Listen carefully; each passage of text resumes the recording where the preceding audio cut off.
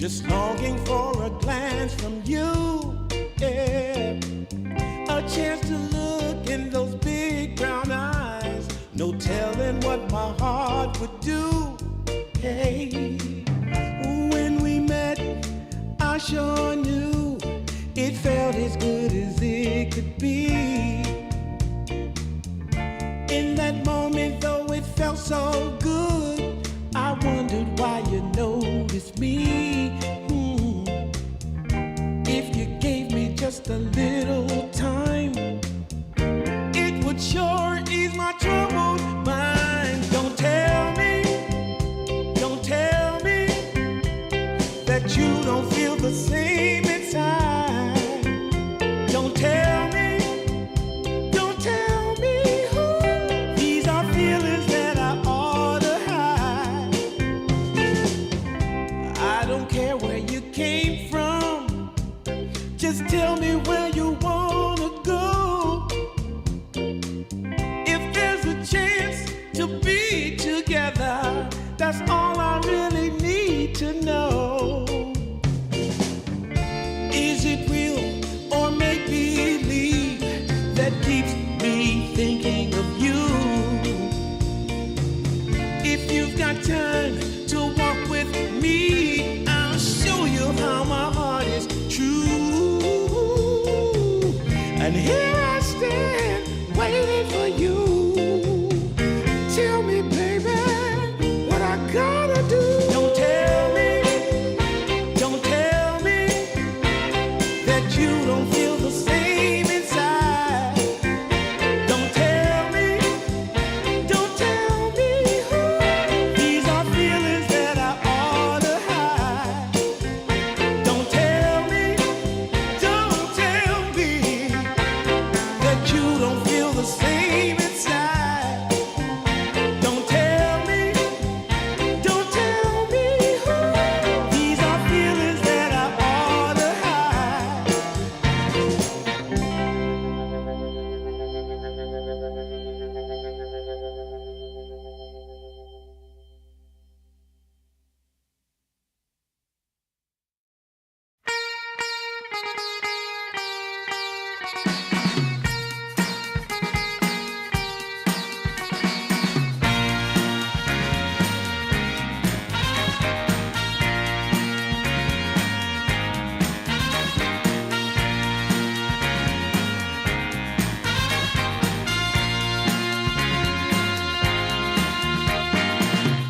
What you need is love and understanding.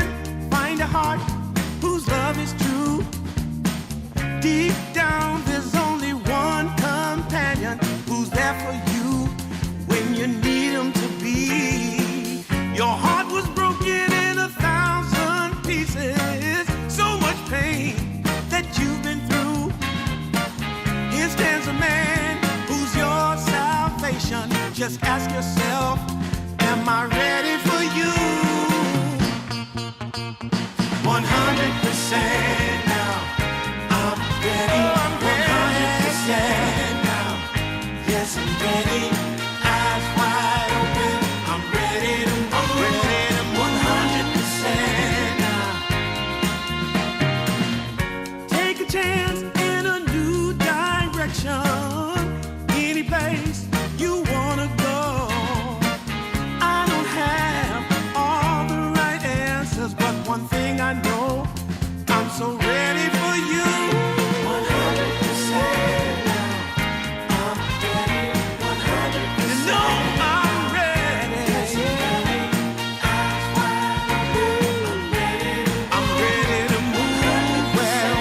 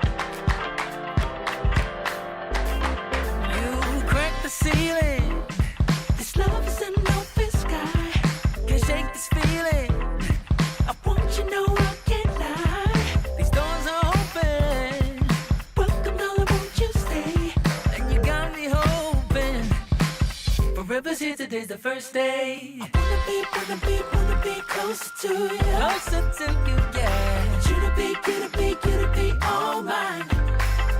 I got all these choices, but I so made up my mind, yeah.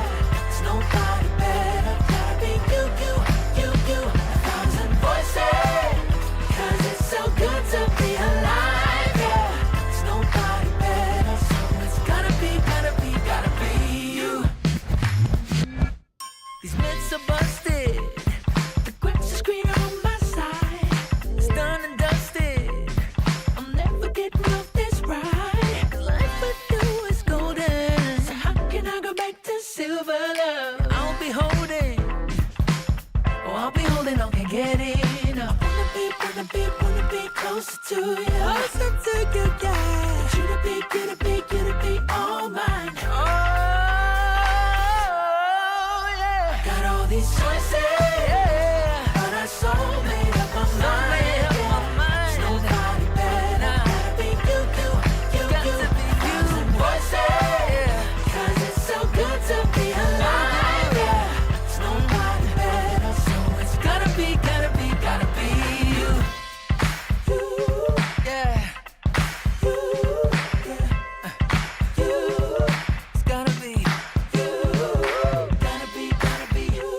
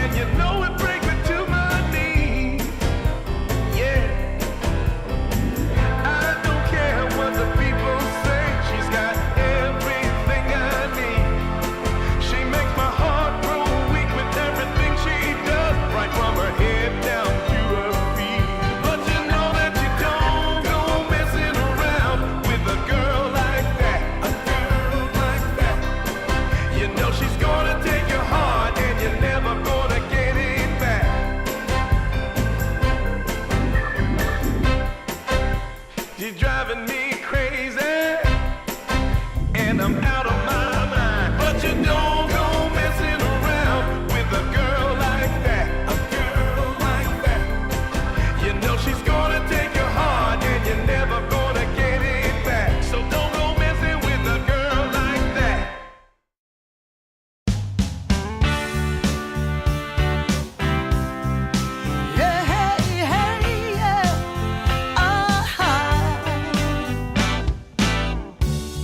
Some days you just can't find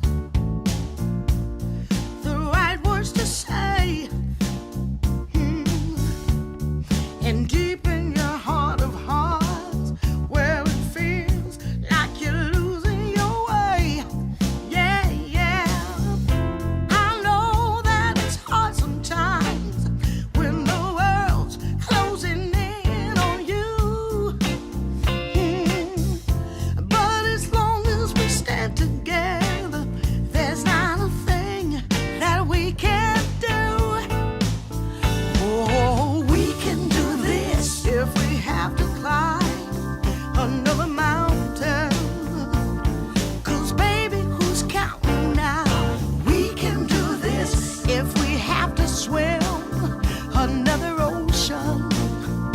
As long as we got the notion, yeah, we can do this. Yeah, hey, yeah.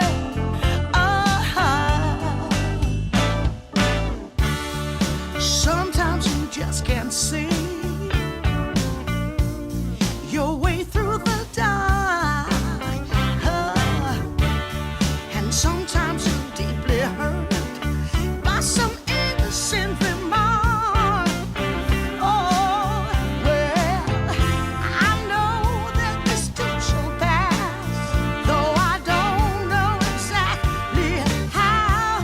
Yeah, 'cause as long as we stand together, there's not a thing can stop us now.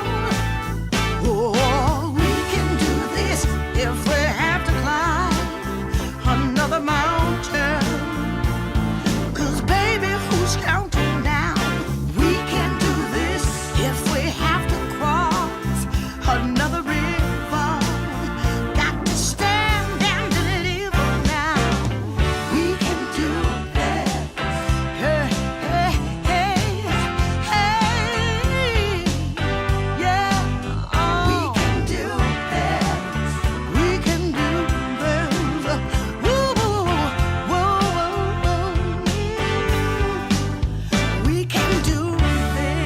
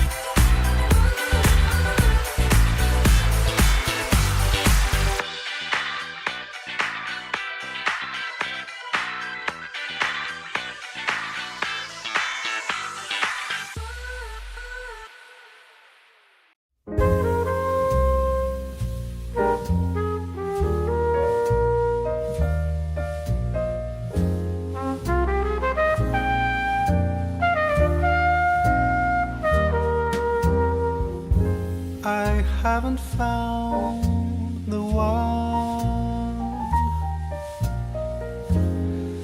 I never knew what others do. I hope and yet again, what do I know then? I believe it's all meant to be. All my dreams are so out of reach. I fool around, but we never know. I fell in love, but a long time ago.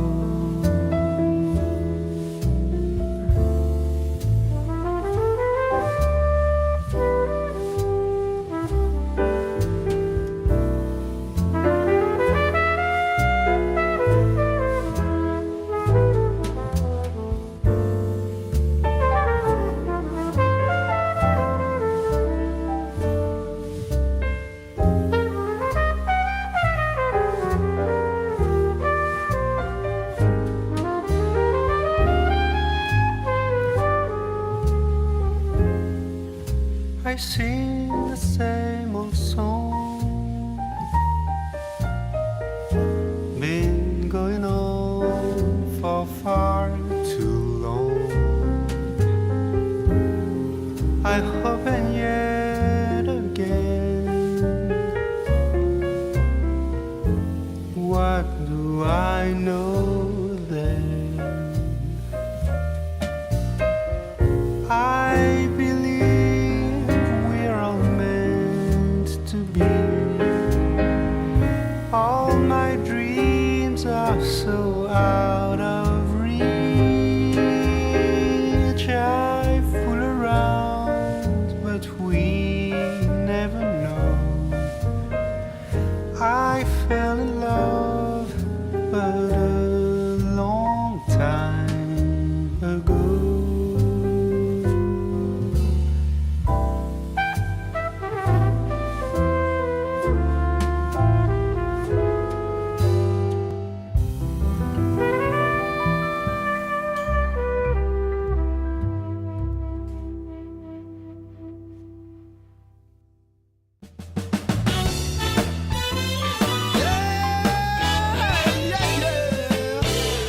Oh, yeah. Take away my bag of bud, my camels and jack. Go ahead and take them all, I don't want them back. Those nasty things mean really nothing to me, 'cause lately it's so plain to see. All I want is you, honey, is so true. Give it to me, baby. All I need is you. Yeah, yeah, yeah. Come on, you can take away my mint Cadillac. Take my Harley too. We got bangers upcoming here on DreamLeague Division 2 Winter and Permasneeze, bringing you the action for today. 3 best of 3s all covered by yours truly. And starting off, we'll have Team Yandex up against Raw Gaming, the Chinese representative here, up against the Giants. I think Yandex have proven so far that they are the team to beat. But you know, so far they've had Saksa standing in, and as much as Yandex baseline are a really solid team, Saksa is a great addition. Now they're gonna go back with their regular position 4 problems, and we'll see how they fare. Even though, Winter, you were saying that at this point, Yandex are our 2-0 merchants, right? Once they come into the fray, they're just gonna smash every single opponent. I'll let you talk a bit more about that after we check out our current group standings that are gonna reinforce this fact as well. Yandex have not dropped a single map. You'll see it in Group B. But so far, we are... How many days at this point? 1, 2, 3, 4, 5 days. 6 already? Damn, okay. Well, I mean, no, I know we started on October 11th. Today is October 17th, so I run the quick numbers. I guess we're on day 6. It feels like it's been so long already and there's been so much Dota played. Still, 2 teams clearly emerging as the favorites of each group, though 1 win, not dropping a single map. Yandex also not dropping a single map. Meanwhile, you can see there's a bit of a struggle in the middle of the pack there. Raw Gaming, our first opponents for Yandex today, will be trying to get the edge over some of the other group mates so they can finish in top 4. Top 4 starts you in the upper bracket, bottom 4 starts you in the lower bracket. Of course, there are no eliminations at the moment. So now we're so many days into the group stage already, Winter. Surely you have some thoughts or impressions about these teams. Why are you putting me on the table every day? I tell Bro, you every single day, I put Winter on the table, and then he's like, actually, there's nothing on the table, so I'm gonna dip. Bro, give us something. I mean, what do you want? We've already gone through this a million times. Team Yandex, they look like the strongest team, and you keep trying to attribute it because they have the man, the myth, the legend, Saksa. They have Is a it not? superior standing. Saksa's- It's not fair. He's a TI winner. He's literally a TI winner. I Okay, but I think on that note, you mentioned that they shouldn't be playing Div 2. You kind of get the feeling that maybe Yandex are a class above their opponents, right? What about let's not talk about Group B then, since that's all clear cut and dry. What about Group A? I mean, we've had the chance to see, I want to say, like 6 out of 8 of those teams play. We only have yet to cast Peru Rejects or the Bug. The Bug, unfortunately, the lone North American representative, not doing too hot. I think at this point, there isn't any way for them to recover to the upper bracket, so they just kind of have to try and learn as much as they can. Inner Circle and Zero Tenacity are on the brink of kind of being in that position as well. They're going to have to hope that OG and Peru Rejects drop a couple of games. I think here in Group A, it's a lot more, I think, anyone's game. I think one win, even though they are 6-0, I feel like in the games that I watched them play, some of the games kind of felt like they didn't deserve to win those games, or they came close to losing them, right? When you compare them to, I think Yandex has a lot like cleaner games. There were maybe also one game, I think at least, that I remember that they kind of almost lost. But I think overall, if you compare the games, the average games that they played, like how well they played, like I guess performance in the games, I think one win is definitely the one that has a, I think, overall lower performance in the games that they won. And they definitely look the more shaky team, you know. I feel like they could lose a couple of games here and there on a bad day. Yeah. Luckily for them, though, based off their current standings, one win as well as Passion UA, who was second in Group A, have already secured the upper bracket for themselves. So going into the playoffs, they'll have themselves a lifeline. Same situation for the Bug. I'm now quickly running the numbers, and they physically cannot go any further than the lower bracket. So unfortunately, they'll have to start from that end of the coin. While for Group B, things are still kind of a toss-up, right? We probably are going to have tiebreakers, I want to say, for like 4th, 5th place, depending on how each team performs in the next 2 days. Of course, we still have a bunch of games to go. Specifically today, that was going to decide a lot here. And I think, especially for Group B, there's a lot of... the middle of the pack, right? That's kind of where you really want to start pulling ahead. The time to experiment, the time to learn, you know, it's coming to a close. Now it's time to lock in. There are only 4 slots available for DreamLeague Division 2. And I think we're both quite certain that Yandex are one of them, right? They are for sure, it feels like, almost a guaranteed lock for one of the top 4 slots. But what about Raw Gaming? Because Winter, you were talking about how this team looks pretty solid, but at least so far from their score, they haven't really reflected that type of result. They lost 0-2 to 4 Pirates, lost 1-2 to eSpoil, and then they've beaten Hunters, Navi Junior. Like, those teams don't really... They're nice opponents to beat for sure, but they weren't really sort of as formidable as the rest, right? I'm starting to worry a little bit for Raw Gaming going up against some tougher opponents. But at the same time, I feel like in also the games that they lost, you know, I think that they didn't really look that bad in some of the games, you know. I mean, I'm also, again, judging like by their overall average performance, right? You can't just look at, okay, the score, they lost how many games, they blah, blah, blah, you know. You need to look at how they lost those games. Are they even games that they remotely have a chance, or they were just games that, okay, no matter what they did, GG, you know, they're gonna lose, you know? Yeah. I think on a lot of the games, they kind of showed, I think, promise in the early game. I think they do well in the early game, the laning, then the mid game, but when it comes to like the macro movements and the team fight execution, they kind of like fall short, right? It could be due to the heroes, it could be due to, I don't know, ping, right? Because you said that they were not playing in Europe, right? They're playing from China. I don't think that. Yeah, I don't think they're playing so in there's Europe. definitely going to be small little issues. I mean, I say small, but the ping is definitely not a small issue. Playing from China is definitely For a thing that would affect your performance, right? So, I think overall they didn't look so bad. I feel like I mean, on a good day they could put a number on Yandex. Damn. Well, I certainly am hoping this is a good day for them because they have 2 matches left today to try and turn their fate around. They're going to be playing Team T and So Team they Yandex. have to win both games, right, to have a chance mathematically. Yeah, I think they need to win both games. I'm not sure whether they are allowed to drop a map. I think they can drop one map across it, and there's a good chance there's a third, fourth tiebreaker. This, of course, would also hinge on eSpoiled losing their current matchup. I believe they are currently playing against 4 Pirates. So that's also important because those 2 teams, as we saw in the leaderboard just now, they're both tied for third place. 4 Pirates are 3-1, eSpoiled are 3-2. So if eSpoiled can take a win, then 4 Pirates are kind of in that treacherous territory of getting the tiebreak between fourth and fifth, lower bracket, upper bracket. That's kind of what today is going to be all about. They're going to decide a lot as we are slowly getting the raw players into the lobby.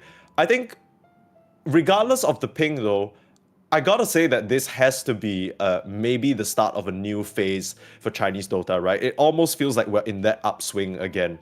Maybe it's too early to call it winter, but look, we got China TI, we got China second at TI, all these legends are coming back. FY is back, for Christ's sake. And then now we're getting more opportunities as well for these Chinese teams who are typically stuck at the close qualifier level to participate in, I think, a larger scale, battling other regions. Surely this must be only good news for them. I think right now, I mean this in this particular series, even if they don't do so well, I think they've overall already showed very, very good performance, for a team of, I mean, their stature, for Raw Gaming, Yeah. And I'm for China, it's definitely a very good thing since last. I mean, the TI that just ended, right? They did particularly well when no one actually expected them to go far, Yeah. I think next year they are definitely going to be extra motivated since TI is going to be in Shanghai. They are going to want to definitely have more teams there. Yeah. I mean, right now they have Yakult Brothers. They have, I think, Yeah. VG. They have, I don't know if Typebound is still around. Maybe they're still around. Yeah. At least they're going to have 3, 4 pretty strong teams, right, I think, Sure. for China. They've been busy importing SEA Malaysian Chinese players to fill in the gaps. Yeah. I mean, where a legend retires, there's always a young Malaysian child ready to take his place on the Chinese team. That's how it always goes, right? I think a bit sad because we saw the news that, of course, Nothing to Say was stepping into the mid lane for Extreme Gaming. So, I'm not sure what happens to Tidebound, but I really do hope that Y, Planet, that whole gang come back together. I particularly am hoping that Planet and New come back together as a duo because, man, they were electric on LGD in that year in Seattle, TI12, I believe that was, and that was really fun to watch. We still have yet to see a lot of these sort of more tier 1.5 Chinese teams channel that energy, so hoping to see it here from Raw, at least in Division 2, hoping for them to show a little bit of a reason why we should be proud of Chinese Dota here, even in the Division 2 level as we have a draft. So let's hop right into that, see what heroes are up for grabs for Yandex and Raw. Now, Raw, Winter, you were mentioning how their style seems to be a lot more clear-cut, well-rounded. They don't really do any funky shit. They're picking your meta heroes. They're making sure they cover all their bases. Meanwhile, Yandex, I think their drafts have been a bit more polarizing,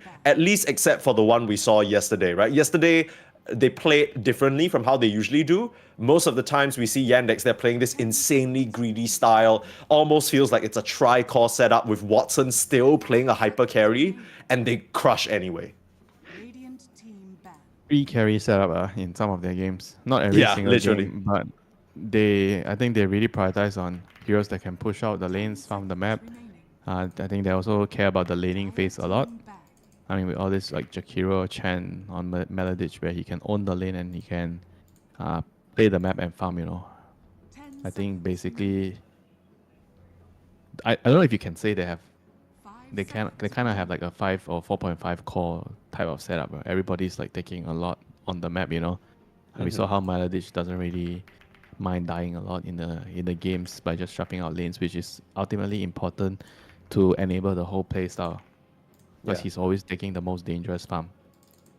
I think when what you're stands out to me is that, like, even though he dies, he still gets levels and net worth. It's not like he's struggling, he doesn't get his ultimate, Yeah, I or he mean, doesn't get his items. dying is definitely not the worst, you know. You need to die with a reason, right? Why are you dying? Are you dying and then the enemy is getting an objective like Roshan or towers? Or are you just dying because you're being extremely annoying?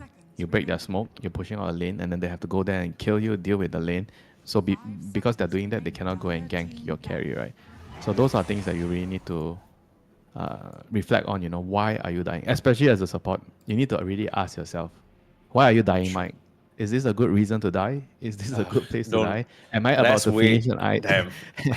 Am I about to finish an item? Why am I taking this farm? Oh Is there no, something dude. better for me to do? The next time I play a pub, I'm gonna have Winter's droning voice in my ear, pressuring me like an Asian parent. This is rough.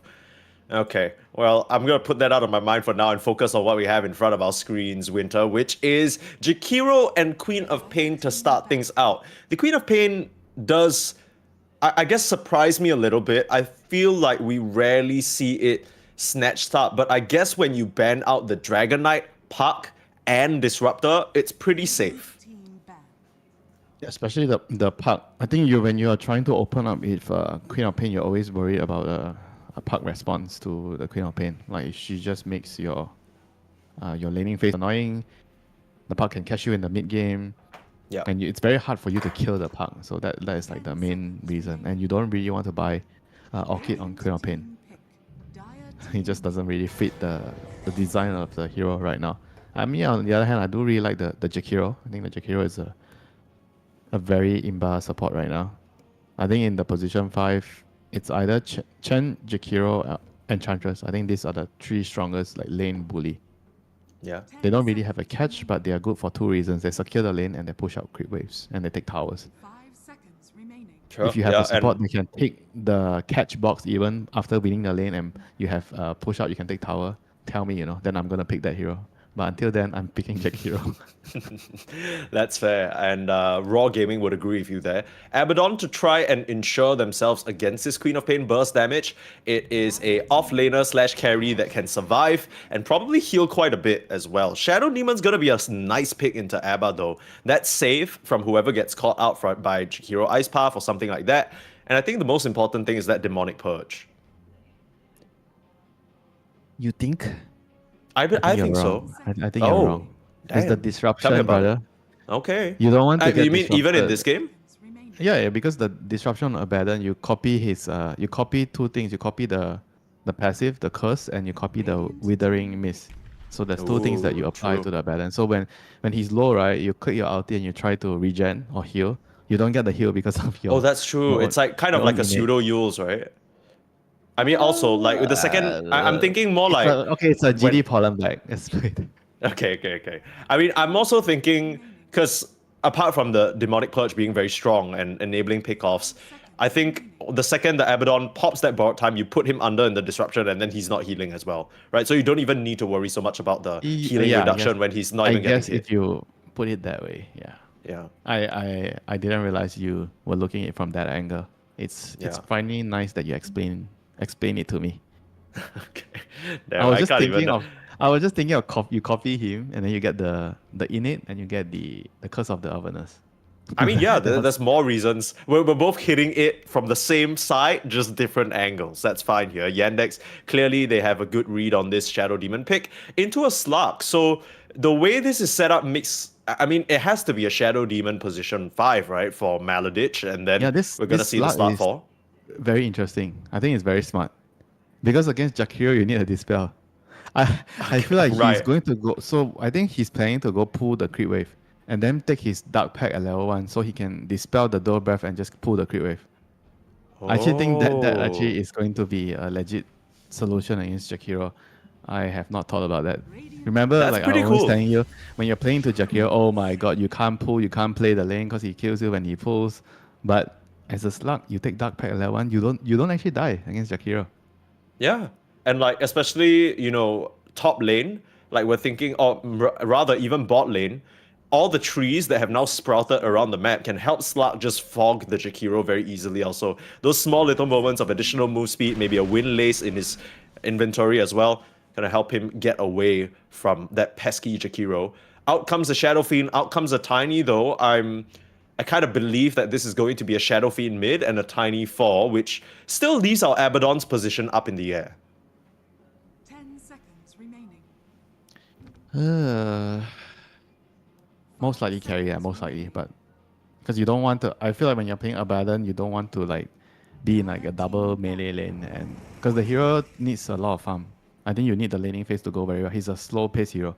He takes a lot of farm. I mean, maybe you can make the argument, okay, you put him off lane, then you obviously don't want to buy Radiance, you buy cheaper items, you buy Blade Mirror, and you know, you get Echo Saber Harpoon. But I think those items are just not gonna really fully Seconds remaining. showcase how good this hero is. I think you need to have Radiance, you need to have Dagger, you need to have your Bloodthorn, Manta, so you abuse your quickening, right? The facet. This is one of the best facets in the game. You know, they nerf it, but he's still really really strong. Like getting the cooldown reduction when you have stuff die around you, even your teammates. And Pango coming out. They go for their Notice Pango. This is I think one of his best heroes. We saw in the last couple of series, he really knows how to play the hero to his limit. He's a really, really good driver. He got his license by actually passing the driving test, not actually paying to get the license. Wait, you know what I mean. people... Okay, all right. I didn't know. I mean, it's not very common where I'm from, but I guess that would be a thing. Okay, well, Have you Pango... heard of coffee license? You never? No, I have never not had actually. that? What? Yeah, what is that? Coffee license equals fake license. So you didn't pass the test, you pay money for that. You just pay off your driving instructor or your... Damn, okay. Really, in Singapore, you don't call it coffee license? I mean, I guess I just haven't been exposed to that behavior. All my friends are just clinical failures. Like I know a friend who failed like 4 or 5 times and then passed on the 6th. Bribery just did not cross our mind, I guess. I mean, in Malaysia, you're banned after the 3rd failed attempt. If you fail 3 times in a row, you're not allowed to drive. Oh, damn. Okay, they don't believe in 4th or 5th or 6th chances. That's That's cool. why people have to pay for it. No, I'm just kidding. There's no. No. You got Obviously, me there. the government wants to take your money. Yeah, that's what I was saying. I was like, the ban them. Since when? Since when? You Are they... want to try again for a license? Come, be Yeah. my guest. Yeah, pay the for the whole statistics say process. you're going to lose even more money here, but you know, you could try. No big deal. All right, Yandex here. Probably again, I think we've come to expect this from them. Last picking the Watson hero is the trend for them, regardless of whether it's 23 or 24. Raw now have the decision to make. They take out the Ursa, they take out the Lifestealer. That kind of tells me that actually I don't even know. Like this Abaddon, I know you mentioned he wants to play fast pace, or rather he wants to slow things down and kind of, you know, slowly get his items, but I kind of feel like it's still up in the air. Like it really does depend on what Yandex end up choosing here. Yeah, what is Watson gonna go? I think he's gonna go anti-mage this game. Damn. Yeah, because they ban Enigma. Anti-mage cannot kill the Enigma creeps. There's a lot of heroes that fall in that category of not being able to kill Enigma creeps though. Really? Faceless Void, anti-mage. Yeah. Those are the 2 main ones. I don't think you're picking Faceless Void here. I think you're picking anti-mage after Slada ban. Oh shit. Oh no. Okay. Wait, Juggernaut. hang Okay, on. there's still Juggernaut. There you go. Juggernaut. I think it's a decent jug game. Spin equals immunity in this game so far. Until Yeah, like Abaddon gets the like spin Skull is Basher. very, very nice. It dodges a lot of things. And you can kind of kill the SF very easily. I mean, Abaddon is going to be a problem for sure. But the hero can be dealt with last.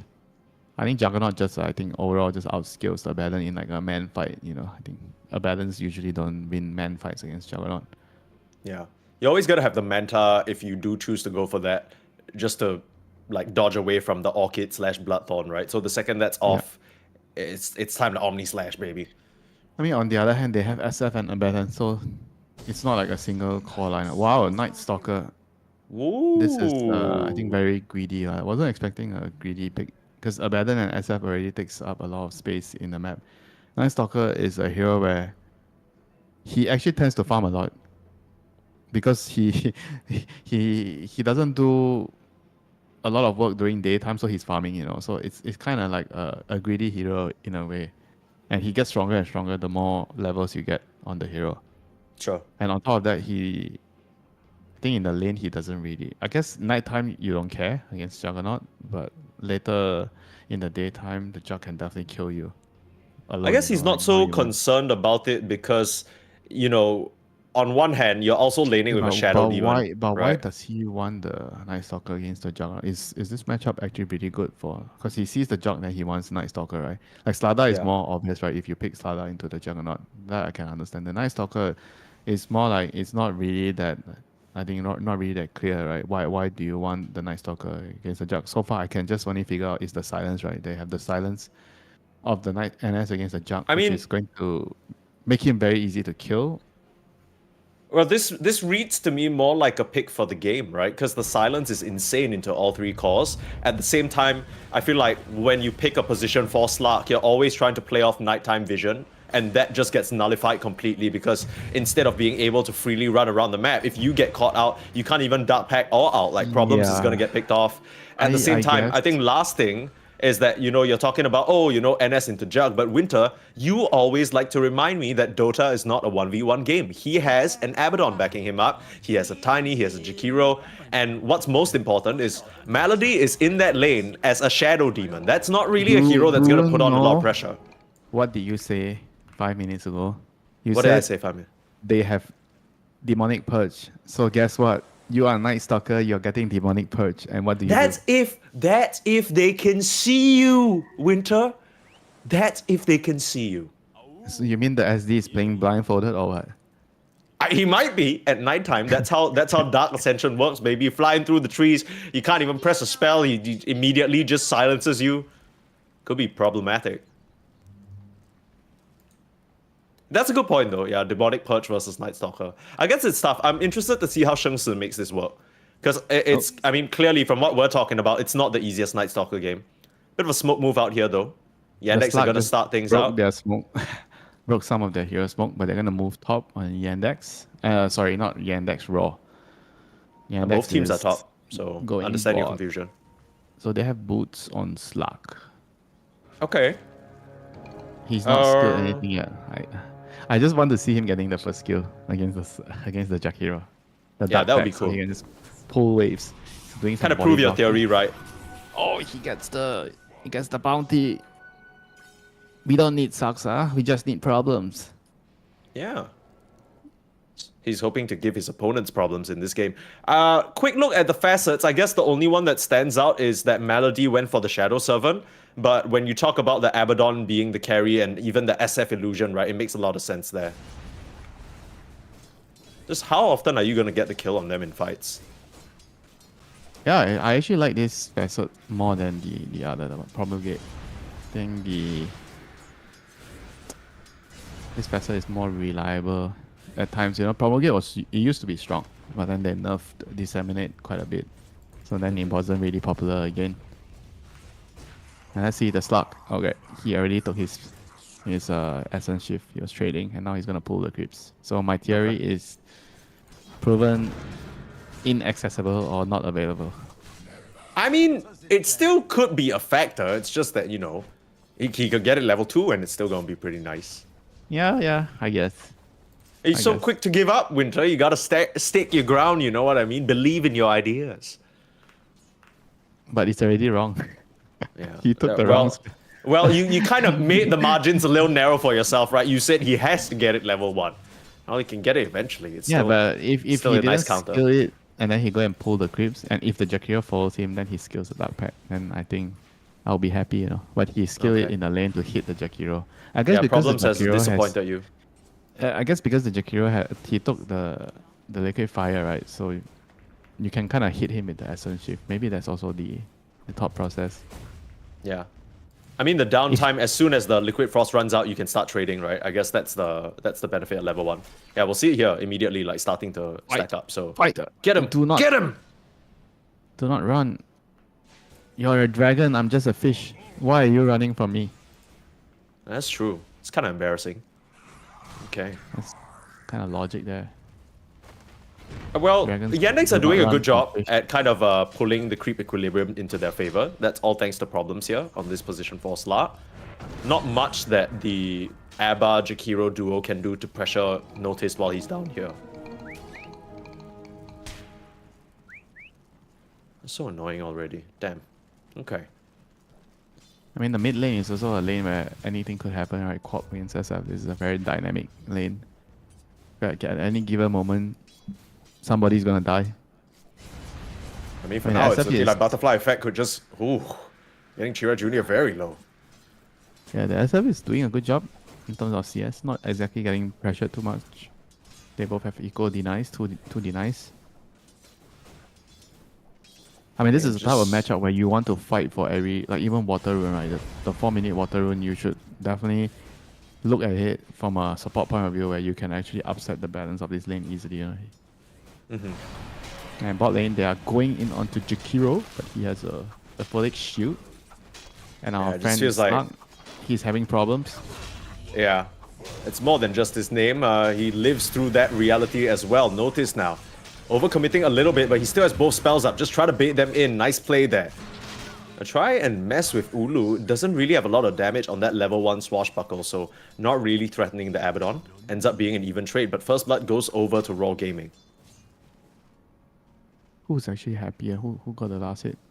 Oh, the Abaddon got the last hit. So I guess he's, even though he's like really low and on resource now, he should be able to top up with some self, some no talisman.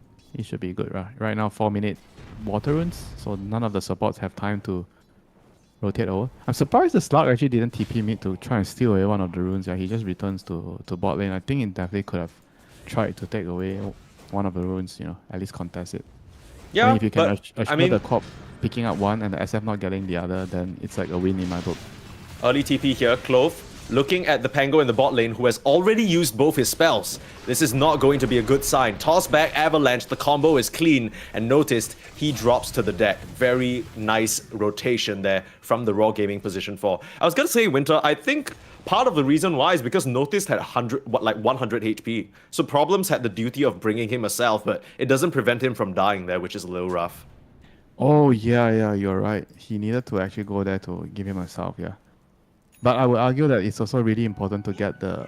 Because this matchup is... I think in any other matchup, I would agree that giving your offlaner a salve is way more important. But this mid-corp against SF matchup is so volatile that I think it's worth it to help him fight for the rune there, you know? Yeah. Speaking of support rotations, in comes Clove, fresh from his TP down to bot. The position 4 of Raw Gaming, making action happen for them, getting them 3 on the board right now. Yeah, definitely making the better moves, getting ahead of the Slug there. I mean, the Slug knew he was moving there though, so I thought the Corp kind of... He was prepared for that, you know, but... Turns out somehow no. Somehow still dies. I mean, the Slug was trying to keep tabs when he was following the Tiny. He was trying to check where the Tiny was going, but they definitely know he was like around that area, you know? Yeah. A little bit of a different complexion already from Yandex, maybe a bit too early in the morning, or maybe being tested by Raw Gaming's sort of rotations that are catching them off guard. While Clove was gone all the way across the map, it doesn't seem like Maladich or Watson were really able to punish Sheng Si, right? This Night Stalker still working towards his Helm of Dom, still getting good CS. Sure, the Juggernaut's beating him by 10, but Haste Rune, picked up by Butterfly Effect. This is troublesome. This is a Shadow Fiend that can make any kill happen right now, and he'll turn his sights towards that Shadow Demon. Get the last hit. Actually electing to give it to Clove, that's interesting. Gonna try and wrap around the Chira Jr. now, force that blink away. I wonder what that was about. Problems is here as well, but it's only a level 2 Slug, so he can't actually do much here. Yeah, Slug is not going to be very useful now during the daytime, level 2. He's going to have to find ways. Usually with this hero, you're going to be very low level, because you don't really get kills.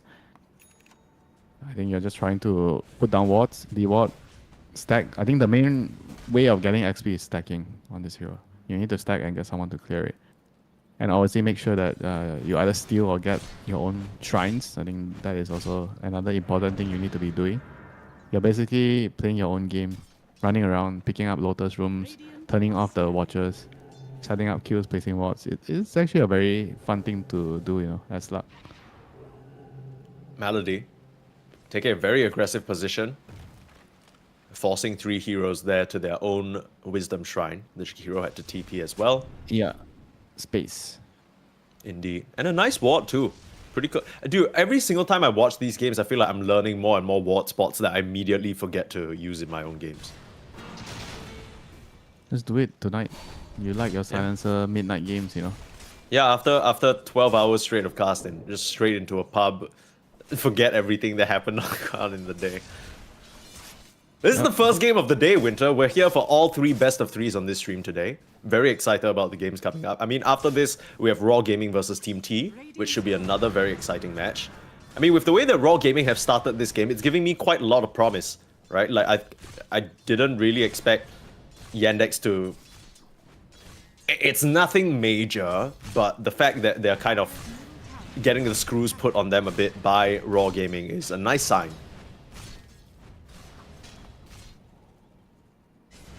Yeah, I mean, I told you at the beginning of the day, I was quite impressed by how Raw Gaming plays their early game. Right? I think they're a very solid team.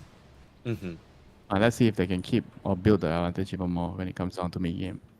I mean, Watson is really rich on the Juggernaut right now because the Night Stalker doesn't really pressure. That's why I felt like it was rather like not a pick that was under my radar, right? Because the Night NS doesn't really like pressure or do much. Like, sure, the silence is going to be good against the Juggernaut, but you're giving the Jug like a free lane. Sure. Bit of a setup here onto Clove. Can be the first use of the Omni Slash. Yeah, he'll just commit it. No point saving it, just put some extra money in your pocket. Some may say that's a kill steal. Oh, Melody got the last one. How did he get the last hit? I don't know. I thought he left it for the Omni Slash to finish off. I thought it was like... I think he popped the poison, so I don't know. Unfortunate. Trying for a Requiem setup there. Clove, though, the TP in a bit too obvious. Daytime. Problem's gonna shrug off that blood grenade and should be home free. Toss still. Slow you down. He's not. Just a couple of Requiems. I thought he was out, Stop but misleading Daytime. us, Mike. You're misleading us. My bad, my Slug bad. is trapped. Okay. It's daytime. Slug doesn't like the sunlight. Yeah. He gets sunburned. I can understand know- that. You you- haven't you leave know- a fish out in the sun. Yeah, you can't. I was gonna say, you know, I have a lot of experience of my fish drying out in the sun. Those What the hell are you- accidental that's- jumps. They jump out of the Jeez. pond, you know, sometimes. They and- jump out of the pond. They hate you that much, Winter? I mean, they were kind of upset, you know, at each other. You know, after Oh. all, they're called Siamese fighting fish, right? So they like to fight. Ah, So right. When And they when lose they a lose fight. a battle, they have to evacuate the premises. Oh, And it's one of those type of... Not knowing that the environment outside would mean that life is going to be dry. Damn. A rough life for a fighting fish. I mean, kind of a rough life for problems this game as well, right? I don't think he's been able to have quite as much impact or map scouting. We've seen that Yandex really like this scouting position 4, but right now it can't really seem to do much. And even with Maladich kind of being pushed back here, nice little Wild Wing Ripper Tornado. Healing Ward will help, but none of that was because of the Slug. The Slug was just standing around vibing. Here comes Small Panda. 3v3 up here in the top lane. A toss back now, a second try on Maladich as he disrupts himself, but more than likely going to go down here. No more misleading, this is a sure kill.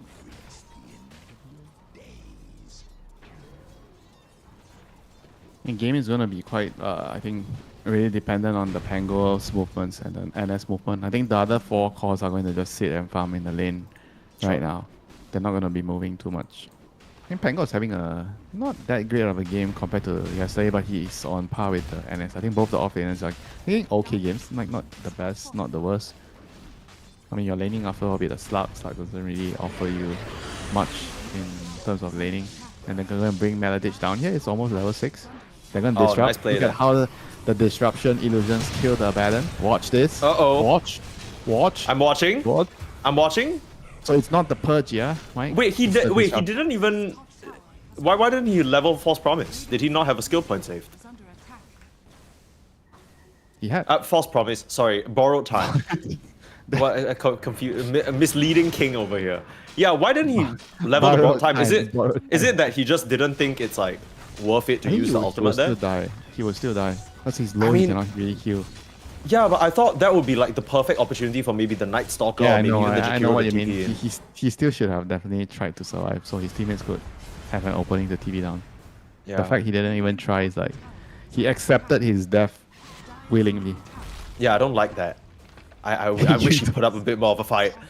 I want him to live, you know what I'm saying? Set up for the Night Stalker to come in, claim a couple of kills.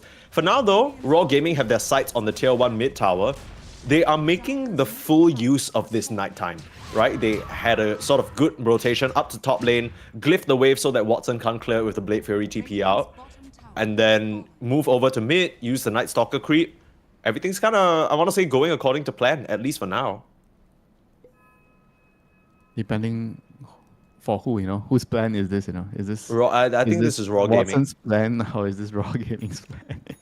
No, Watson's still top of the net worth. I think Watson, as long as he's top of the net worth, he kind of strikes me as that type of carry player that will always think he can carry the game. And I think most of the time he is good enough to do so. You think so? He strikes me as a carry that after his stint in Gladiators, I feel like he became a more team-based carry. I think before he's more like, I only care about my own game type of player. But then he realized, I guess so. I need to be Dyrachyo to win tournaments. Okay, damn. Why you gotta bring him into... Dude, it's not even his fault. I feel like the Gaming Gladiators players have explained at length that they don't blame Watson for this situation, even though all fans are like, oh, he's not Dyrachyo, he's not... I'm not blaming Watson. I'm just speaking of in general. What type of playstyle you should have as a carry player if you're looking to win tournaments, right? Look at the carries that are winning tournaments. It's the same archetype. Skitter, Dyrachyo, and then you have Mickey. I guess Mickey, Mickey. They're all like the fighting carries, like the ones that he would say that it's like Watson type more farm heavy is Yatoro. Of course, Yatoro is like he's also won tournaments. Then there's Satanic, right? Yeah. Satanic Those are probably more traditional. Even Ame is more, I think he's becoming more like, he's already like the fighting type, he joins fight a lot. He TPs to defend towers. So he also understands he needs to evolve, and adapt to win tournaments. Yeah. I mean, we have yet to see that playstyle really come out from Watson yet. Maybe he's still sort of developing it. It's not, especially when you've played a certain way for so many years. I know you'll sort of relate to this, Winter. Like, when you're used to a certain style, it's kind of hard to reinvent yourself into something that's kind of the polar opposite of what you're used to. But that's what's important in Dota 2. And right now, it seems like Yandex, Watson or not, are going to try and pressure this tower. He's joining them, so...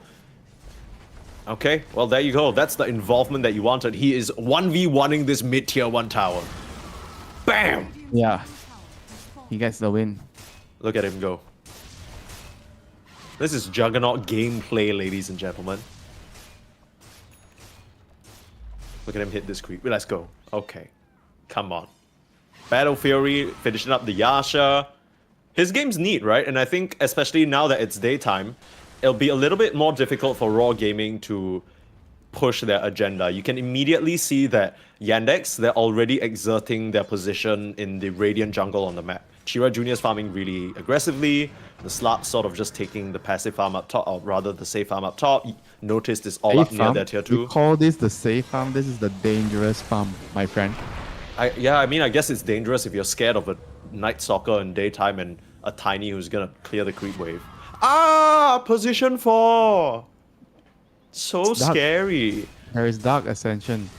I mean, you definitely don't want to be farming here if you're a Juggernaut. I think there's a chance that you could get caught by the Night Stalker silence and die. I think in certain scenarios, it's okay to push out this lane as Juggernaut. Sure. But you always hear me telling you, you need to ensure that you are hitting Ancients as a carry. Yeah, and look at him hit multiple Ancients. Notice is gonna come out here. Look for Clove. Immediate TP out, the Rolling Thunder. Too quick though. Good try there from the Tiny. Bump down to the low ground. It was no matter what a good play there. He forced out the roll. Yeah. With the TP. It might look strange that he TP'd there against the Pango, but I think he was just intentionally trying to force the roll to come out to kill him. Yeah. So now, if not, the Pango would just like rotate up there for no reason, right? Mm-hmm. Because it kind of waste everybody's time. This is how you should die, Mike. Force out the enemy. I'm taking notes. My notebook's open. We have a bit of a slower early game compared to some of the other matches that we... You don't have a notebook open, don't lie. Do I need to lift it up in front of my camera for you? No. The viewers cannot see this, so this is completely lost on them. But Okay, whatever it is, it seems like the game has slowed down a little bit. I thought for sure that the mid game would see either one of these teams with a slight advantage try and push the issue, but it seems like both teams are happy to just AFK farm. Who has the better scaling though? That is like the question. Like who is right? It seems like both teams think that, oh, late game we have the advantage, you know. Yandex says, I have Juggernaut, I have Pango, I have Queen of Pain. My two supports are essentially cores, you know, so we have no supports. And Raw Gaming will say, Jakiro is not a support. Jakiro is a core. Tiny is a core. Yeah, you got Twin Terror, brother. Like, we also have 5 core heroes, so yeah, go ahead and count, sucker. Problems. Trying for the hang setup. on. Nice blink in. Shengsi gonna put them all down. The silence up punishes Watson, who tried to join the fight, but immediately gets smashed This is for why it. you pick Night Stalker into Jug. Yeah, baby. He did not stand a chance there. Notice gonna do a nice swashbuckle over the tree line, but they're still trying to chase. Tier 2 might be a bit too risky though, especially if that Diffusal Blade inhibits, slowing down the Night Stalker, allowing the blink out. Good little escape there from the Pangolier. I feel like maybe 3 out of 5 other players would have died in that situation. Would you have lived?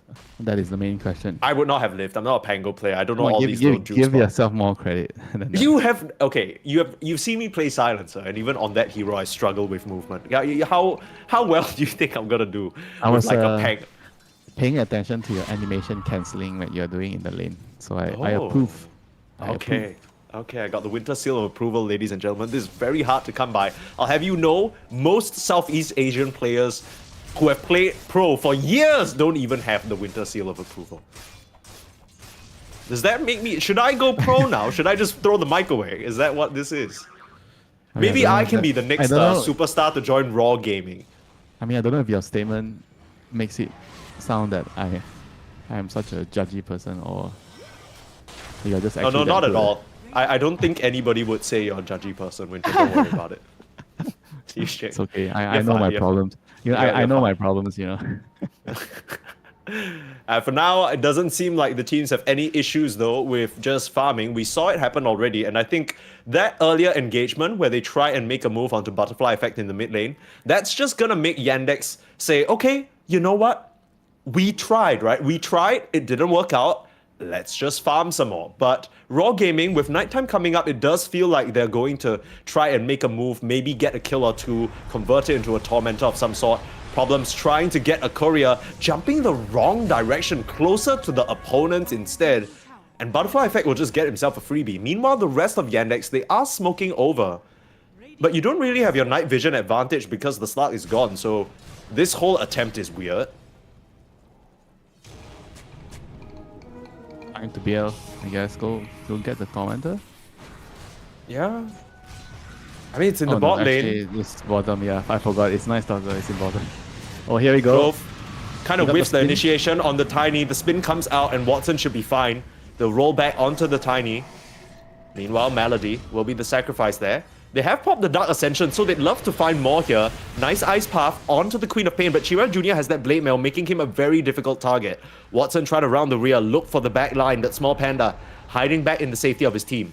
Again, even once the Dark Ascension ends, it will still be nighttime, so at the moment, Raw Gaming, they will have the advantage. Problems trying to give them information, but this battlefield has quickly become very awkward. Teams on both sides of the lanes. Tiny's gonna rejoin the fight, so will the Shadow Demon. The saga continues. It does. Problems placing a ward down, immediately dewarded. Nice play there.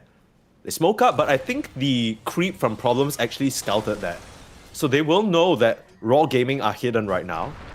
Clove with the initiation, go. finds Problem. that poor slut, pull him back in, and the fear, the Requiem, it's perfect. But Clove might end up giving up his life again. The blink forward Sonic Wave, they'll big use it to wave. kill the Tiny All a heroes. second time. Get it onto multiple heroes, like you mentioned. Small Panda still hiding away in the tree line. Now they're disrupting this poor... Oh, Ulu. Quick blink, quick fingers.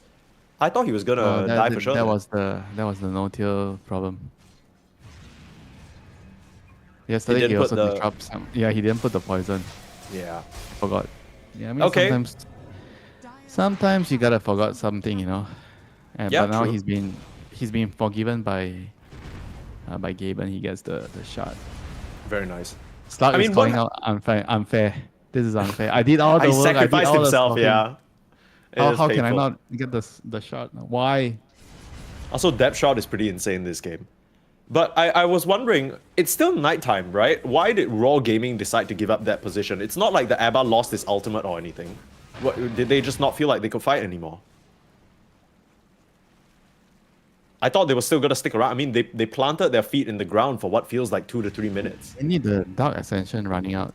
And then they couldn't, and they took like so much damage from the Sonic Wave. It was 4 heroes Sonic Wave, so it was difficult at that point. I mean, they all Your still look SF pretty healthy you- other than the... Your SF just got BKB, so I think they were kind of also hoping to delay until he gets BKB, right? He didn't really want to die, so he doesn't really commit hard. Now he can commit hard. He has BKB haste. This is going to be a very, I think, a slow and methodical game for both sides. You're just waiting for pick-off of potential. You're trying to wait for your item timings. Oh no, Queen of Pain. Oh no, not like Gets this. baited. Oh, yikes. Oh, Nice little Melody, disruption. thank you so They much. need to finish the dot. Requiem. Oh, doesn't even land.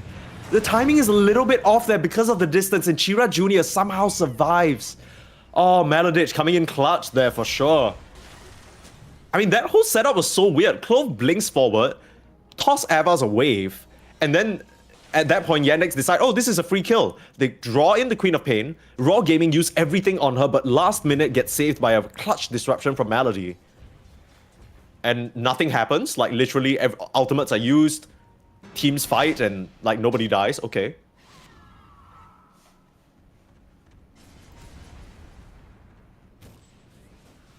I think the Tormentor is still... Did they already kill the Tormentor? Oh, they killed the Tormentor. Yeah, they killed the Tormentor. Yeah, they got it They- on they- the they on got Melody, it on the- remember? Like, yeah, Injustice they got and it all on- that stuff. Yeah, the Injustice. I forgot that I'm old. Now Roshan is on top, so then everyone gets there, you know. Father Time beats everyone. That's true. It gets them. It gets us all, you know. There's no avoiding Father Time. I mean, right now, I don't think either team gives a shit about Father Time because they're both happy to just farm and take it to the late game. They are best friends with Father Time, actually. Maybe not Small Panda. His time has run out, it seems. Glimmer Cape to hide him for now. Ooh, a little juke action, but honestly, nowhere he could go. Clove's actually going to blink in, toss back. I think that was a bit of Savior Buddy syndrome. Maybe not if the Night Stalker can find this poor Shadow Demon. They cut him off. Nice play there from Ulu, blinking in to stop the route of retreat. In comes Butterfly Effect as well. Silence up onto the Queen of Pain. Okay. Oh, this is just converted into a very nice trade. They get the Queen of Pain for both supports, and now they're forcing the Slut to TP out as well. Get his creep while they're at it. They've just completely pushed Yandex out of this location. And maybe they can even... Oh, no. No, Roche is moving. Okay, this is awkward. Yeah, his lease is up, you know. You not know that his lease ends every 5 minutes. That's true, But yeah. his pause packing every 5 minutes. It's tough, you know, always being on the move, but at least it's something these players can relate to, right? They're always traveling for these tournaments. At least Roshan kind of embodies that spirit for them. Kind of nice to actually work from home the whole year. Yeah? Are you referring to yourself? I don't know. Other than TI, of course. I don't know. Like, I wonder. I'm sure that if players had the chance, they would rather play LANs all the time compared to online tournaments. But then what do I know, right? I feel like at a certain point, the novelty might wear out, even though that's crazy to say. Like, can you imagine getting the privilege of playing in front of a huge crowd who are all super excited for the games, and then you're like, damn, this is kind of tiring. It must be kind of surreal, honestly. Smoke move out. Raw Gaming. Gonna try and find a crowd to suffer in front of them. They have a Dark Ascension. I'll silence people up. Want to get some kills. Seeing the Night She's Stalker going pay to off, be and the it's offering. Melody! Okay, as usual. There we go. Is that kill enough to unlock Roche for them? I guess they'll have to try. There we go. Okay. Oh, he into the doesn't kill. have buyback. He just bought dagger. Unlucky. So I think that is one of the rare Melody deaths that ends up not being a great one, right? You were talking about how Melody always dies in situations that don't really give his opponents anything. In this case, they get an Aegis for the SF. That's kind of bad. Yeah. In this sort of situation, ideally you want your slug to be scouting them out. Right? I think he was playing a little bit defensive there. I think when you don't have information and you're playing slug, you're playing Bane, you're playing Ricky, you're playing Bounty Hunter, I think your mindset should be more towards trying to find out the information instead of trying to be defensive. Oh, I don't know where they are, but you have to go and find out where they are. You know, you have to put yourself in the line of fire. Sure. Daytime, blink out. This is a target with an Aegis, and it's Queen of Pain without any way of slowing him down, unfortunately. They'll actually use the Demonic Purge. They're really set on trying to eliminate this first life. Rolling Thunder gonna come through, turn their sights towards the Dragon, still have a Glimmer, still have a Ghost Scepter, need to force up to the high ground of some sort though, but they still have the vision. Hiding away, final bump, are you serious? Okay, Tumblr's Toy still will die to the poison damage. I thought he was out there, but nope. That's just a Jakiro kill, you know.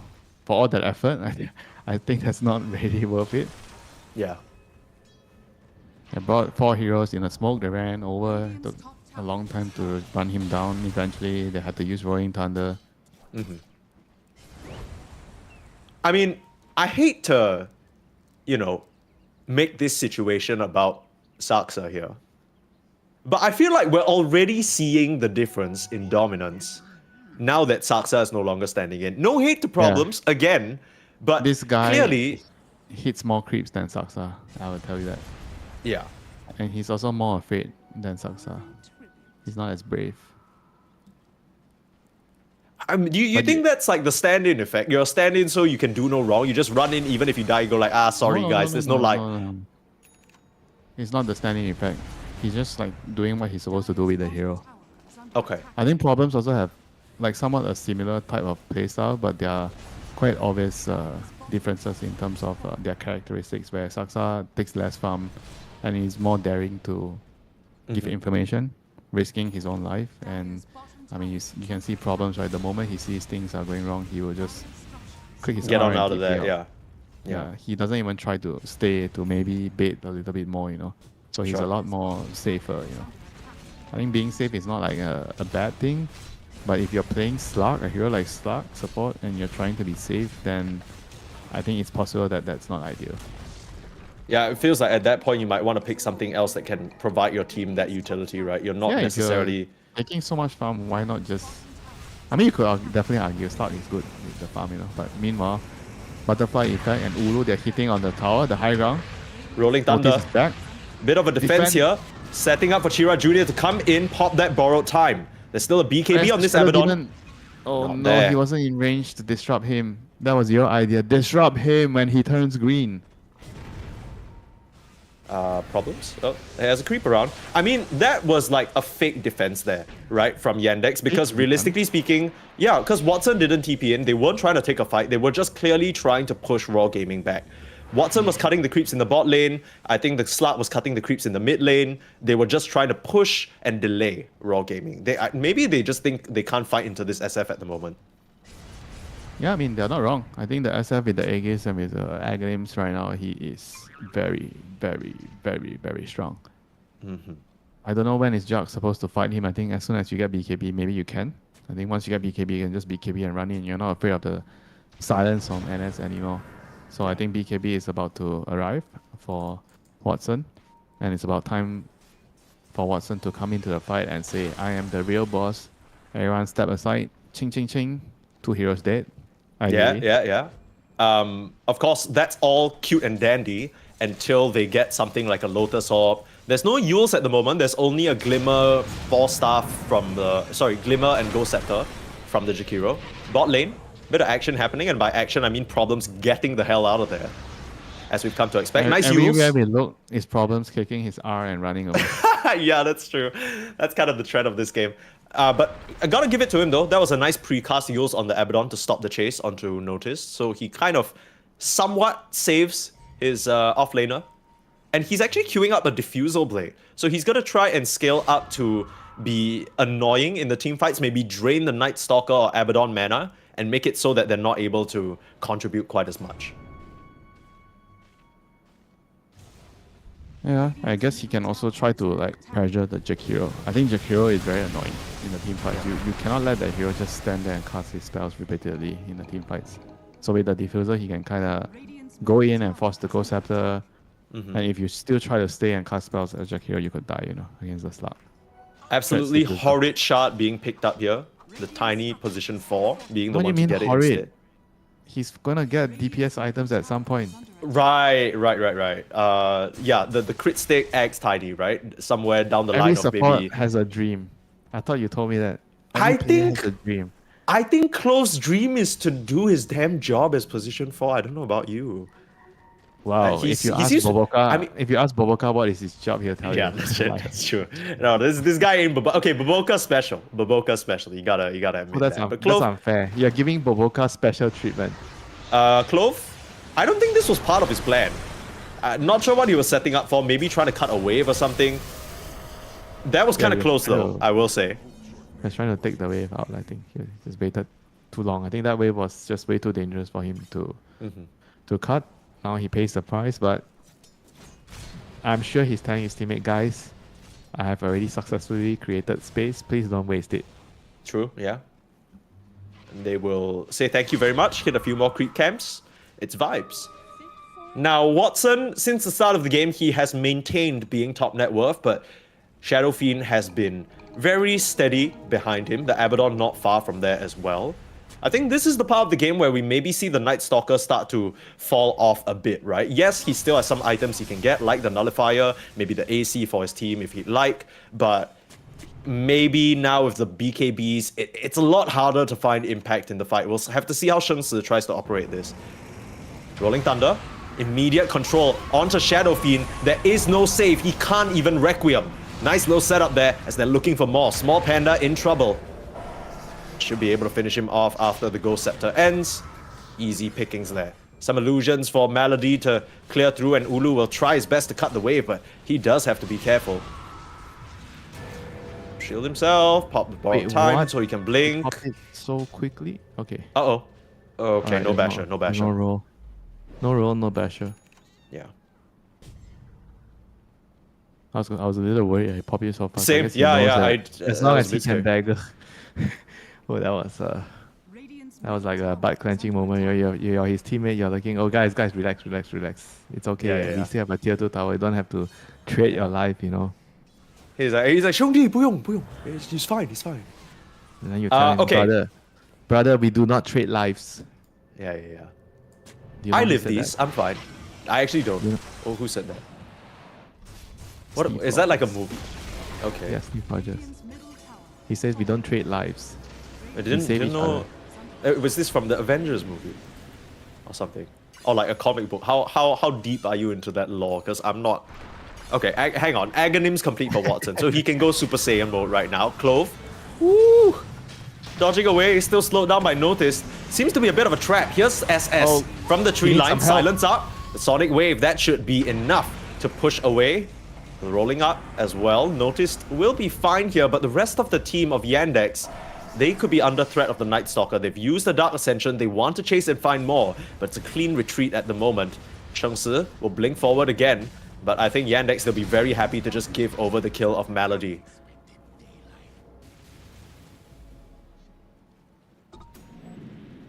In Dark Okay. Ascension down, so it means Roshan is going to be the next thing on the menu, unless Raw Gaming can get it now. I mean, if they don't get it now, it's going to belong to Watson. I mean, I don't even know how they can get it now, to be honest with you. That don't really have the vision or the... Just take a grab Sort of. over there. Take Okay. a ride over there and kill the Rosh. Well, they're gonna Bro, try. They have Shadow Fiend, you know how fast this thing kills the Roshan with Abaddon?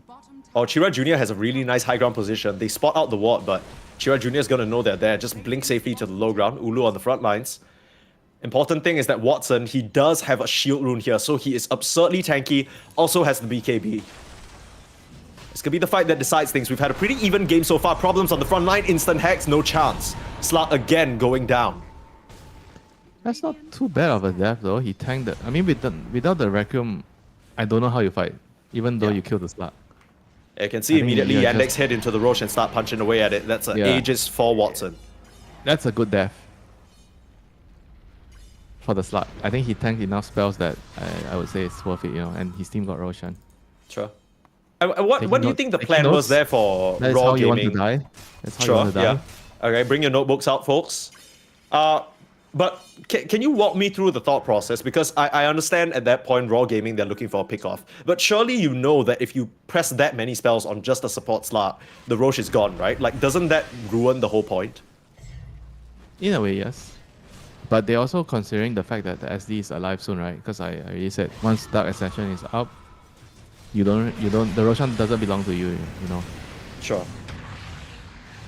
Ulu in the top lane. Thunder. They try for a kill onto Chira, but he still has that He's hurt. BKB. And forcing the TP away. Again. Ooh, unfortunate for Small Panda as Watson cuts him off there. 441 kills on the Watson Juggernaut. Yikes. Can you tell me the number? Is it good or bad? 441 kills. I don't know. I'm not a... How many games of Jug do you think you need to play to get 441? Let's say you kind of dominate every pub. You get maybe like 8 or 9 kills. This 8 dude's or played- 9? 8 or 9? Again? Is that... I mean, was he has thinking 3 more right like- now. I was thinking more of like 15 to 20. Okay, but like, look, he has 3 right now. So 15 is like 5 times that. Watson's gonna have to hit unrealistic standards if he wants to get those numbers. Nice spin. We already talked about the power of this spell into the Raw Gaming lineup, as they seem at the moment powerless to stop this push from coming through. Now they do have the Dark Ascension and the Jakiro coming back up, and that should be enough, at least, for Yannex to show some respect. Still protect that banner though. I mean, this Got a healing healing was ward. so annoying with the talent. It's so difficult to kill. Yeah, it is. You need to hit it 3 times. Like, It's silly, yeah. who is going to hit the ball 3 times at this point? Jakiro, that's really only option, maybe. If he Okay. can even get in range. Okay, fine. Get a Dragon Lance to hit it from even further away, why not? Yeah, you got a Dragon Lance and Dagger. You're going to need Dagger for sure. Yeah. So, a quick recap of this game so far, folks, in case you're just joining us. As you can see, the score very even. You might be wondering, Yandex, why are you having trouble with just a random Chinese team? Well, honestly, if you've been watching Chinese Dota, you'll recognize the name Butterfly Effect and Ulu quite handily. These guys have been around for a while. They are no joke. It's not an easy team to beat. All They've been problems. playing solid despite their score, and problems will die again. This time, they don't need to do much, Yes, but buyback. Melody blinking forward. He has buyback and he's going to rejoin the fray. Age is still available for the Juggernaut as he's starting to lay into Ulu, but the borrowed time tanking out so much of that damage. Requiem gonna send Watson out of his Swift Slash, but he still has the Omni available. He's looking for a target, and Butterfly Effect is on the chopping block. Doesn't manage to TP out as Watson gets the kill, and this was not the defense that Raw Gaming were looking for. It's Jug just going crazy right now, and just not under any threat whatsoever. And Watson is the raid boss right now. Like, he's unkillable and he kills everything he touches. He's gonna get tossed back. Can they bring the raid boss down 2 times? One First down. death. Clove He has now. BKB. He has They are BKB. losing this Tiny though. He did buy back. He's ticking down to the poison damage, but his BKB comes out. Spin as well. The Oh, physical no. damage. That's what they No need to healing rely on. Do they have a safe Melody coming through? He needs the cleanse. Comes through. Saves with the Swift Slash, but still, Butterfly Effect will be able to raise him down. Maybe a bit too over-aggressive, not respecting Raw Gaming on their buybacks. He also kind of maybe swap in the BKB a little too late there, you know, so he got caught by the ice path there. Yeah. A little bit, like, I don't know if it would make a difference in the end. But yeah, I mean, once he dies there, I mean, the fight is just instantly over. You know, there's no way his teammates could stay. So they have to really do a better job at keeping him alive in the team fights. Maybe if the SD is not going to be able to get there, because the Slug died, he bought back and he died, so he couldn't really get there. You know, I think in a normal situation, if you have the Death Shark, then you can play aggressive with the Juggernaut. Yeah. I mean, the Jug maybe just felt like, sure, they already used Dark Ascension, they use all these spells, like, there's no way I die twice, right? But getting caught out under the tier 4s, not where you want to be. Sonic Wave to clear out most of the creep waves, but there's another one coming. And they want to force out this Jug buyback if it's available. Notice gonna try and buy some time now. More than buy some time. Shira Jr. actually forcing the borrow. They have a BKB, Disruption available, Melody still not trying to pop it out. Will finally use it, but it gets reflected by a Lotus for now, and Ulu able to blink out again because no poison to come through. That's, I think, good enough base defense. Watson gets to save his buyback. He's all happy. He's gonna come back and they're gonna figure out what they need to do next, you know. He is already level 25, so he has the extra... He has the life steal from the Blade Dance. So he's very, very tanky right now. Like very, very difficult to kill. He basically has, I think, 2 lives, you know. Because when you're low, your Omni Slash, you basically have an extra life. Sure. You come back out like fully healed up. In most cases. Yes. We'll see. See whether that's the case here. Watson now working on that swift blink. So the second he blinks in, it feels like these heroes are just gonna melt unless they have some sort of defensive itemization. Lotus Orbs now available on both supports of Raw Gaming. That's something. Night Stalker doesn't have any way to defend himself, neither does the SF, so they're really relying on a mix of the Aphotic Shield and the Lotuses from their supports. Uh-oh. Courier. No. No. Shield it. There you go. Chase. Auto attack. He's home free. Nothing in the cargo though. Also just notice that his courier is called Tiger King 95 for some reason.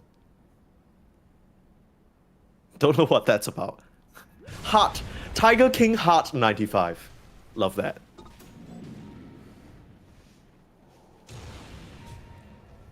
You know, look at the career names and look at the smoke gang.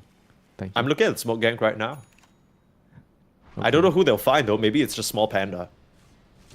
I The think you're Jakiro not doesn't have looking buyback. at the career. Now look at this career. This career also has another name. Okay, okay, shut the no, don't do this to me right now. With the Small Panda up on the high ground, there's a ward placed. They spot out Ulu and Jakiro. They can start up with the roll. That is going to be a dead Jakiro for sure. They can't save him. Clove gonna try and blink away. That's a 4v5 at best, as Ulu already dropping low on the False Promise, but they can't get the disruption on him.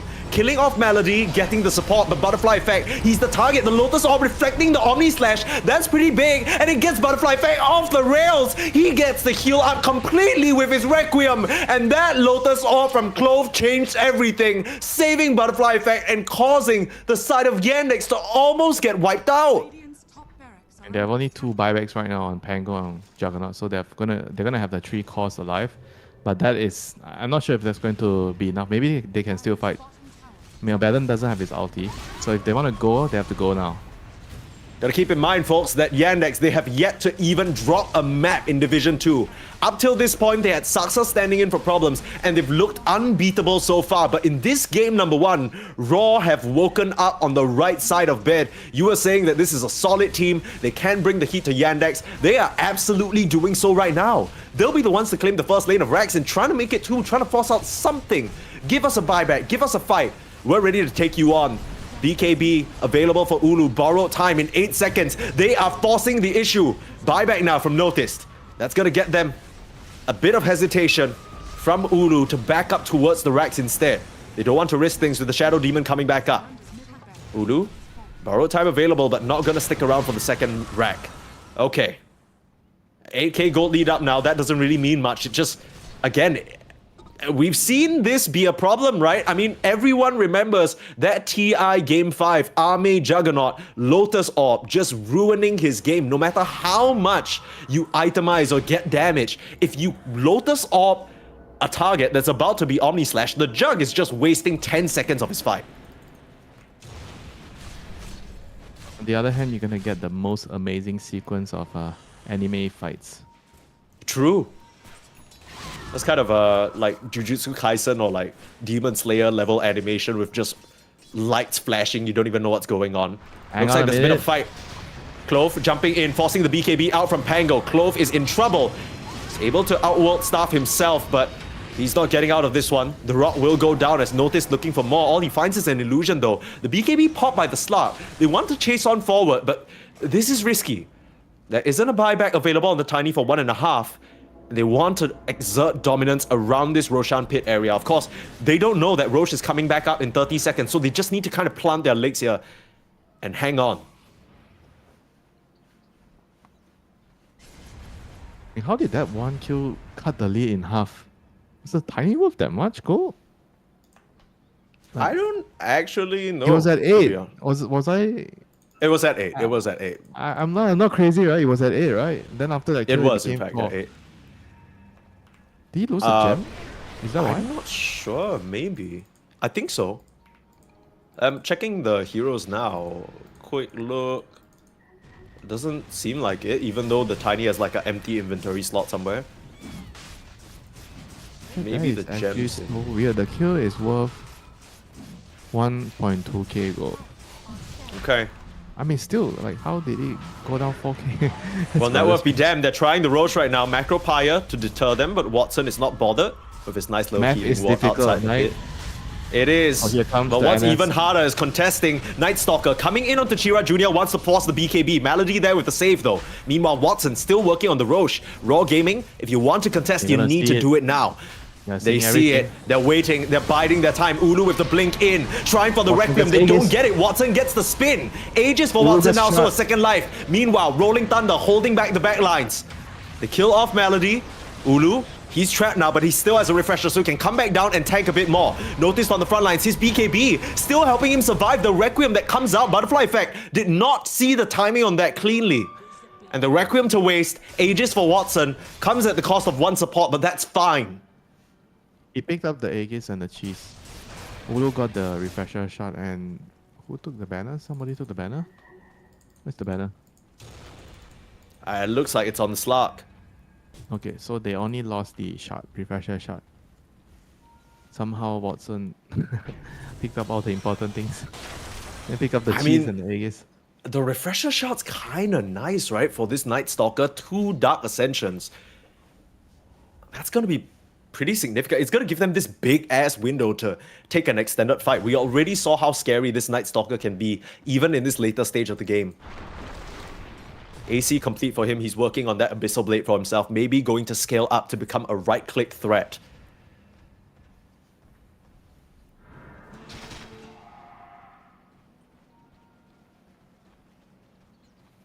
I 49 think minutes in the Tenacity game here.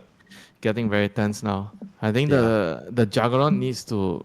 I feel like he needs to just like right click, and he kind of has to like spin and just try and do damage first. You know, he has to be very careful of when he uses the Omni. Maybe the Swift Slash he can just use it whenever he wants it. He can be a little bit more liberal with it, but the Omni Slash he has to be very careful.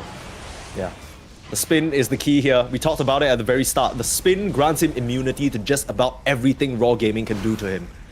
Not this toss, not this hex, not this Requiem! They find the kill on the jug the first time.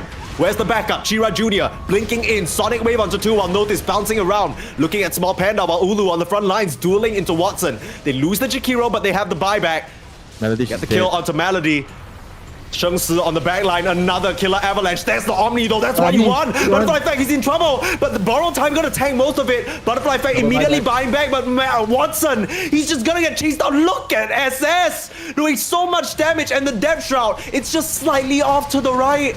Notice now gonna get chased down, and the buybacks. Raw Gaming able to defend. They catch Chira Jr. with the Hex as well, and what a clean execution from the Tiny to set all of that up. Is that actually game right now? So how many buybacks they have? Quad They and have 3. buyback? But they Juggernaut don't have buyback. notice, that's the issue. Yeah, there's no Pango for 2 minutes. How long is his cooldown? 2.5. Okay, so that's No, that's no time. That's no time. You gotta buy back Chira Jr. You gotta try and pull things together. You know Ulu's gonna come for your head. I mean, he had to use the refresher in that fight, but so worth it. The Omni Slash finally getting to see the light of day without being reflected by a Lotus, but it just wasn't enough. So much of it was tanked by Ulu on his second borrowed time, and we're seeing the power of the Abaddon into this jug pick. You gotta keep in mind, this jug was picked into the Abba, picked into this lineup, with full knowledge of what he had to deal with. The buyback comes out from Watson. This is the big one. He doesn't have an Omni for another 52. He has to be so careful about how he plays this fight. Clove on the front lines with the vision. Melody in trouble. Melody gone. Buyback immediately from the Shadow Demon. You've used quite a lot of spells already. 4v5 at best now for another minute. Ulu tanking the Sonic Wave. Refresher immediately for Chira Jr. coming through, but the borrowed time. That's available. Ice Path out. Chira Jr. in some trouble. Meanwhile, look at SS again. Onto Melody, not allowing this Shadow Demon to even play the game. Now it's a 3v5. Ulu tanking a Swift Slash, but you still don't have an Omni. The nice Sonic is there. A Photic Shield gets Ulu over the edge there. He doesn't have a borrowed time. He has to be so careful, but he has that buyback in the back pocket. Can rejoin the team even if he does go down. You bought enough time for the buyback on the slot. Things are getting hairy now. Do you really want to stick around? 30 more seconds until the Pango is back up. Raw Gaming, they smell blood in the water. They want to put an end to this game. Watson has the Omni Slash available, but meanwhile, problems on the sideline. Going down the BKB, the Omni only finds the Tiny, who immediately buys back. Problems trying to kill off the Night Stalker, but they don't have the damage. They kill Ulu though. Ulu's gonna buy back. Trying to chase for more here. Gandex, they might have just held on for now. No Pango's gonna come back. 3 more seconds, but you need to reset on the Night Stalker. He barely has HP and mana. Gonna use that Hunter in the Night. Bite up a creep. Get back to half HP, half mana. Ulu, now back on your throne. Borrowed time available, but Refresher not. And he wants to play it safe. 24 seconds without Melody. It feels like this time is starting to run out here for Raw Gaming. They've tried to push the issue. They've put Yandex against the ropes, but can they deal the final blow? Chira Jr. now blinking in. Sonic Wave available. Night Stalker in some trouble, being held down by the Queen of Pain as the Swift Slash comes out. He has a buyback, immediately uses it. I mean, Raw Gaming, they know that you're short on buybacks. Every single hero does not have a buyback in the game right now other than Pango. His is coming back up in 8 seconds, and that might actually catch them by surprise. Melody starts off with a disruption. Ulu on the front lines, Refresher BKB now available, but Borrowed Time looking close to being popped. He's in trouble now, still should be fine as the Omni Slash coming out onto Clove, Outworld Staff saving him for now, but they're just going for the Jugular. Requiem onto Melody, that's the Shadow Demon out, and SS just punching away on the throne, they got it! Raw Gaming of all teams will be the first one to take Yandex down to size. Game 1 goes over to them.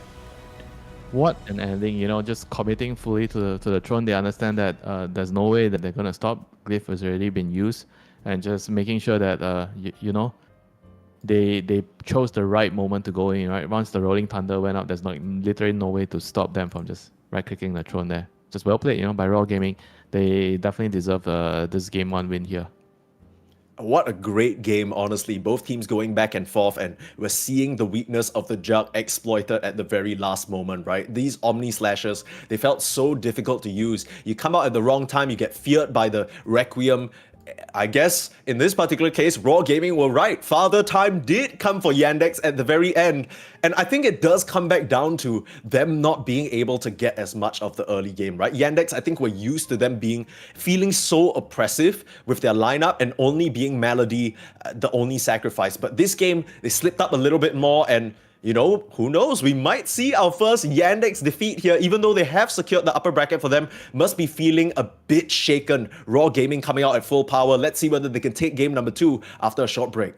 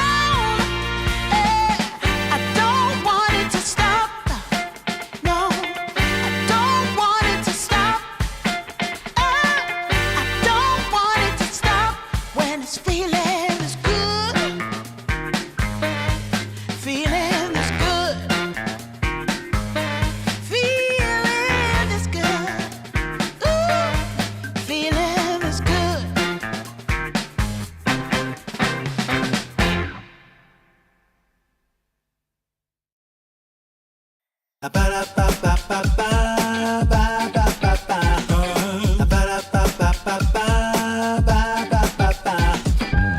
you wanna get with me, all you gotta do, call me when you need me. I'll be waiting for you.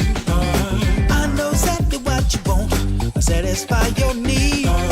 We can have a good time. Don't you worry about a thing. If you want it here, or if you want it there, you got it. Have yourself a good time. Act like you don't care. You got it. Get that motivation. You got it. I got just what you need. You got it. I got just what you need. You got it. I got just what you need.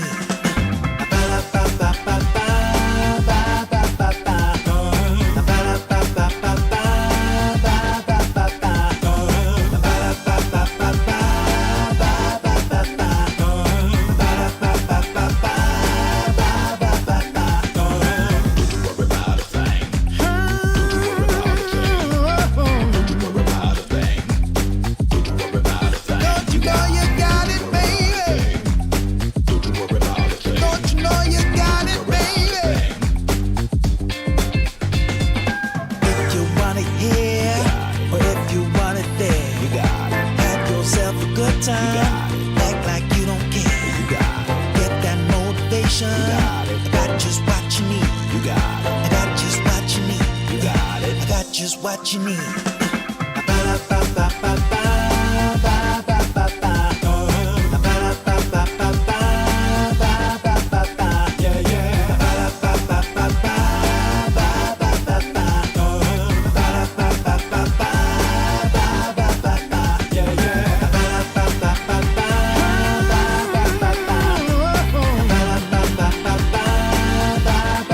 Don't you know you got it, baby? Don't you know you got it, baby?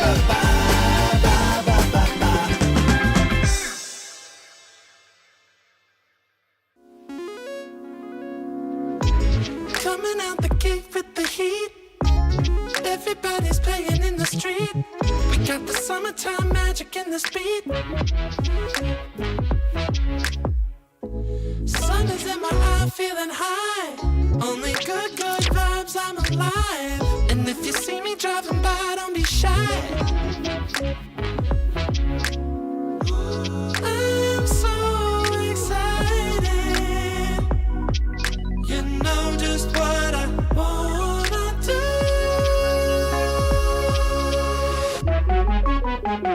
I'm glowing on up, I'm glowing on up, I'm glowing on up. I'm glowing on up, I'm glowing on up, I'm glowing on up. Don't it feel like summer? I'm glowing on up, I'm glowing on up, I'm glowing on up.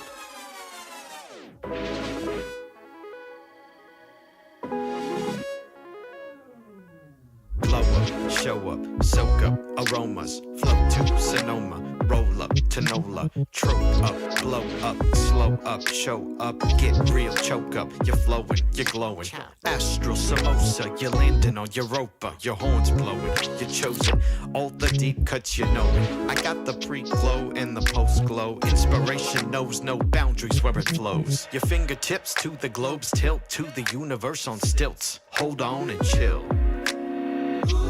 I'm so excited. You know just what I wanna do.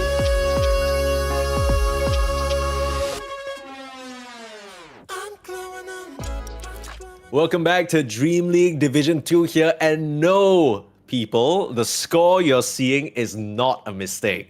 Raw Gaming are one game up against Team Yandex, previously completely undefeated across this group stage, not even dropping a single map, looking extremely dominant, but one key thing has changed. They've been playing with Saksa as a stand-in on position 4 this entire time, and now their regular position 4 Problems is back, and I think, you know, he's brought with him a little bit more of a conservative play style, but I would say that maybe has harmed them a little bit in this game number 1, right? We're going to have a draft ready, and let's throw it up, Winter. We can talk more about the hero picks later on. But we're clearly seeing the difference between a team, Yandex, that has Saksa on position 4 versus not having Saksa. As no discredit to Raw Gaming, I think they did a great job. Their Night Stalker last pick was really solid, dominated the game during the team fights. And yeah, I mean, credit where credit is due. Raw Gaming did well, but what kind of happened with Yandex? How did it all fall apart? It brought the problems back. All right, he's got jokes today, folks. He's got jokes today. It's gonna be a long one, but I'm glad you're in a good mood, Winter. But real shit though, do you think it really? Of course, I'm just stirring the pot here as I usually do. But do you really think it's all about that position 4? Is that really the only issue? I mean, some of it is definitely the Jug, right? The Jug didn't really feel like it was picked in a very ideal position. But overall, like if you just look at the macro play, it's not the same because Problems is a lot more defensive and he's actually greedier. And because Melody is also very greedy, so I sense some imbalance there, you know. Yeah. In terms of how they're playing on the map. If you notice, right, Melody was a lot of the times involved with the movements, making the smoke instead of like hitting creeps and pushing out waves. And Slug wasn't the one scouting and setting up plays. Slug was using the space to farm. So they were, I think they were kind of a bit of role around. reverse, right? Like compared to what we saw with Saksa, but where you don't want the Slug to be doing that. You want the Shadow Demon to be farming the waves, and you want the Slug to be using the night vision to create openings. That's what I feel like is ideal. And Raw Gaming, going back to the pick that worked really well, the Jakiro. I think this hero is going to be open pick in your first phase, whatever, phase 8, 9, 10, 11, 12, 13, 14, 15. This Jakiro pick is going to be at your doorstep every day from now on. Yeah. You open the door, holy shit, twin-headed dragon. What the hell? Yeah, you go to the toilet. Oh my god, Jakiro. Wait, oh my god, wait. Oh my god, it's Jakiro again. You go to bed and you dream of Jakiro again. You go to bed, you wake up, you turn next to you, there are 2 heads. 2 sides of the same. Scary shit. Scary shit. I would not want to see that. I hope that if I wake up, I don't wake up to 2 heads next to me. Yeah, no. You know the amount I mean, of depends on your trouble? perspective. You would get in trouble as a married man. I think that would put you in a bad spot. But enough about heads. We got Nature's Prophet being picked up. Yandex. Select that immediately. And this still has a flex potential between mid, between safe lane. We know that Watson loves his NP carry. It doesn't really sing to me. Has he ever said that to you? Why do you assume that he likes the MP carry? Well, I base it off of one very scientific, factual situation. And that is when I click on his mini profile, it's just a Nature's Prophet there. And that's what I'm riding off on. 5 seconds remaining.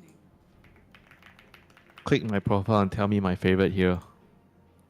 Click your well, you're the type of guy who has a guys, you guys don't know this because you don't have Winter added on Steam, but he literally just has a white star. And when asked, why did you set that as your profile picture, like it has no relation to you, no relation to Dota, or doesn't explain anything about your personality or doesn't show any character, he just said, oh, it was just one of the ones available, so I clicked it. I asked him, how long ago did you click this? And he said 10 years ago. This man is not... 10? You said at the start of when you created your account. No. I changed it a few times. Initially, it wasn't this picture. Okay, well, And good for you. somewhere down the road, I wanted to go incognito, and this is my version of going incognito. Okay, well, Winter, a man of mystery. Watson, not really, though. I think we do know what he likes, although Nature's Prophet is not one of his most played competitive heroes. He does have a very good win rate on it. 66% over the course of 33 games in his pro career. One plate of chicken rice, he's not playing the Nature's Prophet this game. Okay, I'll take that. Also, it's kind of unfair, right? Because which plate? Tell me which one you want first. The one at Boogies, the one at Old Airport Road. Dude, this is not going to be relevant at all to anyone listening. I don't think we have a single Singaporean viewer right now. I would be surprised if that was the case. If you're in chat and you live in Singapore, identify yourself. But if not, let's keep talking about the draft here. Timbersaw and Bat Rider. So, you've already taken kind of a lopsided bet at me, right? Because I feel like Raw Gaming if they see this Nature's Prophet first pick, they are going to pick heroes that make its life hell. It's very likely that Watson. You're trying to say that the bet is unfair. I made the bet not knowing the heroes behind, right? Okay. Well, what I'm saying is the bet So does that rider. mean I mean the bet, right? Bro, you're sounding like someone in chat right now talking about bets. You need to calm it down. Bet rider, though, does make the game pretty unfair for Nature's Prophet, right? I think it's quite a lopsided matchup. Okay. Also, going off of yesterday's game, Watson was the one playing the Nature's Prophet. So, we were talking about how Yandex have two very different styles. So far, they've succeeded being greedy, but maybe now with problems back, they're like, okay, let's try and play a bit more aggressive instead. Pick the Ursa coming out as a quote-unquote counter to the Timbersaw. I like it. His lane counter against Timber is also really good. I think in the game against like the Bat Rider. I mean, Jakiro can be a bit annoying because you don't want to pop your Enrage just because he casts his Dual Breath on you. But it is very, I think, annoying indeed, I mean, they're going to have some form of long-range artillery with the Snap. I think Tusk sets up the MP's gank on the side lanes amazingly. Snowball or shot, then the MP is going to TP in. I think that's what you always ultimately want to have when you are running a Nature's Prophet mid. You want that setup hero on the side lane. Bane, Tusk, whatever it is, Clockwork. And I mean, even Snap's pretty nice, right? You TP in and then she starts kissing. It's like the only person who can get out is Storm Spirit. It's like, I wouldn't say she's going to set it up. She can follow up, but I don't think she can start it. Okay. She needs someone else to start the initiation. They're going to need a last hero that's initiating heroes on Mars. I don't think that they're going to get their comfort heroes or Pango's already banned, so it's going to be like Mars or... Yeah, they banned the Mars though on Yandex. Okay, so there's still Earthshaker, there is Primal Beast, there is Sand King. These are the type of heroes that they are hoping to get, for their last overall pick. Whereas for Raw Gaming, they are looking at this carry to carry matchup. It's against the Ursa and Nature's Prophet. Do we go Terrorblade? Do we go Troll? Troll's ban. Do we go something more greedier, right? Like a Anti-Mage. I kind of see an Underlord pick here for Yandex, actually. For Yandex, yeah, Underlord can work, but I think it's not that great of an Underlord game. Tiber can kind of pose a lot of problems for you, force you to buy BKB, and I think they need a lot more catch, stuns. I don't think Underlord is going to provide them with enough of those catch and stuns, Whereas Raw, they already have enough catch and stuns. They need to secure late game. They need to secure their scaling. What is the Ulu hero now? After that game number 1, they've banned out the SF, they've banned out the Abaddon, so saying to Raw, you're not going to get the same core setup as before. Here's Weaver, though, of all heroes. So I don't know whether this necessarily secures their late game scaling, but it does make their draft a lot more fast-paced. It's very fast, very strong lanes with the Jakiro, Weaver and Jakiro. And then you can kind of, I feel like, play the game in a pace where the Ursa can't even keep up. Yeah. You don't really need too many items. You fight early with the Falcon Blade and Desolator, and you kill off the supports fairly well. They don't really have like a lot of like scary stuns that can catch you. So this last pick, I think either you have to go with something like a Doom or like you need some sort of way to kill the Weaver. I think Doom is like a legit answer to it, but then and then you're picking Doom, right? With like Nature's Prophet. But if you want something less greedy, which has stuns, I think I already mentioned about Primal. There's also a Centaur. There is like, I think Sand King and Earthshaker is more on also the greedier side. Centaur is on the less greedy side. And yeah, what else am I missing? It's kind of tough, I think. Yeah, next the position. Maybe they pick something that doesn't have stun that builds auras. Something like Darkseer. I mean, if they're picking Darkseer, Underlord could just be straight up better. I think I agree with you on that. If they want aura, I just feel like Pit is so value into this team. Like it's not a stun. But it's just the Timbersaw is very annoying for Underlord. Very, very annoying.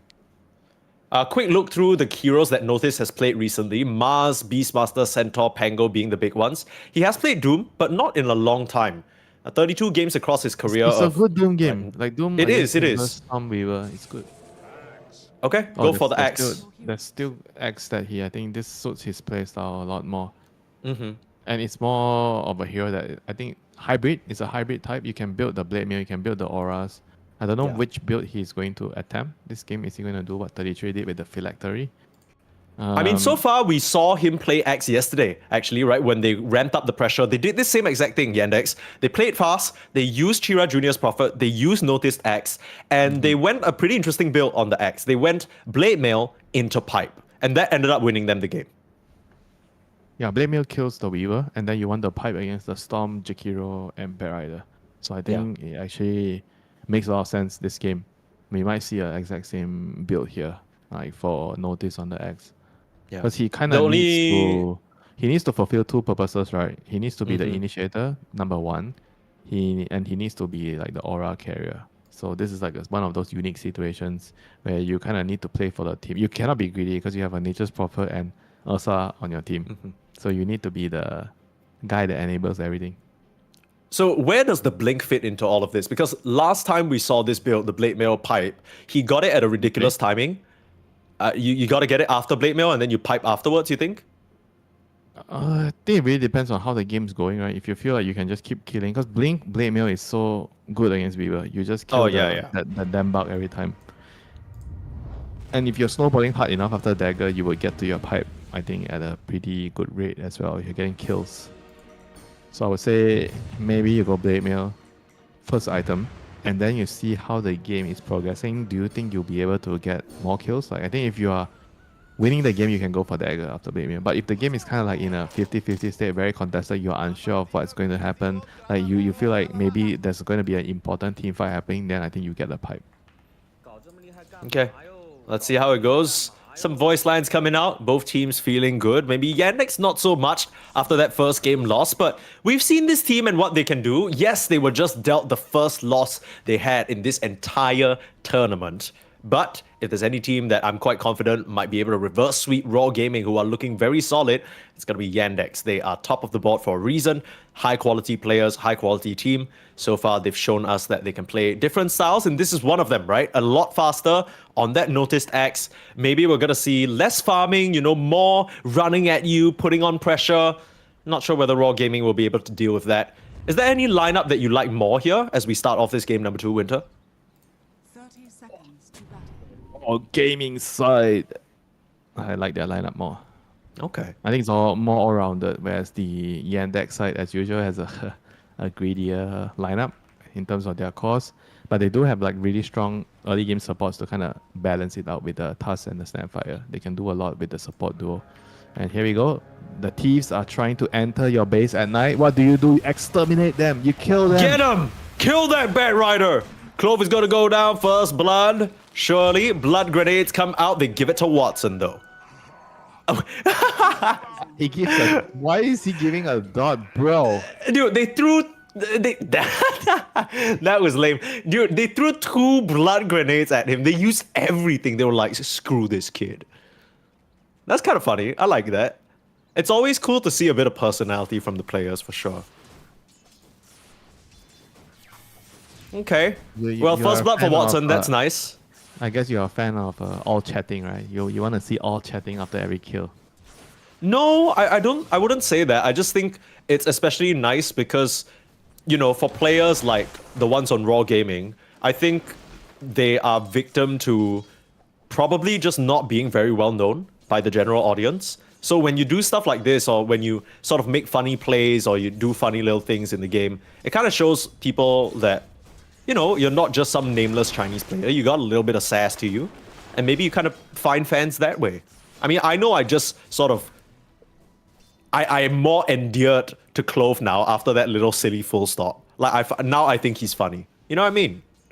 I don't think there's any harm in that. And it's not even toxic. He's just like, man, the hell. How am I going to reply your Discord messages and your WhatsApp messages from now on? You're just gonna give me a shitty dot. Give you the dot, right? Give you the dot every time you're asking me a question. I mean, it's better than what you currently do, which is just okay. Oh. It's not much of a difference with I don't know what kind of case you're building for yourself here. Oh my god, why do you have to do me dirty like that? Why?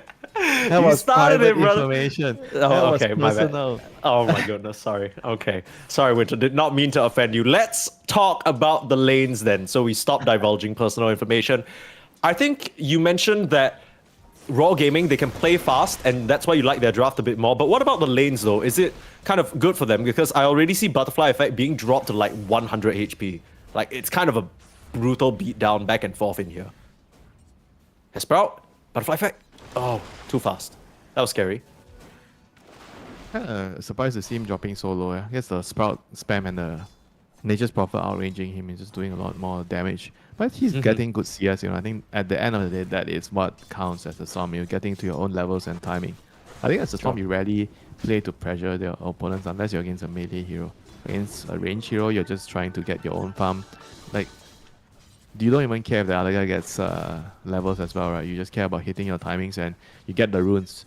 That is something that you're going to care about. Whereas the Nature's Prophet, he cares about the Lotus timing, right? When the 3-minute mark comes, can he help destabilize the side lanes? Got to keep an eye out for those early Look rotations. at that, check their health bar. So Timber is subbing up, so probably not top lane. What about bot lane? Can they kill the Weaver as Nature's Prophet? Probably not. So these Maybe are the actually not easy lanes that he can actually gank. Yeah, I mean, bad, I yeah. think that is something we didn't really talk about in the draft, right? With the Nature's Prophet, you're always looking for rotations. And yes, the Tusk can set them up. In theory, Tusk acts very strong lane, but Weaver Jakiro is just monstrous. Like, you simply can't trade into this. I think for now, Problems is doing a good job, along with Notice, tanking up a lot of this damage and still getting levels. It's not going to get easier, though. Yeah, it's just going to get harder and harder. Level 3, I know now they're level 3, and you can't even play the lane. I mean, this is like an anti-task lane, Like Jakiro, Dual Breath, and Liquid Fire just reduce the attack speed, you can't proc your tag team, and you don't do anything in this lane. Yeah. I mean, it makes sense that Notice is playing completely on the Battle Hunger, right? He's gone 2 levels into that, favoring it for the harass potential. He's got 4 Rings of Protection. I think this is very quickly becoming a very standard Axe build. 4 is the standard? I thought 2 is the standard, or 3. No, people get 2, people get 3. On Extreme. the higher side, right? 4. Well, man's got 5 fingers, so he's got to fill them out somehow. Can't be unequal like that. I guess against Weaver, it's He's more got value to buy Geminate. extra. Yeah, I don't know. You gotta be don't want to be conservative here. Just need to survive the early laning stage, right? That's kind of what it feels like for Noticed here in this bot lane. I mean, not too bad. The fact that they haven't really been able to pressure him out as much as I thought they would. The harass for the Battle Hunger is also relevant into Ulu. They gotta throw some bugs out. Problems closing in though. The TP in. Ulu, you said that this wasn't gonna be a kill, but if he uses the Shikuchi all willy-nilly last minute Shikuchi, the shard is not enough. Problems missing that kill Retreat, by no 10 problem. HP. Don't mess with oh, Jakiro. don't mess with Jakiro. I have 2 He hits. is. Yeah. Go into your toilet. You're gonna see a Jakiro. Watch out, folks. Ulu managing to survive. That's really huge for the Weaver. And the first Nature's Prophet rotation going wrong. Oh, Battle Hunger. Battle Hunger. He needs. What does he do? Oh my god, he got the creep. Oh, that was. Okay, calculated. You That can was kinda only crazy. give the players the benefit of the doubt. Okay. Yeah, I don't really know what's going on here. And now Melody's gonna come through, shoot him. He has an infused raindrops though, is still surviving, hiding in the tree line, slowed down by the Battle Hunger. I don't think it'll take him out. Should be fine. Just toss his bird grenade. He would have killed him. Yeah. He didn't know. He had no clue. But whatever it is, unfortunate for Chira Jr. that he doesn't get any early earn charges. Ulu kind of, I want to say almost suicides intentionally. It feels like, oh, they have a sentry in the lane. he's Ulu, dead. shards He's up. Shikuchi used, you throw some bugs And out. he's here. NP ultimate as well. And this is a lot of pressure on the Weaver. You're TPing in now on the bat. It might be far too late. Notice takes quite a Ladies bit of and damage from the gentlemen. tower. This is the beginning of game 3, right there. Okay, relax. But Butterfly Effect gets the regen rune. That's something. Your carry just TP back to walk back out of the lane. Oh, you can tell me it's okay. It's a Weaver. He can Shukochi out. It's Maybe still small. bad news. Wait, Like, this is it is 4 still bad heroes. news. What the hell? Dude, wait, what is going on? This is such a fun Yandex to watch. Trying to kill off Clove here, but he has that Firefly, and here comes Butterfly Effect with a regen rune. Oh, he's gonna This clean is them up. troublesome. He's gonna clean them up. He is gonna clean them up for sure. It's just going to be a matter of time. He needs to play it out slowly, gets 2 kills for now. Looking at Chira Jr., the TP out, they don't have a way to stop it. They might just commit for Malady instead. They just need the vision. They don't have it as the Snapfire waddles out. Notice managing to kill Small Panda under the tower, probably with that lingering Battle Hunger though. He's As still going. Maladich turning One more around. remnant. Still regen rune, one more remnant, play. it's enough. And Butterfly Effect, he's gonna try and play for the Wisdom Shrine. I thought so, but he just zips out to safety and gets a reset back to base. So hugely successful gank there for the Storm Spirit. They were trying so hard not to go to game 3 there. Yeah. I mean, why would they? It's Yandex, dude. Like, this is a no-joke team. These guys are gonna beat you down. But Chira Jr. finally getting some earn charges, finally getting some purchase. And Ulu, I feel like you gotta be so much more careful. You die a third time, I think it's really game 3. Yeah, he's just like too casual, it's too nonchalant with his Weaver Shukuchi usages. You know, he just had to be very careful. And now he's in a bit of a pickle here. I think he might actually die. He's running up to try and dodge, but they have a sentry there, still with the vision. He dies a third time. What did he expect? I don't know, but the Timber's gonna come in, nice ice path at the very end there. Problem's gonna dodge out some damage thanks to a nice ice shards. Clove is coming in as well. Where's this Nature's Prophet TP? Nowhere to be found. He's just deciding to farm mid as 4 heroes converge on Raw Gaming. It doesn't salvage the fact that their Weaver is dead again. I mean, they killed 2 supports, but they lost the carry and they brought 4 heroes here.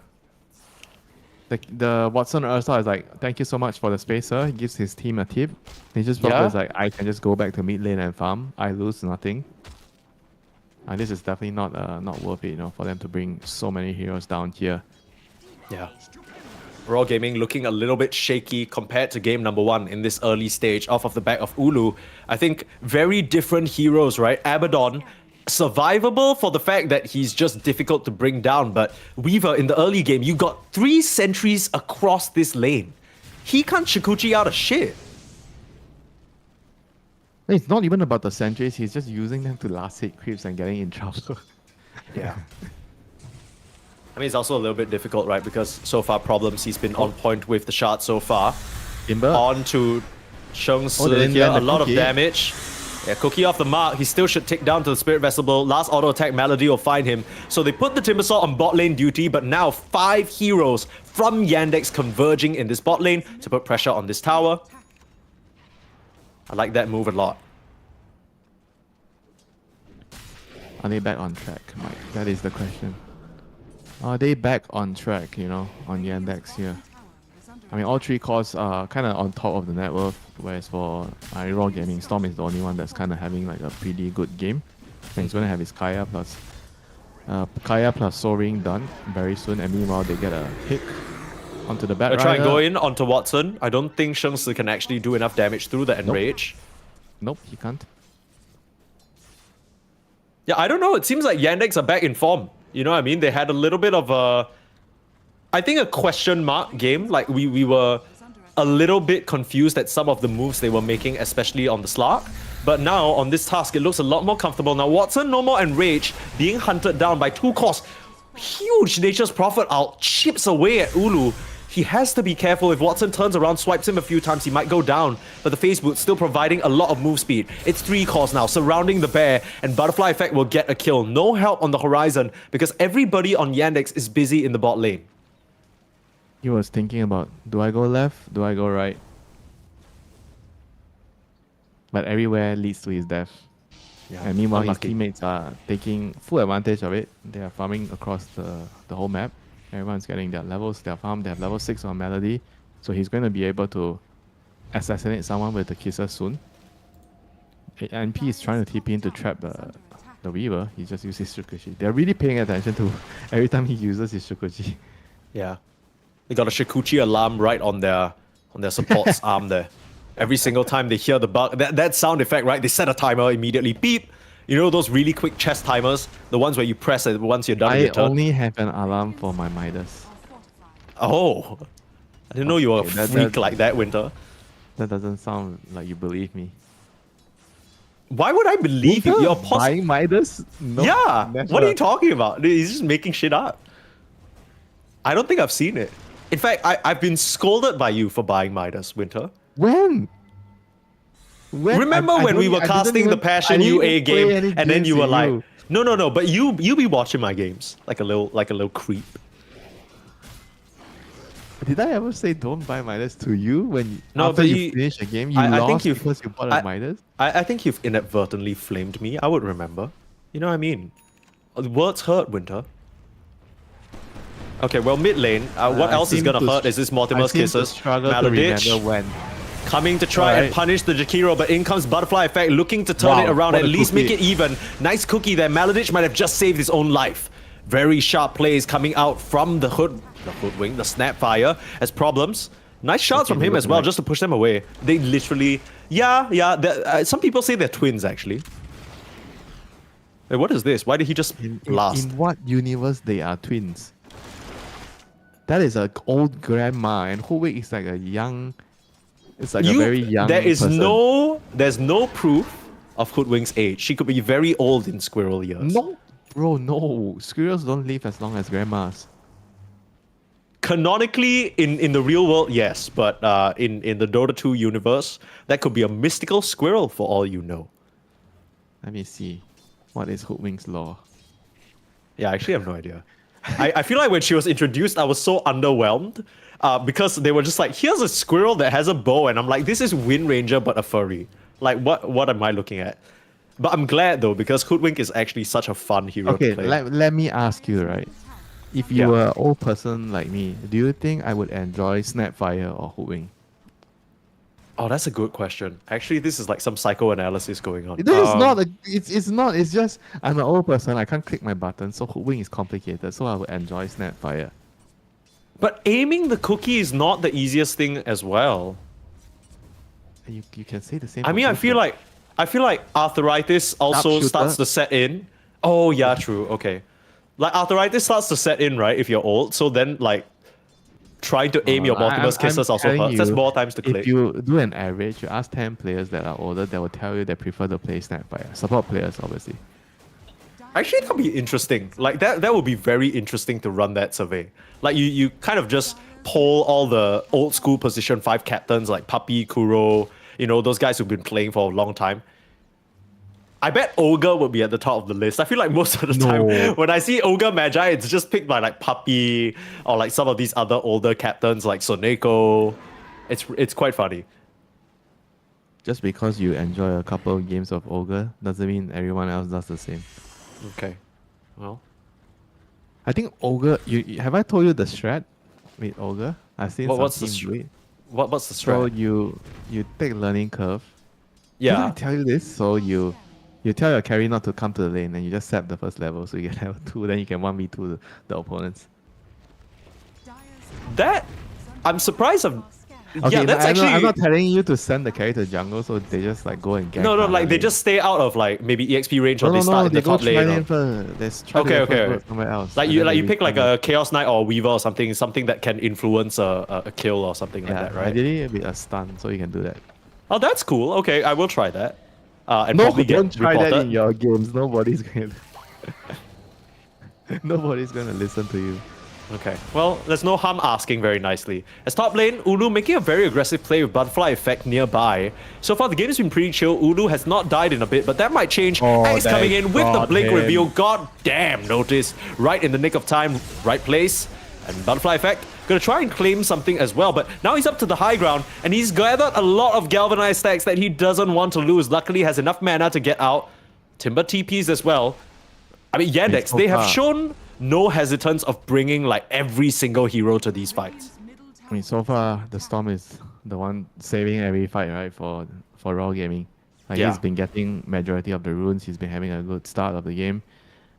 I think Yandex is just mainly pressuring with the Axe, with the global presence of the Nature's Prophet, shuffling out waves. And now they have the superior team fight, I would say, with the Mortimer's case. It's going to be very easy for them to just catch a hero with the Yeah. Axe, and you just throw a couple of kisses on top and you get one dead hero. I think this is the Yeah, we were moment where talking their about the lineup- Blade Mail being good, but when the Weaver is so far behind, all you need is like 1 or 2 spells on top of your call, right? Yeah, I There think you he's gonna catch a bat here, not a Weaver. Different kind That's of fine. bug, but it's good to eliminate the Bat Rider here. Take him out. He already has his dagger though, but so it doesn't really hurt him that much in terms of that timing. But this is going to be a kill which they're going to try to leverage it to ideally kill off the middle tower. I think their lineup doesn't mean, really kill buildings actually. Axe, Ah, Nature's Chira Prophet. Jr. can... Chira Jr. actually elects to get an early level in the Nature's Call, which is quite interesting. I feel like most of the time we see Nature's Prophet just skip this entirely. and just go for stats, so they survive a bit longer. Pretty cool. I mean, I guess this game So he's valuing the scouting potential. Why does he want it this game in particular? Raw Gaming doesn't deal well with creeps. The Prophet Treants can scout. There's a Timber. Yeah, but then can you Hero. imagine you're using Chakram on like some Treants? That feels a little sad. Very deep wards being planted down, and they look to kill off the bat again. Hero again, bat. Storm Spirit trying to come in and salvage the fight, but the snowball buying time. Notice dropping low. It's a lot of damage onto the Axe, who can't survive it. So you trade 2 supports for the opposing offlaner. Given the current game state, I think you're fine with that. Now, if you lose Ulu though, it's not going to be worth it. But they don't really have a lot of lockdown for this Weaver. Trying to TP in with the fresh Orchid from the Prophet. Chira Jr., okay, no one's around. And to try and stop the storm. No, try and he stop wants the the timber. storm. He got the storm, no save, cut through the trees with SS, but he gets stunned up by the snowball as well, and more kills going the way of Yandex. This team is absolutely fighting back after that game 1 loss. Yeah, Watson is in a hurry to get this to game 3 right now on his Ursa. 4 and 1, 2 assists, Dagger, Battle Fury, Basher coming online. He God wants damn. to get out of this game as soon as possible. I mean, Tormentor is definitely going to be on the menu for him right now. It's like trying to find a way to transition. Ulu dies again to the Orchid. I mean, this Orchid is a brilliant pickup. It picks up the Storm, it picks up the Weaver. Timber is also a very, very ideal target. Like, all 3 cores actually is so vulnerable to the Orchid. They lose Clove again. This is what, the 4th or 5th time that the Bat Rider has died, and it's tough 6th because time. he wants to come into this, or at least in the past few minutes, he wants to come into this area of the map and deward, right? But every single time he's there, now there are 3 heroes who can punish him. Whether it's the Axe blinking in with the call, Problems coming in with a punch, or even the Nature's Prophet just TPing in. It's so deadly. Now Problems, he will be on the front line trying to get some dewards. Nice cookie there, giving him a bit of HP to survive. Still burning a bit with the Macropyre, but I think he should be fine. Shira Jr. now, joining the fray as he always does on the Nature's Prophet. You get another kill onto Ulu, who tried to reach back there and find the support. This Weaver is looking more like a pause 4 than a pause 1. 0, 6, and 4. Ulu, he's off it. Like someone needs to stop him. Yeah, Ulu needs to wash his face, you know, in Xiao 8's terms. This is not the Ulu we saw in the first game. No, not at all. Now Roshan open. Not even 20 minutes yet. They're just going to run straight forward. They have so much damage with the tag team and Watson. First Aegis for him. There you go. Very easy. And they can just now walk up to the top lane, get a Tormentor while they're at it.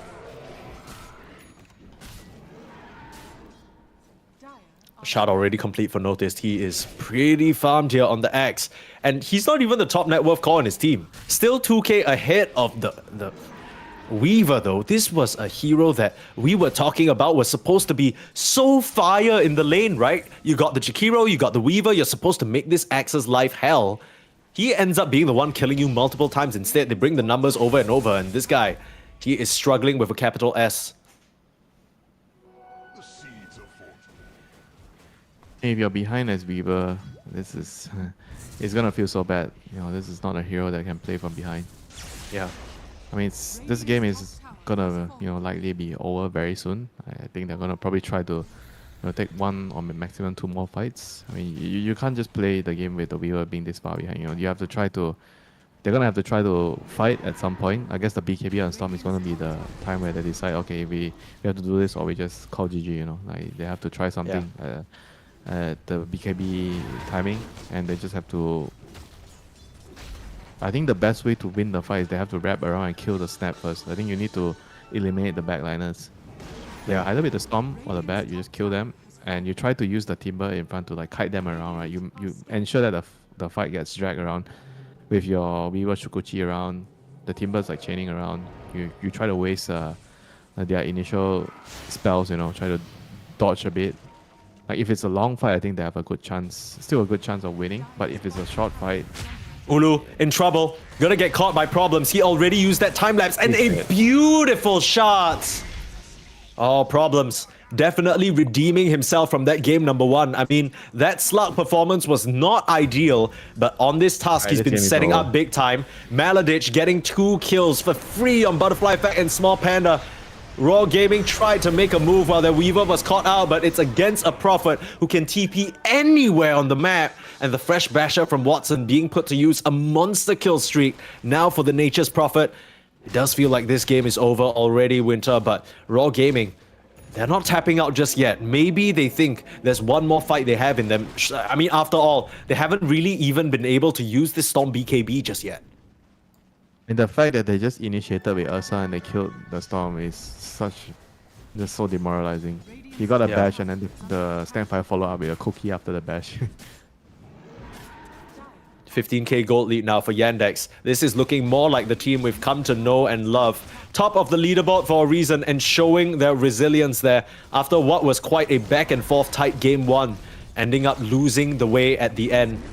A few unfortunate Omni Slashers. That's not going to be the case this time. Yes, But Lasso pulling him in. That's going to be the first life of Watson going down. I say that, but still being survived and Falstaff away, burning up still to the Macropyre. Cookie getting him over the edge. He's actually going to lose that first life, but it cost Butterfly so much of his mana. He just gets killed off by the axe. And now the chase is on. Chira Jr. on the front lines. They found the rest of the supporting cast members, and Ulu can do nothing but run as he's chained up by the trees, punched up into the sky. Problems will go down. Sheng Si able to find a kill there. Has the Yules, but I don't know how he's gonna get out of this one.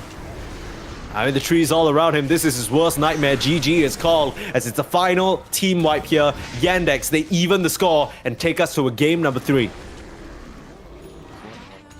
Devastating Orchid timing here by Kira Jr. Just totally demolishing the Weaver and the Storm and the Timber. You know, all those 3 cores are so vulnerable against the Orchid.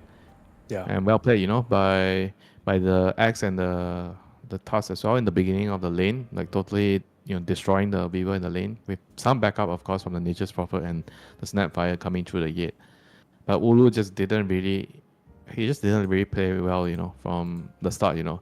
I think Yandex probably has found a true weakness of Team Raw Gaming. You know, they don't really have a big hero pool on their carry, and he needs to play on a certain hero that is really difficult to kill, right? So all this like Abaddon, maybe Lifestealer type of hero, but Lifestealer can only be picked if the game is suitable for it, right? I think Abaddon is a key hero that they are not going to get, and they have to figure out what are they going to do with this carry pick for Ulu, right? How are they going to solve this problem of he seems to have this type of personality of a very aggressive player, so he needs to play a hero that's really hard to kill. Maybe something that is a good replacement could be something like a Blisterback, right? You need something that can replicate the Abaddon type of archetype. Obviously, it's not going to be entirely the same, but they need to figure things out quickly, you know, in the next game. Yeah. Maybe go back to something a bit more traditional, something like a Gyro, something like a Ursa. We'll see what Raw Gaming can do because they showed us a lot of promise in game number 1, but this has looked like a different team altogether coming into this game number 2. Messy, unorganized, confused. Hopefully they get things back on the right track. Game number 3 after this.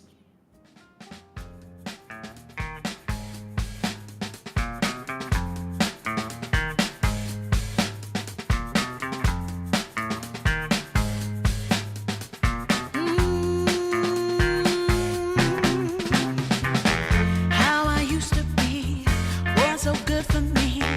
In my mind all the time, no one I could turn to.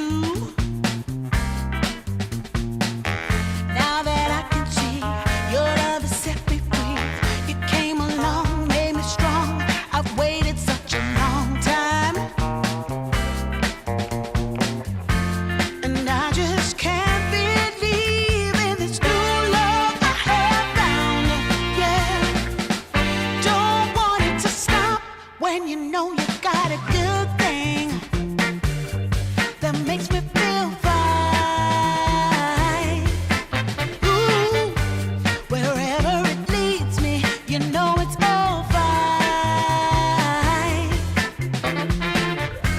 I never thought that this could sweep me off the ground. Oh, I don't want it to stop when it's feeling this good.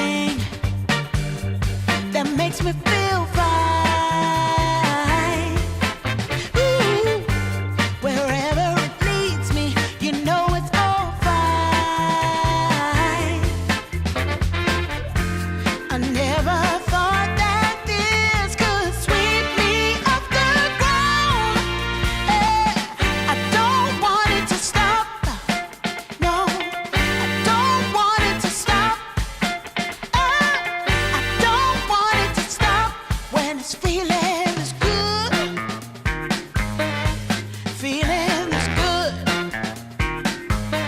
Feeling is good. Ooh, feeling is good.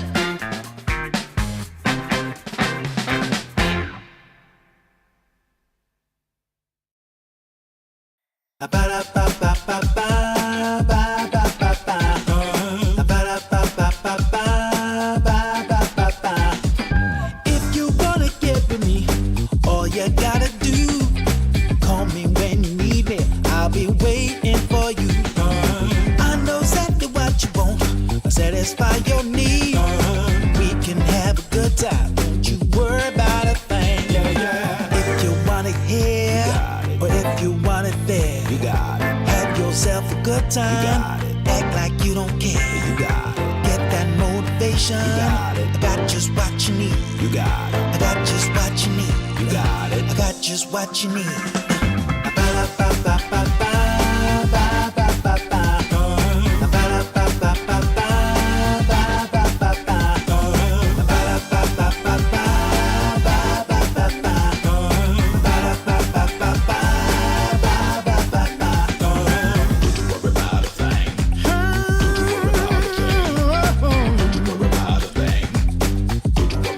Don't you know you got it, baby? Don't you know you got it, baby? If you want it here, or if you want it there, you got it. Have yourself a good time. Act like you don't care. You got it. Get that motivation. You got it. I got just what you need. You got it. I got just what you need. You got it. I got just what you need.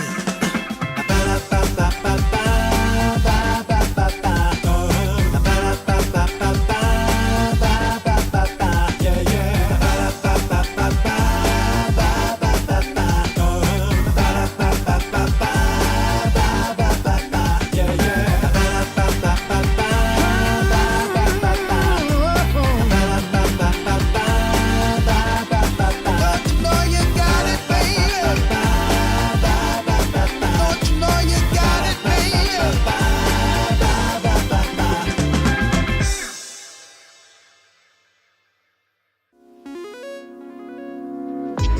Coming out the gate with the heat. Everybody's playing in the street. We got the summertime magic in this beat. Sun is in my eye, feeling high.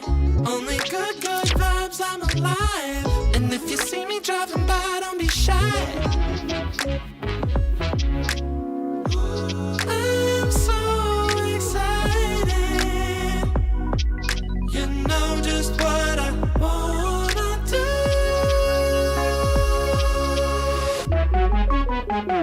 I'm glowing on up, I'm glowing on up, I'm glowing on up. I'm glowing on up, I'm glowing on up, I'm glowing on up. Don't it feel like summer? I'm glowing on up, I'm glowing on up, I'm glowing on up.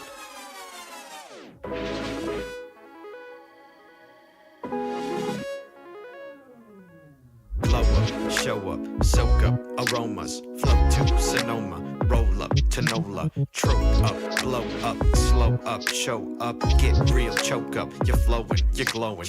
Astral samosa, you're landing on Europa, your horns blowing, you're chosen, all the deep cuts you know it. I got the pre-glow and the post-glow, inspiration knows no boundaries where it flows. Your fingertips to the globe's tilt, to the universe on stilts, hold on and chill.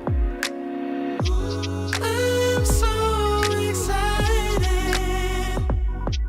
You know just what I want. Probably not a surprise to anybody that Yandex were able to come back in that game number 2, sharpening things up here. Just turns out that position 4 slot wasn't really their jam, but after they draft something a bit more their style, fast-paced, they get Nature's Prophet on the mid lane, they get Axe on the off lane, run around with a Tusk, everything looks all fine and dandy. On the flip side, Raw Gaming, kind of losing their way in that game number 2 a little bit. They were forced to put Ulu on a Weaver, which looked good on paper, but the way that he played it, it just did not inspire much confidence, Winter. And here we are with a game number 3 between these two teams. It does still feel like if Raw get back to their form in game number 1, they can absolutely take this series and give Yandex their first series loss.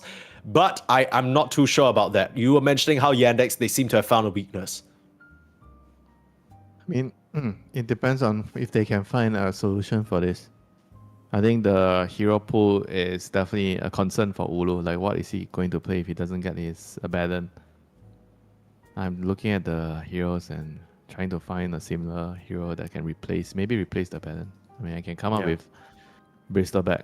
I mean, Bristleback is the only one that can be picked early. I mean, the rest, like Lifestealer, Morphing, very difficult to kill heroes, but they need to be picked in the later portions of the draft. You cannot reveal the hero early. Sure. So I think if you're trying to replace Abaddon, it's very difficult. A hero that can be picked early and can also fulfill the criteria of sitting in his lane to farm, So let's see, what does Raw have in store for us? Have they already figured something out? What is Ulu gonna do? It's all going to be revealed in the last game.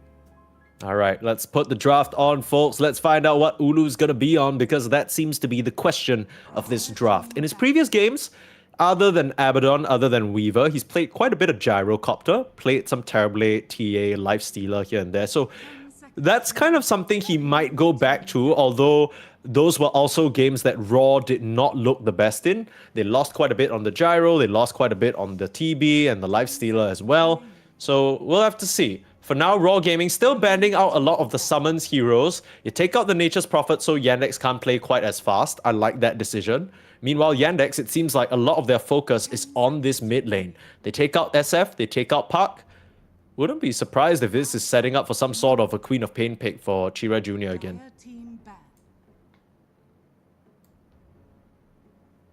I think the idea is still like playing on the side lanes, right? I think the Nature's Prophet works really well is because you pressure the side lanes. I think on Team Raw side, their mid laner is kind of like, I think usually he plays very rotational based mid lane heroes like the Storm, the Spirit heroes, right? And the Spirit heroes cannot function when you're already getting owned in the side lanes, right? With this Nature's Prophet TPing to gank constantly. Yeah. Because he can actually make impact happen a lot faster before you can rotate as the Spirit heroes. Because you need the runes before you can move. And Nature's Prophet, he doesn't need the runes, brother. He can just TP in at a moment's notice. It's a little bit unfair, but that's the world of Dota that we live in. Just a tiny bit unfair, right? Just a smidge, just a smidge. You know what else is unfair? Naga Siren first pick, because I think for the longest time, at least in this 7.39, this hero has felt unshakable in the position 5. Of course, it's been nerfed quite a bit, as you say, Winter, and it's not quite what it used to be, but the song still feels like such a valuable tool to have. I think the hero got nerfed a lot. Actually, I don't know if the hero is still considered like top tier. I know during the Blast group stages, it's still been picked. Yeah. I mean, the main nerf is the delarge damage. So you don't actually kill the range creep. I don't know when does it start that you don't kill it. Maybe around minute 25 or minute 30, like in somewhere during the mid game where the creep gets a little bit more health and you don't actually one-shot the range creep already. I think it's quite a significant nerf. But I also feel like the nerf to the song AoE, right, is kind of beneficial in some of the early game team fights. Oh, I know what you mean. You know how you use the song, right? Then you're scared of hitting the enemy hero so your teammate can't kill him. And now because the AoE is smaller, right? So you can hide behind your core, you heal your core, and you don't disable the enemy hero. So your core is still fighting the enemy hero and you're killing the other hero. So in a way, I think you just need to think of using the song in a different way now. Yeah, kind of more like a zoning tool than a like all control. It's just the heal. It's just the heal. You can heal and keep the fight going. It's rather strange, right? Because on paper it's a nerf, but then if you use it that way, then it kind of doesn't feel like it's a nerf. That's true. We'll see what kind of creative ways Melody uses the song, and I mean just the hero in general, right? Because it's a hero that can control a lot of the map if given the space. That seems to be something that Melody appreciates on his picks, whether it's the Chen, whether it's this Naga, just being able to split push, and that kind of seems to be the style for Yandex. Raw will go back to the Jakiro a third time though, as Yandex choose to ban out the axe that they piloted to pretty decent success here. Wonder what the thought process is. Maybe just worried that the axe can completely ruin the Naga's lane. You ban out the axe, you ban out the timber, maybe the bristleback sees a ban as well. Nope, it's a Dragon Knight. Okay. And give one side too many dragons, you know. True. They'll Hey, be Raw, I gotta arguing say over thank each you other. very much, because you ban out the Dragon Knight, you ban out Puck. That is just about every Queen of Pain counter you got an they SF. didn't ban out Abaddon. Abaddon is still in. Ulu has a hero. Oh, They need to Pog? snatch his hero in the next phase, in the next two picks, the double picks. Yeah, Yandex can grab it actually.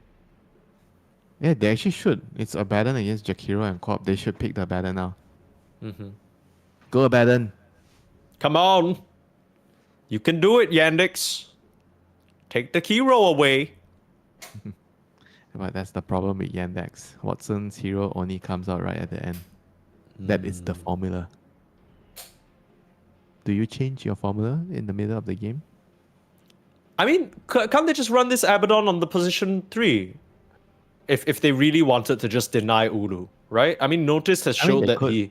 They could. he's quite comfortable. Like, is it something that is suitable for Notice? You know, that's going to be the question. I mean, it's going to be useful against Jakiro in the lane. I think no matter what. Yeah. Right? They Oh, want Invoker against Queen of Pain. I mean, it's Is good. there- It's good with Naga because you're setting up the Sunstrikes with the net. yeah, I mean, I guess so, but it doesn't really speak to me as an immediate Queen of Pain counter. Just gives you some presence on the side lanes. There's a Hoodwink hero we talk about quite a lot, but Very similar to Nature's Prophet. You know, you're standing Okay. in mid and you're playing on the side lanes. So you're just landing Sunstrikes like the Nature's Prophet is tipping to gank. okay, I can see that. Hoodwink's pretty good at setting up those side lane kills, right? So we might see early rotations through Twin Gates or TPs from Problems. He already showed that that kind of play style is something he's very comfortable with on the Tusk last game. So excited what what he can do on the Hoodwink. Let's see. He's definitely one of Okay, the better heroes that can fight with Jakiro because you have some form of evasion to deal with the two-headed attacks with the Liquid Yeah. Frost. I mean, usually I like heroes that can dodge it completely, like Wind Ranger or even a Dark Willow, you know, with the Realm, you can just run away. But Hoodwink is just a valuable hero right now. Very, very strong setup with the Facet Go Nuts, your cast range and everything. And this time Raw is going to remove the Pangolier. Take it away from Notice. Do not give him the Pangolier. Yeah, that's fair. But I can guess understand it. he kind of likes Mars more, right? With Invoker. I think Invoker with Mars kind of feels better. Or Tide, you know, at least. Those are the two heroes you want with the Sunstrike. Sure. And both Tide and Mars are Noticed's most played heroes. Actually, now that you mention it, I went to look at his Dota buff profile, and across his entire competitive career, he has never played Abaddon.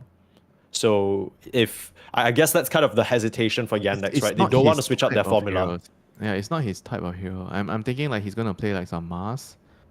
Yeah? Mars or Tide, and then the carry is going to be like anti-mage Sven, like a very hard carry. Or there's TA also, you know, TA is also fine. I think TA is great. Still, so now the question is, which one do you feel like is more important to pick, right? Are there more replacement for Watson's heroes, or are there more replacement for Notice, you know? You pick the one that you feel like you're not gonna get like that A-tier hero if you don't do it now. Yeah. I mean, whatever the case is, Raw will have the last pick overall. Centaur. They go for the Centaur. Centaur. Why? I mean, the way this do you reads to like me the is one- just they want to be able to disengage from the Pango roll if it comes out, right? Because Okay, the Pango's yep. great into the song, and then you stampede away from it, so the rest of his team can't chase. That's really about it, though. It does Hoodwink Centaur, I guess, can be a pretty decent kill lane. Yeah, it's pretty I strong. guess. I don't know. With the Sunstrike, I think the Centaur sets up for the Sunstrike well. Doesn't the Mars do it as well? Yeah, I mean, I think the laning part, right? probably you would favor like the Mars the most, right? I think Tide is hard to pick when you don't know your lane matchup. I think Centaur is probably a little bit easier. But Mars would have done everything. I think the main concern is they think that the Pangolin will bypass the arena, so they want the Stampede against the Rolling Thunder instead of the arena. So that's probably the main reason why they have opted to go for the Centaur. So they think that there's a lot more carries to pick, so they choose to pick the offlaner. So with TA and Ursa ban out, there is still going to be my favorite hero, the anti-mage. There is still going to be Faces Void. That is probably the best hero with with the Sunstrike. If you're just talking solely to combine it with the Sunstrike, not the best synergy with the song though. Yeah, I'm struggling to think of a Watson hero that might kind of check the boxes here. SF is banned. What other range heroes available? I mean, there's the Gyro. It's okay. I mean, I don't think it's the best, but it's okay. You know, the lane's kind of going to be solid. Like morphing is also difficult because of the matchup. Yeah. I feel like anti-mage kind of feels like a good pick because the anti-mage will You block. say that block, every game, it will brother. block off the morphling pick. Like so, what are they, if you pick AM, they will pick. I guess Sven. Sven is like the best response to anti-mage. So I think you're thinking between anti-mage and Sven. You know, those are the two heroes that the Sven can kind of set up for Sunstrike because you stun, you know, and then you Sunstrike here. Radiant team pick. Okay. None of that because Watson loves his Terrorblade and Terrorblade counters Sven, Terrorblade counters Anti-Mage, Terrorblade counters Morphling. So Terrorblade actually is the answer for everything. Sure. So yeah, now- and it's now also what- Watson's favorite hero. Now what is the Terrorblade counter? According to Watson, right, in his stream, right, he thinks that Pudge Carry is the counter to Terrorblade. Yeah, I can see it. Like the immense magic damage. He can get armor items and it's pretty free. Okay, Ulu is not getting his balance. So what is he going to play here? You need more like something more unconventional against like Terrorblade. Please no Weaver. Okay, no Weaver.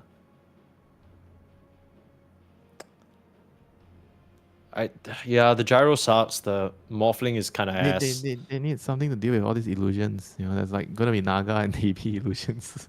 You just go PL. Is Medusa that bad? Like, I think it's still Medusa. I think Medusa maybe EMP can... though is kind of annoying. Okay, fine. I mean Medusa, I think it's generally like solid. Oh my Yo! goodness gracious! Phantom Lancer, is that a hero? I think Centaur is great into PL though. Like if I don't forget, if I remember correctly, like the lane setup, I played this lane like countless time in the past, right? I mean, it's not the current way you play Centaur, but Centaur matches really well into PL because you build Crimson. In the lane, you are very, very strong into PL because Retaliate is amazing against PL. Yeah. And also the fact that I feel like the PL is going to take such a long time to come online that sometimes you can get Radiance on... I've seen, you know, Radiance on Centaur actually just completely shuts down PL, you know. I mean, Radiance as an item in general just completely destroys PL. That's why you don't see the hero a lot because Radiance is kind of like a everyday cookie butter item in almost every Dota game, right? You always see somebody trying to build a Radiance. I mean, I can understand why, because the PL matchup against Terrorblade is great. Like, you burn his mana, you dodge around. It's also great into the Hoodwink. You can break the tree with your Doppelganger. It's great into Invoker. Invoker doesn't really catch the PL very well in the early game. I mean, I understand why they want the PL. It's really good outside the lane. I think in the lane, he's probably going to have maybe a harder time, but then he has Jakiro, right? So they probably feel like the Jakiro will fix the lane problem, which will enable the PL to get to the stages where he wants to get to, right? When he gets the Diffu and Manta, he's going to destroy everybody. Diffu, Manta with your Aghanims. Is he really going to destroy everybody though? I just kind of think, you know, the Crimson Guard is a very easy grab on... I think don't get me wrong, Winter. The Crimson Guard is going to be a temporary problem until you get nullifiers and the dispels, right? I think the way Centaur counters PL is very timing based, right? You don't counter him the whole game, but there's going to be some specific timings, like you said about the Crimson Guard. That's going to be very, very hard for PL to deal with. But if you can bypass that timing, you live through that timing, then in the late game, I don't feel like you're too worried of the Centaur anymore. You know, I think in the early game, early portion to the mid game with the aura items, yes, the Centaur can sort of nullify the PL's damage, but if you get the game going long, you keep the game running, you don't lose the game at that point. I think PL eventually just outscales and out carries everything that Yandex have in their line. Even the Invoker and the Terrorblade. I don't think late game those heroes are very efficient at dealing a 6-slotted, 7-slotted PL. Like he's going to the doppelganger is just gonna own everything. Like he's gonna dodge everything. Like you can't catch him, Well, Late we'll game, see. Late game. Why are you We'll see whether Raw Gaming can get You are that. the I just- person that suggested the PL, and now you're the person. Oh no, this PL pick is dog shit. I don't just believe look. in I it. just think that it's not really a reliable hero. You know what I mean? I don't know whether you can reliably get to late game. I feel like I can haven't ask seen you PL. why did you suggest it if you think it's unreliable? I thought it would be funny to say. I didn't think they were actually going to pick it. Because I remember in the past, we were always discuss, or at least the discussion was always around the illusion heroes. And people always said that PL is the king of the illusion heroes. If you're facing against another illusion hero, PL can beat them. That's what was always discussed, right? Naga's not really considered a carry these days. Chaos Knight is barely in the meta. I mean, up until today, we didn't see a single PL. But we're going to get treated to a PL game here from Raw Gaming. I'm very happy about this.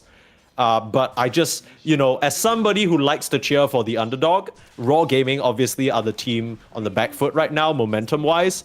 So them kind of putting all their eggs in the PL basket scares me a bit. I'm not sure. They actually also have... They were starting out with a tri-lane bot. They tried to set up for a kill, but they couldn't get it. I mean, that's how much they prioritize the PL. They know that this PL has to get off to a good start. But on the other hand, I think we are going to see a very, very, very, very big Centaur this game. He is going to be very farm. I don't think he's going to have too much of a trouble. I mean, Jakiro is going to be one thing, but because the PL against Centaur matchup is favorable for him, I think he's going to have a good start. And once you get especially the helm, once the helm comes, I think that it's going to be very, very little resistance in this lane, from the Jakiro and PL. If they want to kick the Centaur out at that point, they're going to have to bring in a lot of heroes.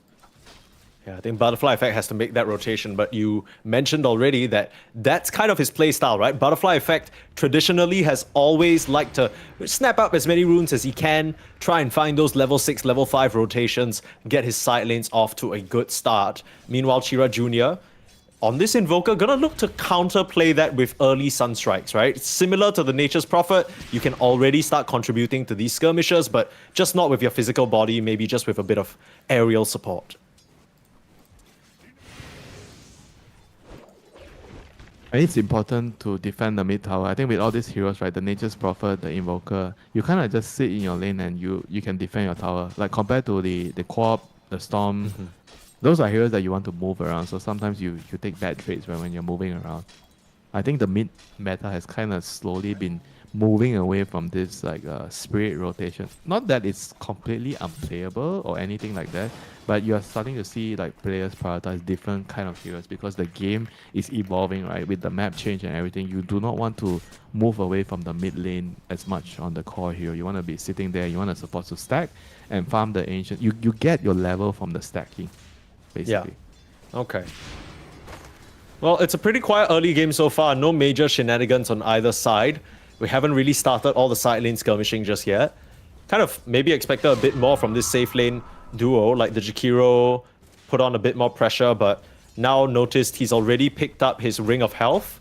A bit of a different build-up compared to usual. I feel like Centaurs these days always go for the Helm of Iron Will into Dominator, but he's switching up his build. He's going for Vanguard Pipe. Normally when you have the 5 branch build, you're going for the helm because this hero has no armor, right? So if you're rushing something, you want to rush the helm. But he feels like he can just sit in the lane and just use the regen, right? Because he doesn't think that he can get poked out so easily in this lane. There's a Sword Wing in the lane to kind of give him breathing room. And obviously there's also going to be the potential Sunstrike kills, right? You want to be ready for those in the lane. So this is going to be, I think, a lane where the Centaur might get a lot of opportunity to set up kills and snowball out of the lane, hence rushing the auras. He wants to get the auras as soon as possible to make people unkillable. Yeah. Well, certainly going to be very important timing. You mentioned already that the itemization from the Centaur only counters the PL at certain times in the game. So he's trying to get that as soon as possible. Saw an early rotation over to the mid lane for the Water Rune from Clove. Didn't manage to get a successful shard, unfortunately. And the Invoker is still top of the CS. I mean, proving its worth against this Queen of Pain, right, was picked somewhat as a counter after knowing the mid lane matchup. And Chira Jr. looking very nice on it so far. Gonna try again. Blink forward, shard out, again, slightly missing the block. And Chira Jr. will be able to walk this one off. It's very, very important to actually land that. I mean, maybe they don't kill him, but they're gonna force him to tank a lot of damage. First blood though, drawn by Small Panda in the bot lane. Just the trading potential and the poke from Ulu and Small Panda. They might not be able to kill the Centaur, but the Squirrel is a much easier target to bring down. Yeah, Centaur is gonna have his Vanguard, you know, after that. They're gonna try again. Exchange. Mid lane here. But Clove, he's just gonna get pushed back since Problems just died. Be able to just kind of TP in and ward off the Tusk. He's just been living in this mid lane, basically. Yeah, they're gonna have to help Invoker. They can't just let the Tusk abuse the Invoker for such a long time, you know. I mean, the Centaur doesn't need help, you know, so the whole wing can just sit here and mirror the movements from the Tusk. The Centaur is like... Hold on. He's gonna sit in the lane on his own for now, but they're ganking him with 3 heroes. Yeah, but now... Here we go. Yeah, this is the rotation. They understand that the Hoodwink is now on bodyguard duty in the mid, but... I don't know whether Noticed has it. They saw him. He scanned. Yeah, I mean, they have an idea that he's being wrapped around upon with how much the PL was posturing. The scan connects, so he knows that there are people in the tree line, and he's going to take the long way around. Very heads-up play there from Noticed. Minute 6, though. It's all about the runes. Butterfly Effect would love to secure it. Tries for a stack meanwhile. Chira Jr. fighting away, but it's Problems and Butterfly Effect trying to set up a Sunstrike. I think it connected there, but it's not enough damage. Here comes Small Panda, huge dual breath onto 2, and Melody now joining the fray. The Tornado trying to keep the distance. The Deafening Blast actually connects onto 2.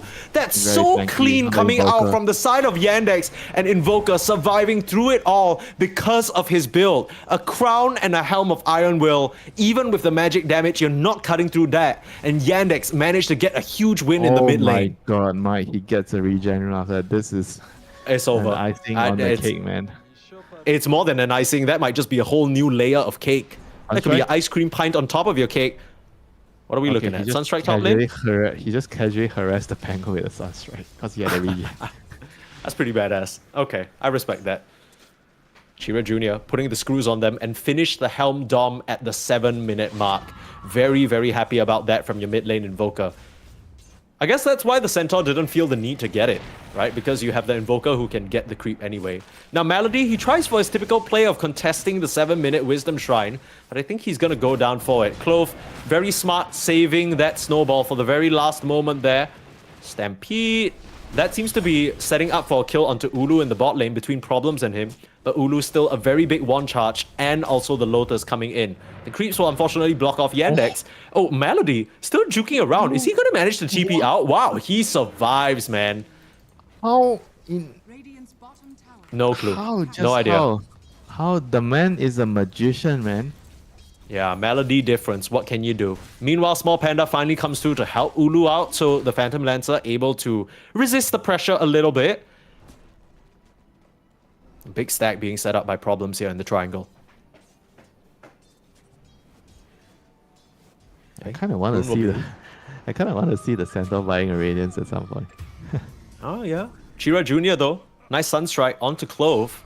Not sure where he actually went down. Probably just chased down by a Cold Snap. Yeah, he ends up dying on the steps of the triangle and they're not done. Looking for more here. The real back Problems. Looking for the setup. Bushwhack is there, but Chira Jr. used most of his spells a bit earlier on to kill the Tusk.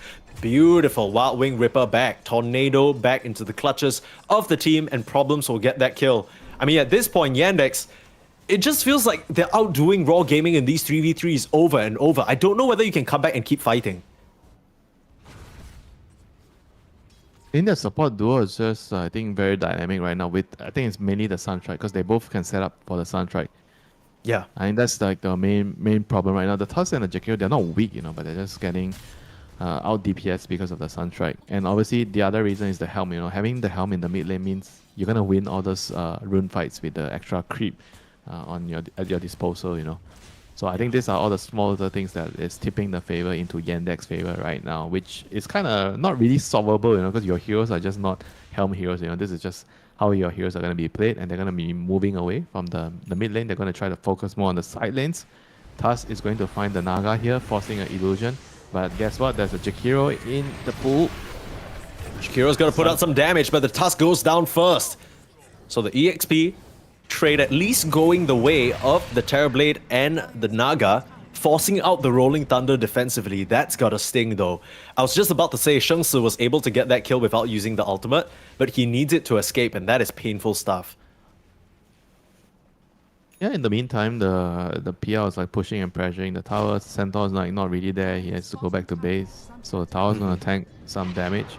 And this PL is getting an axe first, so he's not going to be like particularly useful right now. This build is very, very good at farming. You're gonna farm really quickly.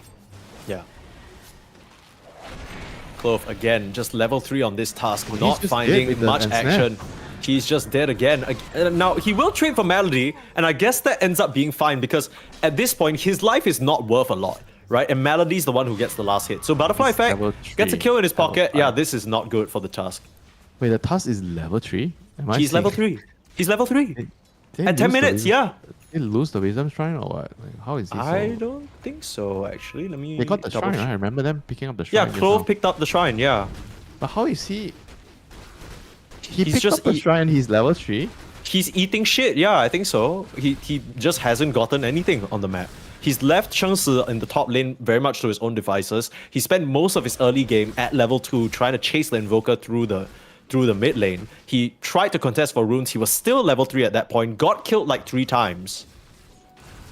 So here we are with a very absurdly poor Tusk. And Clove, you gotta keep in mind, this is a player who came up really big for Raw Gaming in the first match, right? Like, he was on that tiny, he was doing a lot of work, but this game, the supports just can't seem to do anything right. Clove managing to escape as a Sonic Wave comes through, but they can't get the last hit on the Invoker before he just easily TPs out. Blood Grenade from Melody, I think might have just finished off the Tusk. The Sunstrike gets the kill. So clean as Melody, turning around now, has the Stampede. Uh-oh. Bushwhack to the tree, stun up, but now the Pango has finally joined the fight. Rolling Thunder available, trying to chase down onto Notice, dodging away that initial bump, but now with Ulu showing up as well, that's more than enough damage. Raw Gaming this time, they bring the numbers, they miss the Invoker kill, but they still get pressure on the map. Yeah, this PL is actually doing really, really well. He somehow manages to outfarm the Centaur. Centaur can't really sit in the lane, and he makes that rotation, and he dies on the Centaur. So this is a very, very big deal, I somehow feel like because he doesn't buy the Helm of Dom on the Centaur, he can't really sit in the lane as well, because he has no armor against the PL, with his build.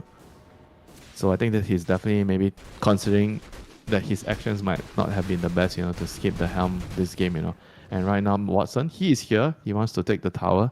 He's very, very fat. He's the fattest hero on the map. And they see a level 3 Tusk again. Yikes. Oh my god, he's dead again. Yeah, this is animal abuse here. The Walrus getting poached non-stop as Watson won't even need to pop the Metamorphosis. That is value. He can even maybe start walking with the team towards the mid lane if he'd like and pop that meta, use it there. He's going to go there. There has to be a limit onto how many Walruses you're allowed to poach per game. Yeah, I mean, someone impose a fine on them or something.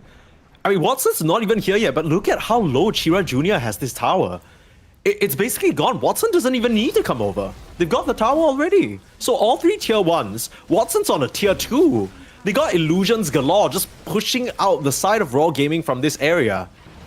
At PL, where is he? He needs to join this fight. Starting the Spirit Vessel, connection onto Watson, but the song comes through and the Stampede just to disengage. Wouldn't be surprised to see Melody TP out, but for now he's just happy holding them back. They don't see him. He's run over to the riverside where he got more move speed, so clean disengage there from the side of Yandex. Yandex is definitely outmaneuvering Raw Gaming at every turn here in terms of the map movement. They are getting the towers, they are getting out of sticky situations, they're setting up for kills, and now they just need to try and get the Tusk levels. I think this is the first immediate problem you have to solve if you're raw Guys, gaming. he's literally level Just 3 screw- at screw the 14 other minutes. problems and fix this problem first. He needs to get levels. I mean, he's getting a lane right now. Hopefully, he can at least get Walrus Punch by the 15-minute mark. It's not looking great. And this He's gonna get a Shrine of Wisdom. One of the lowest levels I've seen in a very long time. At 14 minutes. Okay, he's level 5. He's level 5. Level 5 after 2 shrines. You know how bad is that? After 2 shrines, he's only level 5. Yeah, it's tough. I mean, he's died so many times, 0 and 6. And right now, his Pango's coming over. Give me those creeps. And he's like, brother, do you see the state I'm in? Can you F off? And Pango obliges him. Oh, he might be dead here. No, not before the level 6. Snowball out. Good try on the dodge there from Melody, but Clove, he's gone. And no level 6 for you, Tusk. And this is really, really bad news. It's been...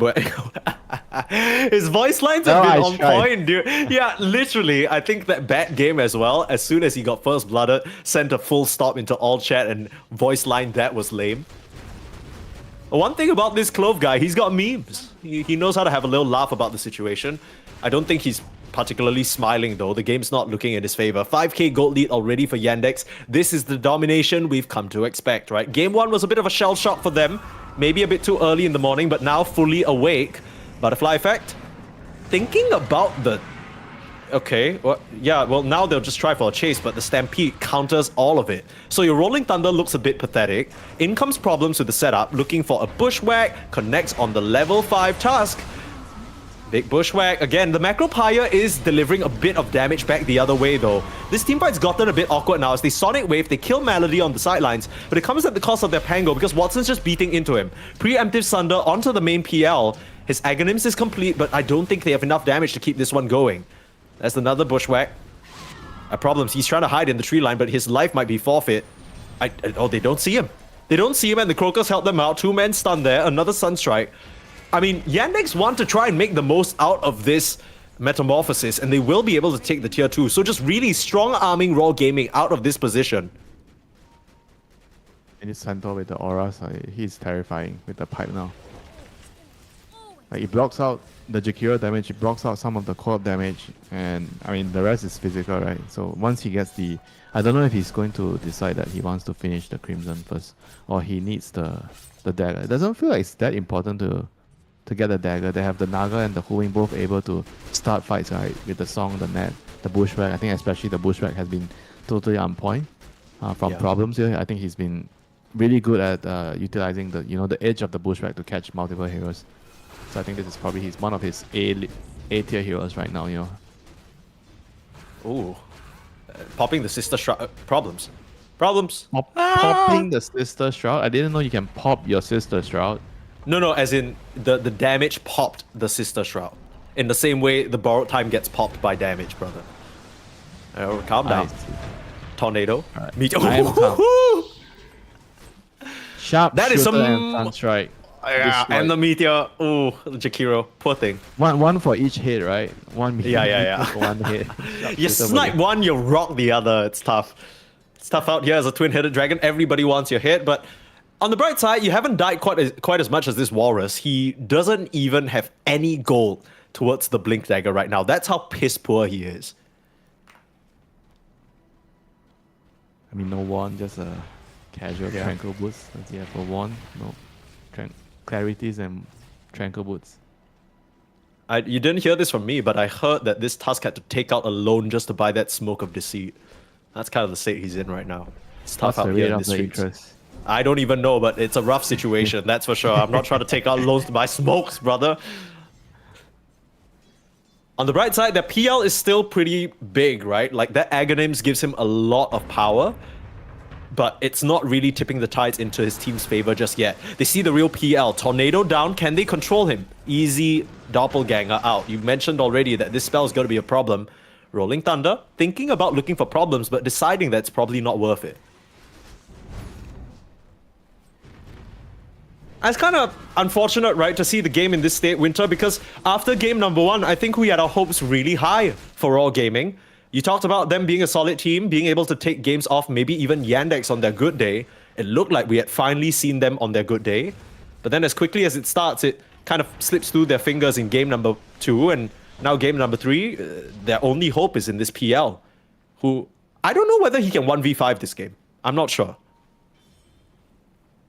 He's going to need some time to get there. You know? I think he has the potential. You get level Oh, 25. Watson. That's a good start, but the Sunder comes through. They couldn't finish the kill off in time, and now Sheng Si narrowly surviving Sunstrike off the mark, missing Small Everything Panda was as off the well. mark. They just threw a Sharpshooter whole off the bunch mark, of spells. Sunstrike off. That's all. Yeah. Good try there, good try. I mean, what's important is they keep Watson alive, and the Walrus is dead again. I mean, how many times we've seen a Terrorblade killing a Rolling Thunder, you know, throughout this week? Yeah, true. Okay, so maybe the Tusk isn't as poor as we thought because he actually bought himself the shard. So that's like poverty mode Tusk, right? Meanwhile, get the catch on the real PL. Do you have any way of keeping him locked down? Even stampeding to bring Chira Jr. nearer, but he was just on the wrong side of that cliff, and Ulu will survive. So, okay, Tusk, he's kind of chain feeding, we can't lie. The game's not looking too hot for Raw Gaming. Watson's looking massive. But if they can somehow drag the game out for 20 more minutes, maybe this PL can carry them.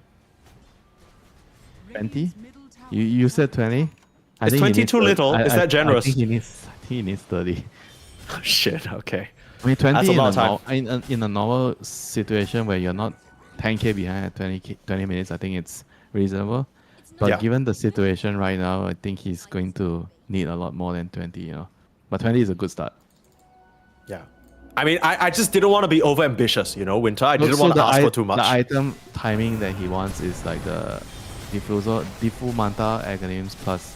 I think at this point, I don't know if you still get heart, but I think you need a heart. Otherwise, you won't be able to tank all that barrage of spells. And then you need your 25. I think the 25 is very, very crucial on PR this game. He needs the double ganger cooldown so that he can weave in and out the team fights and solo the team fights. Clove continuing to get bullied with his EXP down, not even allowed to take the shrine, but at least this time maybe they'll make problems pay for it. The Spirit Lancers are enough, and Ulu that's actually great. getting a nice killing spree. That's quite a bit of gold for the PL. 700 gold into his coffers. Yummy. How many plates of chicken rice that's gonna get me? 700. Can you imagine having a $700 chicken rice fund? That's kind of that's like 7, maniacal. 7-8 kilo of chicken rice. You can't eat that every day. Maybe though, more. Winter. No, you don't. I'm not suggesting you do that every day. You do that once every, I don't know, once every month. Like you go on a fast for one day, and then the next day you're so hungry that you can eat a whale. That's when you go. That's when you go for that 10 kg plate of chicken rice. 10 kg plate of chicken rice. I think you're gonna die from overeating oil. It's animal oil. Animal oil is fine. All right, I'm not about to take nutritional lessons from you, Winter, but we have a Roshan going down. I'm a certified Oh my god! Someone get me out of here. Okay, Yandex on the Roshan. Go use Chat GPT and clarify that, you know, animal fat is okay for you. Go. All right. All right. That's probably, you sound like Team Yandex right now. That's how they're justifying this series of Tusk murders. Immortality now for this Terrorblade. So nice little tornado in the top lane. Looks like they've caught out Small Panda. The important hero has escaped though. The Tusk is not dead. So you're just gonna follow the task forward? Never mind. Okay, jokes aside, the PL did get out though. That was what I was trying to say. So I just thought it'd be funny. Like, dude, this guy, what's his score now? 0, 9, and 4. He's like, Ulu, I'll do it since you're going to play serious this time. I'll take your scoreline from last game and bring it forward. Yeah, I don't know how they kill this TB. Like, it feels like, you know, we said he needs 20 more minutes. All he's gotten so far is like 5. And now they have an Aegis. Now they're 12k gold lead up. This is the Yandex that we've come to expect across the different games here that we've seen. They are angry after dropping that one game.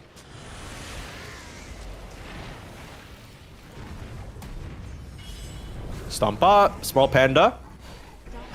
They don't have a way to reach back there. Sharpshooter. Right. Where's the Sunstrike? They gotta. Oh, come on. Oh, He's Come following on. him to tank the Sunstrike. Oh. He's gonna smoke. He doesn't want to tank it.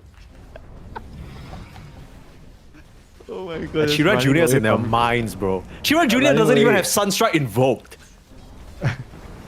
He's like, yeah, you can run in fear, waste more time. Rolling Thunder coming out. No, he bumps Watson out of the shards.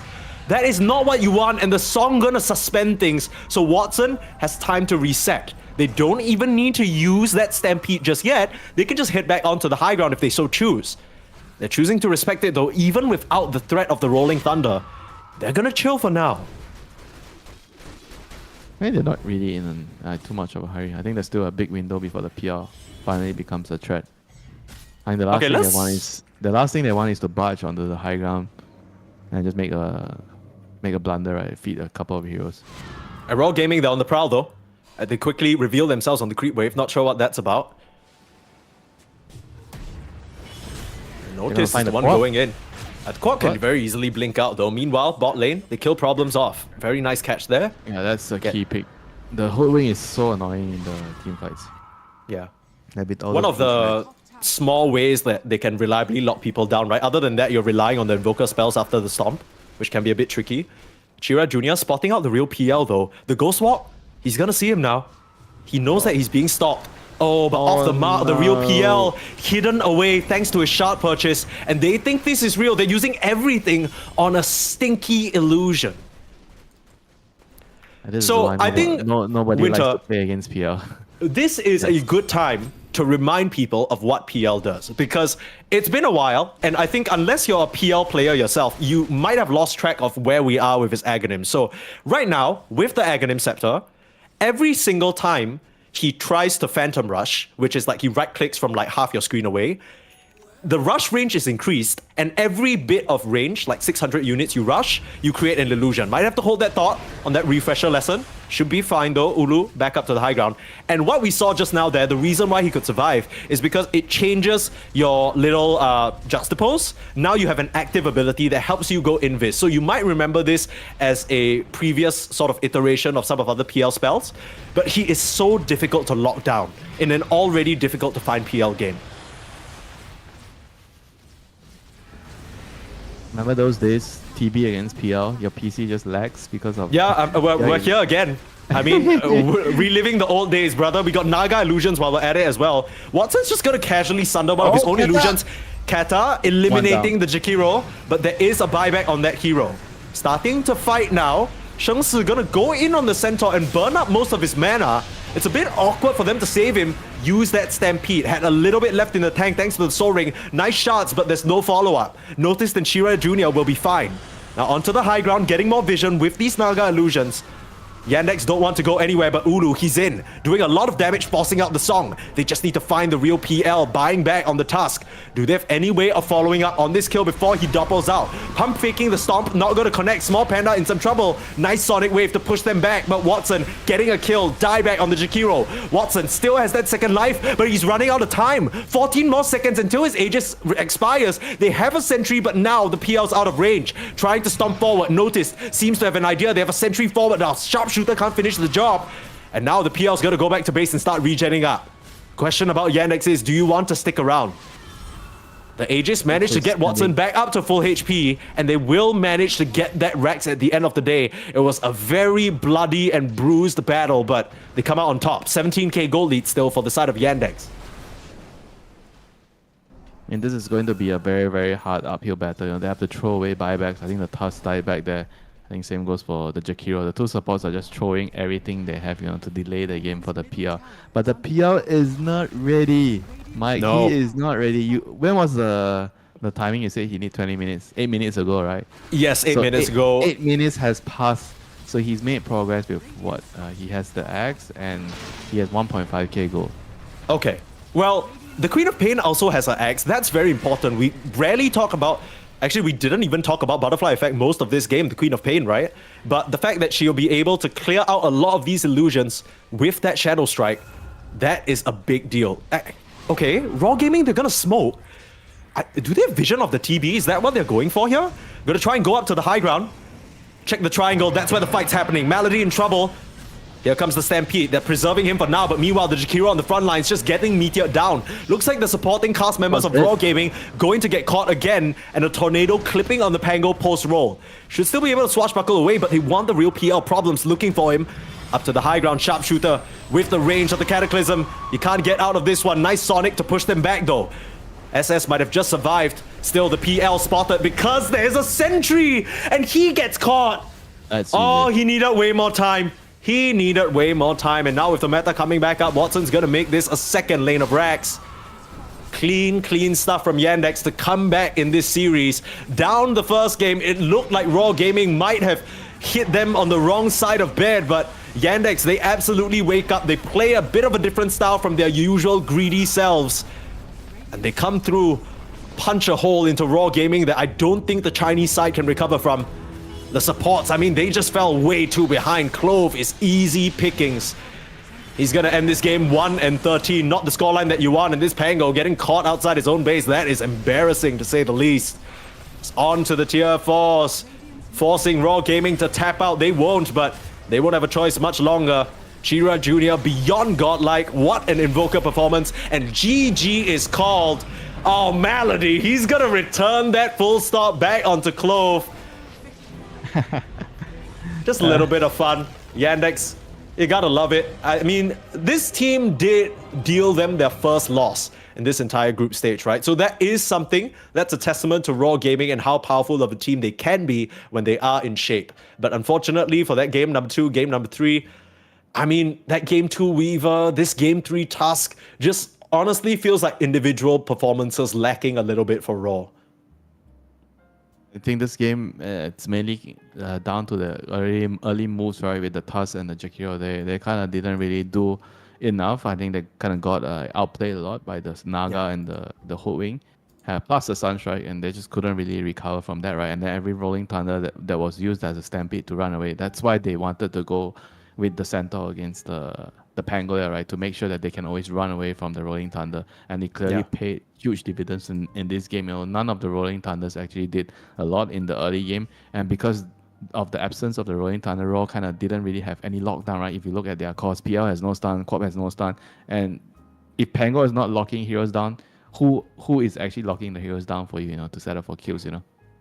Yeah, turns out nobody, and that's what Yandex exploited to gain this victory. Another dominant performance for them, but they're not done for the day, and neither are Raw Gaming. Again, folks, this is a very important day for DreamLeague Division 2's group stage because a lot of these very even scores in the middle of the group, we're going to work out who's going to finish in the upper bracket, who's in the lower bracket, whether we have tiebreakers coming up soon. But the next series are ahead of us. At least on this stream, we'll be catching Raw Gaming again against Team T, so another strong opponent for them to try and break through. Meanwhile, Yandex will be playing against Navi Jr. on the Ember stream. Of course, Storm and Earth are going to kick off as well. We got Pipsqueak +4 versus 4 Pirates. That's a game that I definitely wish I could be watching. But Espol and Hunter as well on the Earth stream. So all the Division 2 Dota is about to fire off in just about 10 to 15 minutes here. So you want to stick around, watch all these streams, soak in all the Dota 2 action, and we'll be back for the next series after a short break.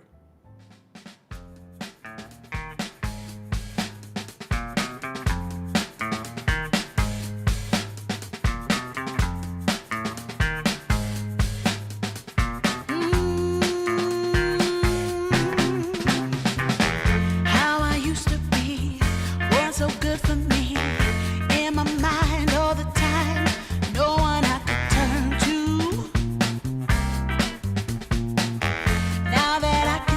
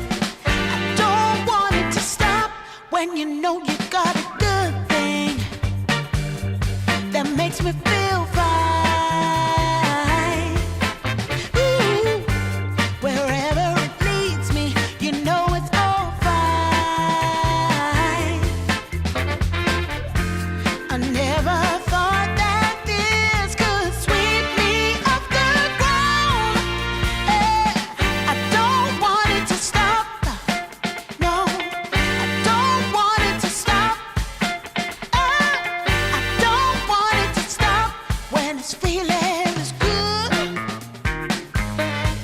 Feeling is good. Feeling is good. Ooh, feeling is good.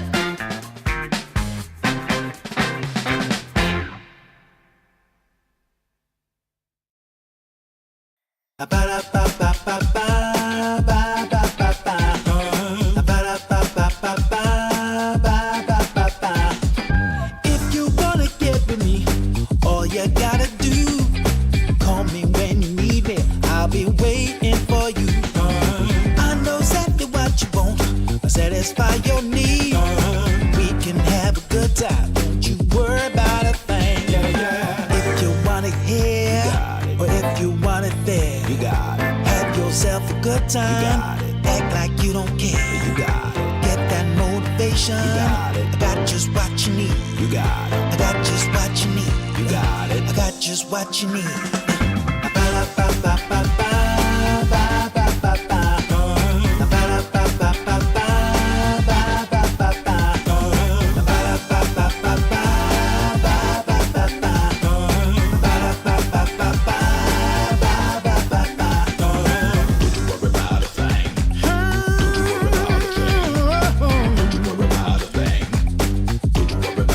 Don't you know you got it, baby?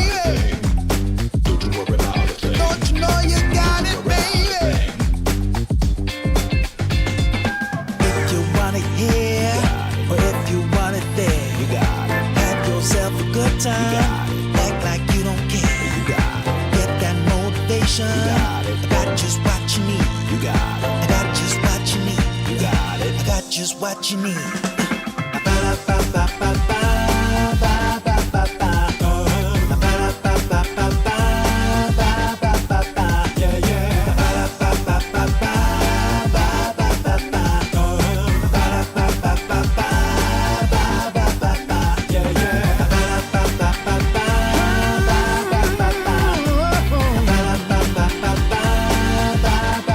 Don't you know you got it, baby? Don't you know you got it, baby?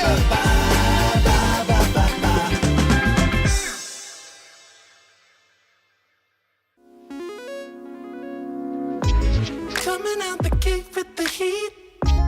Everybody's playing in the street. We got the summertime magic in this beat. Sun is in my eye, feeling high. Only good vibes, I'm alive. And if you see me driving by, don't be shy. I'm so excited. You know just what I wanna do.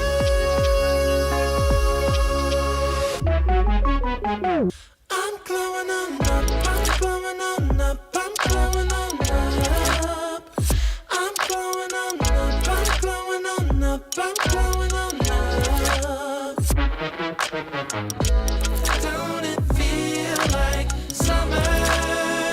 I'm glowing on up, I'm glowing on up, I'm glowing on up.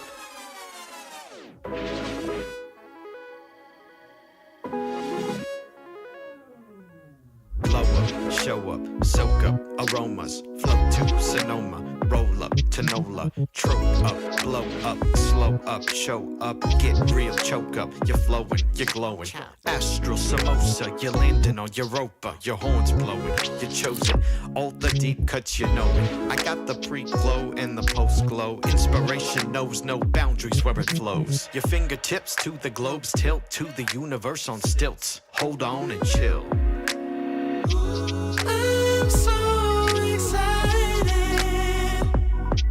You know just what I wanna do.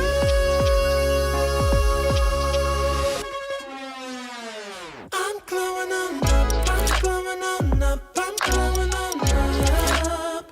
I'm glowing on up, I'm glowing on up, I'm glowing on up. Don't it feel like summer?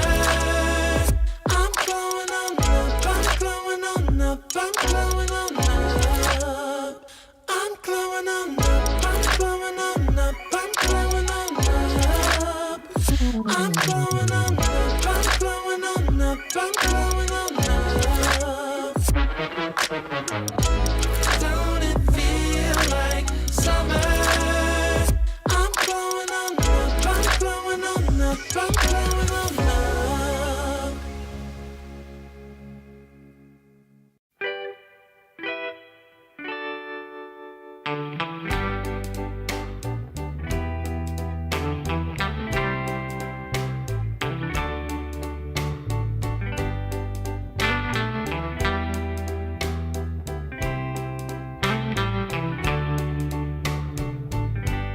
Sometimes I'll be foolish. Sometimes I know I get mad. Sometimes I say the wrong thing to you that makes you feel sad. But one thing is true in all that we've been through. You've never stopped loving me, no matter what I do. So let me say, yeah, that every day I try to find the words from my heart to say thank you. 'Cause you take me as I am.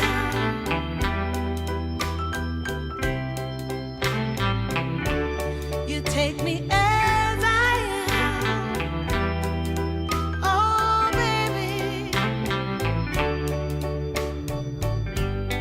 If you stop loving me, well, I would understand. But I won't take you for granted, no, no. When you hold my hand, your love makes me feel that I could fly to the moon. Not even the birds above can sing a sweeter tune. I needed to say that you find a way to make me feel anew. And I want to say thank you, 'cause you take me as I am. Oh, baby, take me as I am. Oh, Lord, take me as I am. Oh, take me. Oh, take me. Yeah, take me as I am.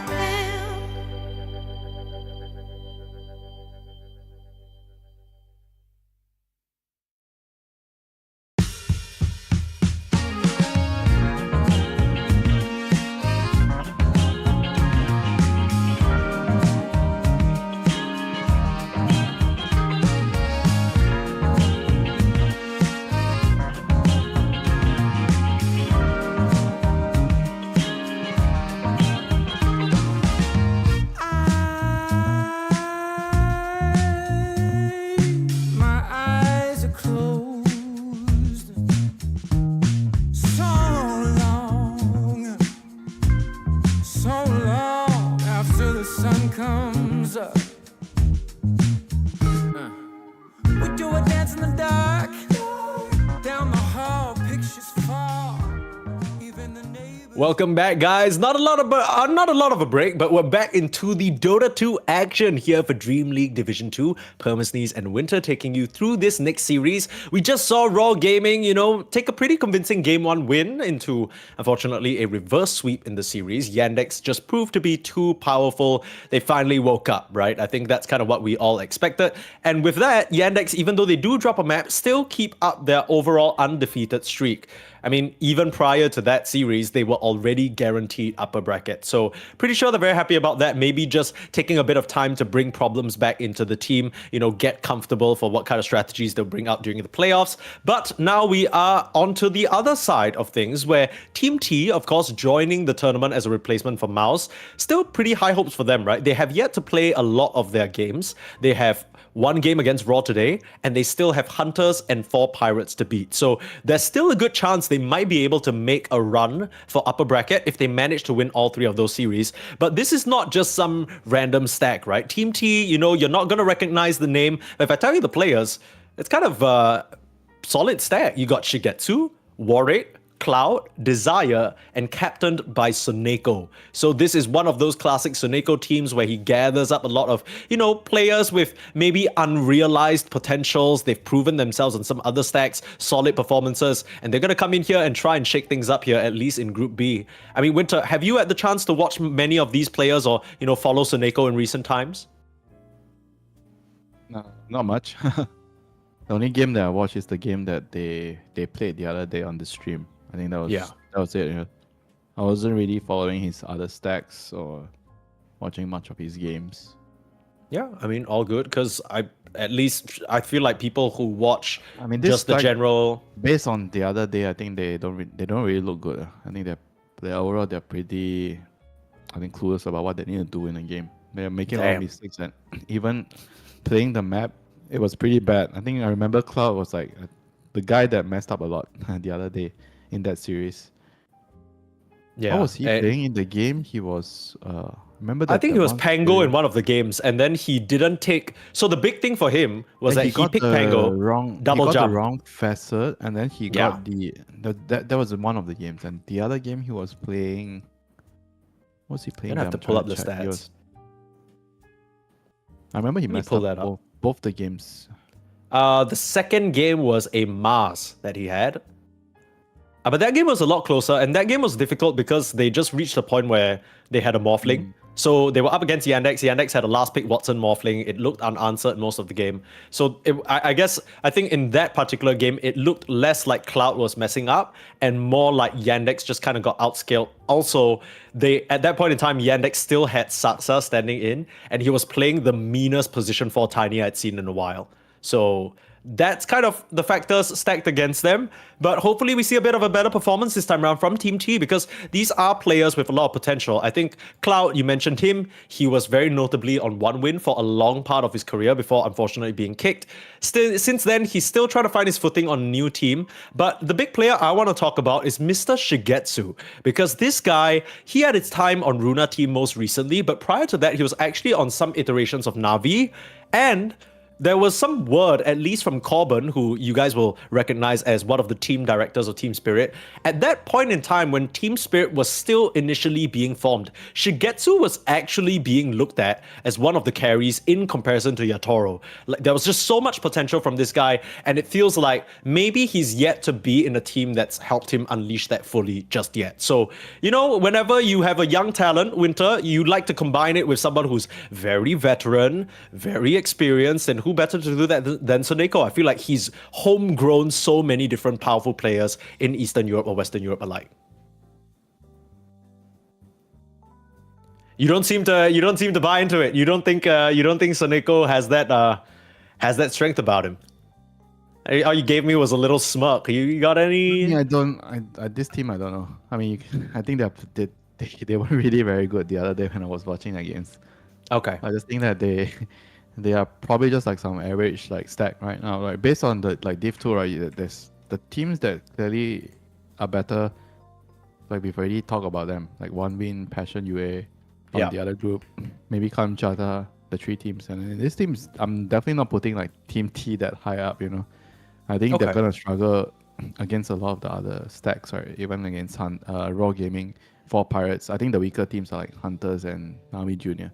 And Team T, I think also probably I would put them in that category. I think the way they played the other day wasn't really something that I would say that inspires a lot of confidence.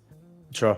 So, if right now all we can see from them is a lot of gaps and mistakes, what kind of things do you think they need to do to quickly get up to that level? Because they don't have a lot of time left, right? We're closing in on the end of the group stage. What are the major problems that you saw that you think they should try and pick up on to turn things around for themselves? Probably just keep things simple, play good lanes. I think that's normally that's like the first step to try to solve certain issues, right? If you have problems in a lane, you tend to try to fix that first, because that's the thing that you encounter first in the game. If you can't play the lane, then there's no point talking about other parts of the game.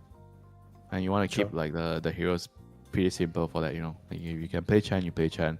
If you have Jakiro, you play Jakiro. Those are like the supports that can secure the lanes for you, right? You're definitely going to look at those supports. You don't try to deviate too far away from the lane bullies. I think that is like the number one thing you can kind of try to look at, you know, the lanes. And after the lanes, it's going to be a bunch of problems, right? Like other problems that you have to slowly solve. Yeah. And you've already talked at length about how much you think Raw is a pretty solid team. So maybe an uncharacteristic showing from them in those last two games against Yandex. Maybe they got thrown off after the first game. It was very intense and then they weren't really able to fully regroup. They definitely stand a better chance against Team T, though. I will say, Winter, I understand where your, distaste, maybe even for Team T. Maybe you're more of a coffee person, but so far, especially in recent tournaments, they've honestly been doing pretty well. Like, I'm looking at their recent results. They lost a best of 5 grand finals to Runa team 3-1, sure. But in their other tournaments, like CCT, they beat Team Espoiled 2-1.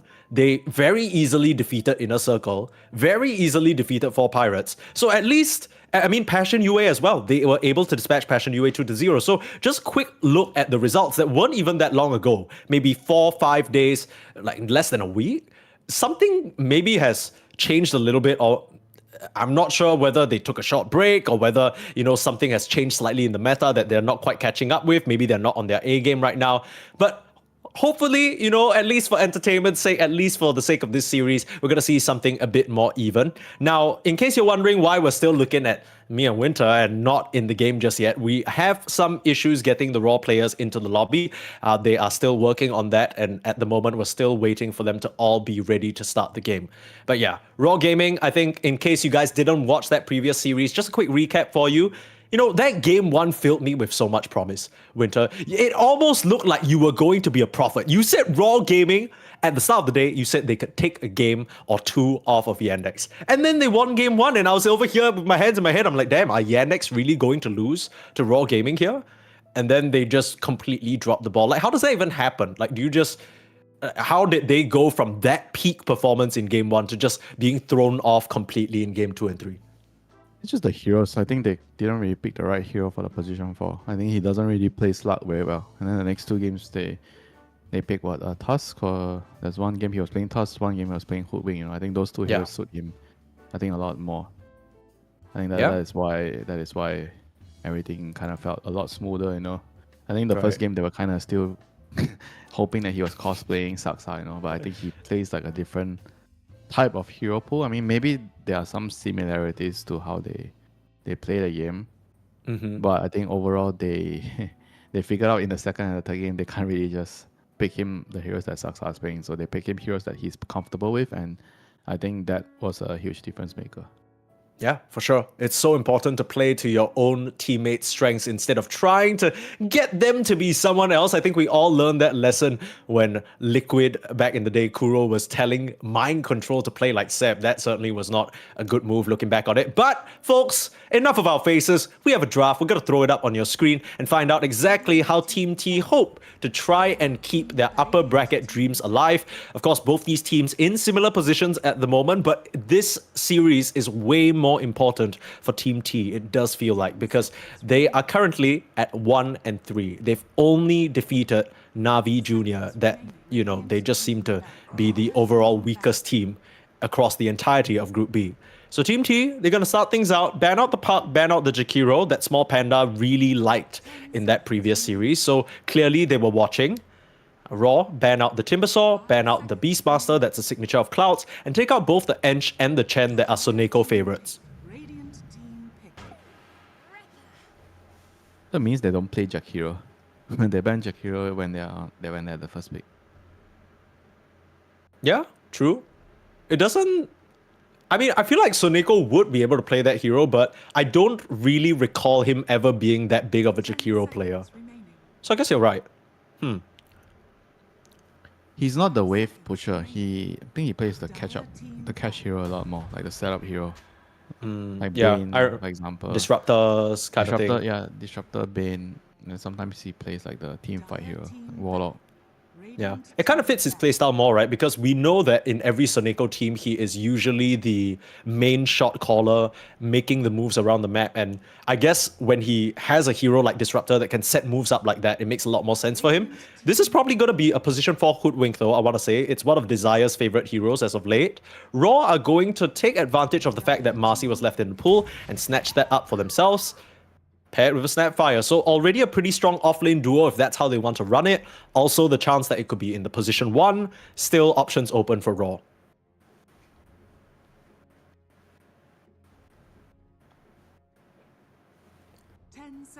Between the two position 4s, Winter, Snap and Hood, I feel like that's been the story of this meta at the moment, right? Snap, Hood, Snap, Hood, Snap, Hood. Do you have any one that you prefer just in a 1-to-1 if you had to sort of have one and give the other over to your opponent? Like, how would you trade those supports? If I were to choose, if it's me, I like Snapfire more because I don't play Hoodwink. I don't play a lot of Hoodwink. You don't But like they scurrying are around quite- in the trees? They are very different. I think the comparison is like one is the setup, one is the wave clear.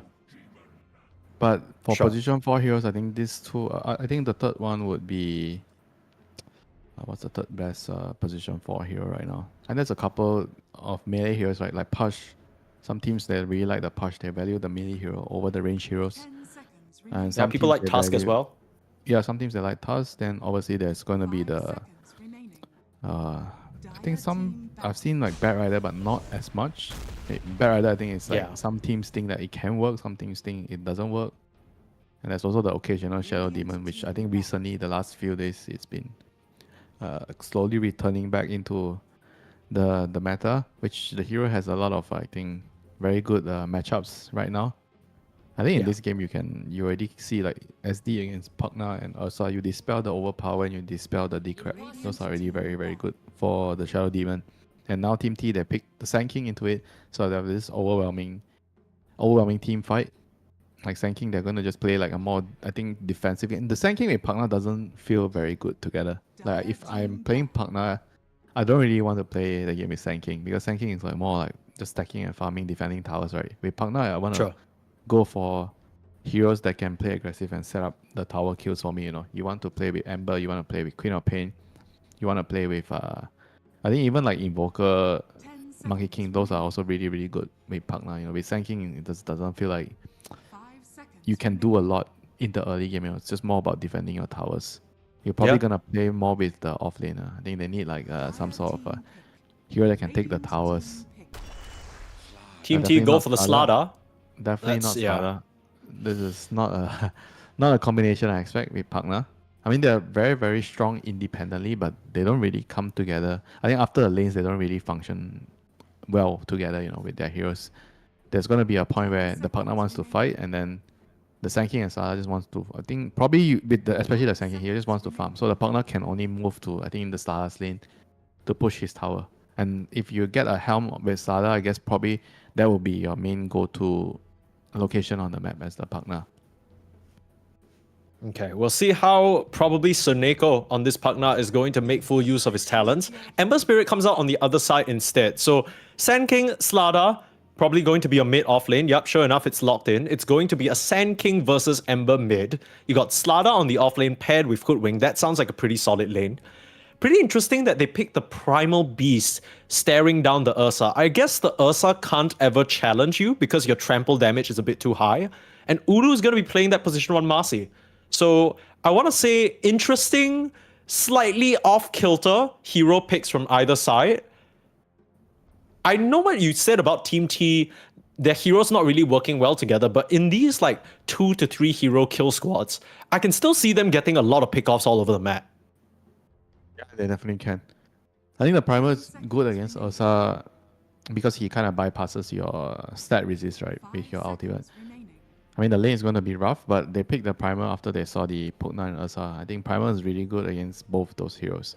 Maybe not in the lane, because Primal is terrible in the lane. But later in the game, he's, I think, good against all the three heroes, right? The Hoodwink, the Ursa, and the Pugna. Like, this is one of the better heroes that you can initiate onto the Hoodwink and Pugna, because you can just find them with your Onslaught.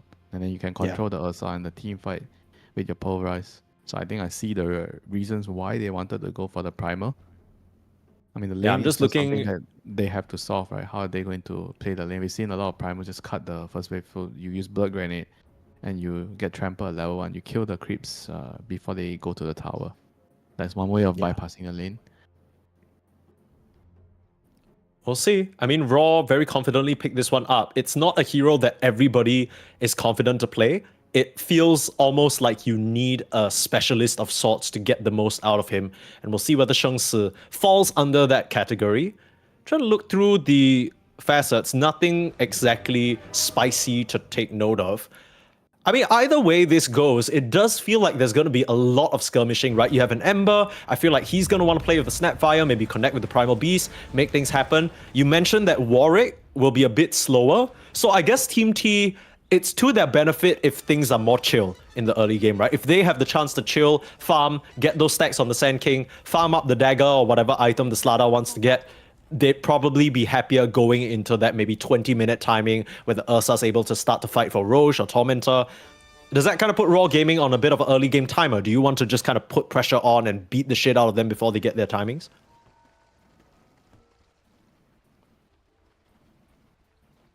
Yeah, as Raw, you mean Raw? Do they want to play faster than the Sand King, Ursa, Slardar? Yeah, I'm thinking definitely more have Raw. Yeah, they definitely have a fast lineup, with a Marcy carry. But at the same time, I think they can kill heroes, but they don't necessarily kill their heroes don't kill buildings, Yeah. And to get map control, right, the hero kills I don't think matters necessarily as much as the towers being killed. You need to remove the towers to control certain areas on the map, especially against Sand King. You're looking to control his ancients. So I don't know if they can actually snowball the game enough for that. Sure, they're gonna get hero kills, but can they control the stack, right? Like realistically, who's gonna clear the stack? If you contest it, it's only Primal, right? He's the only hero that can kind of maybe clear the stack. The rest, maybe not so much. True. Bit of a setup here already in the bot lane for the side of Team T here. They were looking at the Marcy, but the Marcy doesn't want to look back at them. Pretty interesting wards that tell you a bit of a story about how this early game might go, right? Because they are clearly worried about the Ember being ganked. They have wards on either side of the mid lane right now, on the side of Raw. It's also pretty common nowadays to do this type of warding. If you want to secure the runes, you have one on each side, so you can actually ensure that you get the runes. But there's also the one that people are starting to do right now, which is you see the jungle ward. Like to try and you split your 5 men into 3 squads to steal the rune. Well, no stealing, as 2 for 2 runes at the very start.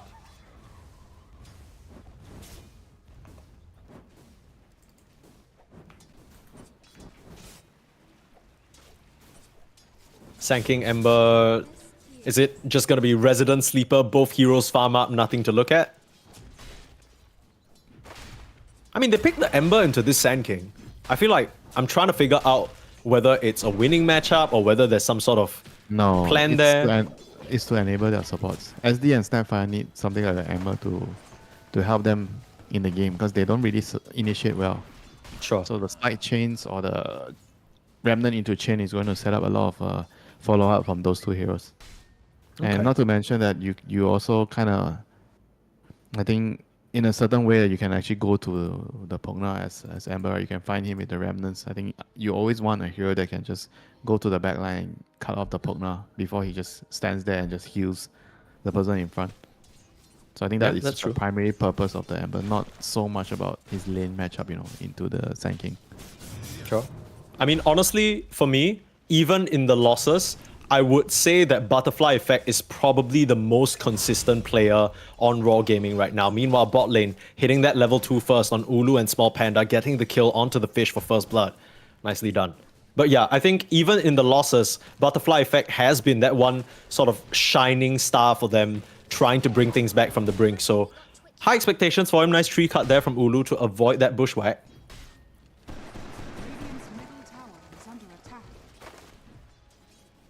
Oh, look at the last hit, though. I mean, this is definitely a good start for the Marcy. Getting a kill and then now they get a half pull off. I mean, this half pull destroys the lane, denies 2 creeps and they're going to be able to control the creep equilibrium in the bottom lane. This is a lane where you can kill them. Like both sides can kill each other very easily. The Snap, Marcy against the Slada, and Hoodwink. So important And to it's be gonna- close to your tower. Yeah, it's going to be coming down to how you can control the creep equilibrium. Are you going to be able to fight around your tower? And then Lotus as well is going to be very, very important for both sides to contest here. It's coming up in 15 seconds. Cloud and Desire still very high on the HP pools. They're jumping onto the Hoodwink, choosing to fight to the left side of the lane instead. Have started to dispose her back to the left, but that keeps her out of range of the Marcy. Starting to bash up now, Blood Grenade onto Small Panda. Looks like Cloud and Desire will win this fight because Ulu and Small Panda couldn't decide on the same target. I mean, they're also really not really that, I think, as strong at level 3. But they tried, they tried. They got level 3 a little bit faster. I think it was one creep away for Slada or the Hoodwink to get level 3. And they are trying to take advantage of that, but they just didn't have enough. I guess they also didn't focus on the same hero. Yeah. And after that, Hoodwink just kind of tanked the initial set of spells. They gave up on her while she walked over to the left. Small Panda taking quite a bit of auto attack pressure from the Slada. And when you let those bashers build, they can be a very big problem. For now, though, pretty even. I mean, First Blood was drawn by Ulu and Small Panda, and then they get it returned. I mean, with more levels, Cloud and Desire, I feel like their combination looks a lot scarier than the Marcy and the Snapfire. Dire's structures are fortified. Just wonder whether this Slada is going to go Helm Dom. I feel like we've seen some Sladas opt for that item. They don't really have a Helm Dom building core in this game. But for now, it looks like he's just kind of building a bit more traditional, right? Going into those power threads, into Soul Ring, and then the Blink Cute shortly after. But might still change his mind. Yeah, I think you should, though. I mean, if you can use the item, it's going to help you a lot in the lane. It's going to help you kill towers, right? Because at Slada, you don't really kill towers. Yeah. And the Helm is going to help you a lot. Yeah, we didn't really mention it, but both teams are not really the best at taking towers. Like, you have the Marcy on one side and you have the Pugna on the other, but that's about it. Nice little bushwhack to keep Ulu at bay. So the chase onto Cloud is suspended, while Small Panda needing to salve up there. I mean, this bot lane just has been them non-stop trading spells, and it's such a tight battle to see who comes out on top. The Slada, you've mentioned this before about the hero. He has to at least get even in the lane. Meanwhile, Sheng Si in the top lane just being bullied by Soneko as he tries to cut the creep wave. Has the TP out just for safety. Nether Blast slightly off the mark, but I don't think that would have finished him off anyway. I mean, this is eventually something that could happen, when you're creep skipping with Primal. I mean, I think overall he's been getting quite a decent amount of XP and farm. I think the XP matters the most, right? Ooh. Oh, look at that. Small Panda. 2 levels in the Lil Shredder, obliterating the Hoodwink there. Desire never stood a chance. Yeah, this is the kind of lane where you could really opt to get the second point Shredder. I mean, in general, I think it's not really advisable to go for it more than 1 point. Yeah. But with the Marcy, because it's so much kill potential. I mean, as I was saying, the Primal, I think as a hero, you just care more about like getting the XP. Like, even though the Ursa is like free farming. Bit of a it's getting battle. lot. Invis Rune gonna get snapped up by Warwick in the mid lane. Hold that thought, as Clove was the one who actually made it to the location first, but he'll pay the price of his life for it. A little bit awkward as both teams, I mean, they were postured there, but they had to deal with the Nether Ward, and by the time they walked on over, it was a bit too late. So, nice little trade there, and T will be very happy with that situation. Oh, they're gonna find a stack on the Sanctum. Oh dear, no. It's great for them. You can't lose this. The SS Primal is gonna be come so in. sad.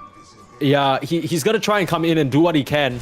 Warwick gotta show himself now, but you gotta be worried about maybe an epicenter coming out. Oh, they cancel the onslaught even. I don't know whether they can get this catch. You're gonna have to try. Burrow Strike was used. They have to at least punish Warwick for it, but looks like Sheng Si will go down to Shigetsu while they're at it. Still trying to take down that Nether Ward. It's so pesky. They just don't have the heroes to auto-attack it down, and they lose that medium camp stack. Meanwhile, look at Shigetsu. He's at the Wisdom Shrine, so it ends up being a very lopsided trade as the Ursa taking away that EXP from the supports. Done by the partner there. He just made sure that they were so busy. He was constantly trading with the blast, using the ward, He's playing really aggressive. Now Sung Su comes back with the primal, but good decrep to just slow him down so he can't really do damage during the trample. This primal's game is going to be really, really difficult from now on since he lost the stack and he just died there as well. I mean, you talk about the primal, but you know who I have my eyes on, Winter? I'm looking at Clove again. Shadow Demon level 3. I mean, this hero can farm a lot better than the Tusk, but that was his plan for getting EXP as well, right? He needed the EXP from those stacks to catch himself back up. You're not going to have that Demonic Purge for a long time, it feels like.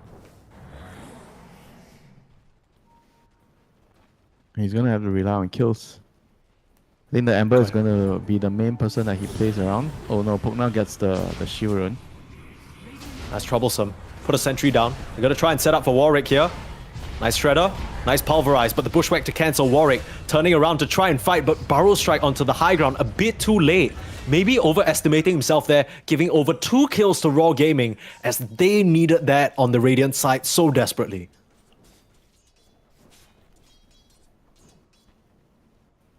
And they're gonna have to somehow clear some stacks, you know. I think the SD is going to be very reliant on this like ancient stacks, you know. I don't know who can actually clear it now, you know. Primal is not really in shape of clearing, and the Sand King already saw the stacks, I think, the last time, you know. So oh, Cookie slightly off the mark. Back. Should be enough damage though. Desire gonna go down. Very nice little trade out. Somehow bring the Sand King here and steal the ancient stacks. That would be really good for them. But for now, they probably have to kind of just slowly play their way there, right? There's a ward. They definitely know the stacks are happening. The ward behind the tower is seeing everything. Yeah, Ursa just pinged the stacks, you know. So, but the Pokna has elected to TP bot, you know. So they're gonna try to open the bot tower first, bringing both the supports down here. Sada doesn't have a helm, but he's still a very strong hero at level 6 now. Just gets a free kill on the supports again. This is starting to look like the second game between Raw Gaming and Yandex earlier, where Small Panda and Clove just routinely die on the map. This is not a good look. Shadow Demon needs to find a way back into this game, and like you mentioned, it has to be the stacks, but can they really clear it? The Primal Beast looking at them right now, but Warwick, look at him. He has his own monstrous ancient stack to get back to. Very, very happy and progressing towards his Blink Dagger quickly. Try for a little bit more here, Clove. Looking to help contest the rune. Desire's there as well, and Desire has the level 6. So it's Haste Rune top. Ember should be able to get it, but they want to look towards the Hoodwink first. Bushwhack used, Soneko is there. Don't know whether they have enough damage. Sharpshooter gonna come through. You're looking for one last slide. And the damage lingering from the Shadow Poison will get the job done. Nicely done from Clove. So now they can just smoke on over, use the trample, and clear out these stacks. Finally.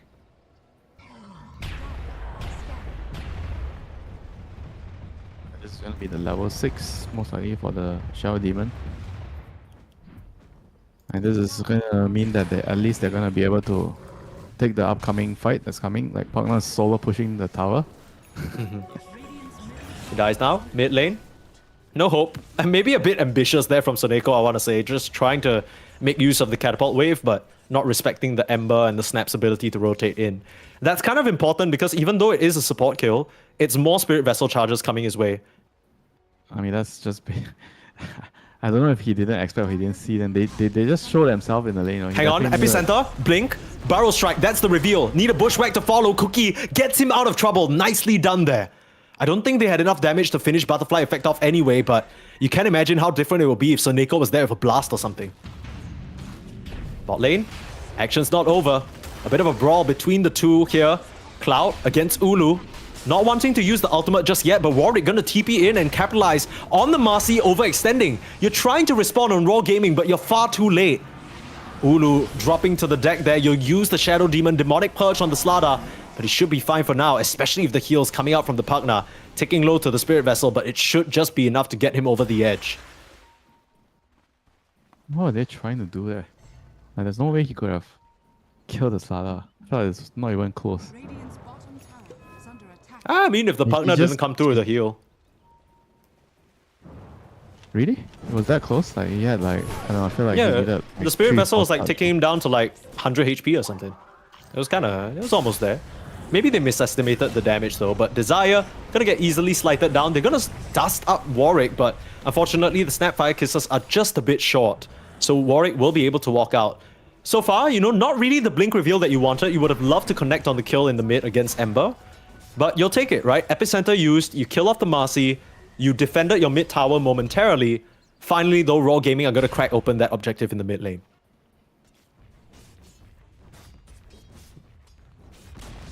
There you go. Okay. Ulu sends his little Helm Dom creep over to the mid lane to help out. Very nice. I like that.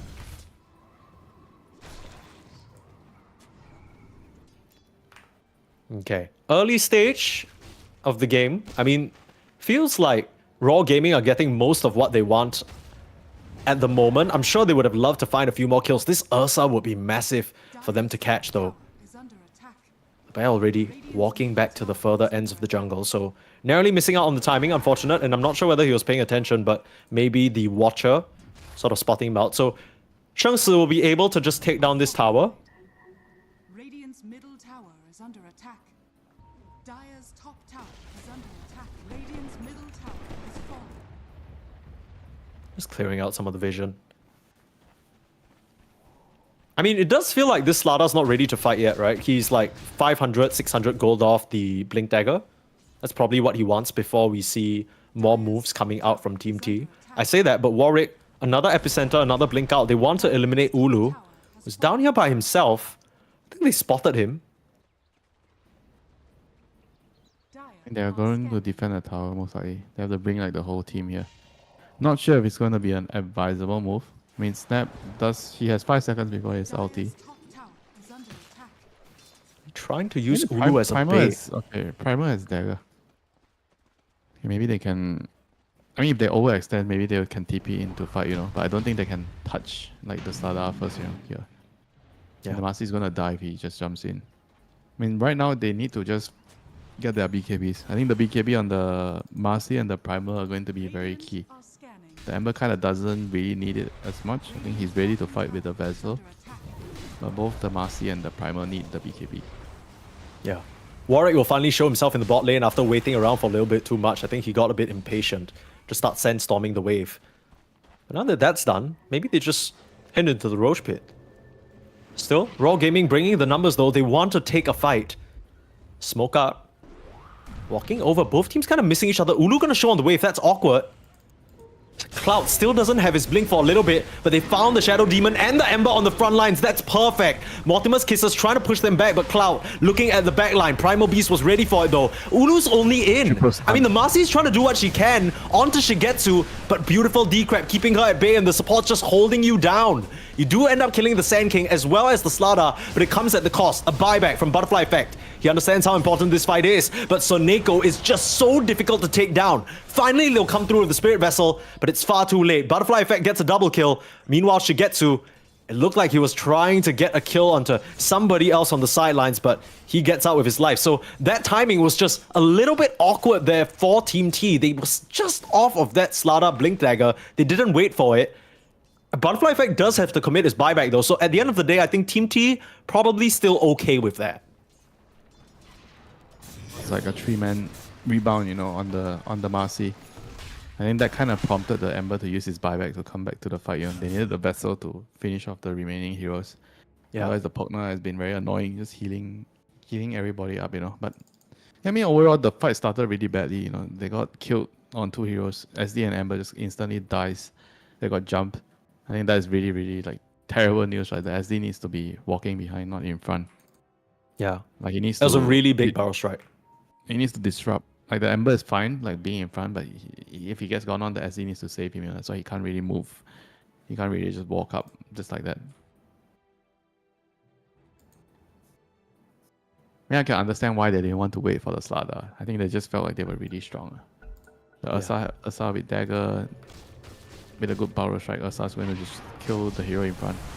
Mid lane, bit of a setup. Desire looking for the catch onto Clove there, narrowly surviving. Slight chains off the mark. Good try there, Warwick and Desire, the tag team duo. I mean, how often have we seen Sand King Hoodwink just roaming rampant across the map? It's gonna be a lot easier once Desire has his shard though, still around 600 gold, I want to say, off that. Bottom tower is under attack.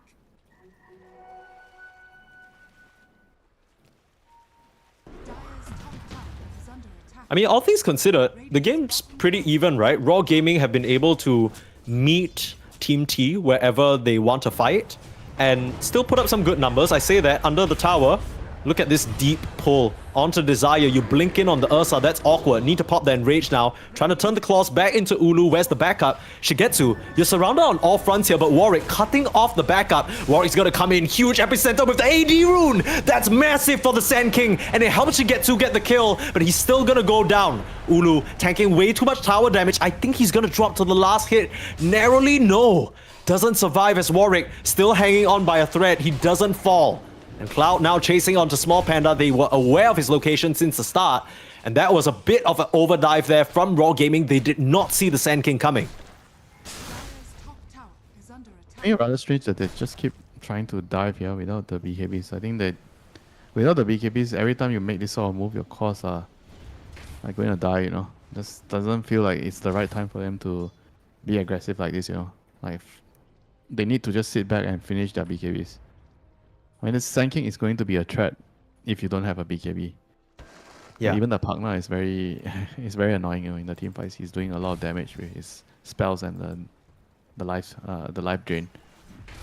And Pugner wasn't even there for that team fight. You can imagine how differently it would look if there was a decrep save on the like Ursa or something like that. Stop some of the damage from coming through. The BKBs are coming up on the bright side. Not for the Ember, but for the Marcy as well as the Primal Beast. They're both just one component short. So maybe they'll come in time for them to fight over this crucial 20-minute Tormentor timing, which seems to be all the rage for Ursa.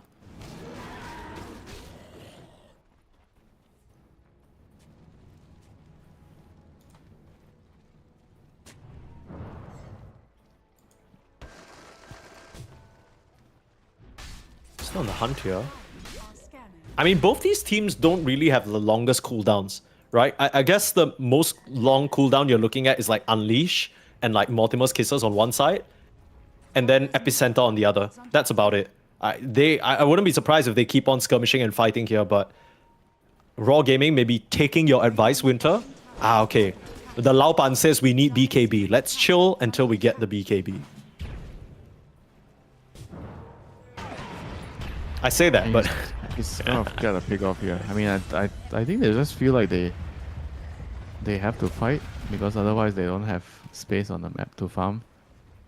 So as long as you ensure that you have some vision and the enemy is not like bringing the whole team over, then it's fine when you're making this sort of plays.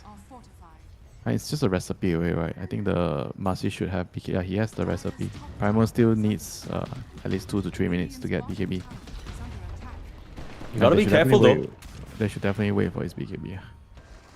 The smoke move coming up. They have the BKB on the Ursa as well. This is a devious timing for Team T, and if they can find the Primal Beast on the front lines, they'll jump in first. The stun though from the Croaker making things awkward so that they can't really chase on for more. A TP there, Bushwhack, catches the small target, but Cloud gets the big one and Ulu drops. Again, they're just not really playing on their timings. They're going all in on Raw for no real discernible reason. Yes, they get the tier 2, but more core kills going the way of Team T. Yeah, it's definitely not worth it. They stayed a little bit too long to finish the tower and they die on so many of their heroes, you know, especially the Marcy, which he just got his BKB. I think it wasn't really delivered yet when he died there, when he got caught. Just very unfortunate timing for them. Yeah. And this is why they need to get those items. I don't think they can fight without the BKBs. Now they just lost a couple of heroes, so it's going to get even harder, but I think the moment you finish BKB on Primal, you have to go. I think Roshan is definitely already on the menu, so they have to also think about whether they have to just go now. Is it possible for them to play the game if they give up the Roshan here? Probably not, yeah. I think they have to fight. Gotta scout it out with the Shadow Poison. Yeah, around the pit already, it's too late. Blinking in? He disrupts himself? No? Okay. Okay. That was a play. That was something someone could do in the game of Dota 2. Here comes Tumblr's toy Ursa. Bye-bye, Snapfire. Very easy kill. I think he must have misclicked. It almost seemed like he wanted to disrupt the Ursa, but kind of fumbled it a little bit in the panic. Because if he disrupted the Ursa, stole the Aegis, that would have been something, but the chase goes on. 2 Blink Stunners with an Ursa backing them up. You just can't run away from this. And Team T looking very, very strong in this early stage of the game. They've hit their Ursa timing. Despite some of the early aggression from Raw Gaming, Shigetsu was able to farm up a Storm. Look at his net worth. He is almost 5k ahead of his counterpart here. The thing that makes matters worse is you're not supposed to be in this sort of position when you pick the Marcy carry. You need to be ahead. And this hero doesn't play well from behind, you know, and at this point, normally you would say that you have to dodge the Aegis, right? But the longer you dodge, it's just gonna get worse and worse, you know, for their heroes. Oh, yikes. They can't even kill the solo Soneko there. And the Ember almost dies in the process. If there was one more Barrel Strike around the tree line to find him, he would have been gone. Warwick now coming out a bit too late. But still, this is just map-wide devastation. Everywhere heroes show, it's like there's a Sand King or Slada on top of them. So much follow-up damage between the Hoodwink and the Ursa as well. Radiant's bottom tower has fallen. There's not a lot of room on the map for you to dodge as, like, how you can play the top lane, I guess, but mid and bot are just being shoved into your base. You still don't have the BKB on Primal Beast.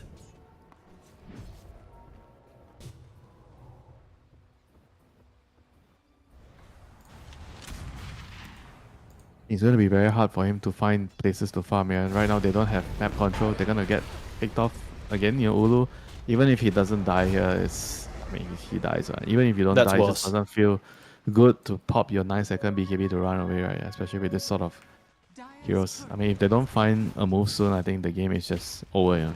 They won't be able to fight the next, like, 10 minutes, you know, against what their opponents have. You know, Team T has a much better scaling lineup, much better team fight lineup. Everything is just better, you know, from their point of view. And the longer you wait, it's just gonna get worse and worse, you know, for Raw Gaming. Nice little save there. The first one of this game, it feels like, from Clove, allowing the Ember to escape. And they've used all of their stunts already. So the first time Raw Gaming were able to cleanly evacuate. But the problem is they still haven't found a move, right? Surviving isn't enough. You need to try and punch back into T. All you're doing is hanging on by a thread. You're just delaying the inevitable. It's a 14k gold lead at this stage of the game. That is so massive. As Ursa.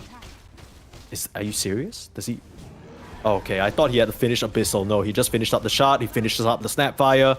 Easy pickings for him. Even more damage resistance coming in now.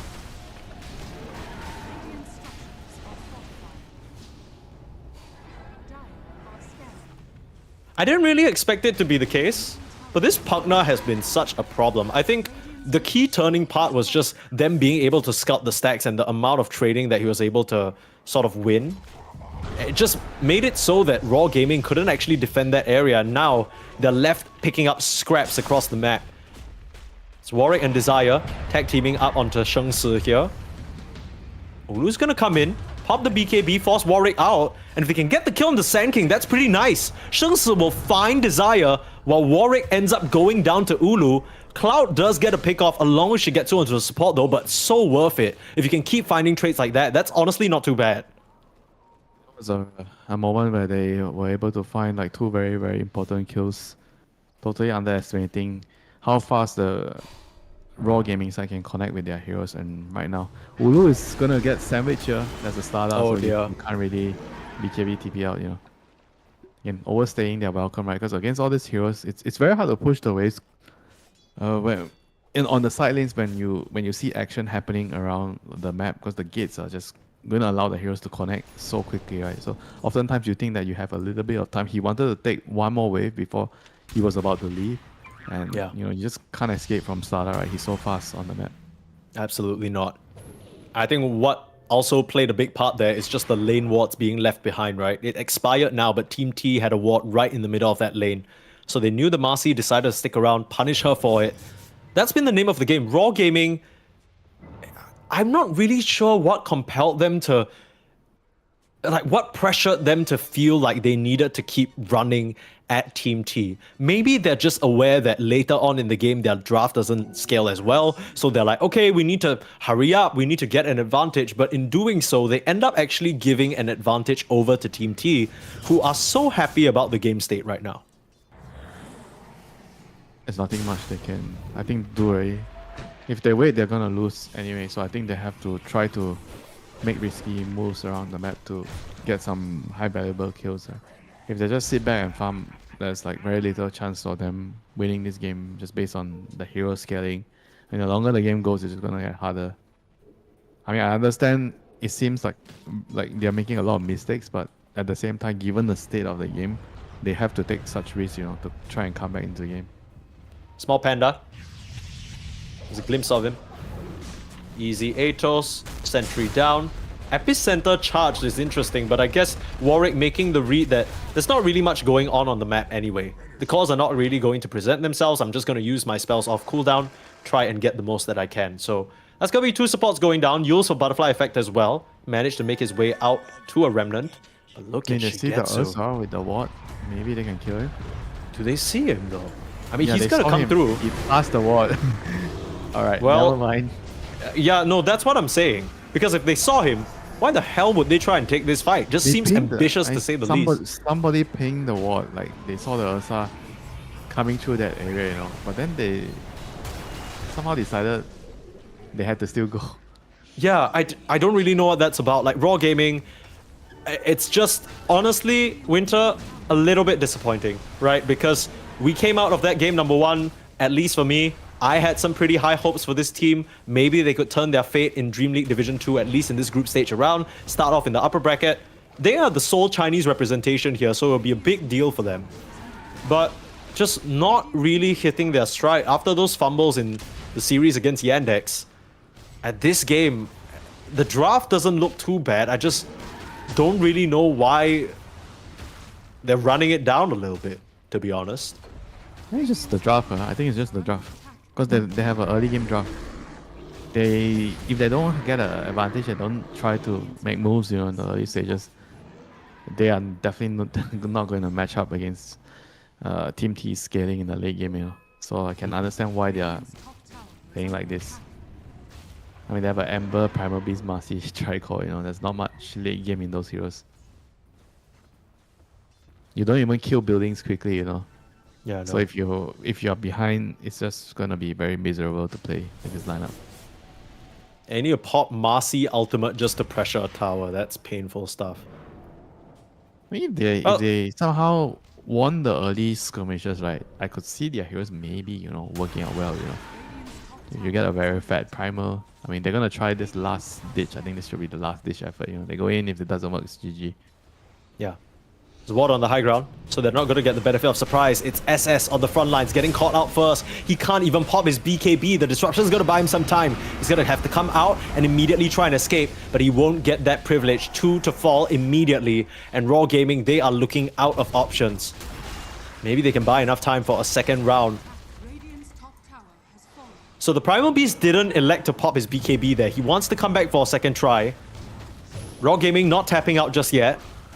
Going to try and buy him the time, but Ulu going ahead of it. It's a 4v5 situation. I don't know whether this is one you can win.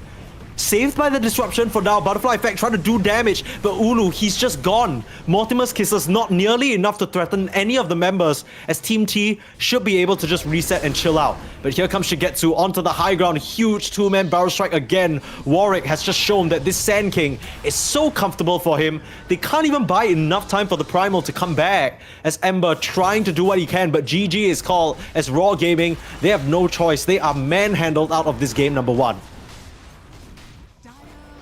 I think from the start, you know, after they stole the stack, I think the game has always been in their favor, you know. They were controlling the momentum of the game with the Sand King, the partner, especially with the Hoodwing, the trio. I think Slada and Ursa just kind of picked up the pieces on the map to just farm, push out the wave. They weren't really, like, I think, winning the game in the early stages. It was just mainly the supports and Sand King. And then once they stole the stacks, they took the towers. I think the game just came into a state where it's naturally okay for the Ursa to farm. And once the Ursa farmed, he has his dagger, he joined, like, I think a very, very important fight in the bot lane. And once they won that fight, I think the game was like pretty much very secure, right? They won the fight, they got Roshan, everything is in their favor. And if you're on the side of Raw Gaming with their lineup, you don't really have much of a play. You need to keep trying to fight because your heroes have no scaling. So even against the face of the Aegis, they still were trying to make risky plays to try to get something out of the map, right? But just unfortunately, the early game just went way too poorly for their lineup, and they just couldn't really do much. Yeah, a lot of it comes down to the Sand King just being able to scale up so nicely. By the time he got the Blink Dagger, it didn't really matter that I guess the composition didn't really quote-unquote work well together or synergize. They had enough firepower to just blast through any hero shown in front of them. Whether it's the magic burst coming out from the Hoodwing of the Sand King, or whether it's the Slada coming through with a crush to set up for the Ursa. Either way, really nice stuff from Team T here in this game number 1. As Raw, they're on their last legs. They really need to find something deep inside and pull it out if they want to keep their hopes at the upper bracket alive. Let's see whether they're able to do that in game number 2 after a short break.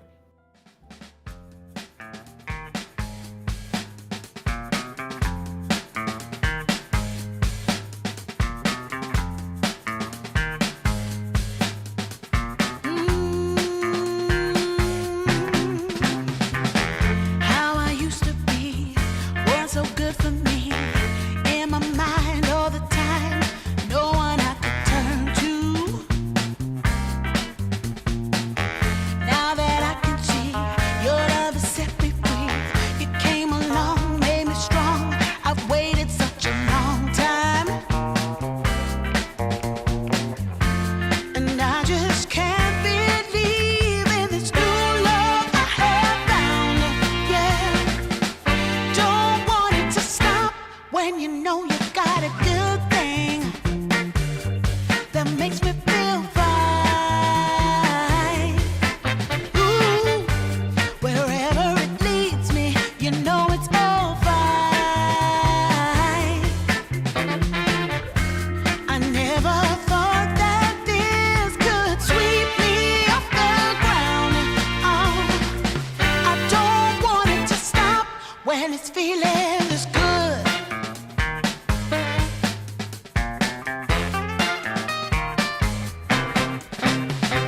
Whenever you're around, my heart begins to pound. Though I know you'll take it slow, no way to stop this feeling.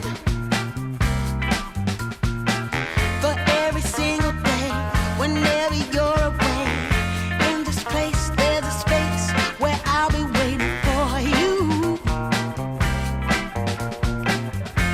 And I just can't believe in this new love I have found. Yeah, I don't want it to stop when you know you got a good thing that makes me feel fine. Ooh, wherever it leads me, you know it's all fine. I never thought that this could sweep me off the ground. I don't want it to stop. No, I don't want it to stop. I don't want it to stop when it's feeling this good. Feeling this good. Feeling this good. Ooh, feeling this good.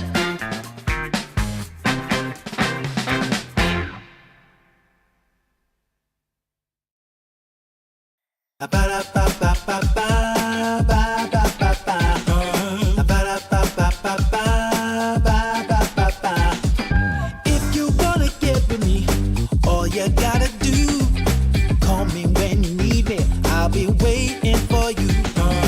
I know exactly what you want, satisfy your need. We can have a good time, don't you worry about a thing. If you want it here, or if you want it there, you got it. Have yourself a good time, act like you don't care. You got it. Get that motivation, you got it. I got just what you need. You got it. I got just what you need. You got it. I got just what you need.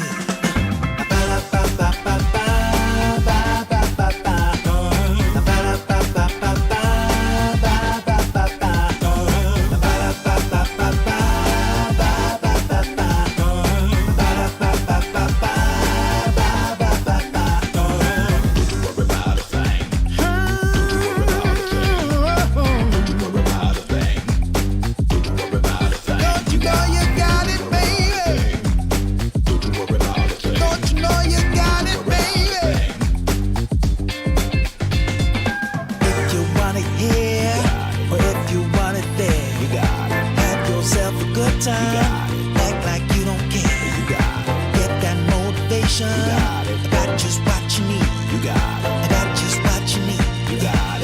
just what you need.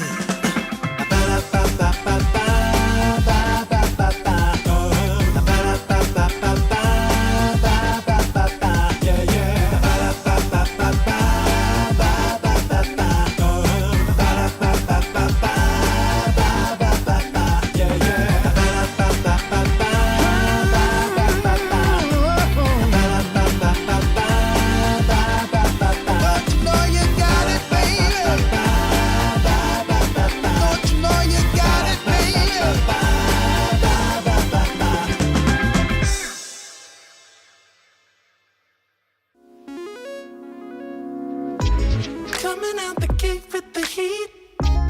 Everybody's playing in the street. We got the summertime magic in the speed.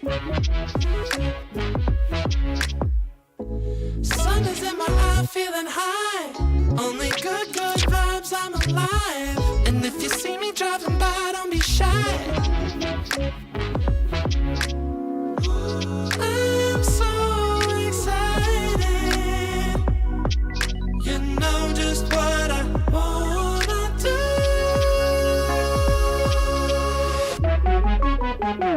I'm glowing on up, I'm glowing on up, I'm glowing on up. I'm glowing on up, I'm glowing on up, I'm glowing on up. Don't it feel like summer? I'm glowing on up, I'm glowing on up, I'm glowing on up.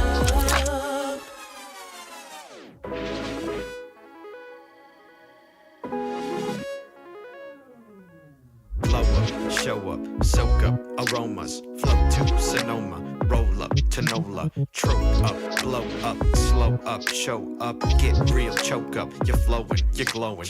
Astral samosa, you're landing on Europa, your horns blowing, you're chosen, all the deep cuts you know it. I got the pre-glow and the post-glow, inspiration knows no boundaries where it flows. Your fingertips to the globes tilt to the universe on stilts, hold on and chill. I'm so excited. Raw Gaming versus Team T. Game number 2 here, as the Chinese side has yet to be able to rally. I feel like they've just completely dropped off a cliff. Not really sure what happened to them, but Team T coming off the gate swinging, looking pretty solid while they're at it. I mean, so far, we've watched one game of them. They didn't really look the best against Yandex, but they're seeming to pick things up here in this match against Raw. I mean, I don't know how much of that is just Raw like completely like not really doing well. You know? I think that I mean the draft is one thing, you know, but also the fact that they had to play so many games, you know, back in a row, back to back, you know. I think that probably had something to do with how they were also really rushing things in this game. You know? They haven't really reset, and hopefully in this game they are able to compose themselves and show us the Team Raw that played in the first series today. You know, I think the first game was just like a completely very bad game, you know, from the whole team. Yeah, not really sure what that was about, but hopefully they can regroup here, as we will have a draft for you on our screens. Raw, you know, I think, honestly, I know you like them. I know you think the team is solid, but outside of that first game against Yandex, they've just looked like a completely different team in game 2 and game 3, and now coming into this series, it's like, maybe what you're saying is right. Maybe it's so hectic and so rushed between games that they don't really have time to reset or assess their mistakes. But this is something that other teams have been able to deal with decently well, I want to say. Like, coming into a new series, maybe you need to like just be able to, okay, you know, clean slate, we played 3 games, but this isn't our first rodeo. I mean, these guys have played a whole bunch of close qualifiers for other tournaments as well. So those are like 3 best of 3s a day at max, which is crazy, and I don't think anybody should go through that. But, you know, these guys are not new kids on the block, right? So hopefully they're able to regroup. Let's see how they adjust. For now, Team T, they'll secure the hood wing for themselves again. This hero is going to be very, very useful for them in terms of setting up the side lanes. They seem to really like to play more for the side lanes. They like to just be around the side lanes and wait for the mid laner to either move or just come to them, you know. I think some teams they like to play with the mid lane more, but for this team it's more for the side lane, right? Hu Wing is one of the better supports when setting up on the side lane, and he's also a very, very strong laner to enable your off laners. And Raw Gaming, they have to like figure out what they need to do here, you know. Because the other play style, I think, kind of gets upsetted by this like side lane gameplay of Team T, you know. Because usually they play more on towards their mid laner. They like to pick something like an SF and then they corral around the mid lane, and they gotta have to kind of make decisions during the game, right? Do we go for the rune right now? Do we help our mid laner more, and we leave our side laners to maybe farm jungles for a bit? They have to kind of balance that out, right? You cannot just leave them too much and expect them to, you know, have decent amount of farm, you know. I think with the SF, you're gonna, no matter what, if it's a mid SF, you're gonna have to play around him a lot more than your side laners, you know, and you want them to be playing heroes that are gonna be self-sufficient as well. So the whole draft setup is gonna be very important. Yeah. Hoodwink, of course, being one of the most picked heroes in the entire Division 2 so far, and one of the heroes with the best win rate. In fact, the best win rate out of all 98 games played, 62.5% out of the top 5. That's the highest win rate we have. Of course, the most picked is your favorite Winter, Jakiro, currently sitting at a 50% win rate. So I think this hero still proving to do a lot. And you mentioned already, very useful for the side lanes. If you have a high pick rate and 50% win rate, that is a definition of an Imba hero. 50%? Really? Yeah, because if you're picking him, because Jakiro, you pick him early. If the hero is in the first phase pick most often times, and you're still having a 50% win rate with the hero, it means the hero is broken. Okay, that's fair. Well, for that reason, we see it banned out. Team T no longer want to deal with small pandas, Jakiro. He'll have to pick something else. As Team T, you know, if it ain't broke, don't fix it. Go for the same setup. They don't seem worried about this Shadow Fiend versus Sand King mid matchup. 10 seconds remaining. Like the matchup is kind of like I think not as oppressive as like a Queen of Pain against Sand King, you know, for example, or Monkey King against Sand King. I think the thing that you look to do as SF is you want to contest the stack. I think that's the main thing about SF, you know. The lane, maybe you will get a hit a little bit, but not by a huge margin.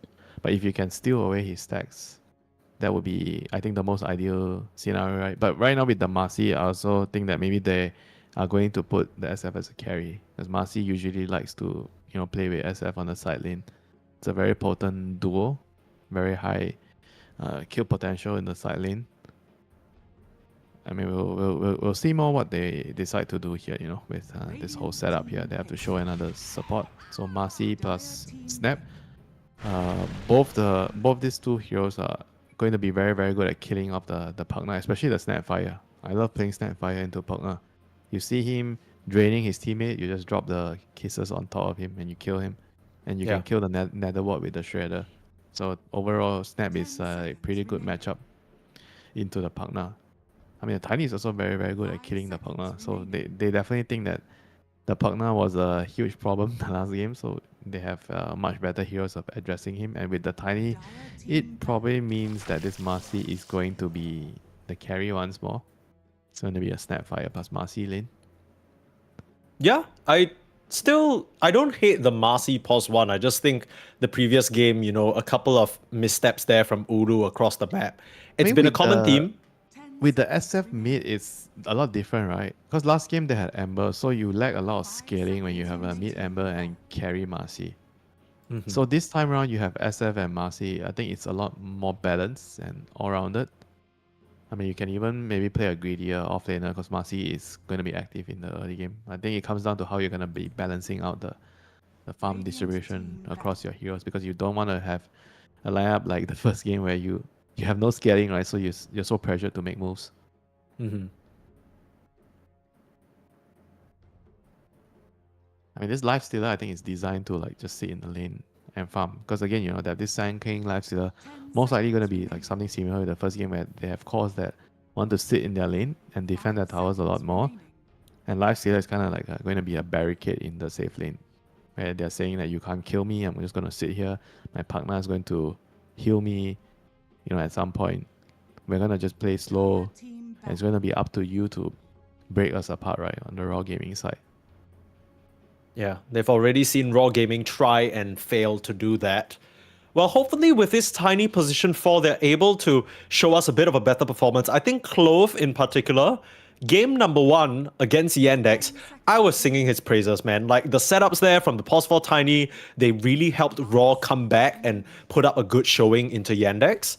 And since then, Clove has just disappeared for me, right? Like his other performances on the task, the hoodwink, I mean, at some point he was like level 3 at 14 minutes, despite getting 2 wisdom shrines, which was really sad. And then the previous game, Shadow Demon, he was also just kind of not really getting much done. It's just unfortunate. So hopefully he can redeem himself in this game number 2 and try and get Raw to a game 3, because they desperately need it for the standings right now. And they kind of want to keep Team T down as well, right? If Team T win this series and their next one, then suddenly they join the weird mishmash of teams in the middle of the group that are all fighting for an upper bracket slot. And then comes the tiebreakers, and then comes the unpredictable BO1s, and then things get messy. I mean, Tiny is not going to have his job cut out here in this game. I think Lifestealer is already a very problematic hero for him. Like, I think his main job is like to kind of deal with the partner and the holding, right? He needs to find his type of pesky supports on the back line. I think the cores are not going to be easy for him to kill, especially like Sand King, Lifestealer, Mars. These are not heroes that are easy for the Tiny to bully, you know. I think Raw is definitely going to have to find like an overall solution to kind of tie everything together. I think an Aura offlaner is also a good option here to deal with the partner, the Sand King, the Lifestealer. I think a pipe is quite useful against all the magic damage. If you can find a hero to build it. Something like a... Again, Lifestealer, what do you want? I mean, the Aura heroes like Darkseer, Underlord, those are the ones that will buy. There we go. This is not exactly the Aura hero I was thinking of, but he does enable the Tiny in the lane with this range melee setup where you can set up kills, you know. I think Tiny as a position 4 kind of needs to be enabled. Like, you don't want to play a lane that's so difficult for you to execute your first couple of levels, because he's very weak in the first few minutes of the game. And with Enigma, he can actually set up for kills, because there's a lot of potential damage coming out from the summons and the Malefice. Against a Lifestealer lane, I think right now he's not the best hero at killing your Eidolons. So maybe there's a way to just farm and deny. But at the same time, you can't really kill the Lifestealer. So I think the lane is designed more to like, you can stabilize and you can farm deny creeps as the Enigma, and then at some point the Tiny is going to be free to move around, because the Enigma doesn't need the Tiny in the lane. You know, I think ultimately that is the goal for Raw Gaming. We'll see whether the Tiny can get moving, whether he can get his Enigma off to a good start. I mean, straight off the bat, I feel like Enigma has always been this hero that's picked into Lifestealer just because you have that Rage Piercing disable, right? And there's no way for Team T to stop a BKB Black Hole at the moment, unless Shigetsu gets like some cast range and a Abyssal Blade later down the line. You don't really have that available. So honestly, I kind of like this last pick Enigma. I think it's going to give them a lot. It fulfills the criteria that you mentioned of being a Aura offlaner. He can also play for that drums timing and then just pressure the towers, which is something you mentioned was missing, right? They had a Marcy, but they had no way of really killing objectives. Enigma's going to help them in that regard. So a lot more balanced as we like it from Raw Gaming in this game number 2. Of course, we are still closing out our group stage here in Division 2 of DreamLeague, trying to find out which one of these teams will end up in the upper bracket, which one in the lower bracket. You didn't seem to like this Enigma last pick quite as much, though. Do you think overall that Team T still have the more solid lineup? It's definitely on the greedier side, but I think it's mostly for enabling the Tiny here in the early game. Which I think is important when you have a position 4 Tiny, position 4 Nyx, this sort of like greedier position 4 heroes. I think it's really important to enable him, and they're gonna run into Ulu's gonna run into 4 heroes here. Oh no. Are they gonna get Cookie to save him? Rebound, there you go. You really don't want to level the Cookie here. Nope. Even the tree throw. Okay, come on. What, he took 3? Oh my god, he took 3 throw? Bushwhack! Oh, you're gonna get punished for your greed, brothers. Not what you want to see. I guess that's not that bad for the Tiny. I mean, if you play with Enigma, you can just like play for last hitting deny creeps. So I guess the tree throw isn't that bad for him. Yeah. I mean, he still dies, so it's like, okay lah, whatever, they tried. And you could tell that the Snap didn't really want to. I think if you learn Cookie, you save him, but then you are really thinking whether it will be worth it, saving him and having to play the lane with Cookie at level 1. Yeah. He's still going to walk up, try and challenge for the rune, but it ends up looking like it is T who get the favorable positions. Clove was able to sneak up to the top lane and take away the rune though. So it ends up being 2 for 2. 3 for 1. Very sad. Only Clove gets his rune. Okay, well, not really the start that you want from the Marcy. I think last game he started out a bit better. So there's a bushwhack, some harass already onto Small Panda. A Small Panda might be being reduced to a bit of dust here in the bot lane. Goes for the Shredder level 1. Interesting. This is just like the trading spell you go for in most cases. And if you're up against like a very strong position 4, I think this is like the better level 1 spell to learn. If you have someone in the lane that can secure the range creep, then you don't really need the Scatter Blast. I think in some lanes you need the Scatter Blast at level 1 to secure the range, but in this lane he doesn't need it because Marcy can get it with Rebound. Yeah. Well, Small Panda is completely out of resources though, has another set of tangos come into him. Marcy does not secure the range creep with the Rebound, very awkward. Just missing a bit of HP on that. I mean, when things like this happen, you're on your 5th competitive game of the day as Raw Gaming, you gotta start to feel a little bit of that despair set in, right? These small little things not working out for you, you get first blooded, you really need to pull out a 2-1 comeback to reverse sweep this series. It feels like such a long road ahead, and you've already traveled this far. You're playing on ping, it doesn't, the draft maybe didn't pan out the way that you were hoping. It's all these little factors starting to add up, but we'll see whether Raw Gaming can overcome that and come out on top. They will come out with a solution with this annoying ass Pugna. So you're talking about how the Tiny and the Snapfire are pretty good answers into it. For now, the Pugna seems to be able to push the Tiny a little bit out of the lane.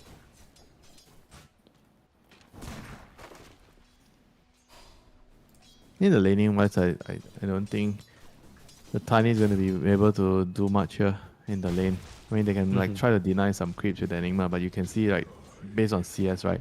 Lifesteal is still having a very good timing, 13 and 3. Enigma is only 5 and 2, So the laning is not even going that well, for the Enigma and the Tiny. I'm kind of surprised about this. I thought that the Eidolons would put in a lot more work. Yeah, same. I'm not sure what exactly happened in the first couple of waves, because in this sort of lane, the first 2 waves matters a lot, if you have like a misstep, you use the summons at the wrong time. And the Pugna is literally pushing both of them back. This is very, very bad news. Shengsi, now he's gonna die. Is he just dead? Damn. Okay. Well, that's a huge overextension, and Shigetsu clears up these Eidolons as well. This is very strange, Like Ulu in the bot lane as well. I mean, he's just dropping low rebounds into his own death there. I don't know what's going on these side lanes, bro. Things are going to go this bad. Yeah.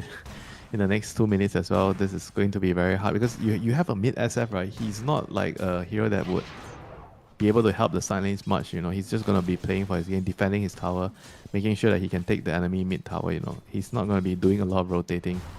Yeah. I mean, at some point, Raw Gaming, they might just need to abandon the side lanes and start moving to mid. Hope that pans out a bit better for them. But Small Panda going down here. Desire and Cloud tag teaming up to make it happen.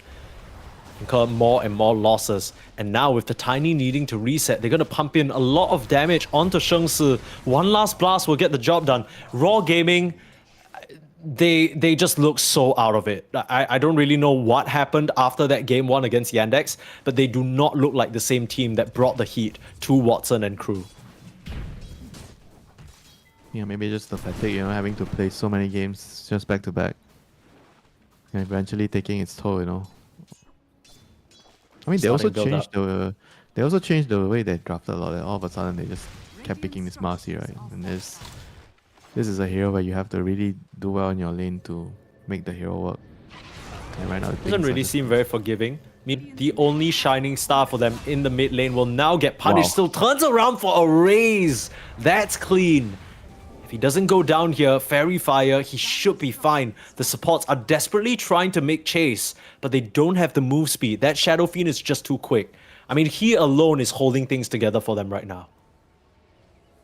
You know, both the side lanes are definitely having a disaster, and mid lane is the only the only lane that's going remotely okay for Raw Gaming. Clove tried to get a cheeky little courier snipe with tree toss, but couldn't even find that. Very unfortunate stuff. Now both supports moving up towards the top lane. Placed a nice ward in the triangle. The fine Clove here. So Tiny in a bit of a bothersome position. Uses the avalanche only on Shigetsu, who just rages it off with ease.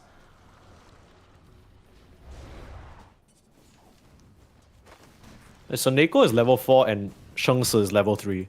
Like, the state of this game. It's not looking too good already. The gold lead isn't anything crazy, and I think that's largely because of butterfly effect, right?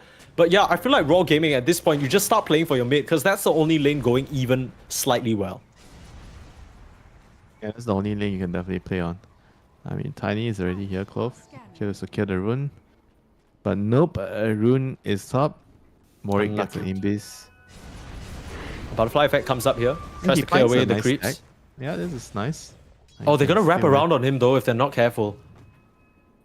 Desire gonna spot him out. Warwick is invis. They don't see this.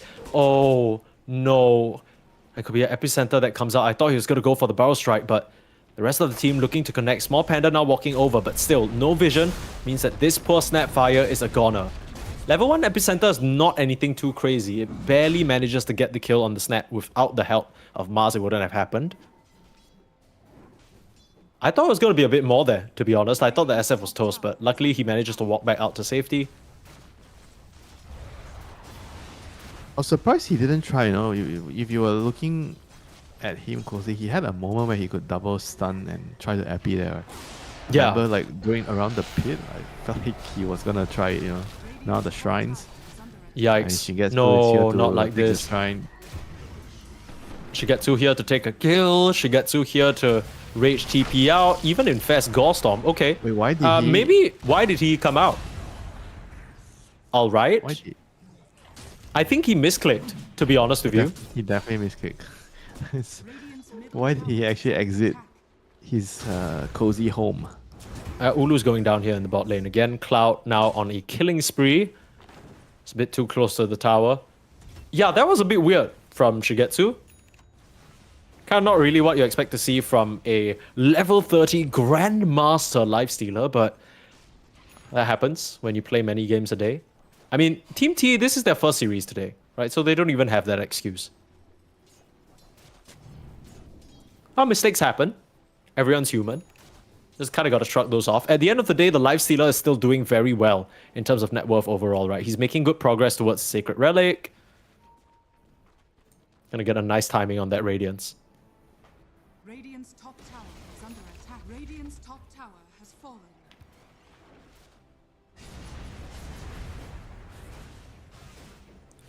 His Hanking has dagger. This is going to get harder and harder right now. He has... He bought a dagger? No. I thought I was crazy. That's Thought he was that crazy. rich. 8-minute dagger is madness. Oh yeah, 8-9-minute dagger. Okay, he's not that rich.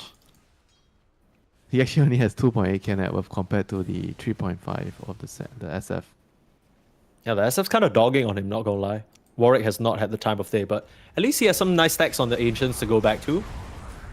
And just like we predicted, they're just gonna try and play around Butterfly Effect, right? Secure him all these runes, make sure that Clove is joined to him at the hip so that you can set up plays with your Toss, Avalanche.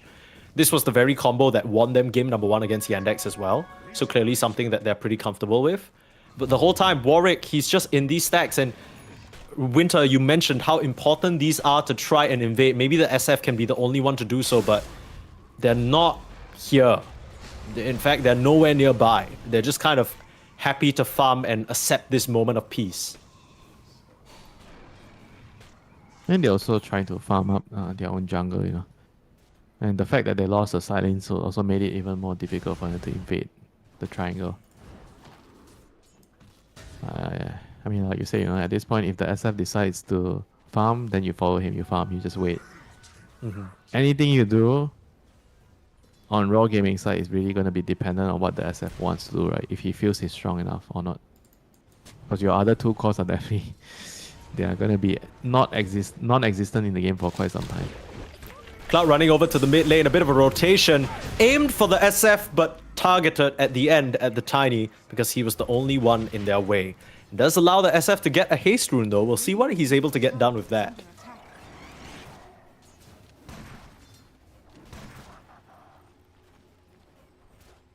Radiant structures are fortified.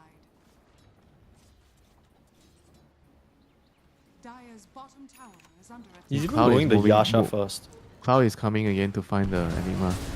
This is an easy setup. I mean, SS is still only at level 5, so it's not even like he can turn around with a black hole if he wanted to. The arena walls stay up long enough for them to get the kill. Dominating kill streak. Meanwhile, Warwick does go down in the mid lane to the Shadow Fiend and the Tiny. So I feel like, again, everything is going wrong. Like, everything is going wrong for Raw Gaming, except the Shadow Fiend. It's just Butterfly Effect. He's the last remaining hope. He's gonna get tossed in. Didn't need to use the Requiem for that previous play. Avalanche setting up onto 2, but I don't think Butterfly Effect feels confident to keep this one going.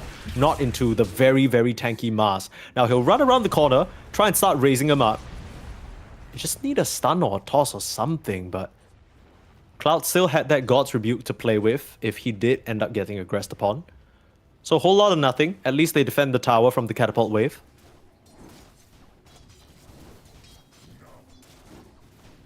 But SF having like the kills on the Sand King is like the literal saving grace for Raw Gaming right now. Somehow that he killed the Sand King twice in the lane. Yeah. And now, I mean, the first one was literally 1v3 when the two supports were ganking him, from the Team T side, and then he gets a kill on Sand King. And this time it was 1v1. At least it was fair this time. Not really. The Tiny was there. It was kind of unfair. Oh, okay. So it's even, right? Yeah. Somewhat. Like, he got revenge, right? He got ganked and then the Tiny came to gank, Fair play. Team T, wouldn't be surprised to see them slow things down here. After all, their side lanes are winning. They have no reason to sort of push the issue. They would really love to kill this Shadow Fiend with the next arena though, and it is available. So you can come through, use the arena, use the sharpshooter, try not to get blocked by the Tiny this time, and maybe even use that Sand King blink that is not here yet, unfortunately. Okay. Well, he's gonna have it after the stacks. Yeah. Not the fastest timing. Ulu finds Yeah. Desire, Squirrel alone in the woods, and Cloud actually using the arena to try and save him. That was very awkward, and now you're not going to have that timing. So maybe now you need to wait for the Sand King Blink Dagger instead, because arena's down, Hoodwink's dead. A little awkward. Yeah, just a couple of minutes where they're not actually, connecting a lot of heroes at one point, like people are just like farming, across the map. I don't really think that they're actually that weak, I think with the arena, as long as the Pugner and Lifestealer is around, like Lifestealer has Radiance down, like they have to somehow involve the Lifestealer with all these small little moves that they're making with Cloud. Yeah. Radiant's middle tower is under attack. Maybe the Gorestorm Facet, you want to be a part of all these small little skirmishes in the early game. Yeah, I mean, here he is taking the tier 1 tower, not afraid of a thing. Meanwhile, the rest of the team smoked up behind him. The kill squad is ready and primed. It's Sand King, Hoodwink, and Suneko charging up the mid lane, looking for the Shadow Fiend. They'll show on the wave now. This could be huge. Butterfly Effect, you need to get your way out of those trees. Nice cookie. They were waiting on the bushwhack, but Desire didn't have the range. So that is a very anticlimactic blink reveal. They'll now know that this is available. Trying to TP bot now. Again, we've seen this happen before. Ulu trying to fire onto Cloud, and he's just not going to respect the fact that Warwick can come through and punish him. Hasn't popped the Unleash just yet. Trying to survive with the Lotus, gonna rebound away out of the range of Desire, but the Sharpshooter finds him point blank shotgun to the head. Now Clove, he will get the Shrine of Wisdom though, so that is some small consolation prize. Yeah, and meanwhile they're smoked up at top. Butterfly Effect and Panda is trying to set up a kill here. But Lifestealer is not the easiest kill, and he's also kind of leaving the area. Maybe he doesn't want to stay around too much because he doesn't see heroes on the map. Yeah. Radiant's bottom I mean, they're not bot helping out Ulu. They're not mid defending this creep wave at the tier 2. There's only one location they could be at, and Shigetsu is going to do the quick math here, figure it out. middle tower is under attack. I mean, they could still cookie the Enigma in for the black hole, but now the TP of the Mars, they actually cookie into Cloud, but his arena comes up immediately, missing on the spear. That is awkward. They might not even need the Requiem to kill him off. That's his own Yules that he's set up for. And he just ends up going down to Butterfly Effect. I guess the upside is that the Lifestealer didn't die, but I feel like now Raw Gaming can actually take this tower. And that's actually quite a costly mistake there. Somehow he comes down.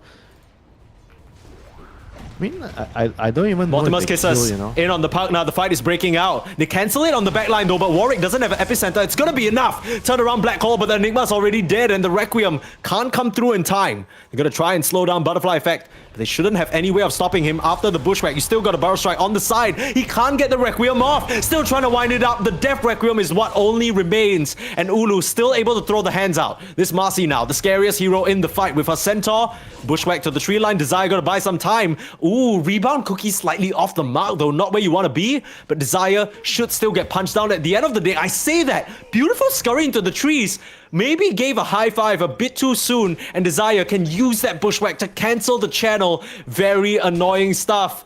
And will get right click down Shigetsu with an ultra kill. The mis-execution of Raw Gaming coming back to bite them in the bum, as the Lifestealer is the big winner of that fight. So that was a huge blunder there with the cookie there. Not communicating well amongst themselves there, messing up the whole sequence of kills. You know. It should have been them killing the whole wing, and they would have just calmly back off, you know, after one kill. You know, and instead it turns out to be a disaster for them. It seemed pretty good. They started off by eliminating the Pugna, but if only Sheng Si could have gotten his black hole off a bit earlier.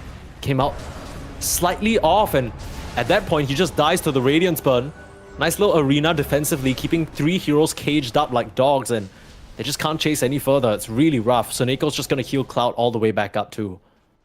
Yeah, but at the same time, it's rather strange, right? The last couple of arenas haven't really been used together with, like, for his team, you know? Like, he's not really setting up for Epi or not really setting up for the supports to dish out damage in the arena, right? He's just, like, going for individual plays. Oh, not landing the on the Bushwhack Bushwhack, slightly off the mark, but the Sharpshooter Spear will get the job done. Swings and misses from both Cloud and Desire, but it's not the biggest deal because they have more than enough damage to burst these heroes, especially with the Hunter's Boomerang. Dire are scanning. Radiant's bottom tower is under Yeah, Lifestealer has been meanwhile power farming away. He is very, very huge right now. SMY almost done after the Radiance and Armlet. I mean, the only realistic way to kill him is with the Black Hole. That is like the only thing they have right now. Yeah, But even then, you you got the don't Black have Hole. you don't have a BKB. It's not reliable to channel it during the team fights. Black Hole with maybe a Mortimer's Kisses and a Requiem laid over on top. Seems to be the bare minimum. Clove under this tower. Way too much magic again, but the Mortimer's Kisses looking to punish Warwick. Warwick's actually going to run towards the fire, trying to hide away the cookie, doing a lot of damage, and the Snapfire with the dust will punish the overextension of Team T this time round. They do end up losing the tier 2, but still, these are big kills. Yeah, this has happened like a couple of times, right? Every time Team T they are sieging towers, that they tend to get greedy, you know, and just overcommit and feed kills when they're pushing towers. I think it happened in the last game as well. It seems to be like a pattern that recurs every game. Something that their opponents might be able to take advantage of to pull back a comeback. It's 8k gold down at the moment. Still a that's long why way for Raw you- Gaming to go. That's why you hear people talking about being disciplined as a team, right? You need to really understand that the enemies can kill you. Sometimes even if you really want to finish off the tower, you have to back off if the heroes are respawning. The setup again onto Ulu. This just looks so easy for Desire and Warwick. The dynamic duo making kills happen all across the map. Yeah, so much spell amplification. I mean, the partner also maxing the D-Crab, right? I think it's common Yeah. also sometimes you see to leave it at level 1 and then you max your nether wall. But I think in this game with the Sharpshooter and the Sand King, right, it's kind of nice to max out the D-Crab for that aggressive absolutely. D-Crab for the Magic M. Barrow Nope, Strike they in find the fast. SF. Butterfly effect is gone. That was quick. Gonna try TP. Spear very nicely placed from Cloud through the tree line, getting themselves 2 freebies. And that is your richest hero in the game. For raw Oh gaming, you know. my goodness, the bushwhack, that was clean. Toss back. Maybe the partner's gone a bit too deep. This is what you talked about, Cloud, now on the chase. Trying to find the Ulu through the tree lines. They'll settle for small panda instead. And with the Yules, just needs a rebuke. Doesn't have it just yet. Will come off cooldown in time. This is just a massacre. It's going to be a team wipe as the Radiance burns through Clove. And now they can just head on to the high ground. Shigetsu, not afraid of it. Yeah, GG's called. Wow, Raw that Gaming. That was okay. That is still really quick, you know. I think something must have happened. I mean, sure Yeah. they're behind, but I didn't think that the game was already over. Yeah, I think what happened, Winter, is that they gave up. I think what happened, Winter, is their spirits were broken. After playing 3-4 games like that in a row, it's got to do a mental number on you. And I can understand it, even though, honestly, as a viewer, I was hoping for a bit more from them. After that game number 1, I keep saying it. If you guys think that Raw Gaming is like a sham team, you need to go watch that game 1 against Yandex because they just looked so different. And since then, they haven't been able to find their footing. It's been a sad day, I will say, for the Chinese Dota fans here in Division 2, not really getting a good representation of what Raw Gaming can do. But unfortunately, that will close out our second series of the day. Very fast affair compared to the slugfest that happened previously against Yandex. It's just very unfortunate, you know. I think it just got to them, you know. They were tired, and I think something Yeah. must have also happened within the team. And you don't generally, even though you're losing the game, but it's not at a point where I felt like the game was still like there's still a chance you come back, right? And then he just gave Yeah. up, you know. Just felt like something was off, you know, amongst themselves, you know. So very unfortunate ending for Team Raw. They started the day well, but it just really didn't end well for them, you know. And yeah, for Team T, congratulations to them for winning the series pretty easily, 2-0. They're going to be Yeah. happy with this win. It's going to, I think, still keep them in the race to qualify for the next round. So hopefully they're going to give us more good games like this, you know.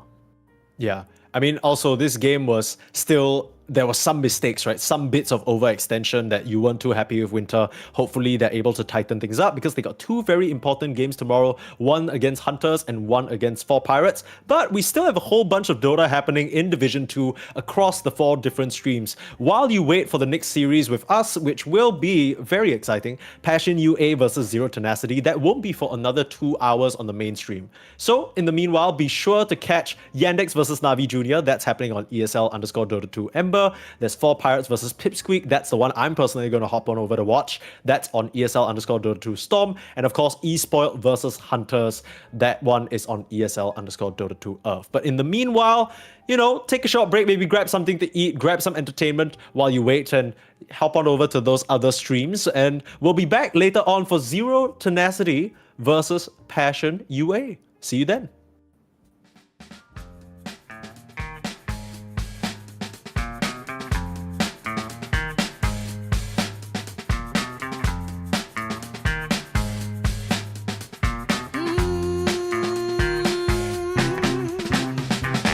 How I used to be was so good for me. In my mind all the time, no one I could turn to. Now that I can see your love has set me free. You came along, made me strong. I've waited such a long time, and I just can't believe in this new love I have found. Yeah, don't want it to stop when you know you got a good thing that makes me feel fine. Ooh, wherever it leads me, you know it's all fine. I never thought that this could sweep me off the ground. Oh, I don't want it to stop when it's feeling this good.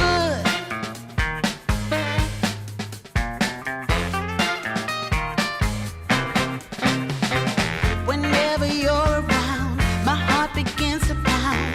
Though I know you'll take it slow, no way to stop this feeling. For every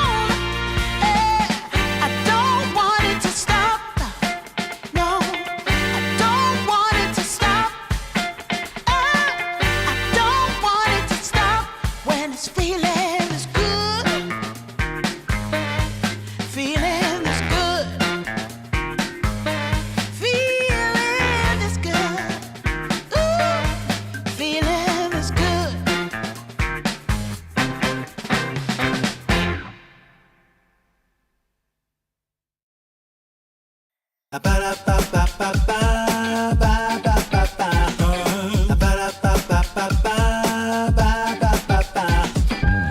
you wanna get with me, all you gotta do, call me when you need me. I'll be waiting for you.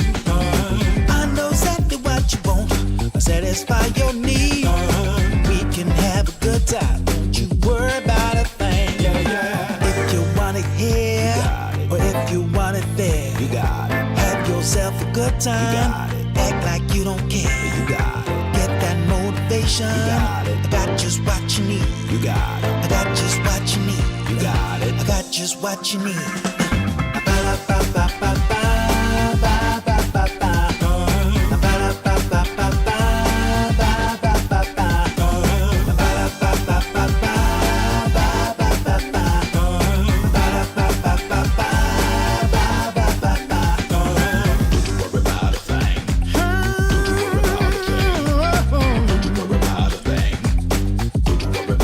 Don't you know you got it, baby?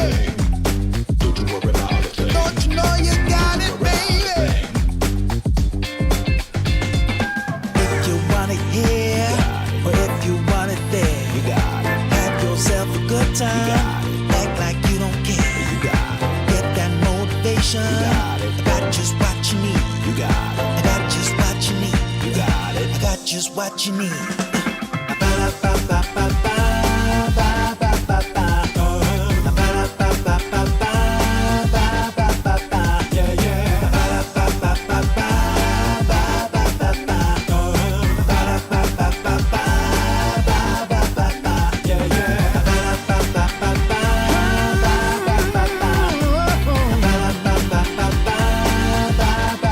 Don't you know you got it, baby?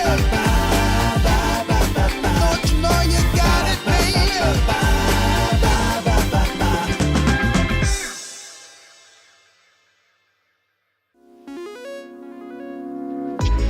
Coming out the gate with the heat. Everybody's playing in the street. We got the summertime magic in this beat. Sun is in my eye, feeling high. Only good vibes, I'm alive. And if you see me driving by, don't be shy. I'm so excited. You know just what I wanna do.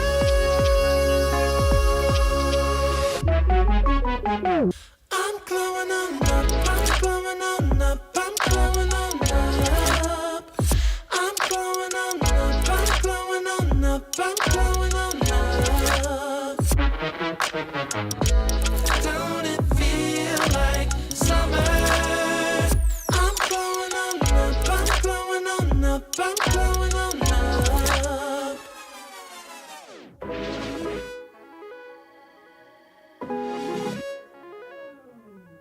Blow up, show up, soak up, aromas, flow to Sonoma, roll up, Tanola, trope up, blow up, slow up, show up, get real, choke up, you're flowing, you're glowing. Astral samosa, you're landing on Europa, your horns blowing, you're chosen, all the deep cuts you know. I got the pre-glow and the post-glow, inspiration knows no boundaries where it flows. Your fingertips to the globe's tilt, to the universe on stilts, hold on and chill. I'm so excited. You know just what I wanna do.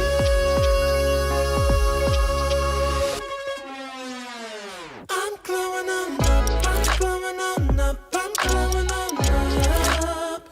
I'm glowing on up, I'm glowing on up, I'm glowing on up. Don't it feel like summer? I'm glowing on up, I'm glowing on up, I'm glowing on up.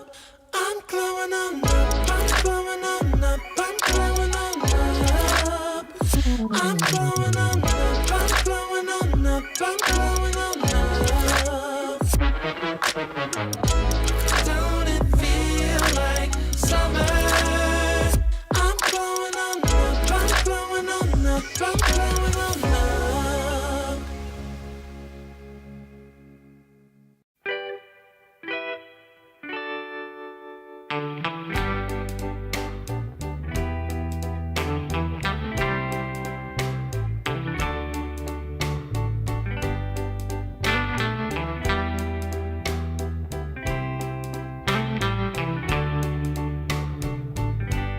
Sometimes I'll be foolish. Sometimes I know I get mad. Sometimes I say the wrong thing to you that makes you feel sad. But one thing is true in all that we've been through. You've never stopped loving me, no matter what I do. So let me say, yeah, that every day I try to find the words from my heart to say thank you. 'Cause you take me as I am.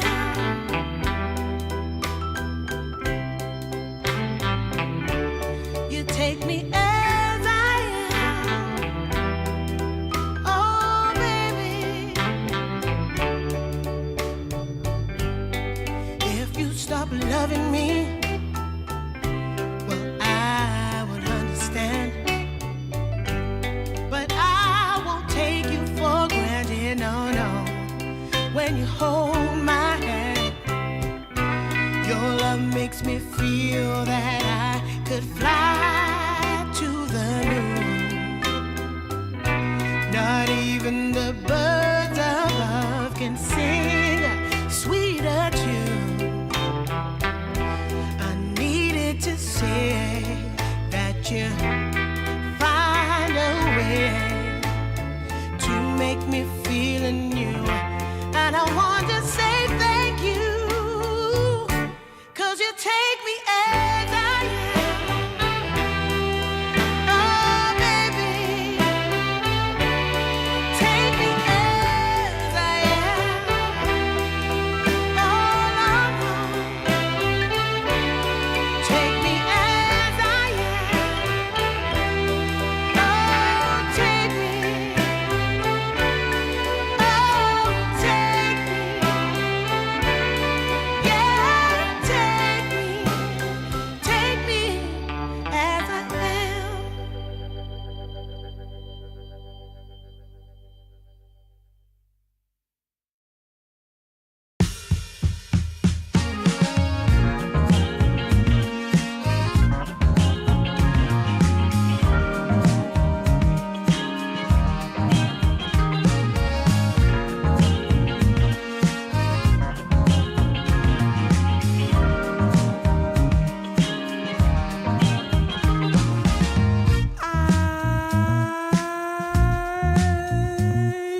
My eyes are closed so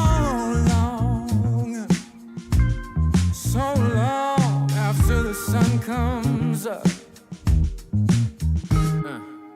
We do a dance in the dark, down the hall, pictures fall, even the neighbors call. But then you rip out my heart, every artery, a part of me. Ooh, it's obvious to me that you love to watch me bleed.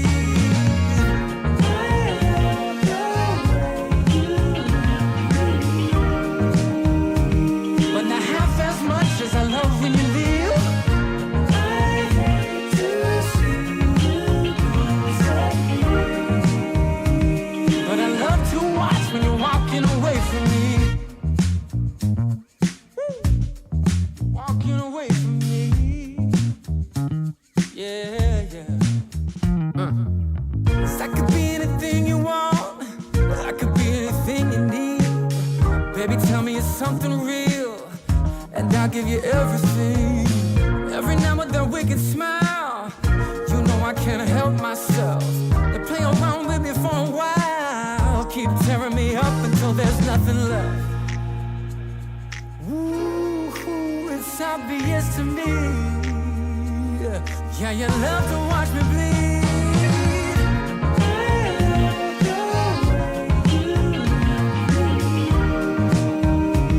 But not half as much as I love when you leave. I hate to see you go. But I love to watch when you're walking away from me. Yeah, yeah.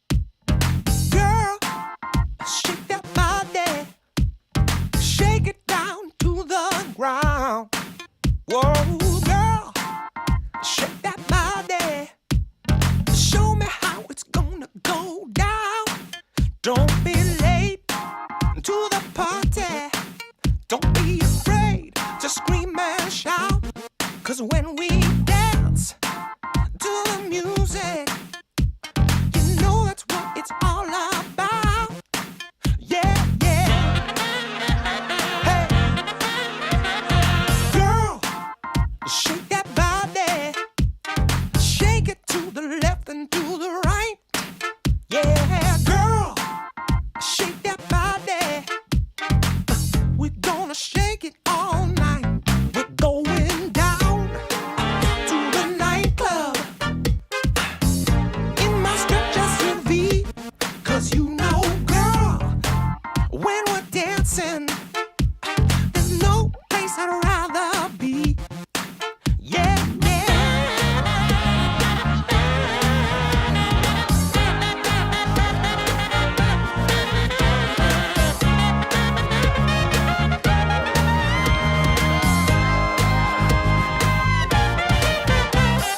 Girl, shake that body. Ooh, girl, shake that body. Yeah. Ooh, ooh, ooh, don't be late to the party. Don't be afraid to scream and shout. 'Cause when we dance, dance to the music, we're gonna know what it's all about. Hey, hey, girl, shake that body. Ooh, girl, shake that body. Oh, girl.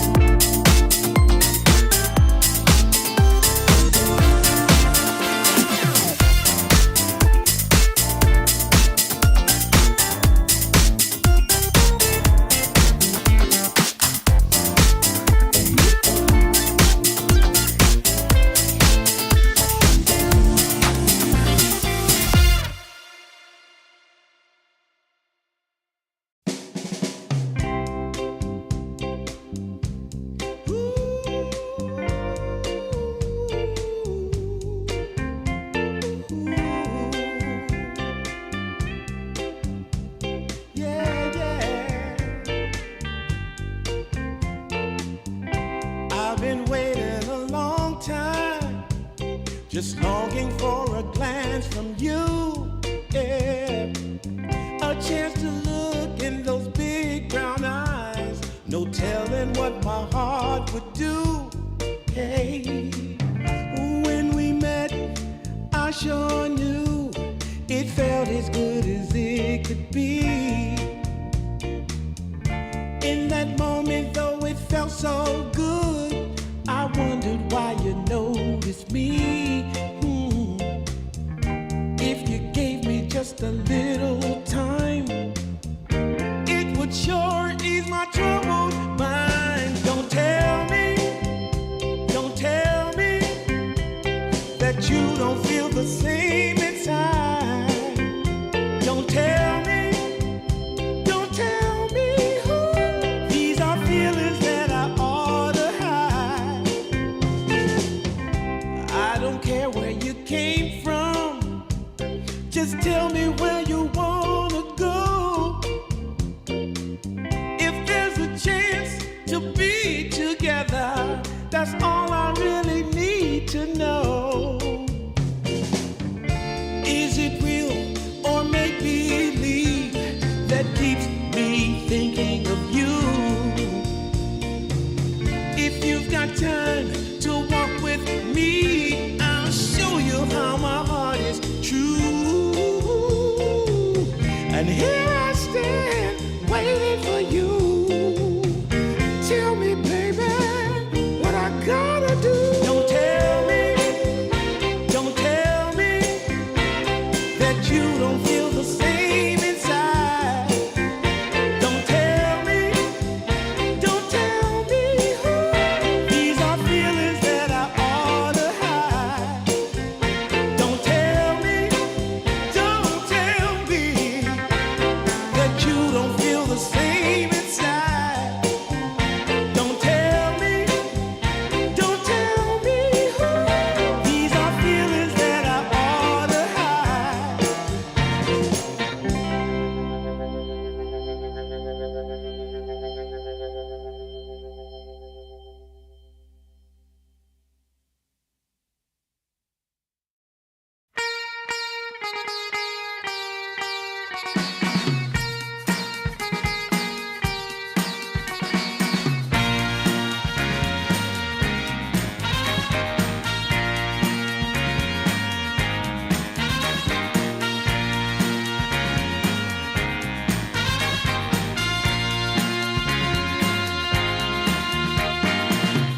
What you need is love and understanding. Find a heart whose love is true. Deep down, there's only one companion who's there for you when you need him to be. Your heart was broken in 1,000 pieces. So much pain that you've been through. Here stands a man who's your salvation. Just ask yourself, am I ready for you? 100% now. I'm ready. 100% now. Yes, I'm ready. Eyes wide open. I'm ready to move. 100% now. Take a chance in a new direction. Any place you wanna go. I don't have all the right answers, but one thing I know, I'm so ready for you. 100% now. I'm ready. 100%. You know I'm ready. Yes, I'm ready. Eyes wide open. I'm ready to move. Well,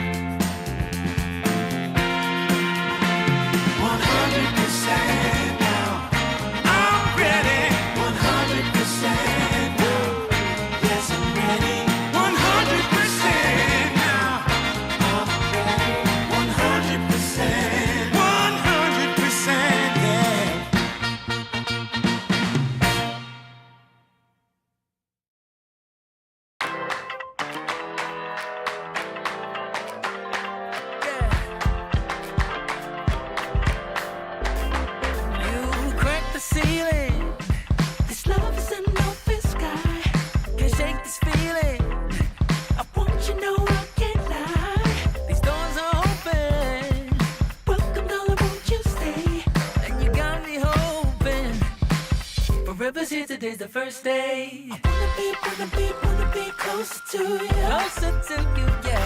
You to be all mine.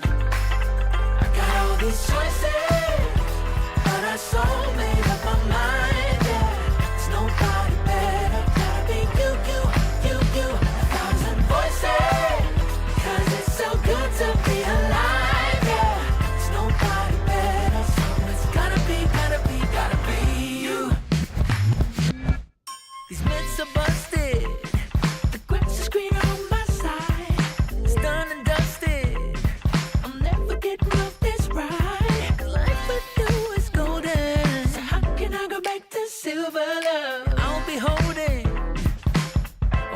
holding on, can't get enough. Wanna be closer to you. Closer to you, yeah. You to be all mine. Oh,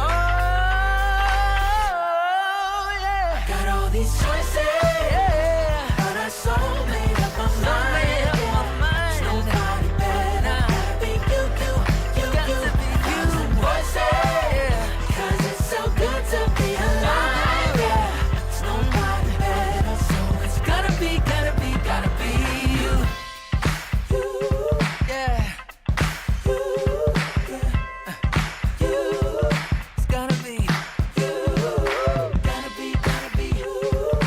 Gotta be you. Gotta be you. Gotta be you. Yeah. Gotta be you. Oh, it's gotta be you. Yeah. Got all these choices, but I so made up my mind. Nobody better. Gotta be you. Thousand voices, 'cause it's so good to be alive. Yeah. There's nobody better, so it's gotta be you. Hey.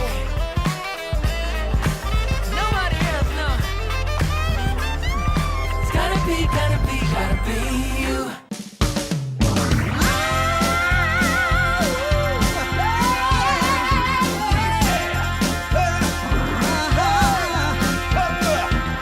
Go and tell your mama to get up off her seat. Go and tell your mama to come out in the street.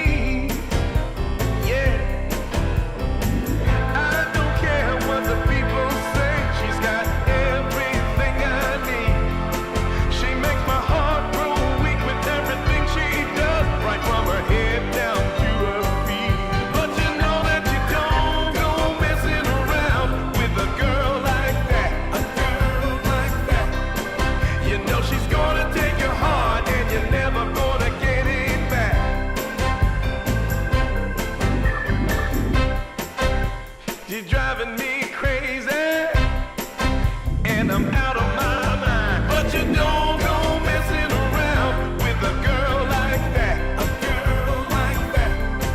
You know she's gonna take your heart, and you're never gonna get it back. So don't go messing with a girl like that.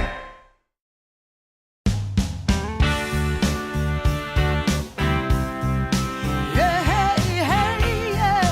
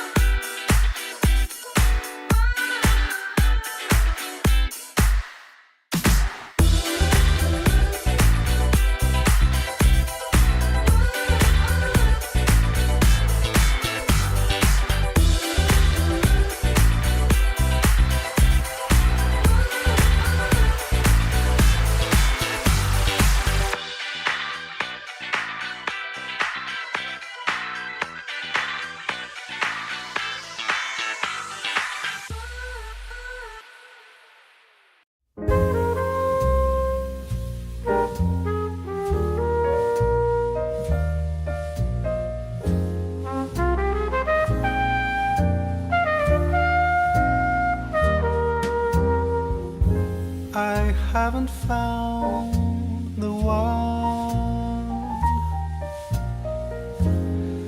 or never knew what others do. I hope and yet again, what do I know then? I believe it's all meant to be. All my dreams are so out of reach. I fool around, but we never know. I fell in love, but a long time ago.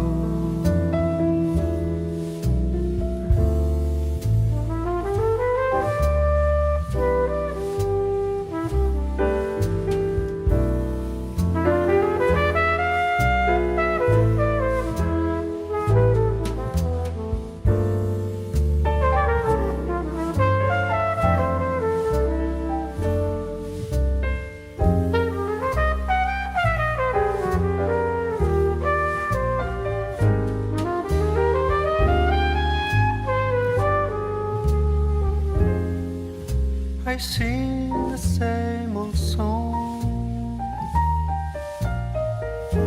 been going on for far too long. I hope and yet again, what do I know then? I believe we're all meant to be. All my dreams are so out of reach. I fool around, but we never know. I fell in love, but a long time ago.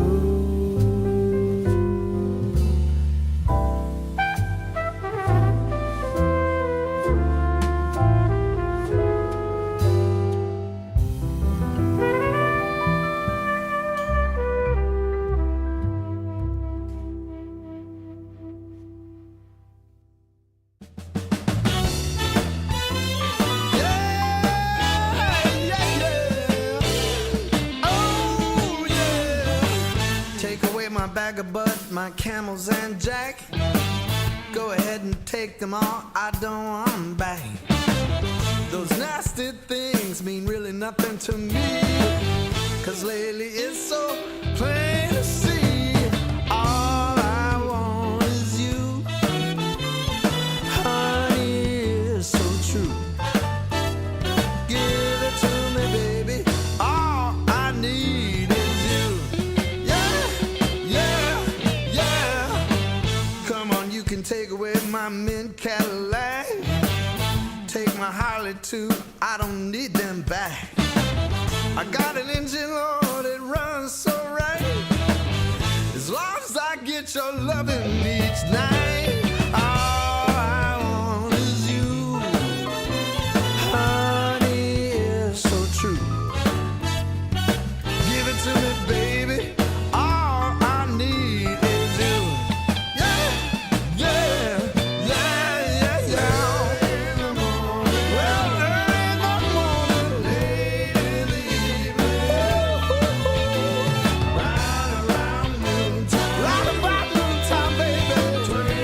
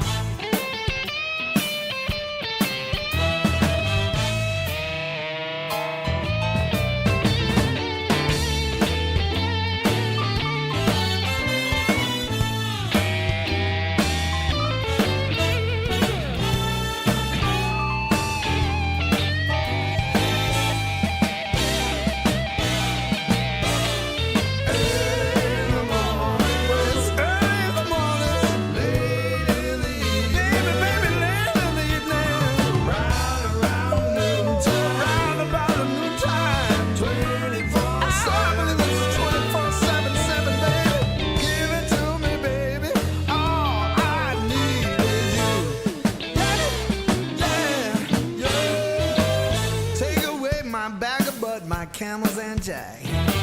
Go ahead and take them all, I don't want them back. The only thing I could ever really miss is what I feel when I get your kiss. All I want is you, honey, it's so true. Give it to me, baby. All I need is you. Yeah, yeah, oh yeah. Early in the morning, late in the evening. Well, it's about late in the evening, baby. Right around noontime, 24/7, 24/7. Give it to me, baby. All I need is you. Oh, yeah, yeah, yeah.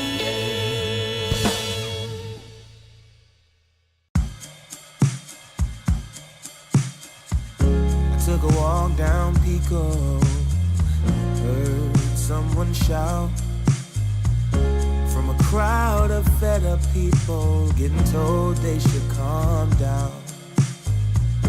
Didn't wanna fight, but the tears that fill their eyes are brought by the people sworn to preserve their rights. Oh, how could you not see it all coming? Stuck in our ways and running out of time. Time to change. We've got to at least try. But what will they do when the people are stepping out of line? Oh, oh now, oh yeah. What will they do when the people are stepping out of line? By the ocean where we hit the ground, when just one block away shops were burning down. No surprise, the peaceful pay. We can't kick our feet out till justice takes its place. Oh, how could you not see it all coming? Stuck in our ways and running out of time. Time to change. We've got to at least try. But what will they do when the people are stepping out of line?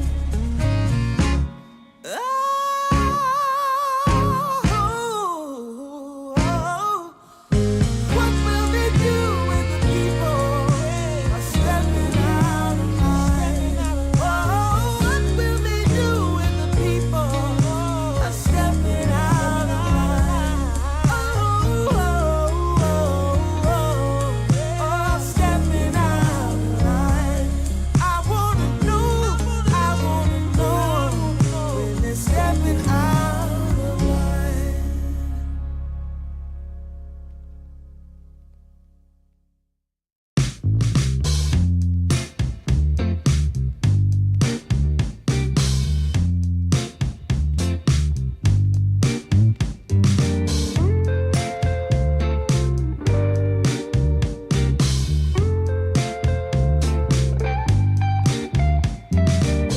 Well, I can tell just by the way that you're smiling that you're still unsure. And I can tell just by the look in your eyes that you've been hurt before. But baby, no one can promise you forever. Right now I only know that we should be together. Because it's now or it's never, so won't you take a chance on me?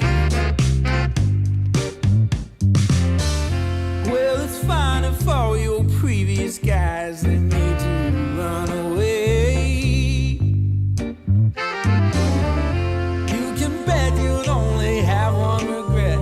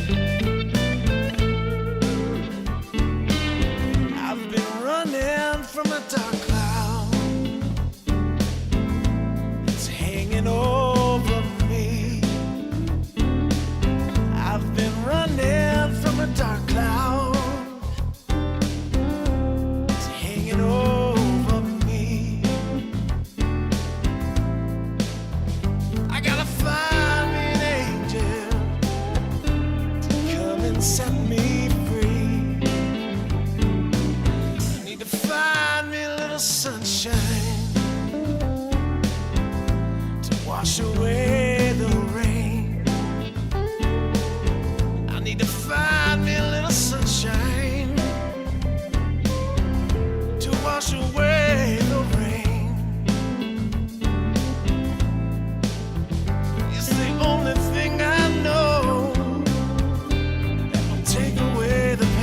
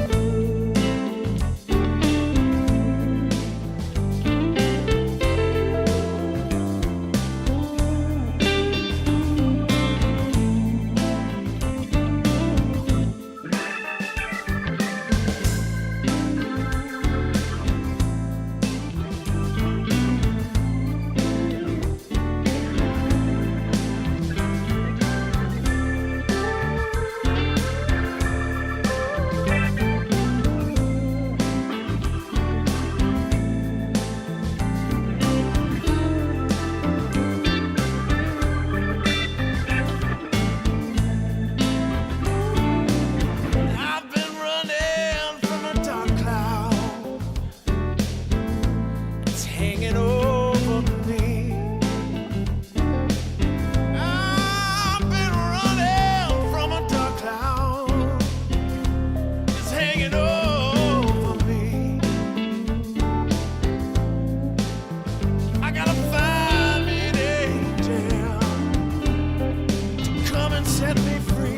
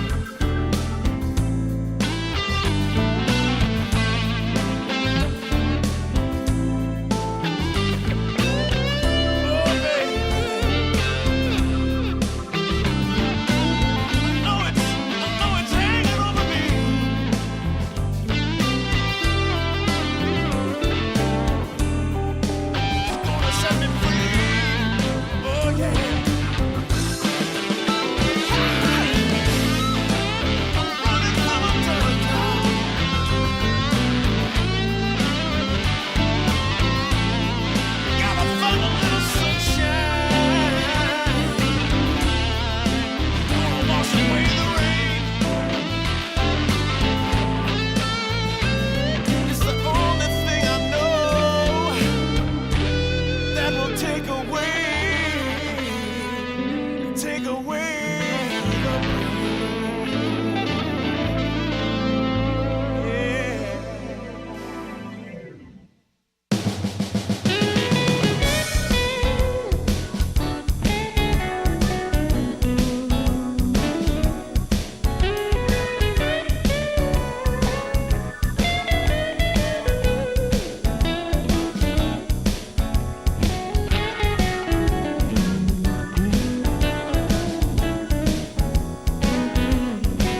I got the prettiest little girl.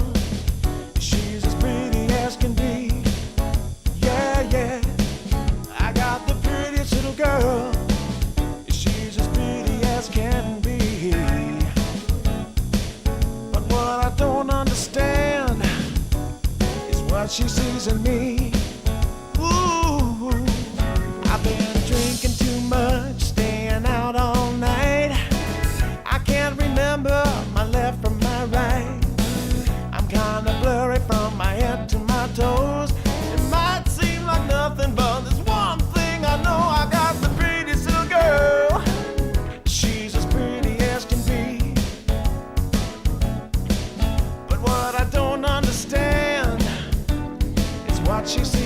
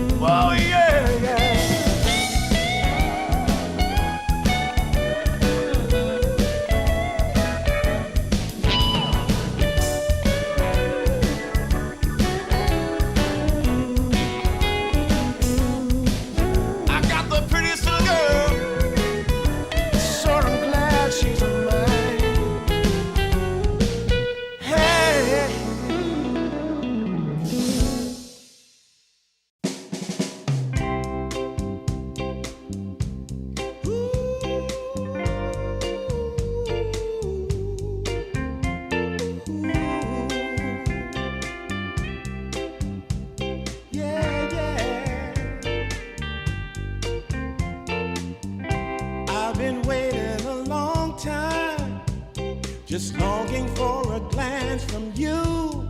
Yeah. A chance to look in those big brown eyes. No telling what my heart would do. Hey, when we met, I sure knew it felt as good as it could be. In that moment, though it felt so good, I wondered why you noticed me. If you gave me just a little time, it would sure ease my troubled mind. Don't tell me that you don't feel the same inside. Don't tell me these are feelings that I ought to hide. I don't care where you came from, just tell me where you wanna go. If there's a chance to be together, that's all I really need to know. Is it real or make believe that keeps me thinking of you?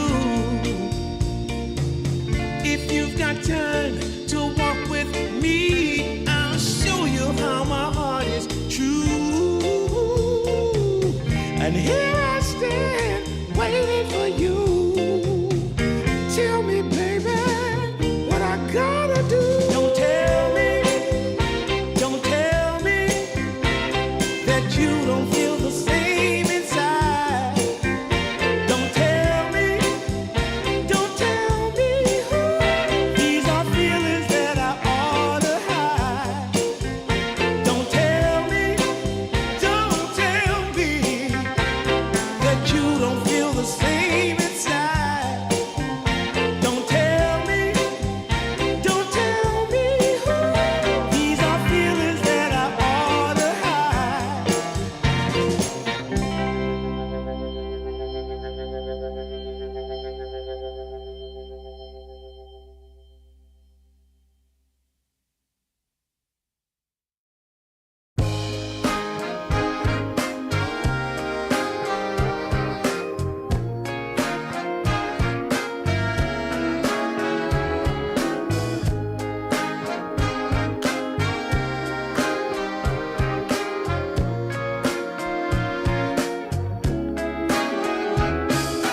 Leaning on the window pane, I found my mystery woman. Flame drives me insane. She's heavenly creation, the spirit of the hot summer day, controlled by her emotion. Tomorrow seems too far away. Now I've got my shot. I'm meeting my soulmate. Lady, can you see me? You're my everything. You're my lady. Lady, can you feel me? I feel head over heels. You're my lady, lady. Maybe you can't hear me, my sweet little thing, my sweet lady. Lady, can you see me? You are my everything. You're my lady, lady. Some might think I'm crazy. You're my constellation. My vision's far from hazy. I need no confirmation. Take my heart and don't let it stray. True love and affection will come again another day. As the sight of your light always takes my breath away.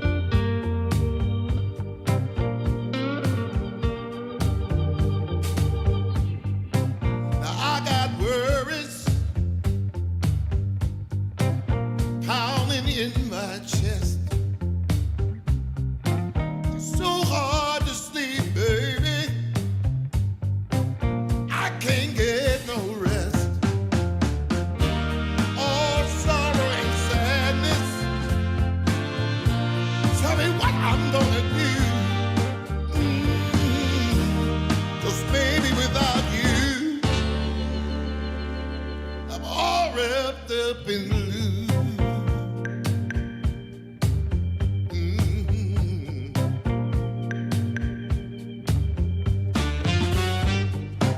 I thought it would be easy to make it on my own. But baby, now I know what it means to be alone. Lost in the shadows. Tell me, what can I do?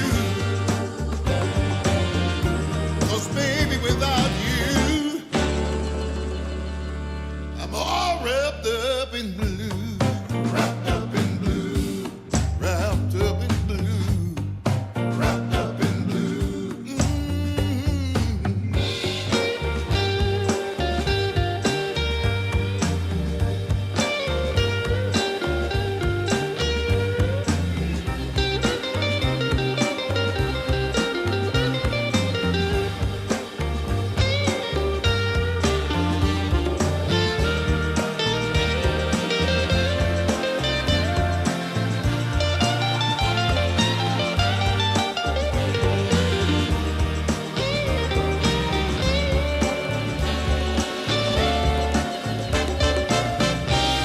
You don't miss the water till the well runs dry. You never see when the truth turns into a lie. Hey. Wrapped up in blue, all wrapped up in blue. Wrapped up in blue, can't find my way out. No, wrapped up in blue. Tell me, what can I do? Wrapped up in blue, all wrapped up in blue. Wrapped up in blue, somebody help me now. Wrapped up in blue, all wrapped up in blue. Wrapped up in blue, somebody tell me what to do. 'Cause I'm wrapped up in blue. Wrapped up in blue. Wrapped up in blue. Wrapped up in blue. Wrapped up in blue. Oh, yes, I am.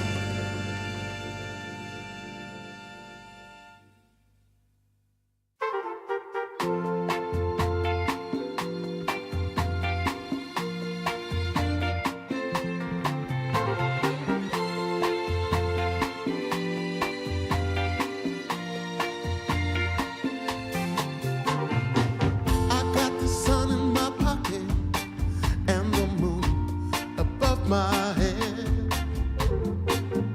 Got the whole world at my feet and there ain't a cloud ahead. There are stories I need to tell. There is laughter I need to share. Joy and love all around. I can feel it in the air. Oh, nothing can stop me now. There's nothing at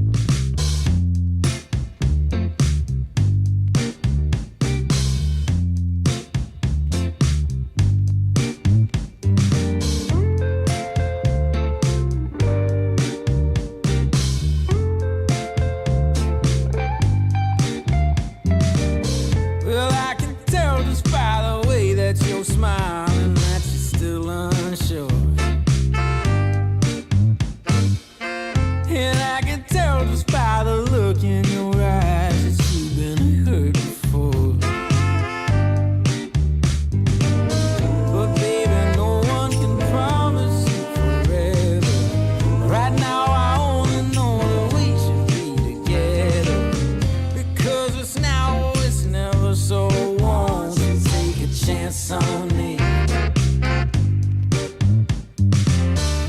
Well, it's fine if all your previous guys they made you run away. You can bet you'd only have one regret, and that's if you didn't stay. Walk my way. 'Cause baby, no one can promise you tomorrow. But today you take away all of my sorrows. You know I'd beg and I'd borrow for you, so won't you take a chance on me?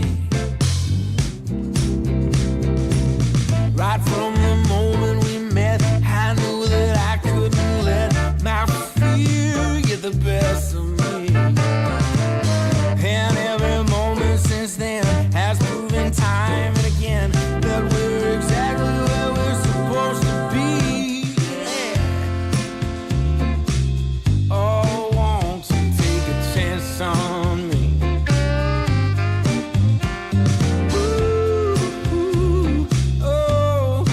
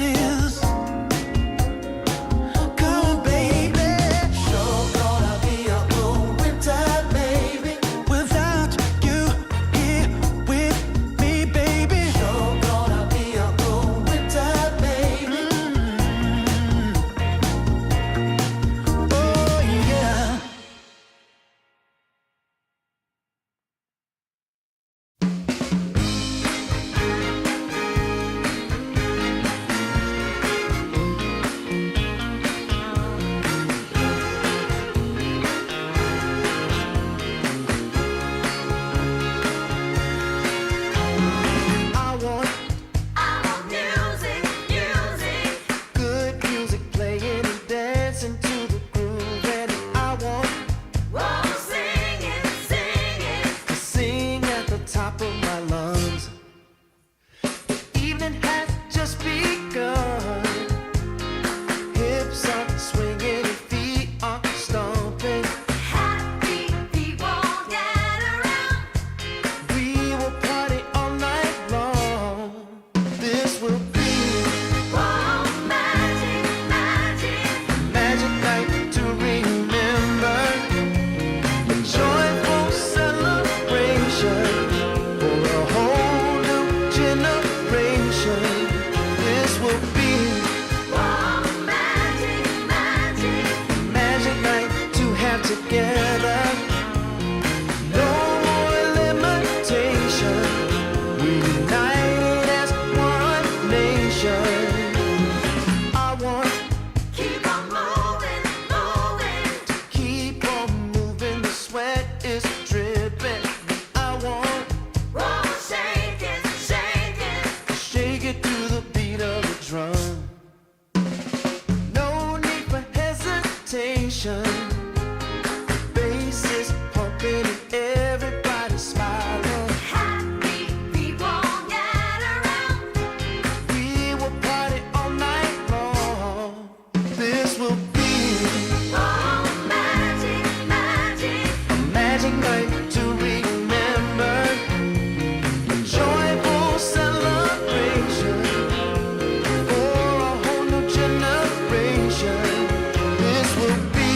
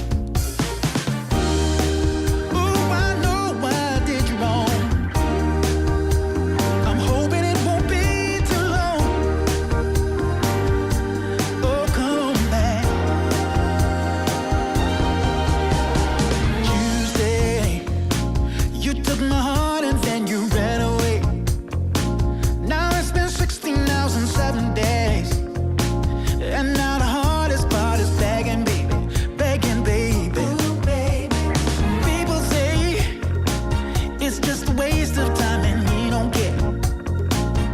But I'm holding on and hoping that will be another chance for what we had, what we had. Never gonna be another way. No more windy days. Come back, I'm gonna find a way. Yeah, back to me. You're gonna be a cold winter, baby, without your loving around. Baby, I will be waiting until you come back home. You're gonna be a cold winter, baby, without you here with me. So come on, baby, don't keep me waiting. Don't you set me free. Baby, pick up the phone. Baby, pick up the phone. Don't leave me all alone. I don't want to be alone. When are you coming home? Please, come on back to me.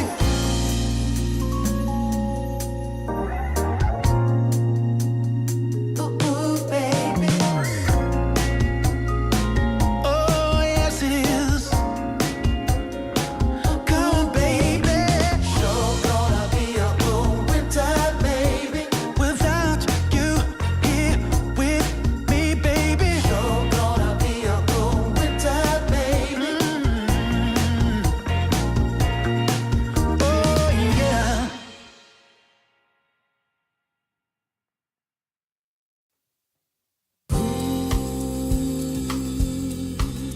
Am I a boy, a used lost toy,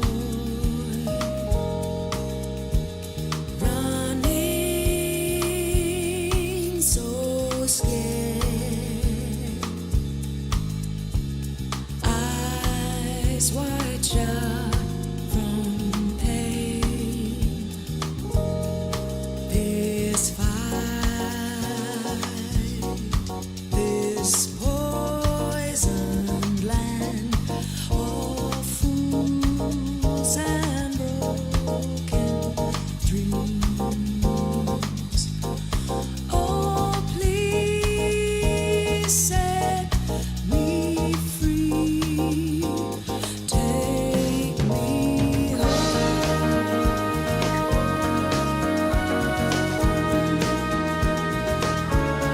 So cold.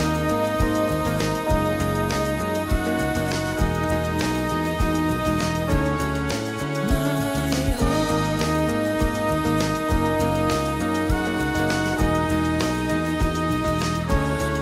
So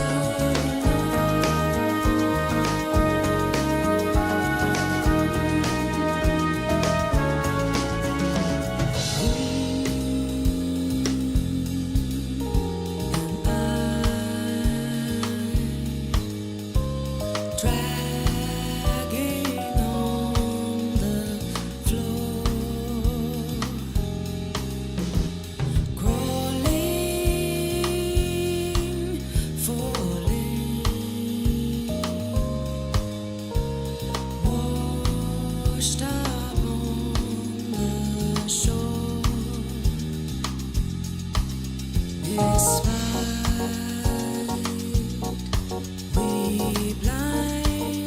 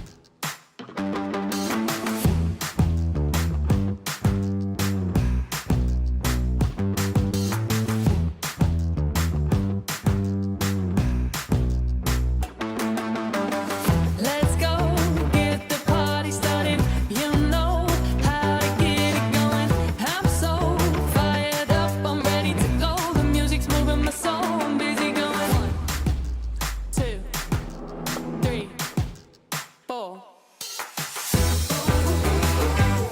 I really feel like dynamite.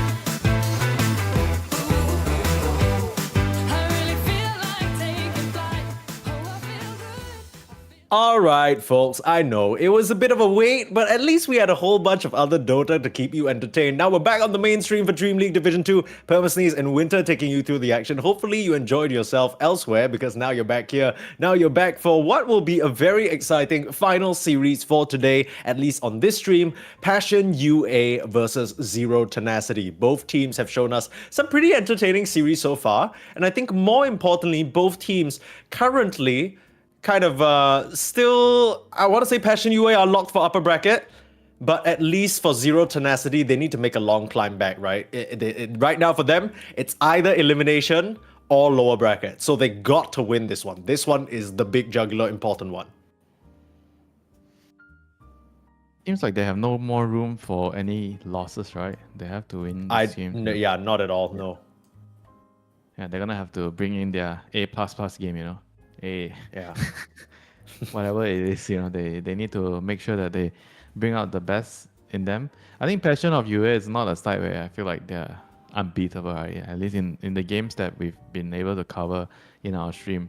I think a lot of the wins were really scrappy. They were, I think, messy wins. And sometimes you got to win messy, you know, but it definitely does show that they are not a side that plays very, very clean Dota. So there is always a chance that they might be too messy for one game and then you have a shot to take a win there, you know. So for Zero Tenacity, they're definitely hoping that it is going to be right now, you know, that messy game.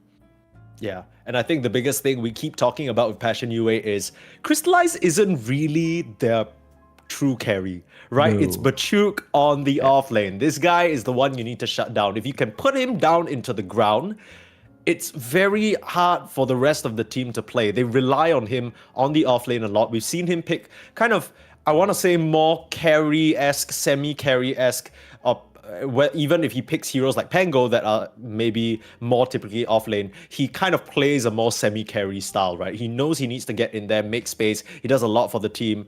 And on Zero Tenacity's side, we actually have a bit of a stand-in situation. So Jeezy, who was their position 4 that we noted really liking to play position 4 Invoker, has now been stood in, at least for this series, by Immersion, who I think had a pretty few successful tenures on some tier 2, tier 1.5 teams. Definitely recognize the name. A pretty strong Earth Spirit player, that's what I remember. But hopefully that's enough, because like we said, this is do or die for them. We're going to get ready for Zero Tenacity Passion UA. We're going to have a draft ready for you very shortly. But I think Zero Tenacity, if they manage to get their hands on that Say Enchantress or maybe even Say Chen, I feel like their chances of winning are going to go up, up, up. It definitely didn't really look really good in some of the games where he had his like Invoker and some Yeah. Don't know what that was about. ordinary position for heroes, you know. So hopefully they have a better time with Immersion. I think sometimes when there's a lot of chaos, you just need someone who plays a lot more stable, right? Instead of like trying to have a lot of like, I mean, I understand why they did the Invoker support. They had a game where they were trying to, I think, had a flex pick open and they're trying to mislead their opponents with the Invoker pick, you know. I think sometimes when you have too many moving pieces in a draft, it kind of confuses your own players, or there's too many possibilities, right? You don't have a lot of time to decide. If you're not a very, very solid stack, you know, then you make the wrong decision and everything goes haywire. Yeah, sometimes you try to experiment a little bit too hard and then it ends up blowing up in your face. But here we have a draft, so we're going to hop straight into it. Zero Tenacity versus Passion UA Game 1. Now, as we keep saying, Zero Tenacity, there is no room for error here. They are going to play this lineup of Passion UA, and then they're going to play one of the other teams, fiercely competing with them for those lower bracket slots.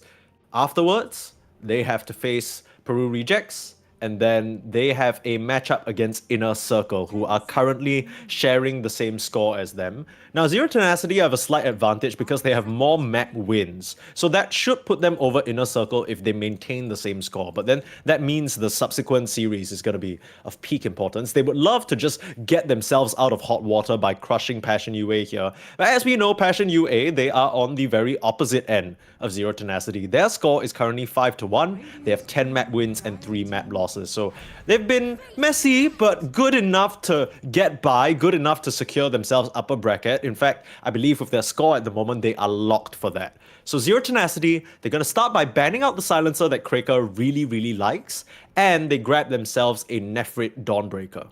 10 seconds remaining. You were going to say Cracker, right? When we were talking about some Midas silencer in the Yeah. series. He was the guy who built Midas Refresher like on silencer every time. Yeah, but then I wasn't giving you shit, right? You said I was giving you shit about buying Midas. It wasn't you. Yeah, Winter, don't worry. Sometimes we just make shit up on here. Do you guys really think everything we say is true? Do you think his name is even actually Winter? 10 seconds remaining. Do I look like a lying 5 seconds lying Yeah, you parrot don't or look whatever like, you you say? don't look like you've lied ever in your life, to be honest. I've You look only like an told the incredibly truth, you know. honest man. Yeah. Especially about my chicken rice. What do I like on my daily routine for lunch, I can dinner, understand that. supper? I have never Yeah. lied about the food I love, you know. Yeah, I hear you. 10 seconds. That's something close to your heart. Well, what about this Ursa response to Dawnbreaker? Does that make you tremble in fear if you're Nephrit? This lane is not really unplayable. I think this lane, you would say on paper, Ursa is going to have like a matchup advantage against another melee hero. But I think if Dawnbreaker you're paired with Snap, any strong position for this lane is, I think, playable. Or in fact, you can even kill the Ursa. It also really depends on who is babysitting the Ursa. So they already they are removing the Jack Hero, which is one of the best pairings. And the other better pairings are going to be like, remaining is going to be Enchantress, and Bane. I think those are the two strongest heroes. Because the thing with Dawn is you want to have a spell to interrupt the Starbreaker. If your core doesn't have a stun, then you want the support to have some sort of disable to stop the Starbreaker if you want to be able to win the lane. Sure. So Bane is like perfect for that. You can sleep and stop the Starbreaker. Let's see what they opt to go for here as a combination with the Ursa. Of course, Ursa, one of the most stable, I want to say, like carry picks that we have in this current meta game. Pretty solid overall. Don't feel like, unless Zero Tenacity go forward and pick a lot of different ways to kite it, should be okay being overall 9th picked. And What it's a kind of very- stuff do you want against the Ursa though? It's just very stable throughout the game. Like the thing with Ursa is it gives you Tormentor, it gives you Roshan, it gives you all the small mini objectives on the map. Yeah. I mean, he doesn't kill buildings, but usually he just wins you like the game of objectives. I feel like this hero is just too all-rounded in a way. He has a good lane, he has good objective taking with the Roshan and everything. And then he kills heroes, he scales incredibly well, he has a very good shot, he has a good Aghanim Scepter, his talents are good, his facet is good. His Everything is item just- build makes sense as well. It's always Battle Fury Blink. Like there's no, and then after that you can either get creative with like the Aghanim's Octarine build, or like we even see some Asher, Ursa's. BKB. Hey, do you remember that Wind Waker Ursa from Low? That was pretty funny. But that's a Ursa master. I mean, Crystallize, I feel like out of all the heroes he's shown us so far, the Ursa has looked the most confident. There have been games where he picks another carry where it just feels like he falls flat on his face, or he's really hoping that the rest of his team can carry the weight. I just want one Crystallize game where I'm like, yeah, Crystallize is doing it. He's putting the team on his back. It hasn't happened just yet, at least not on our stream. He's just enabler. I think he's a very good enabling carry. He likes to help his team, you know. But sometimes I understand what you're saying. You need to do it, you know. If the schedule is for you to be doing the carrying job, then you have to be able to carry. You can't expect Batuk to do it like every game. I think some games you just can't do it on the off lane, or depending on the pick sequence and the matchups and everything else. But on the other hand, we're gonna see a Pudge. Pudge, I think, one of the heroes that can actually lane with Dawnbreaker. I don't know if it's a block pick, but I think I've seen Mouse do a lot of Dawnbreaker with Pudge, Yamich and Boom. Seems like it's a very strong duo. Very easy to kill. You get the hook set up, and then Starbreaker plus the Celestial Hammer is just going to kill the hero that you get in the hook most likely, you know. So taking that away from them, Radiant team pick. let's see if they can get some replacements. We have Disruptor, Dawnbreaker, and Tusk Dawnbreaker is probably going to be the lane sap. Just cookie butter with the tag team plus Starbreaker. Yeah, Disruptor Tusk also such a solid combination. I feel like we talk about this duo at length. You got one catch and you got one blink forward. The guy who wants to run at you versus the guy who stops you from running away. So it's already pretty nice. I think with the Glimpse, there's some long range cancel for the Dismember. Like you can always just cast that easily on the Pudge. The Dazzle though presents perhaps another threat for them. I'm not really sure. This could be an off-lane Dazzle, the way that it's set up right now. With that Pudge on the potential position 4, we know that Cubify really likes that on the pos 4. Radiant team pick. Pretty interesting. Storm Spirit as well. So that's their catch. That's their initiation settled. It could just be like a position 5 Dazzle.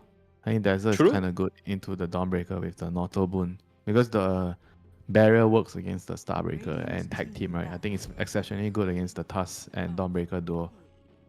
Yeah, but doesn't give you that stun that you were mentioning to stop the combination. Yeah, You're it still... doesn't, but it gives you a barrier to at least deal with it, right? Because it's all physical, Tusk and Dawnbreaker. I think Sure. Dazzle is gonna work really well in this lane, yeah.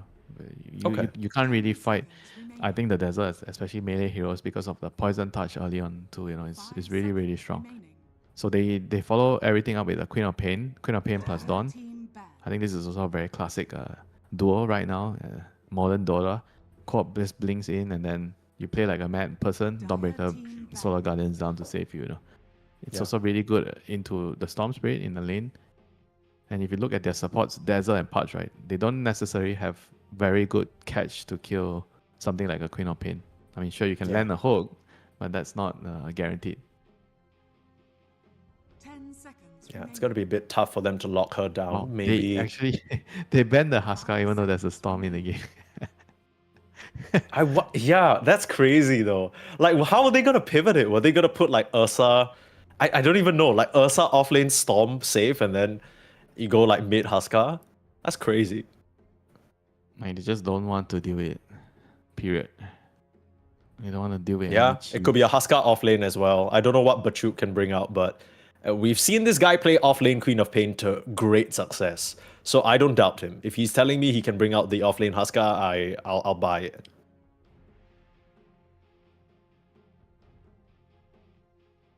So what are we missing here for each team? Zero Tenacity, I guess they need a core that can scale up nicely into the Ursa, maybe deal with the Dazzle Graves and Storm Spirit, maybe some sort of lockdown for him. Passion UA, probably missing an offlaner, right? If we're assuming this Dazzle is going to be in the position 5. It should be like...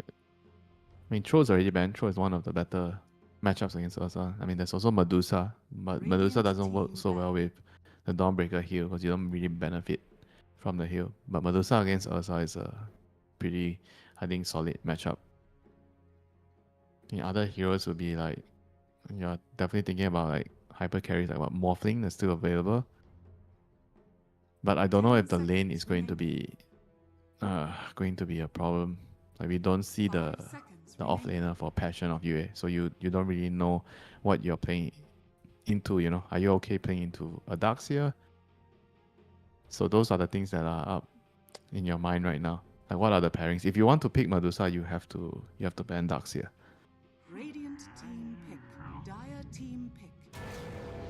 Okay, they banned Darkseer, but they pick Abaddon. Abaddon is still. I didn't realize he was still in the pool. This is like another very stable, just solid hero. You don't really need to know your matchup to pick this hero. He does okay in most cases. 10 seconds remaining. I mean, fits the whole theme that Zero Tenacity have, where they want to run at you, and Yeah. Passion UA. There are three I mean, saves for the Queen of Pain: Abaddon, Shield, Tusk, Snowball, and Dawn.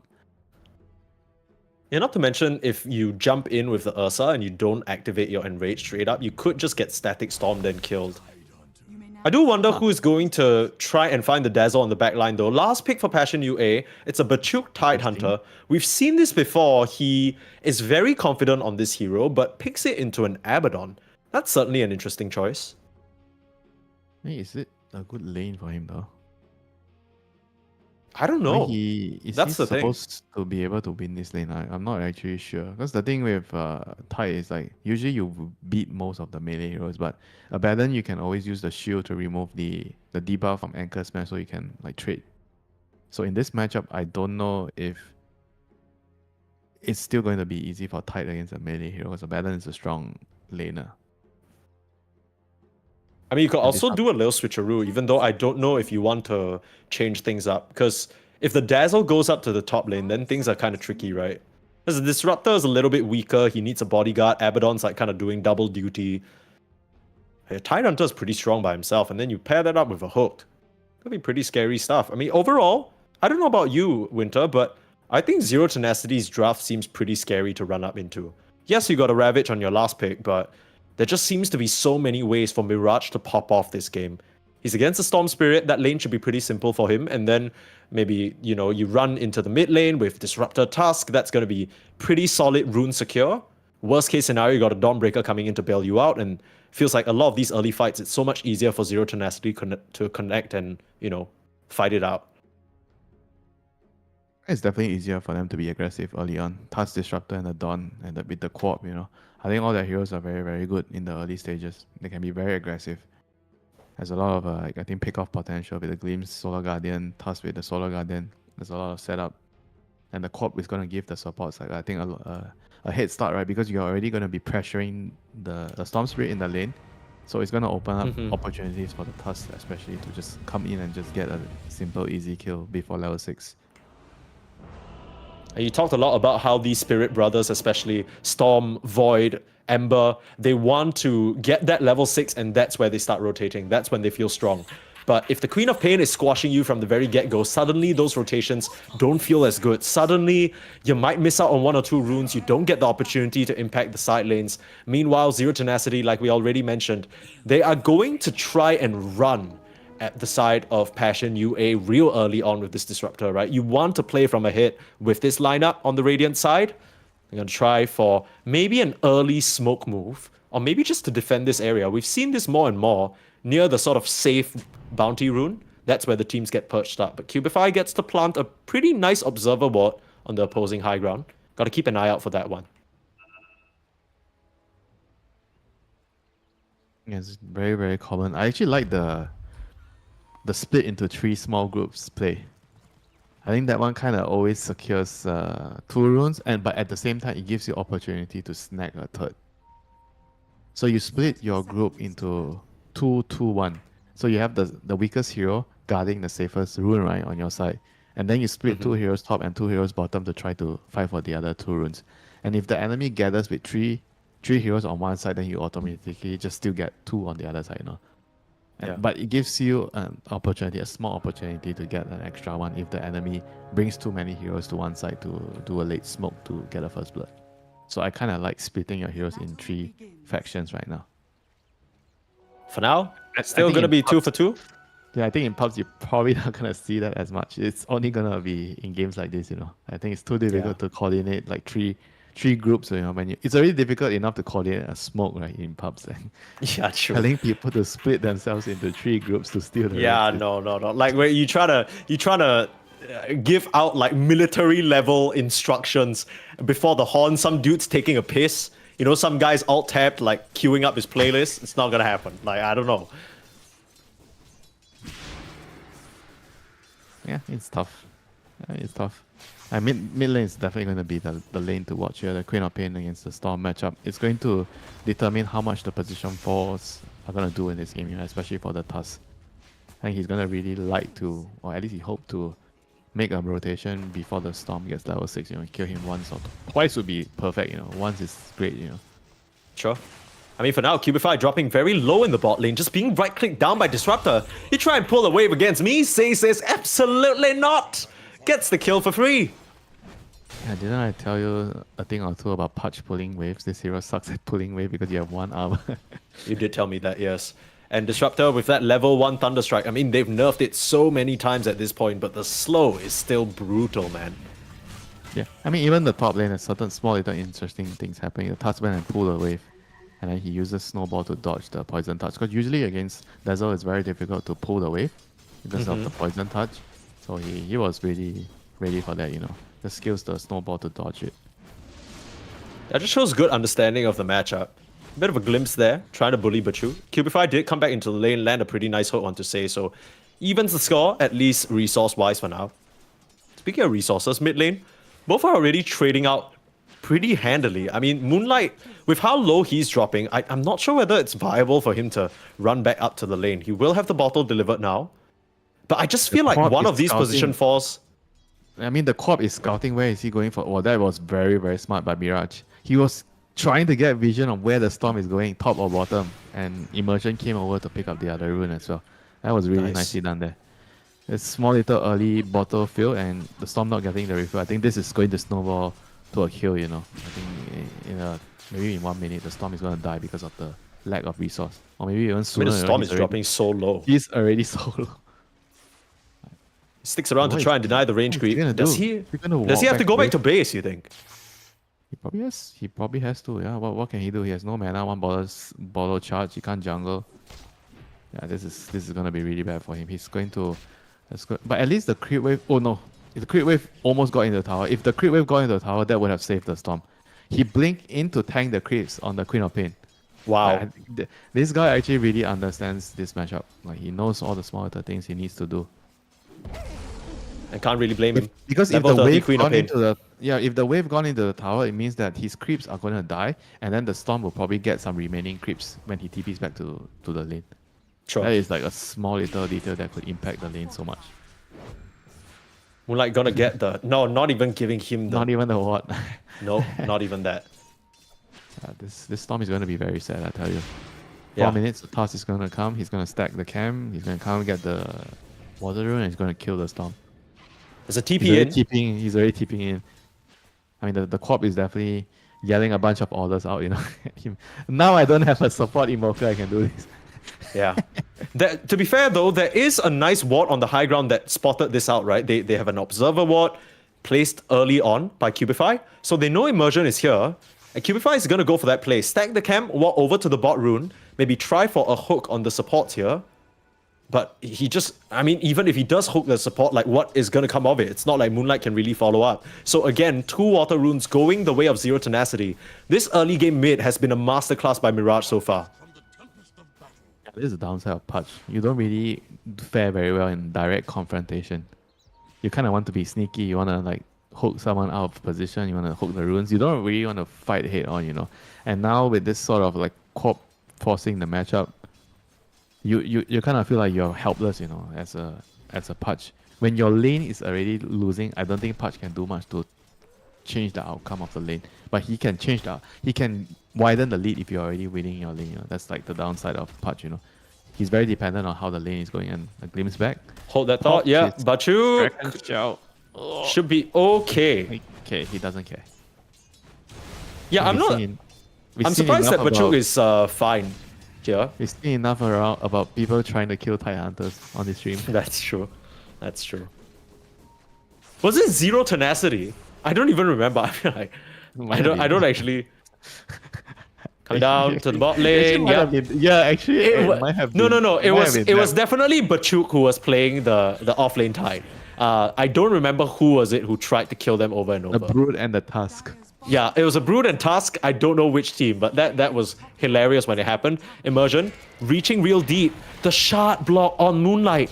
Is it going to be enough damage? Of course it is. The Queen of Pain blinking in. Mirage was the one ordering that play, and Cubify doesn't do nearly enough damage. Now you gotta try with the Poison Touch. Snowball to save. Onto the creeps. Will highlight that there's a ward on the high ground, but it's far too late to do anything about it.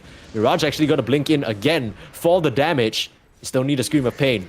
You got enough? Another shots, another Lotus, but Say now on a killing spree. So early game, it's just gone all zero tenacity, and Mirage will get an Invis rune at the 6-minute mark to boot.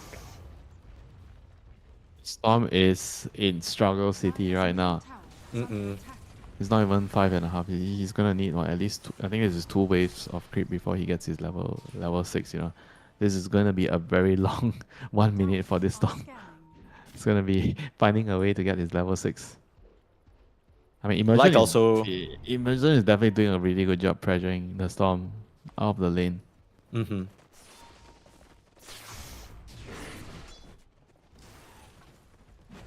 Some nice stacks though for the Storm to sort of go back to. You get the feeling that those might have been created for Bachuk's recovery, but I don't know if it belongs to him. yeah, I think he's just taking like, them out of. He I has don't to, care. right? This He is just needs mine level now. 6. This is mine now. I'm surprised we're not seeing Mirage maybe set up for like a Wisdom Shrine steal. I feel like most of the times when teams get such a big advantage, they try and capitalize on it by making that move. I think it's also the fact that he was really low on resource just now. So he probably decided not to go. He picked up the Invis and then he just used it to top himself up, right? And then he wasn't really feeling confident to walk over. But it's actually a very important thing. Like a lot of the better teams, they just figure out how to make a sequence of play that allows your mid laner to join the Wisdom Shrine fight, you know, or to at least fight for the Wisdom Shrine on the other side. Well, not going to have any of that. Earlier on in our series, we saw Raw Gaming suffer the fate of having a level 3 support at 14 minutes. Now, they are going to try and kill the Tide. We've seen this movie before, Winter. It's not a very pretty one. Cubify is there, waiting for a hook. Round the corner now. Solar Guardian coming through. The hook is not going to be enough. The Dawnbreaker with the the Ravage might just be enough to turn things around. Nefrit getting glimpsed. Who was it who got glimpsed? Was it the Storm Spirit? Pulled out of trouble, and Bachuk now, at the mercy of Dream, will just get auto-attack down slowly but surely. This time, they kill the Tide. So they kind of play a different strategy there. Not all in on the Tide, they go for everyone else first, and then they get the Watermelon for last. Radiant's middle tower is under attack.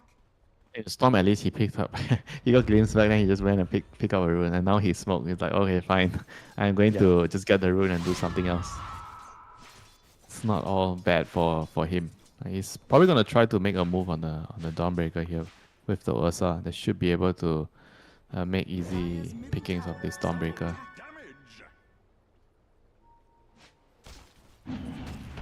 How's Solar Guardian used as well.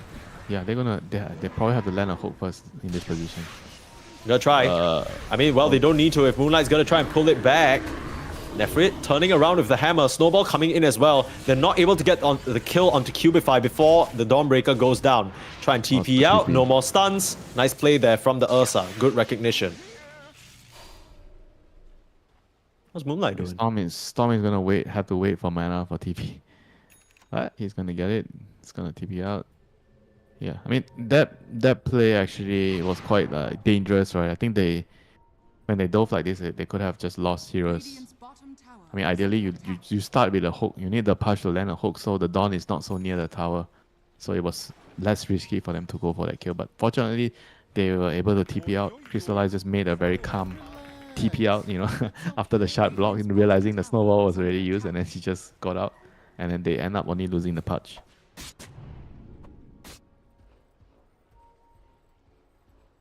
What do we have here? Cubify? Cheeky little D-ward. Yeah, rune fight soon. Or rune secure, I should say. Right, nicely zipping in. Dodges the dagger. Alright, it's gonna be an arcane rune. Like, who's going for which rune? He's so scared to go. Oh my god. Solar Guardian. Solar Guardian. Yeah, this is what they were scared about. Cubify. Oh, wait, what was he doing there? I thought, you know, for a moment it looked like he was trying to grief his Storm by hooking him back in. You ever see those pup plays? Like the pup is mad that you ditched him. He wasn't trying to do that. He was just trying to use spells, you know. Before you die, you click every button. Okay. I don't know, it looked a bit suspicious there to me, but Zero Tenacity. Another Solar Guardian used where they find a support. Yeah, I you, think you didn't outside. pay me back my dinner money. You know, I'm gonna hook you back. Yeah, literally. Like, I came all the way here to get you that rune. I put my body in the way, and like then you you just leave return me. my. Yeah, you just leave me to die. That's not a brother. Oh, I mean, the storm. You know, we I'm- already see it. He's taking the stacks. He's, you know, he's getting whatever he can. He knows he needs to recover from this rough spot because outside of him, there isn't really anyone on the Passion UA side that can make plays, right? Meanwhile, Solar Guardian, not Solar Guardian, Static Storm. I keep Sonic messing Wave. this up. I don't know why. Crystallize should still be fine though. They use Sonic Wave, still gonna jump in. Crystallize now turning around the hammer. Sentences him to his death. I was wondering whether anyone else was gonna TP because there's a tide with a Ravage. They don't feel the need to use it. They're just gonna lose 2 up here for free. Okay, Mirage dominating now. Yeah, he's definitely been the star of the first 10 minutes, you know. Like giving a masterclass on how to dominate the lane against the Storm and then making the rotations, using the Dawnbreaker. And he's just really been like utilizing every single bit of resource in the draft, you know, they have, you know. Just really understanding the matchup and how to use these heroes. Dire's top tower is under attack. Yeah, you get the idea that he's almost the one orchestrating all of this, right? He's Yeah, commanding yeah, his task to come do It these kinda things. feels He's like he's definitely yelling at people. Telling them what to do. in a commander type of way, of course, not in an antagonizing way. Tusk, get behind the tower and scout out this storm. He's gonna be farming the jungle. Yes, sir. Go in there, shards, you know. Disruptor, where are you? Oh, sir, yes, sir. I got a glimpse. Thank you. Set me up for Sonic Wave, please. Solar Guardian check. Yes, coming back up in 10 seconds, sir. Okay, I'm diving in. Pretty good timing on the blade mail. Feels like you're reliving your NS experience. Yeah. Don't remind me. It wasn't a good one.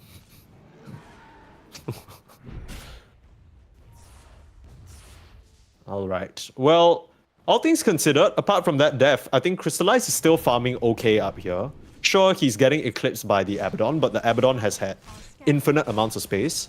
This Tidehunter hasn't really paid off in the way of being able to pressure Dream out at all. I didn't really expect like him to actually. I mean, he's getting good farm, you know, but you can't really pressure Abaddon. I think Abaddon is just like too strong of a hero on lane, you know, in a melee against melee matchup. Structures are fortified. I mean, the one thing is that he has really good levels. Despite dying twice, he's still level 10 because he's mostly been left down here alone. Right, Kraker will now join him because he's completed that Vlad and he's feeling confident enough to just stand here, tank the tower. Level 4 Kraken Shell, no levels in Gush, just full on pressuring the tower by himself. And it remains to be seen whether Zero Tenacity want to punish this. They're going to come through with 2 TPs now. We've seen this before. Try and kill the Tide, not really sure whether it's going to work out. They're pulling him back in. There's the Kraken Shell. A Dazzle ready with a Grave and some heals though. The side of Zero Tenacity, they're not looking at the Dazzle, they're just looking at the Watermelon, but he's gonna get routinely saved. You still have a Grave holding on to the last minute, there you go. Snowball forward onto Crystallize, Batchuk still alive, getting glimpsed back, he will go down. Solar Guardian now. This is the fight that Zero Tenacity was setting up for, but Mirage, he's out of mana. Dream still on the front lines doing quite a bit of damage. Borrow time was already used and they get the kill. Mirage, he's the last bastion standing. Needs to reflect such a huge amount of damage with the Blade Mail, but not able to do it. Again, he ran out of mana pretty early on in the fight. And not really sure what the plan was from Zero Tenacity because they put in so much damage into that Tidehunter who was just being healed over and over by the Dazzle just around the corner. They could have easily killed Kraker, but they didn't. It's okay. He was allowed to do too much in that fight on the Dazzle. I mean, ideally, I think the Corp has to blink on him and find the real hero behind. But I don't think he had enough mana. That's why he probably didn't feel like he could do it. That's Just tough. unlucky, I guess. They just didn't have enough resources, I think, in that fight. I don't even mind that they were trying to kill the Tide. The Tide, I think it was a right call. Like he was just playing too cocky up front near the tower. You kind of have to punish him. Well, you did, though. It comes at the cost of 2 cores, a couple of supports to boot. I mean, still a 3k gold lead for Zero Tenacity. Still Mirage feeling like the strongest hero in the game right now on her Queen of Pain. Just kind of need a little bit more juice because I feel like Mirage, he hasn't even gone back to base for any sort of reset, right? He's been relying on these runes, relying on maybe some arcane boots. but he's just bone dry on mana. I feel like the past 2 fights he hasn't really had enough resources to fully utilize his net worth and levels. He's gonna go back to base. He has Kaya now. The Kaya is definitely gonna help him manage the mana expenses Amazing. a lot better. And now they have Solar Guardian, so it's gonna be ready. Now they're definitely gonna be looking for their next play. Quap's gonna TP mid. Mid should be the next location. There's no Ravage for another 20 seconds. Kraker. Risky gamble there, Blink, rather using the Shadow Wave. Hook, gonna find Mirage. Do you there's have a a Dawn save? coming Solar in. Guardian coming through. That's kind of the soft counter to the Pudge. Blinking back to safety is Mirage, but it does open up the rune for the Storm Spirit to grab. On the top side, has a haste, can connect back to this fight if needed, but Dazzle's just gonna try and TP away. Hammer will stop him. That ends up being 2 support kills. Mirage with a double. I mean, this Disruptor, Co-op, and Tusk. I mean, just the 4 heroes, in general, outside the battle, they're just doing so much work with the Co-op. The global Solar Guardian, the catches with the Tusk and the Glimpse. I mean, I think this is like the thing with Tide, right? Because he's like a slower paced hero, so he's not really gonna provide you with the same level of pick-off like a Dawnbreaker will provide globally. You are kind of playing more for the team fights. You need to buy your Blink, you need to buy your Aura items, so everything is gonna come a lot slower. So as a result, they're losing ground on the map, lose the tower. They're probably going to have to try to play on, I think, the minute 20 Tormentor and try to like use the Ursa to kill the Tormentor to try to slowly. Oh no, he gets blocked. Wow. Dagger's Immersion. That's Dagger's sharp. coming in. Dagger's coming, but he's thunderstruck right now. Cubify gonna try and look for a hook. Narrowly misses the mark on Immersion, who had that Solar Crest move speed. Mirage still showing on the wave though. Moonlight with a haste rune, charging on forward, wanting to punish. Knows there are supports on this horizon, and Say might be the one in trouble. Wim's not gonna save you from an angry bear. Snowball, still with the punch. Immersion, sticking around. They want to try and commit for the kill onto Moonlight, but here comes the Dazzle. You have a Ravage available. Chain stun up the Quap. Need to burst through her, but still able to get the Blink out. With nice shield there from Dream, TPing in to help the Quap. Understands that this is the most important hero to keep alive right now. You still don't have Solar Guardian for a bit, but it now comes off cooldown. So if Passion UA continue to commit, they might fall for the trap that Zero Tenacity are setting, but still, support kills left and right. Passion UA stabilizing a little. Radiant's top tower is under Yeah, attack. they traded the Ravage for 2 supports. I think this is their time to keep moving on the Disruptor and Tusk. If they can set up for the Tormentor, that would be great, It's like in 1.5 minutes. If they can look for a pick-off into Tormentor, that is going to be the best exchange they can ask for the Tide Ravage here.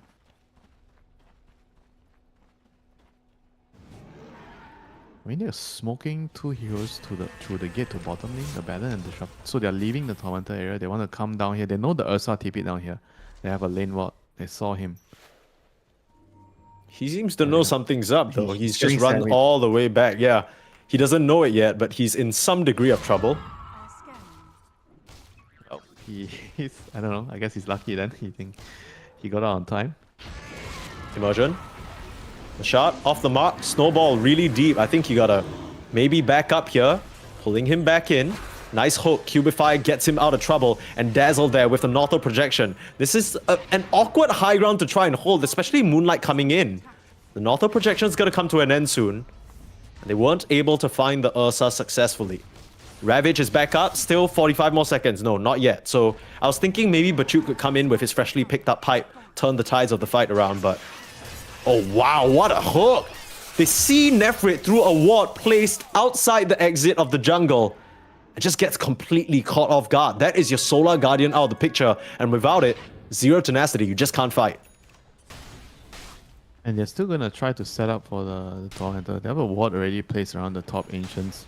Dawn is not gonna be dead for too much longer, 20 seconds. They're gonna be able to use his Solar Guardian. And there should be a big fight here. Everybody's moving to the Tormentor. Like Zero Tenacity, they have to buy some time for the Dawn to be alive. I mean, Bachuk they're gonna is- counter smoke. I mean, Abaddon, Dream has to go and tank and buy some time. Yeah, it can't be Mirage on the front lines for sure. Dream trying to bait. Nice I thought the Sonic He got Wave was the going to Enrage come out off. for sure. He got the Enrage indeed, but the Solar Guardian coming through now. I don't think the Enrage is going to save him through that. Ravage comes out far too late. Passion UA scrambling a little bit here. It's Bachuk on the front lines left, but without your Ursa, I don't think you can take this fight. Moonlight's really low on resources as well. Has to dodge away just from the hammer, and Nefrit going straight for the jugular onto the Dazzle. Nice hook away. Dream slightly distracted, but they're gonna fully focus down Kraker. He's very tanky on the Dazzle though. The anchor smash resisting some of the damages, and now Moonlight, more resources coming back into the fight. Mirage, he just can't do enough damage for now, but Dream finally turning round the bend. He managed to successfully chase down Cubify and turns his sights towards Bachuk.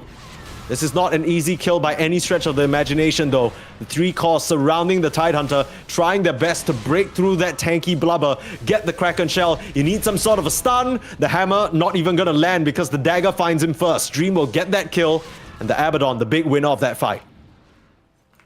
It was a very nicely executed fight by Zero Tenacity. They're not really over chasing, they're taking them apart one by one. It's all started with the catch on the Ursa there, and then everything just like follows suit, you know. I think it's very difficult once the Ursa got caught. He's your main damage dealer, you know. I mean, the Tide doesn't really do that much damage. The Storm is also not in a situation where he could do a lot of damage, you know. So once Ursa is down, like nobody is really dying, you know, on the Zero Tenacity side. And then now they're gonna claim the prize, which is going to be the Tormentor. It's a nice move by Passion of UA. They know that they can't contest Tormentor, so heading over to Roshan straight away.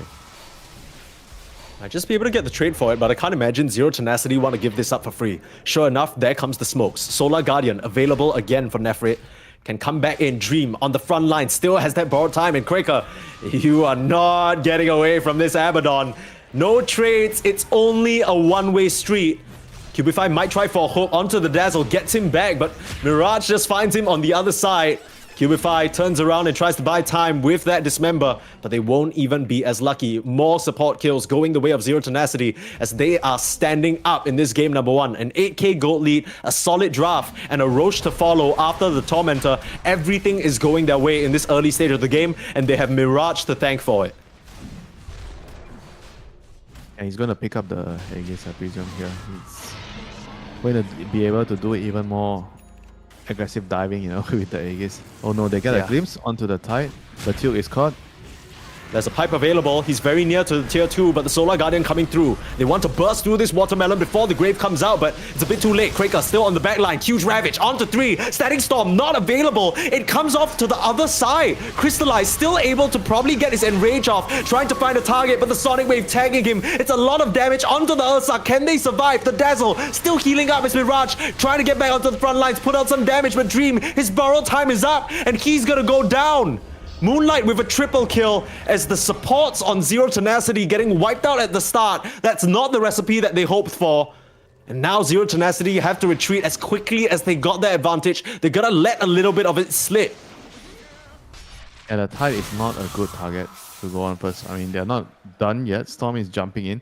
I think the co-op should be fine. They don't have enough to kill the co-op. I think some insane co-ops would have actually not backed out of that fight. You know? They would have actually just still gone back in. I mean, the Tide is not seeing a little bit of a... It's not an ideal target for them. You know? They shouldn't be going in and going on the Tide. There's no way they can burst him. Cubify is a lot easier, but he has a 4-staff now. Very nice up to the high ground. Yeah, sorry, you were saying the grave, right? I mean, the Dazzle's just been allowed to cast his spells for free in the fights.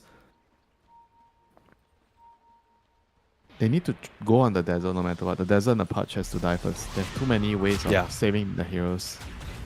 There you go. I mean, Cubify, they're just saving each other, but nice little glimpse there. Pull him back. You got any way of stopping this TP? Boy. The poison damage, it's not going to be enough. He still had 21 charges. Very happy. Just laughing away. Kraker able to survive. And we saw in the previous fight as well. I think Nefrit, the Dawnbreaker, just went straight for the Dazzle. In any other situation, maybe he would have been able to get the kill, but starting to tank up considerably, right? He's got the Essence Ring, he's got the Solar Crest, he's got a Fluffy Hat, and some Wand charges by the time you get to him, for sure. Zero Tenacity starting to, in a weird way, lack the damage, even though their co-op is so powerful. He's not playing crazy enough. He's not like going in.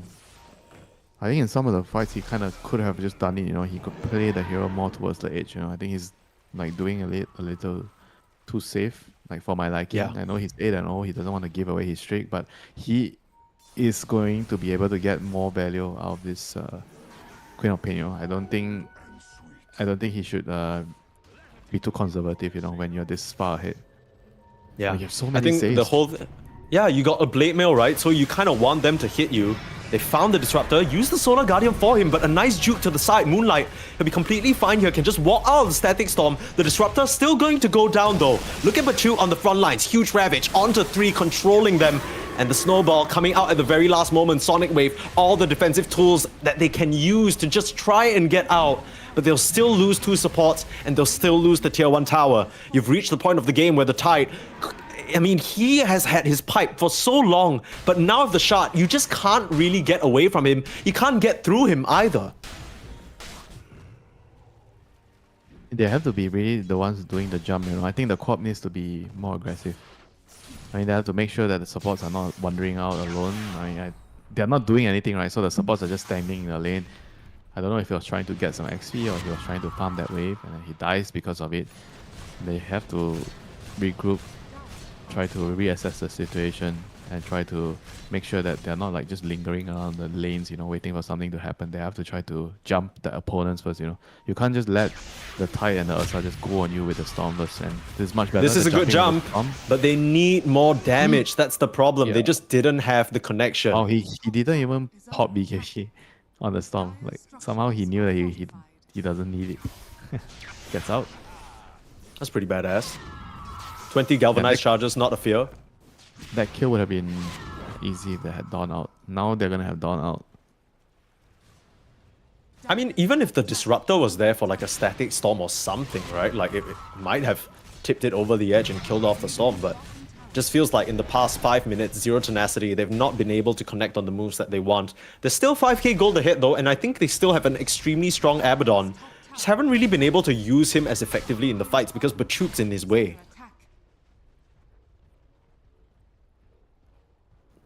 This is kind of significant as well. The level 15 Anchor Smash damage reduction, additional 30% on that. It's making it so hard for the Dawnbreaker Hammer and the Abaddon to feel bursty, right? You're able to get off these Dazzle heals. You're able to just kind of kite away from the fight. Look at these 4 staffs from Cubify as well, just allowing the Storm to back up without being under any threat. The hook comes through, the Anchor comes through as well. Dream can deal with it easily. They don't want to fight just yet. They're still waiting for that basher on the Ursa who's farming away. They're also waiting for level 18 on the co-op, right? That's like a pretty significant power up in the team fights if you're landing Sonic Wave on multiple heroes. Yeah. I think right now the damage is like definitely starting to feel like it's becoming an issue, right? They're not killing the heroes fast enough because the Dazzle and Punch are keeping people alive. Hold that thought. They saw the Dawnbreaker in the bot lane thanks to a very nice ward, and they are making a smoke move ahead of their time. If they can catch out this Dawn... Is he going to sniff it out though? I don't think so. I mean, this is so damn deep. There's no way he expects this coming. In comes the Nefrit, just immediately going to pop the BKB. Do they have any way of stopping this? The hook, the Dismember, you're toast. Crystallize will finish the job, and the TPs can't come soon enough. Oh, that was a very, very good catch. I mean, good follow up by the Punch, otherwise the Dawn is going to get out with the BKB there. Now they bought themselves 50 seconds. What can they do? Can they just kill? They're probably going to just get 1 tower out of this. And they have to be contented to go back and fix the lanes after that. Radiant's bottom tower has fallen. In Tide's building and use, yeah? Okay. I guess he wants to counter the Abaddon. Keep him out in the air during his borrowed time. Borrowed time. I mean, to be honest, I was expecting him to go for more like the late game items, the Shiva refresher type of items, not use. Yeah. Use is kind of like an intermediary item where I don't know if you really want to get it now, It's kind of cute. I think, it helps you kite out a bit more. It can help you save a support. You know that Abba's not going to get BKB. Say is just instantly going to get eliminated. I feel like every single fight we've yet to see the Disruptor be able to press any spells. Now, Bachuk on the front line, again, he's just so absurdly tanky that he's not worried about a thing. And meanwhile, on Zero Tenacity, your supports are getting sniped. You have not been able to kill the Pudge. You have not been able to kill the Dazzle. They're just saving each other. It must be starting to get quite frustrating for the Radiant side. They're also not really like smoking and going together properly, right? They have to like smoke together, and you know, when you pop the smoke, you want to just jump on the Dazzle if you see them. Yeah, I mean, these are the things that they need to really prioritize. Who are they going on first? Corp is getting gone on. Mirage, No very Solar tanky Garden on the yet. Queen of Pain though. 28 seconds. Snowball gonna save. There's still the anchor on him, and Oh my yeah, that is God. just clean. We didn't talk about this. There are 3 saves, but none of those saves help you from the Tide Hunter dead in the water. You still need somebody to auto-attack that, and you're not going to be able to do so in the Snowball. The shield doesn't do it. Your best bet is Solar Guardian, but you don't even have that available. And now Nefrit has the BKB TP in his own triangle to get out of trouble. Moonlight was on the hunt there and almost killed the Dawnbreaker. You're running out of these tools, you're running out of these options as Passion UA surging forward off of the back of the huge Tide Hunter. Now Moonlight, he sticks around too long in the triangle and gets absolutely murked by Dream. No BKB. Can't break away from the Blood Taunt there, just making him an easy target for Dream. That kind of salvages everything, you know, for Zero Tenacity. They were having a really rough last couple of minutes, losing heroes left and right. And now they're going to have some time to think about what they want to do next. You know, Roshan is going to spawn. Are they going to make a smoke play once Corp is alive? The Corp feels like he desperately needs the BKB right now. He can't afford to get Ravage again and just die, you know. Like last couple, that fight, he just disappeared. You know, 1 Ravage and I think just a couple of swipes on the Ursa and he's just gone. Yeah. Not to mention, I mean, we didn't talk about this at all, but between the Tide Hunter Gush, between the Dazzle, between the Fury swipes, it's a lot of physical damage coming out. You don't have any armor items other than the Blade Mail. We were thinking maybe we'd see something like a Shiva's eventually, but having to pivot to that BKB just because of the current state of the game. I mean, at one point, Mirage was just the queen of everything, right? You could do no wrong, basically unkillable, all these saves helping her out. But it's at the point where Passion UA, they've gotten the items, they've gotten tanky enough to resist this damage. Bloodthorn forcing the force back out from the Pudge. Zip forward though, Moonlight understands he's strong, but the Static Storm defensive. You can't really afford to be using your tools all willy-nilly like that. You're just not going to have it available for the fight now. As Crystallize jumping forward, Abyssal Blade, the shots will disconnect the fight, but it actually blocks in Dream, allowing Cubify to get a hook, force the borrowed time. And they are happy enough with that. Passion UA will back up, hoping to see a Roche in the pit. Of course, they don't know it's not going to spawn for another 30 seconds. This is still pretty difficult for Zero Tenacity though. I don't know how they can try and contest. And they need the Aghanims on Disruptor. Like without the Aghanims, it doesn't feel like they have damage to kill the Ursa or the Tide, you know, the big heroes. I mean, how the game has like swung towards the Passion of UA side, you know. They were behind after the early game to mid game, 6-7k behind. And now they're just playing really well off this Tide, being unkillable, right, with the double save, and just got to the position where the game is suddenly, I think, almost close to even. They're still 5k behind, but I think the game is more or less, the 5k lead doesn't really matter much. It feels like anyone's game, and they're gonna pick up the Aegis on the Ursa here. I mean, they're gonna lose Tormentor, so the Corp gets the shot. Pretty nice one for Queen of Pain. Yeah, that's kind of a big shot, right? The AoE silence. Yeah, everybody has the shot already. Oh no, just the Tusk. Tusk, Dawn. Yeah, Tusk, Dawn. Oh, everyone else has the shot. So he got lucky with... Disruptor is not going to be too happy about that, but the Corp's going to be happy. Nah, I think Disruptor's happy because this guy is dying like 3 seconds into every fight. The Queen of Pain getting the shot, that's a lot more mileage. Yeah, I mean, I think this Disruptor, with the amount of abuse he suffered, he would really love to win this game, get his revenge on all of these bullies who've been making his life hell. A smoke move out though, on the back of this Aegis. Move seems to be red though. Circling out the entire location is Nefrit. He has an idea that that's where Passion UA are heading, and they've just evacuated the top side of the map entirely. Gonna trade the shrines, one apiece. Wait, Dawn is saving the shrine for Tusk. No. No. I mean, he has the... You thought for a moment he was going to be kind. Not all calls are bullied, you know. benevolent. Yeah. No, I don't know. We've had very different experiences. We went in opposite directions at the end. It's tough because even though the Queen of Pain and the Abaddon have so much net worth, I just feel like they don't really have a good way of making it count in the fights. Again, they just can't deal with Bachuk at the moment, and the Abaddon's desperately trying to finish up a Silver Edge to get that break and start crushing through the watermelon, but their tier 3 tower is already under threat. You got to come back for this defense here. How do you choose to initiate though? You have a Tusk of a Blink, you have a Static Storm, you have a Queen of Pain that can blink in, but surely it has to be Dream in first Online, on that you know, Abaddon. If he can somehow catch one or two of these core heroes in the Static Storm with the Aghanims, he's going to be able to kill them. So he just needs. It's going to be a bit difficult because he doesn't have a dagger. Yeah. But he has to try. It's nighttime. Smoke move out now. Passion UA still sticking around, just holding the high ground, waiting for Zero Tenacity to make one misstep. Gonna come through in the smoke. The ward in the lane's not gonna spot them. Cubify just standing right in the middle, waiting for someone to pass him. Scan comes through. Oh, Passion. They read completely that Z10 are out on the bout. Oh, they place a ward with this under a sentry. Yeah, they know. That is not going to be good news for them. The jig is up a little bit there. Storm's gonna get a shield rune as well, making him even more difficult to kill. Crystallize showing in the mid lane. I mean, both teams know exactly what's going on, but Zero Tenacity, they're just making a beeline. Maybe they want to try for a trade? I mean, surely not. That's so risky. Dream's gonna show here. They have to go back and defend the base. I mean, the Rex is restore. gone. There's no glyph. They're just not in position. I don't know what this decision making is. Dream will now TP back. Your Rex is one hit away from dying. I guess you've saved it. 30 HP. They have defended it.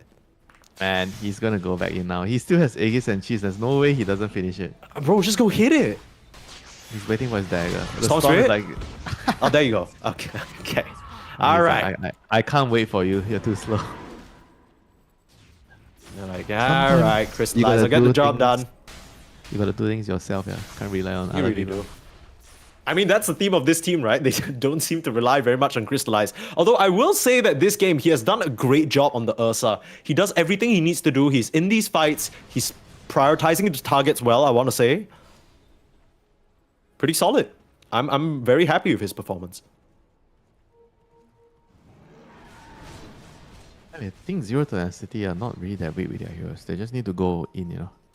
I mean, the Corp is building an offering core. I actually don't really like this.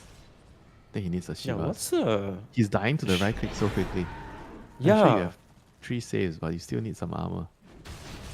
I don't know. I guess the Ocarine Core gives you lower downtime on your spells. I just don't know whether that's the problem here. I mean, he could die in one rage, you know. Oh, say, getting jumped on. Crystallize and Moonlight jumping at him, but Dream on the back line. Snowball gonna buy some time, but both supports on the side of Zero Tenacity. Not long for this world here as Moonlight and Crystallize mow them down. Meanwhile, Z10 just haven't gotten any purchase. They get the Tidehunter anchor off on Queen of Pain, forcing the TP. Ooh! He almost got him. Ooh. That was... I think he hesitated a bit there because Bachuk was going to be in his way. So he thought the hook was going to get blocked, but Bachuk realizes at the last moment, steps aside. It's far too late. You got to buy back on the Tusk now. Might just have to use it. Your Rex is dropping real quick. Can you really fight though? It's an AD rune on the Storm, Winter. This is a very terrifying hero to fight up into, especially with the threat of the Ravage still. A full Wind Waker complete now for Bachuk, so he can save whoever gets caught out initially by the Static Storm. Dream's gonna come in, break up the Tidehunter. That's what his Wind Waker is for. Gonna get himself back up to safety. Moonlight now tanking some damage, but Bachuk coming back in for the anchor. Able to force staff out to safety. You need some vision for some sort of glimpse, but a hook. Cubify finding the Tusk, forcing a reaction. Doesn't have his force staff, but has a Yules, and in comes Moonlight. They go on to the Disruptor, and again, he just doesn't find a Static Storm that does anything. Nefrit coming down now, but a beautiful grave from Quaker, keeping Bachuk alive. The Dismember holding Dream in place. Coming through with the refresh, the borrowed time, the buybacks. They need to do everything just to kill off this Ursa. They get the punch, and looks like the Dazzle is going to fall as well, but that is a costly defense there from Zero Tenacity, using both Solar Guardians, everything in the kitchen sink, and the Tusk buyback while they're at it. I mean, I don't think the just Ursa got the chance to pop his BKB. Yeah, I think wasn't it on cooldown in the beginning? Maybe it was I'm still not on too cooldown sure. when he got jumped. I remember he was still. It was close, you know. Maybe he had it, maybe he didn't have it. I mean, that was why he was playing very conservative in the beginning, because his BKB was still on cooldown and he didn't want to go in without having the BKB there. So he was just playing a little bit behind. Oh, Dream is a real menace right now. Finally, the net worth translating into terrorism conducted onto the side of Passion UA. They just can't stand up to this Abaddon. The question of the fight now is not even whether they can kill him or out DPS him. They need a way to kite this guy to the very end. They need to deal with everybody else and then turn towards him, because look at how much damage he's doing. Moonlight coming in, Solar Guardian up again. Doesn't connect onto anyone though. Nefrit has to back up. It's a little bit embarrassing. Dream still has that borrowed time. Gonna get hooked back into the tower. He needs help. Moonlight coming through, trying to get the connection, but he's still borrowed time dart. You're not really doing enough damage to this Abaddon, who's now escaped. Queen of Pain will blink out the base as well. Looks like they're happy just to give up the Disruptor. Oh, that was so messy. Soul Guardian was like, I don't know what he was trying to do there. They didn't really connect into anything. Disruptor gets a glimpse, but he doesn't commit his Static Storm, so they couldn't kill the Pudge. It's just all over the place, you know. It just doesn't feel like they were on the same page on which target they wanted to go on, you know. And the Sonic Wave was kind of used in a very defensive manner to try to help the Abaddon out. I mean, that was the only thing that saved him there. I don't think if the Sonic Wave came out, the Dream would they have have lived. to just go. If they want to go, blink in, go kill the Dazzle and the Pudge. Use your Soul Guardian if you have to, and just commit, you know.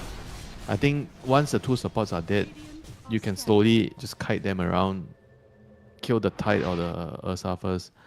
I think the fights are going to be easy, you know. But if you don't kill the Dazzle and the Pudge, like every time you all in one guy with your Solar Guardian, your Sonic Wave, a Grave comes out, a defensive hook comes out, and then you waste all your spells, they heal, and then they come back in, you know. That just cannot be allowed to happen, you know. They have to just go. I think Mirage on the corp, he just needs to be crazy, go crazy. Just get in there, brother.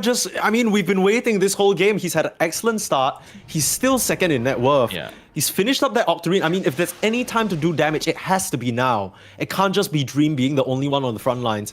But I think overall, Mirage, you know, you can't really blame him, right? He's so susceptible to being killed off by the Abyssal if he's not careful. They will try now. Smoke up, Zero Tenacity on the prowl. Will find that Tide Hunter on the low ground. The chain stun is there. He couldn't Wind Waker, and he doesn't have a buyback. For the first time in what feels like forever, Zero Tenacity able to connect cleanly. The hook's not gonna get Cracker out. He's trying. Forced out away, but Mirage on the hunt. TP away, forced out by Moonlight as he dips. And Say looking for more of the BKB on the Pudge, but he doesn't have a TP. Being chased down by Immersion, you still have the Warrior's Punch, you still have the shots. And for the first time, nicely done from Zero Tenacity. They connect all their stuns on the Tide Hunter along with the break. He had a BKB, had a Wind Waker, had an Outward Staff, couldn't press any of them. They take a fight and might just be able to get up to the high ground if they get the creeps in the right position. no buyback on Tide though. This is gonna be huge. He just bought a BKB and he died in the fights. I mean, his item is just so strange, you know. He has a Wind Waker, he has a BKB. I mean, at this point, if he wants to survive, he needs, I think, Aeon this. So it doesn't. Oh no, in the storm, it doesn't matter. Like he still dies. So there's nothing that can actually help him. Yeah. That's why he needs to go first. He needs to so far, first. He's the one who has been tanking a lot of the initial initiations, and then the Dazzle comes through and saves him. But look at that Abaddon 25. Woo! Curse of Avernus 65 attack speed bonus. This guy's got a couple of Hyperstones in his pocket for free. Now onto Roche. Not available just yet. 10 more seconds. Casual gem sitting. Oh, they just left the gem in there. Okay, well, who did that belong to? Maybe they might have just forgotten it in there. Roche gonna come up now. Second life available. Meanwhile, solo. Crystallize. Oh, That was a solo kill. How has he found that?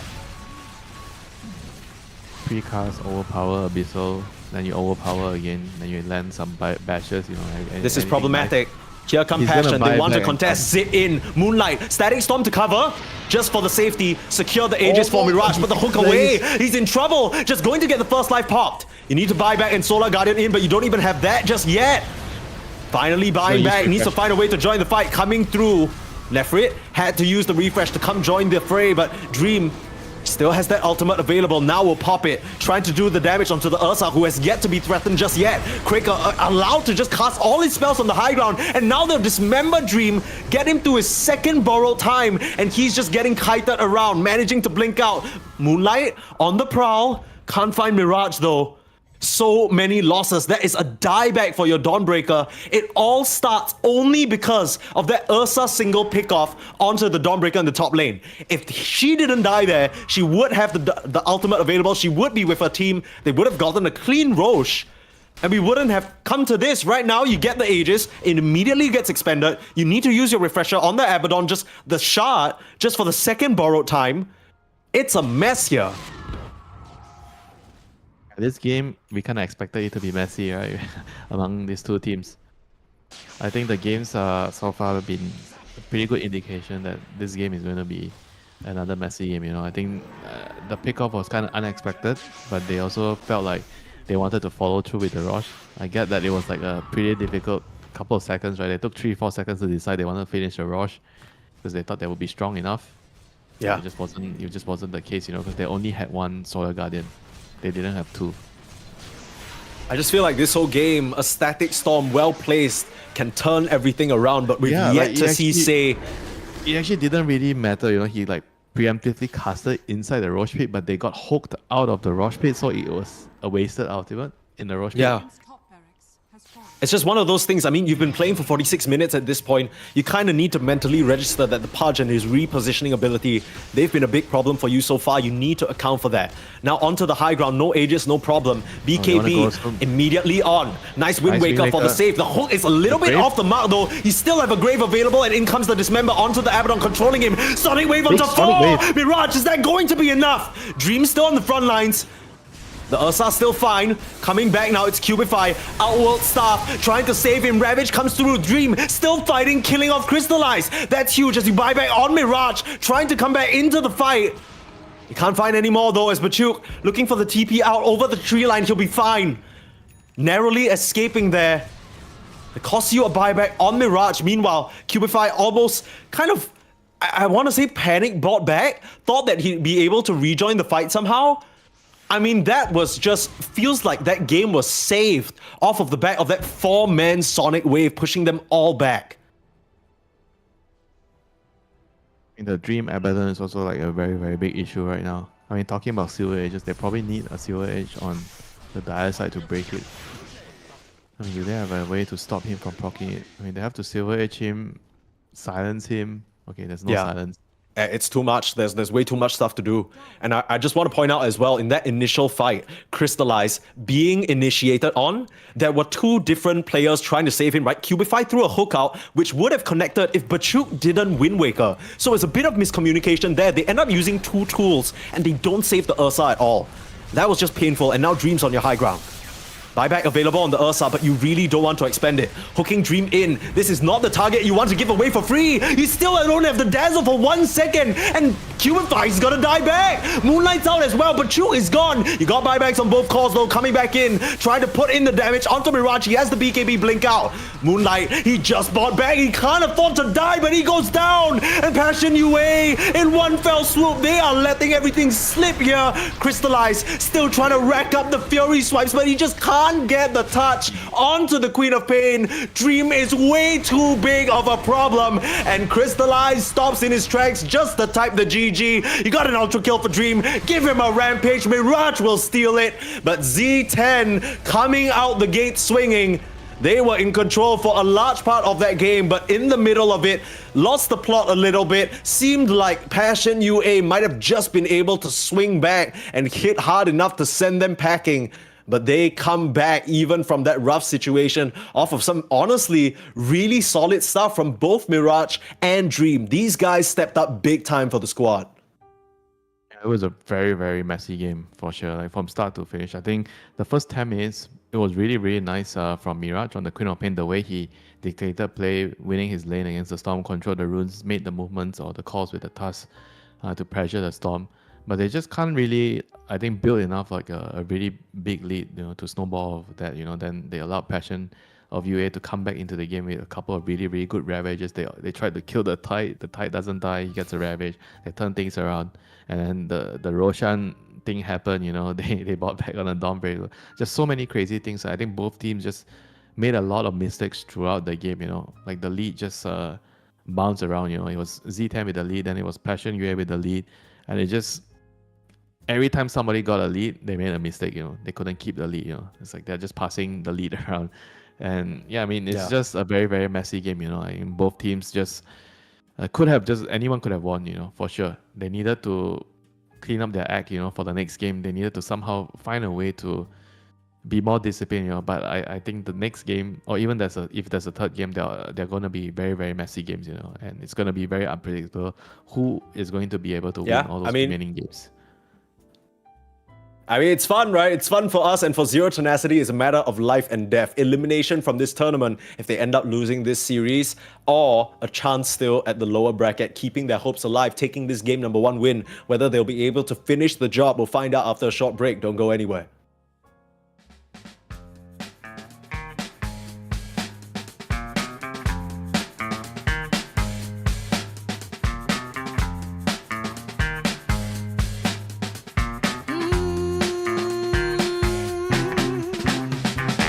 How I used to be was so good for me. In my mind all the time, no one I could turn to. Now that I can see your love has set me free. You came along, made me strong. I've waited such a long time, and I just can't believe in this new love I have found. Yeah, don't want it to stop when you know you got a good thing that makes me feel fine. Ooh, wherever it leads me, you know it's all fine. I never thought that this could sweep me off the ground. Oh, I don't want it to stop when it's feeling this good.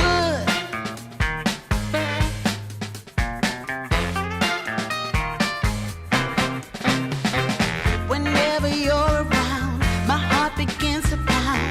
Though I know you'll take it slow, no way to stop this feeling. For every single day, whenever you're away, in this place there's a space where I'll be waiting for you. And I just can't believe in this new love I have found. Yeah, I don't want it to stop when you know you got a good thing that makes me feel fine. Ooh, wherever it leads me, you know it's all fine. I never thought that this could sweep me off the ground. I don't want it to stop. No, I don't want it to stop. I don't want it to stop when it's feeling this good. Feeling this good. Feeling this good. Ooh, feeling this good.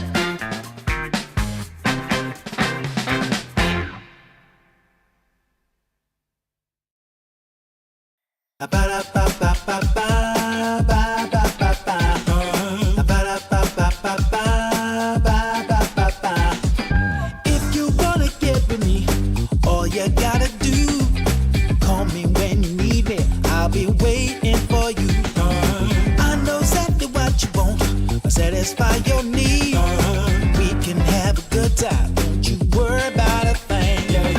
If you want it here, or if you want it there, have yourself a good time. Act like you don't care. Get that motivation. I got just what you need. I got just what you need. I got just what you need. Ba-da-ba-ba-ba-ba, ba-ba-ba-ba. Ba-da-ba-ba-ba.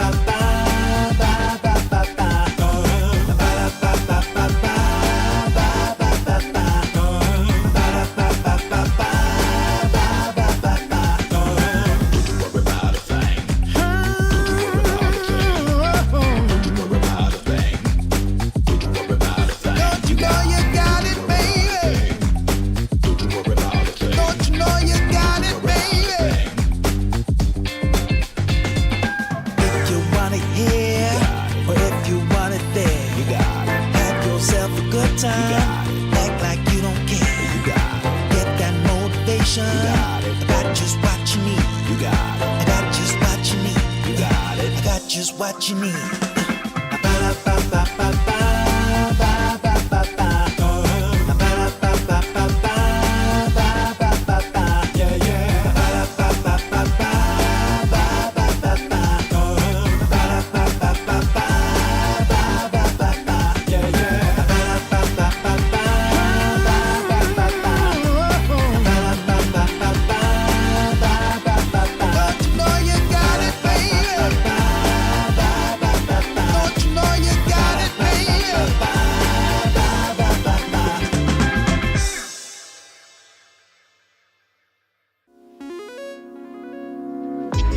Coming out the gate with the heat.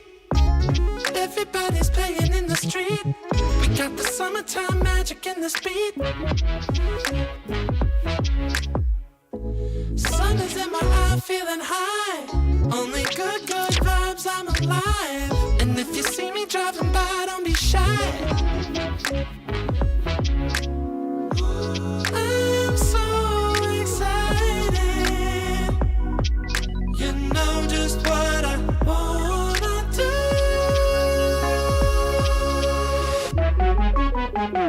I'm glowing on up, I'm glowing on up, I'm glowing on up. I'm glowing on up, I'm glowing on up, I'm glowing on up. Don't it feel like summer? I'm glowing on up, I'm glowing on up, I'm glowing on up.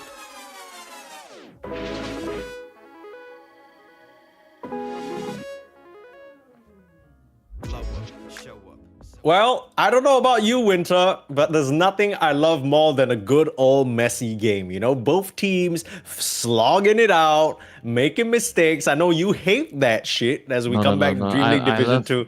I love messy games. I love I can Roja. tell. I love I can tell. Laksa. Yeah. I love all the messy things in life. Okay. All right. That's a little freaky, but we'll keep it at that. Zero Tenacity versus Passion UA coming up, game number 2. As first match, you know, everything was on the line for Zero Tenacity, and they definitely played as such, right? Just to kind of recap what's going on here. Zero Tenacity, they're currently 1-4. They're somewhat tied with Inner Circle, even though they have the better map score overall, and they need to make it to 5th or 6th place.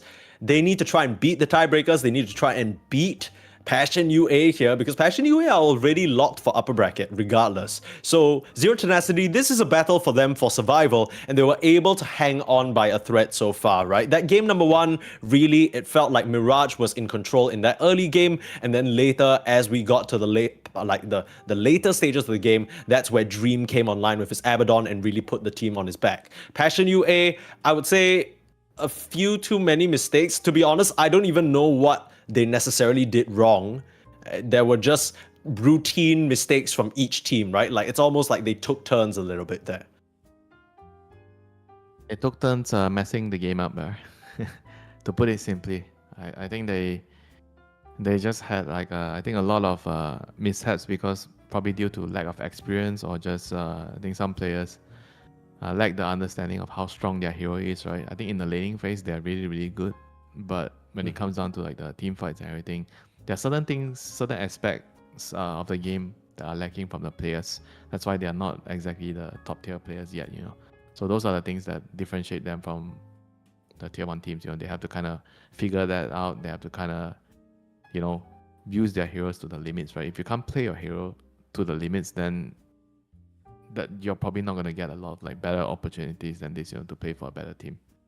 Sure. And right now we'll have the opportunity to see whether Passion UA can come back in game number 2. We have a draft. Let's pop it on our screens right now.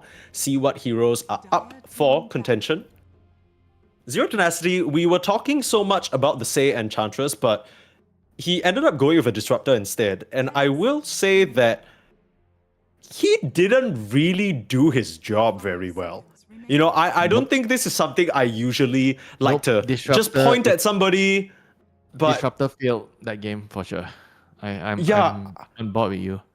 Like his positioning, I think this is due to the fact of many reasons. I think one of the common reasons is he's captaining the team, right? So when you're captaining a team and you're playing like maybe like an intensive hero, I think Disruptor can be intensive in the late game.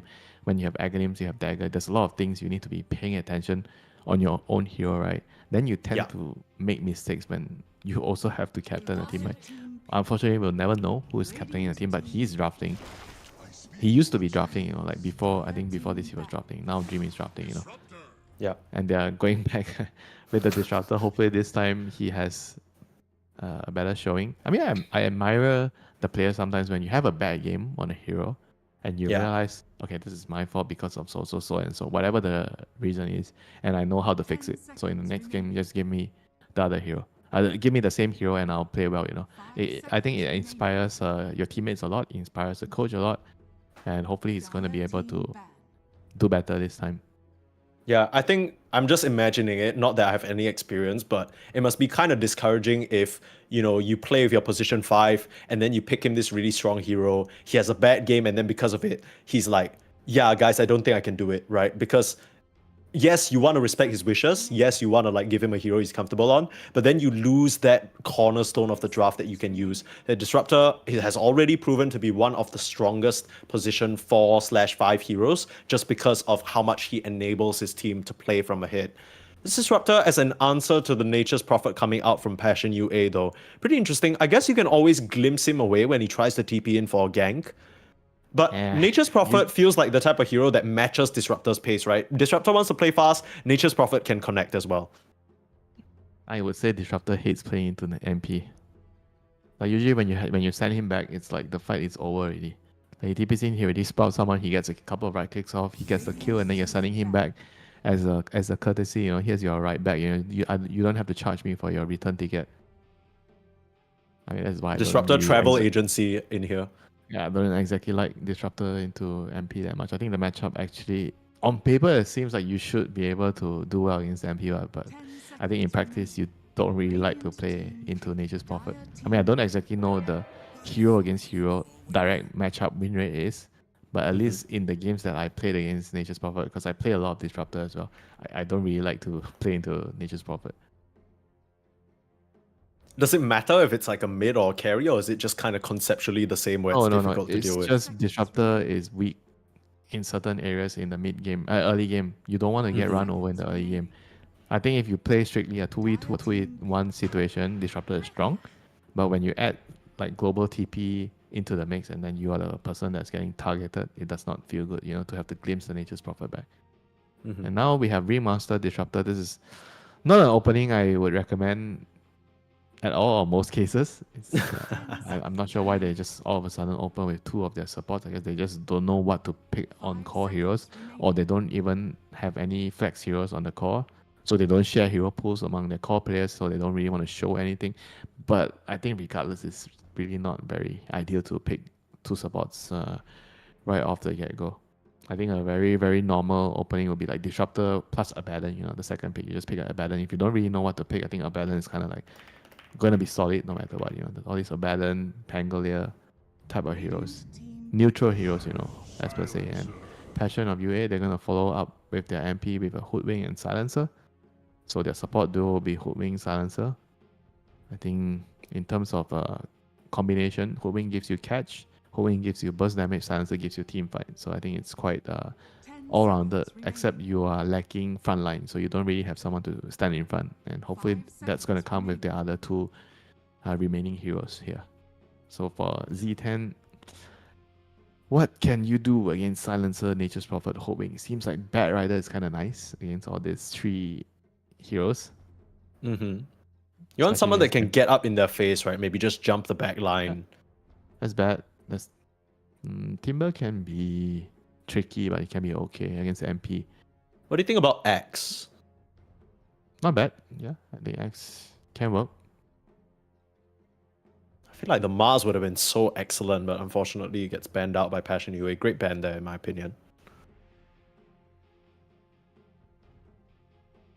Actually, now that you mention it, Winter, you might be onto something. Zero Tenacity, they don't really have that same level of flex as we see from other teams, right? We're not seeing this like Pango pick or like this Prophet pick. It's pretty clear cut usually which player is going to play what hero, right? They'll start off maybe with a SF and that's going to be a Mirage hero, not a Dream hero. The Nephrit hero always is pretty obvious. I think he has a certain pull. And that might be what's restricting them at the moment, that hero pool issue where it's kind of easy to draft around them because you're not going to be surprised necessarily. I mean, you work with what Yeah. you have, right? If your players don't really have any shared hero pool, then this is what you're gonna. I mean, it's definitely not ideal. The stronger your opponents get, the harder it is for you to draft. You know, if you have those sort of hero pool limitations. Mm-hmm. I mean, when you're building a team, you also have to think about overlapping hero pools. Right? You want core players that have some sort of overlap. I think Falcons is a really good example. When you look at ATF and Marine, where they have a lot of heroes where they both share, you know, so it's incredibly difficult to draft against them, you know. Yeah. But sometimes players or teams at this level, they don't really have a choice with who you get to pick. So then the team has a lot of issues in terms of coming up with good strategies. Mm-hmm. They are skilled, but they lack synergy. Yeah. For now, I'm gonna be honest with you, I don't really see how the Slardar fits into this picture just yet. Maybe trying to set up for a position 1 that makes sense. Dream's gonna go back to his Abaddon. Again, this is kind of what I'm saying, right? I feel like Zero Tenacity, they don't necessarily have a lot of flex, right? I'm very, very certain this is going to be a Nephrit Slardar. The Slardar could be a flex in a way, right? Mid or off lane for them. Carry's gonna be Abaddon. Yeah. I just feel like I haven't really seen Mirage play that Slardar. I'm gonna quickly Yeah, I know. look it up here. We're probably not gonna see it, but it can function that way, you know. I mean, Sure, Timber is like yeah. feels like a very, very strong hero right now against Slardar and Abaddon. But oh no, Timber's already first ban. Whoops. Mhm. So what else can counter the Slardar and Abaddon here? So they have a mass amount of physical damage. So any high armored hero. So there's going to be Terrorblade. Terrorblade seems reasonable. So Ursa's ban. Oh, they picked the Undying. Oh, Undying is also a very smart choice. It counters both Slardar and Abaddon. I was also telling you about this, right? Undying is one of the, I think a couple of days ago, better heroes against core Abaddon. Offlane Undying. Yeah, you just take away Because his little... you're kiting him in the team fights, you're stealing his strength, so the Abaddon cannot really stand a man fight. I think one thing that stands out to me about Pulse 3 Undying as well is you need quite a lot of damage to take him down because he just gets so absurdly tanky in the team fights. Yes, you have Corrosive Haze, but then your Abaddon isn't really known for his burst damage, right? And you don't have that from your supports very much. So taking him down in the fights, especially if he has 1 or 2 items, I'm thinking like, maybe if he goes for Crimson Guard, I don't know what else he's going to build. But any sort of aura is just going to help his team so much here. Crimson Guard seems good this game against Slardar. You can definitely consider it. What kind of items do you want on the core Undying anyway? I know you want Phase Boots, Soul Ring. This game, yeah, Soul Ring, Phase Boots, and then you definitely consider whether you should go Crimson as your early aura item. I think it's really good this game. Is there a reason why we don't see Undyings go for Helm Dom? You could go for the Helm of Dawn, but I I don't feel like think most you need offlane it as Undyings much. just skip it. You don't need it as much because you can already push waves quickly with your hero. Okay, yeah, that's fair. I don't see. even feel like it's totally bad to go Helm. I think Helm is just useful. You don't really have mana problems on this hero. You have Arcane Boots. I mean, you have Soul Ring as a core. So I feel like you can definitely use that item. Get an Ice Armor.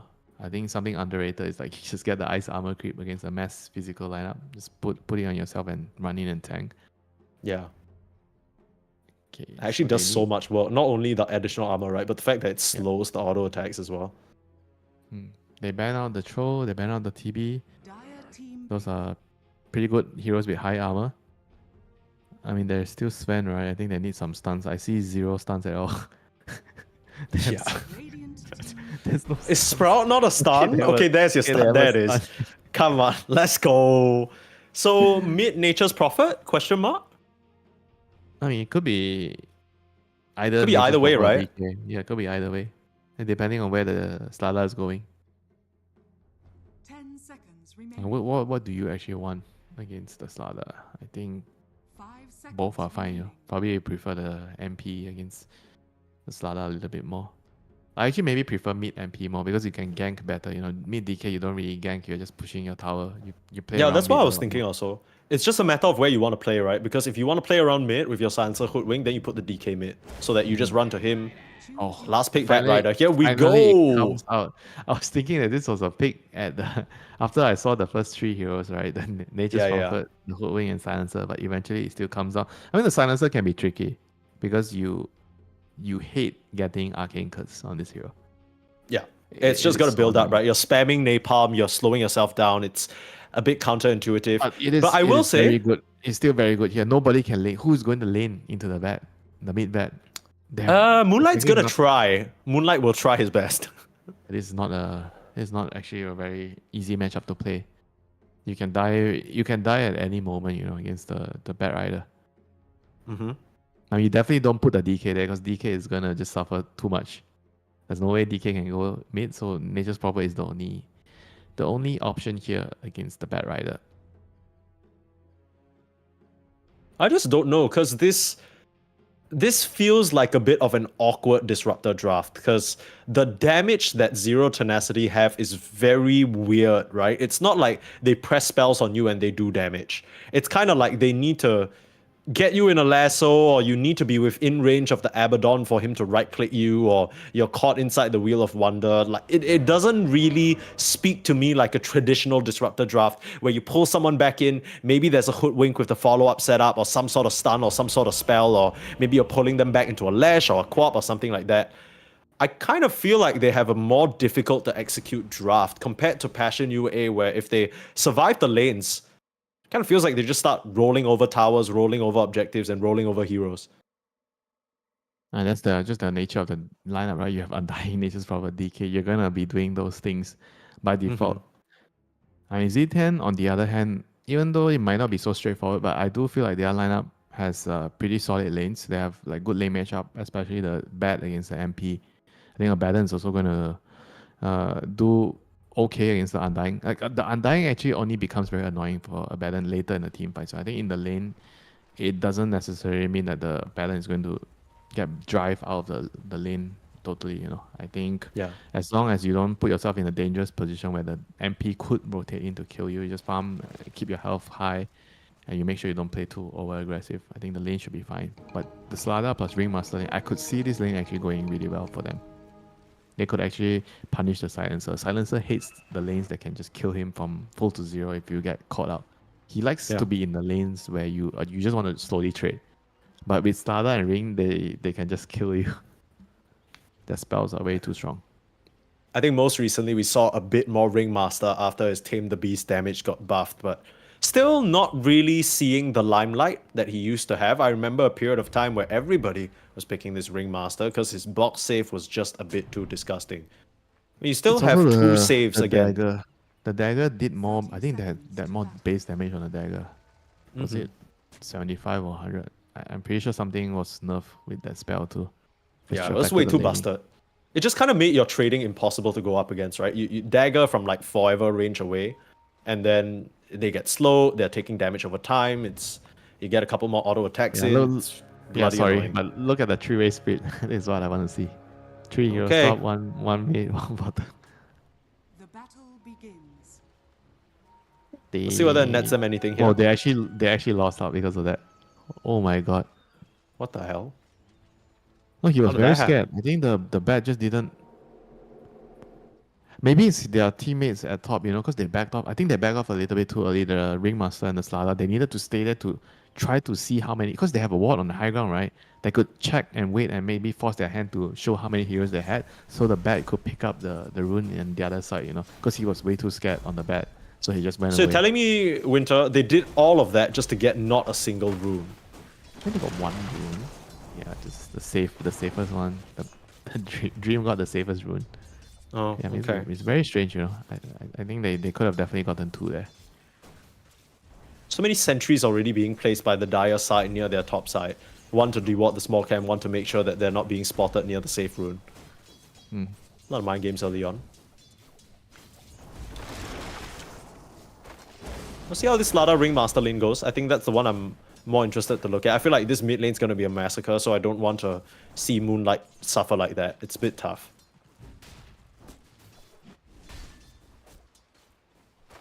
I mean, massacre, you mean like the Nature's Prophet is gonna die repeatedly?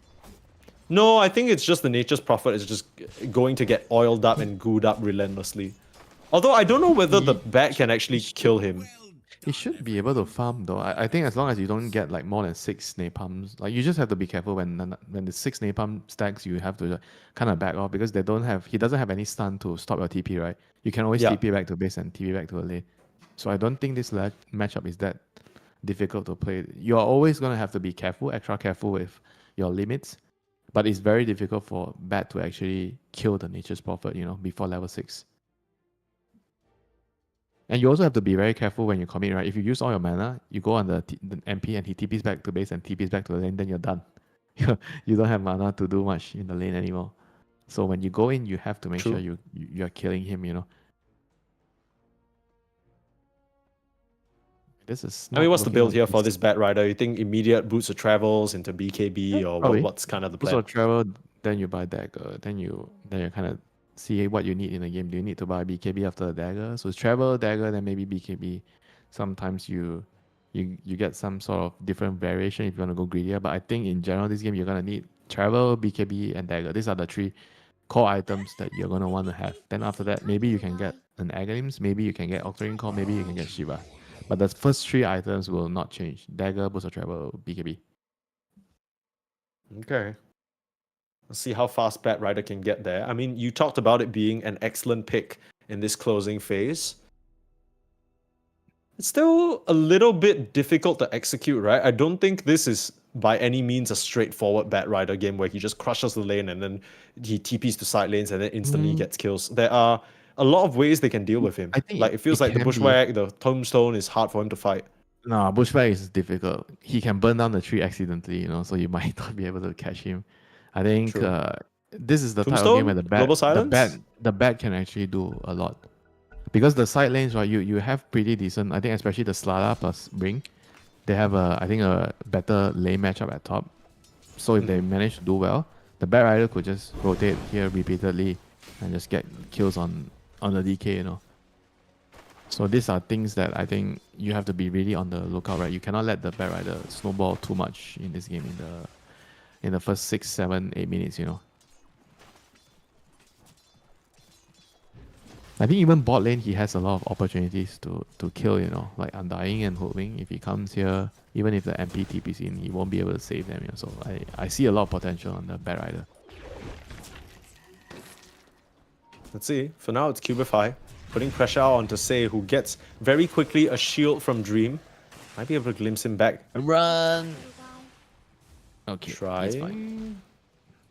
He's fine. Sei didn't have mana. Oh, he's still level 1. Okay, he didn't even have glimpse even if he wanted to. He kind of wants to die now, though. Isn't he? I think he wants to go to the dragons and suicide right now, the ancients. Did he lose his career? Oh no, he has his career. I mean, he's gonna die now. He's just dead anyway. Tombstone down. Can't cast a spell. Try and deny this, but okay, doesn't get the last hit. Very awkward. So it's probably better for him to just go and die in the neutral camps there, though. You can't really do much here. It's too low. Yeah, I mean, I don't think Dream's too sad about that because he loses his support, but in return he gets the Tombstone gold. And right now Bachuk's low on resources, so they can't really fight for this Lotus. I say that, but still putting out enough damage to force Dream back, and Sei just kind of pulls him a couple of tangles. Acon shot doesn't get the final bounce in, and the auto attack still with a shield. Dream will be fine for now. Well, this Hoodwink Undying is actually way stronger than I anticipated. And definitely getting way better trades. Look at the CS, man. Abaddon has only 8. Undying is 16 and Yikes. 10 denies. That is a huge deal with all those denies. Hoodwink has 2 Abaddon. Undying has 10, so they have 12 denies in total. Not good, not very good for the Undying as he continues to take decay after decay, and Cubify closing in looking for that Acon shot harass. Very, I think, unexpected amounts of damage that you can take from the Hoodwink spells. It's just, it can chip at you, it can get you low, and you just don't really have the resources to manage it right now. Yeah, you also have to be careful of the +1, right? MP can just TP in a moment's notice to gank you, so it is going to be stressful right now since they are really low on resources. I think the lead is so big because of the trade earlier, right? Because the Abaddon left the lane he went over to save the disruptor, and then the disruptor was useless anyway. Right? I think he should have let him die, stay in the lane, and last hit that wave of creeps. Yeah. Now he's in so much trouble. They are forcing a TP from the ring here. Merchant coming Nature's back, Prophet nice keeping glimpse, in. but Nature's Prophet coming in. Like you mentioned, Moonlight will get that kill and look for a little more here. It's just 2 supports. Came the beast damage, kind of significant into Bachuk, enough to send him packing. And he'll just back up. Now it'll be a good time to go on the MP if they can Oh, kill the MP. Mirage. Now he has more TP. That's great recognition. Immediately in, and he doesn't have any help. The TP It's a comes long far TP. too late. It's a And very long Mirage, that is very, very smart. Yeah, instantly recognizes that opportunity there. Yeah, and MP was, I think he was really careless at Moonlight. This is the danger of MP against the Bat Rider matchup. It's pre-6, but the Bat Rider can overwhelm you if you don't have a TP. Oh, that's a nice whip. Immersion decided to stick around after that bot play that he had to TP in for. Gonna try and commit for this tombstone under the tower. Say he's just gonna bring it down low. Last auto attack. Is he Dream's gonna claim. steal the last hit? Oh yeah, Of course. Bam! I like to think that Say was setting it up for him. I think that was the plan. Say was like, look, I'm gonna auto attack it. I don't want you to tank tower. It's gonna be great. Oh, Dream. The man Okay. doesn't even have boost. Go. Blood grenade. You see, this That's is what close. you get. This is what you get, for going for the tombstone kill. I mean, he doesn't care. He's got money in the pocket. Sometimes money costs you a little bit of your then what? lifeblood, And then what might he has to go back to base now? Is he gonna No, he's got a ferry us self out? coming out. Relax. He'll be fine. Flame break onto Moonlight in the mid lane. They got a lasso out. TP coming through, but the whip damage, it's a bit too much. In comes Silencer trying to put back that arcane curse. It should be enough to bring down Moonlight. I say Strongman that. tonic. Strongman tonic. It's a double immersion on a killing spree as Mirage and him tag team up to get it done. And there's even a Fairy Fire in the pocket for the Bat Rider. He was always going to be fine. 6-minute rune going his way as well. I mean, this is what you want from your favorable mid lane matchup. Ooh, Haze. He's gonna go down. Does he have enough health to tank and kill this Undying? He wants to kill the Undying. Oh, here we go. He's gonna start Here bottling we up. go. There's a tombstone in front of the tower though. They need to try and dodge it. They're actually onto Dream. He still has a shield. Going to survive for now. Cut through, but can't survive. Moonlight has just TP'd in though. This is a Nature's Prophet that already just died in the mid lane. The burning, it's enough. And he will go down. Mirage gets the kill. You drop in low on Cubify though. The Hoodwing ends up dying. The 2 supports on the side of Zero Tenacity being the guardians of this tower. And I don't think the Bat Rider can actually find any more. The problem with him right now is though, he doesn't really have a way out. He's gonna have to walk all the way back to base. So it's a long road for him. Meanwhile, they're still trying to get a kill. Glimpse back onto Bachuk, pull him back in. Dream's full HP again, and will be able to swipe down this Undying. I think he has a Ceaseless Dirge, so he's gonna come immediately back into the lane, but still trading out big time in the bot lane there. You can kill me, but you will never stop me from returning to the lane. At least once every 5 minutes. Just the one time every 5 minutes you can say that. That's other than that. Is this the most OP facet? I mean, I don't in the know. la- I in the don't game think so. right now. I don't think so. You don't? No. There's a lot of OP innates in the game, I would say. In that for the laning phase? Isn't this one? Laning one of phase. OP innate in the laning phase. That's a good one. The, maybe Gotta not think the about it. lane, because the lane ends at 6-7 minutes anyway. Sure. But yeah. Oh, here we go. Another fight. Crystallize. Mirage is What here. is this? I mean, he tries to come through and pressure the tower. He finds a Bat Rider instead. This is such a difficult hero for them to fight into, but they just don't have the damage. got him. Crystallize is surviving. Crystallize is fine. Holding on for dear life. He will drop, but they kill Mirage. 3-for-1 Holy. exchange. Make it a 4-for-1 exchange. Big kills. Double up for Kraker and Bachuk. That's just way too much damage, and we're starting to see a bit of the problems with Zero Tenacity. They don't really have burst. It's a very, very big Nature's Prophet Wrath there, coming in, hitting all of the heroes there. I mean, their damage comes like over time, right? The Z10 lineup. It takes time for their heroes to kill targets. You need to stack the napalm. You need to, hit a couple of pretty big aphotic shield bursts. When they get their ultimates, it's gonna be a lot easier on the supports. But right now, SE is getting dove. He's gonna die. Disruptor sucks ass when you have to run away. Quaker. +1 there. Up to 5 int at the moment. Things kind of being salvaged a little bit, right? Like Moonlight has 5 earn charges. You had a bit of a rough start against the Bat Rider, but now you're kind of using the power of your Undying to frontline, using your DK as a body. It's kind of working out. Yeah, it definitely. He has Vessel complete at 9 minutes. He is rich. They are all rich. The DK is rich. Undying is definitely the millionaire here. Going for our first item, Lotus Orb. Actually, very, very nice item here. Forget to talk about this item. Slada, Bat Rider, Disruptor. I mean, what? You gotta glimpse the Disruptor back as well while you're getting glimpsed? I don't know about that. I guess you can purge off the Thunderstrike. Uh-oh. Nice little ward. Spots out Cubify. Yep, look at that. It just kills the tree. That is why Bat Rider is Hoodwink's nightmare, you know, when you go to Passion. play. They're still trying to go for the fight here. Bachuk drops a high ground he's tombstone. on the high ground. He is on the high ground. Gonna get pulled away, but I think he survives. They pull him back in. Bachuk, he's just way too tanky. He'll try and get him with the Withering Mist now. Dream Force to pop. The borrowed time, but stunned in place. Wheel of Wonder onto 3. That's huge. Immersion might have just turned the fight around for his team as Nefrit now trying desperately to join, but Immersion goes down. It's just Dream, Say, and Nefrit now against Moonlight. Moonlight has no way out. That Wheel of Wonder was everything. As Crystallize now being pulled back in, it ends up being a full team wipe. 0 tenacity, punch right back. Yeah, once they get level 6 on their ultimates, you know. I mean, Disruptor didn't even have mana. I think he popped level 6 during the fight, you know, but Immersion was definitely the savior for Z10 there. Getting a very, very clutch 3-man wheel, killing 2 heroes instantly with the whip. And the fight just instantly turns around.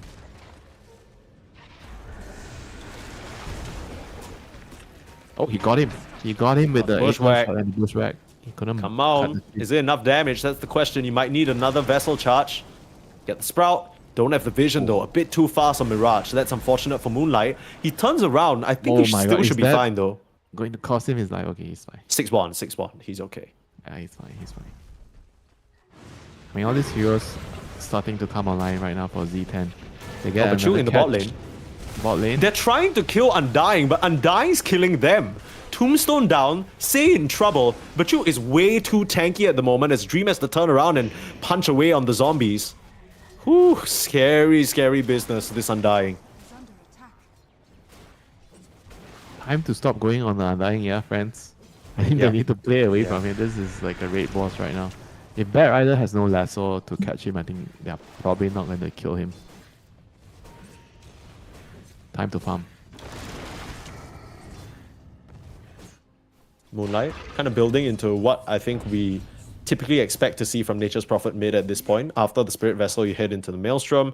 Some players like to stop for the Blade Mail in certain games. I wouldn't have hated it if you went for it this game. It's kind of hard, right, to make work.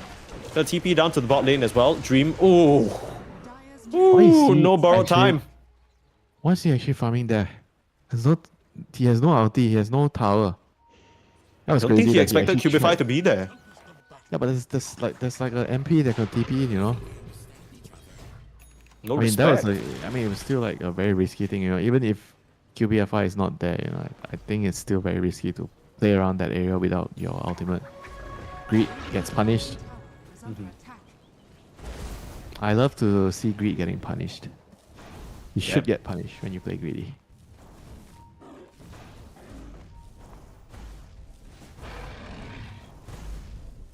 Who deserves the most punishment in this game, you think? I had a teammate that actually posed me this question before because I'm always like, oh, you cannot be so greedy.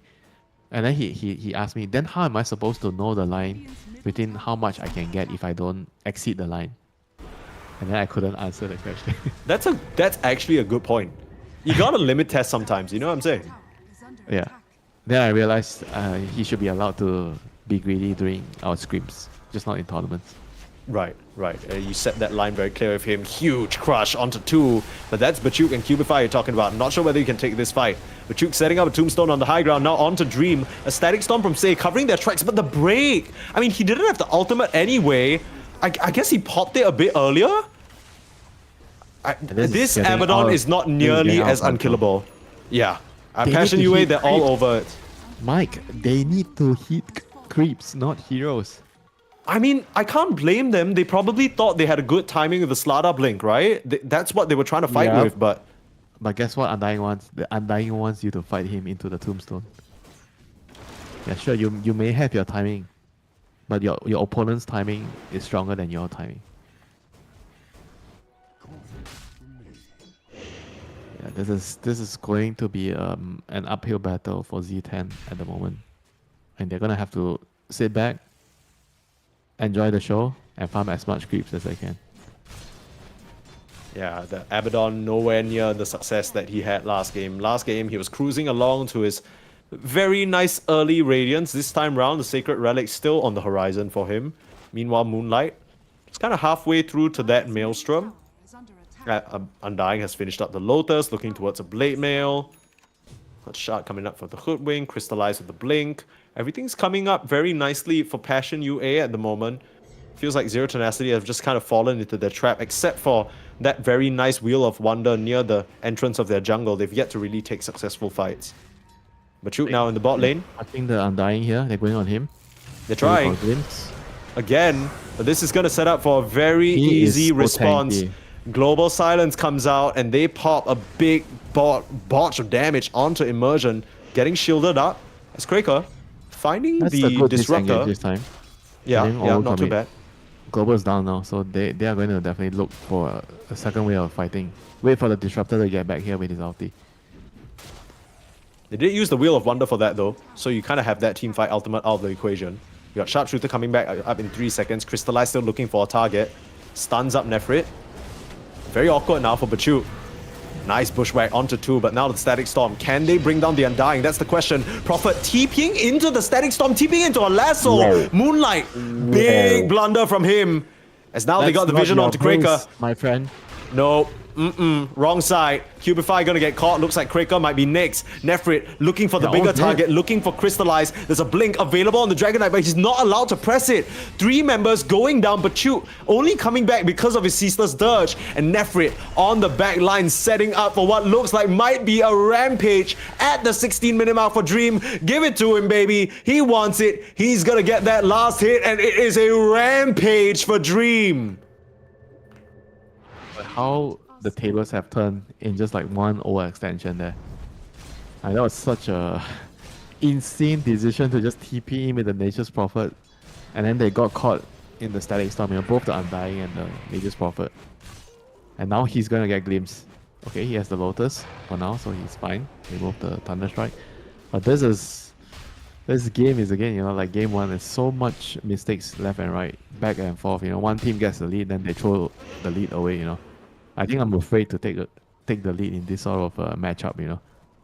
Yeah. Feels like whoever gets the lead is just going to throw it away. I mean, Zero Tenacity, that was so important for them, right? We talked about their current standing in the groups. They can't really afford to give over any more map losses. It was looking a little dire for them. The Disruptor draft from behind, never an easy one to play, but they find their footing a little bit, at least in that fight, and even the score again. Back and forth we go, Winter. It's a less than a 1k gold lead, and I mean, this Undying, he's starting to look killable.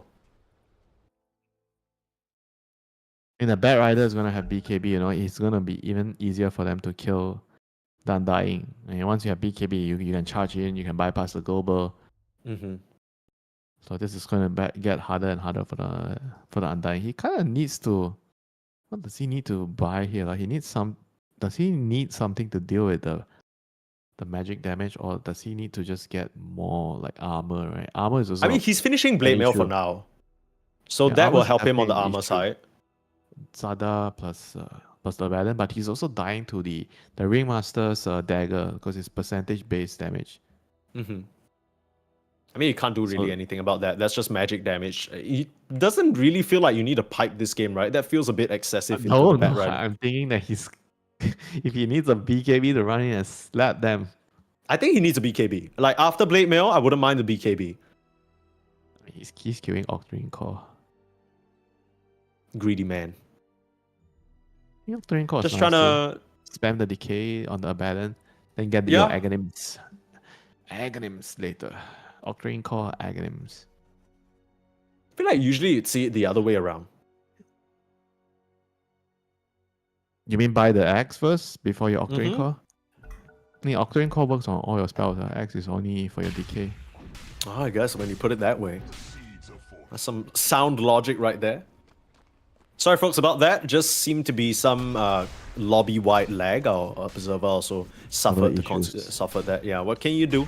Sometimes the Dota servers be temperamental. But we're all back in. Seems like there's no issues lingering from the players. So what does each team need to do here? Like, what's kind of the plan? Because so far, we've seen that both teams clearly have what it takes to win the fights at this stage in the game. Should one team be avoiding fights? Should they be trying to look for a certain setup? What's the play? I think you need to consider what are your strong item timings right now. I think Z10, you're happy for the game to, I think, go a little bit slower. You want to get to your next level on your Baden. You still want to get your dagger, your manta. Whereas Passion of UA, I think you're more eager to fight right now with the dagger on the DK. You want to just keep running at them, because you know that if you... Oh no. I got another server breakdown, folks. Don't worry, you didn't miss anything other than that disruptor kill. They're all coming back right now. Don't worry. Seems like everybody's disconnected, including our observer. Are you disconnected, Mike? No, I'm right here. Are you disconnected? Yeah, you have the mighty Singtel internet, right? No, I'm on StarHub actually. So the mighty StarHub. I mean, Singapore internet generally isn't an issue unless you're talking about watching a stream on Discord, which seems to be the bane of my existence. But other than that, we're okay. I mean, everyone's coming back in. It seems to be a Dota side thing, because if everyone's suffering from the same thing, then clearly maybe it's the server, maybe it's... I'm not sure what's up, but... Don't worry, you're not missing anything, folks.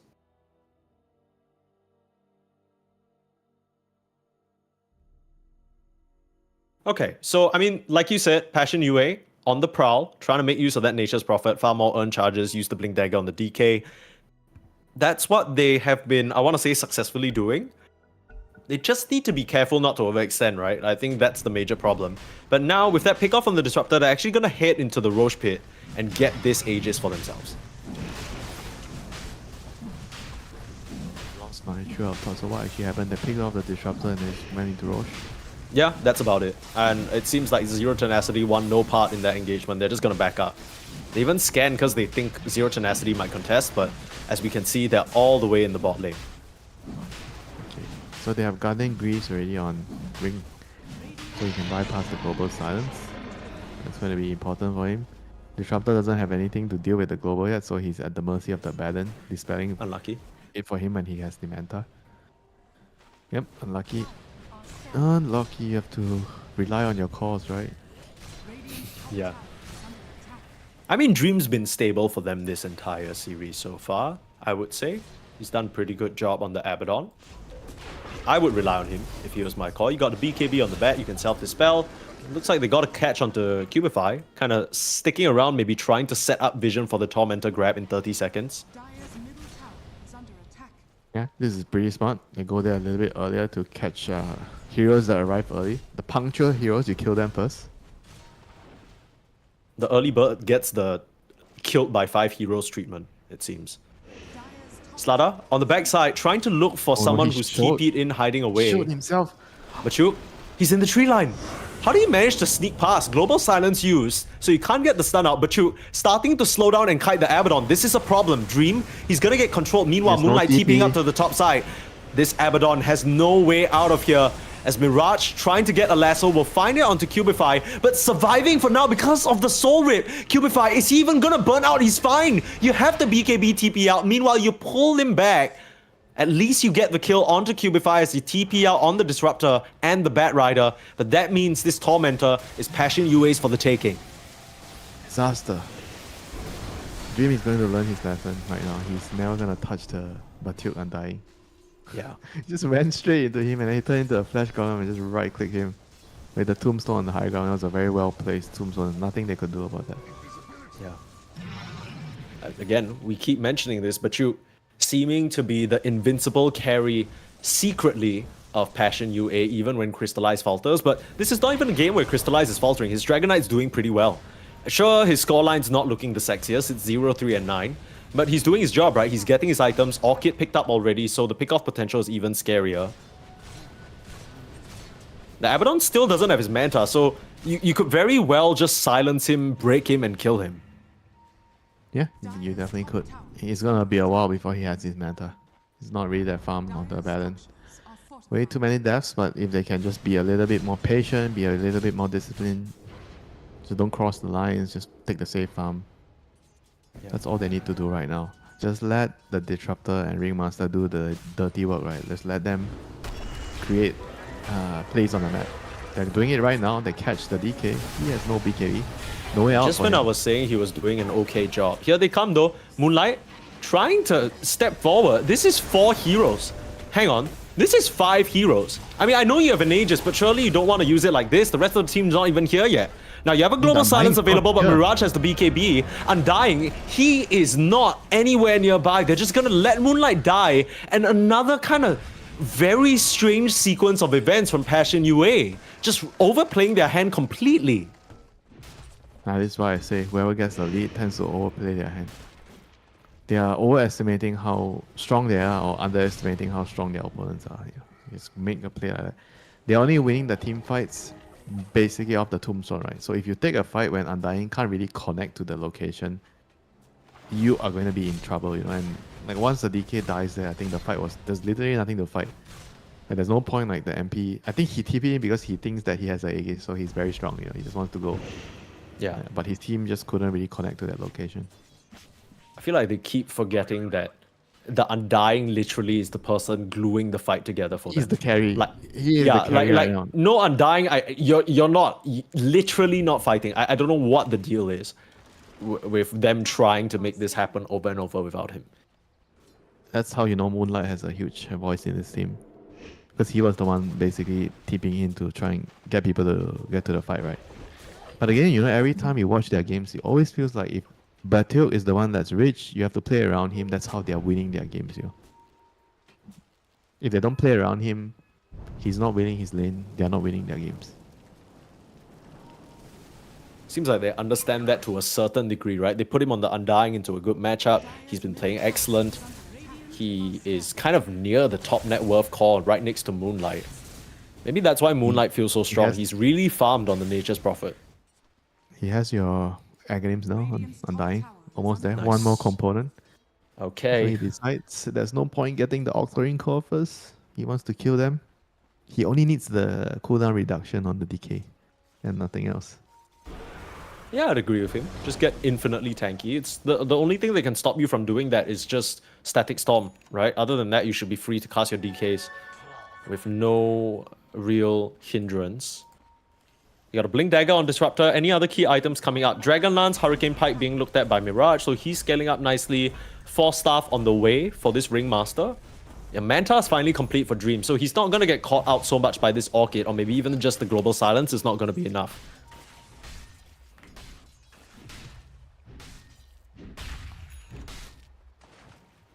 Things are definitely still really, really tense.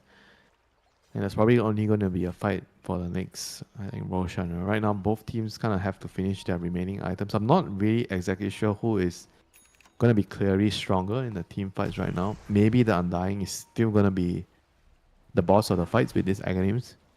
I mean, if you're Z10, I think you want to also wait until you have Dagger on the bat, right? He has gone for the Pike after BKB. So if he's able to get the Dagger, they're deciding to go with the Pike. Yeah. But it's going to be tricky, right? You need to be able to kill the Undying, because I think Undying has to die to win the fights. You need to start on him. Kill him. Cubify is going to go through the Twin Gates, but this gets spotted by a ward. He plants down a lane ward, doesn't spot out Nephrit because Nephrit is smoked. So now they might just start heading up towards the top side. Yeah, I mean, the Twin Gate, immediately after, there's a ward there to spot this out. They know that someone channeled if they were watching. Not sure if they were.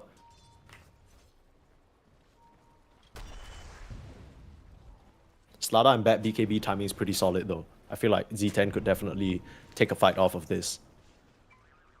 I still feel like it's risky without the bad dagger. He needs to be able to lasso the Undying to kill him. Sure. I don't know if they can just kill him in one, probably not one crush, right? They need a follow-up.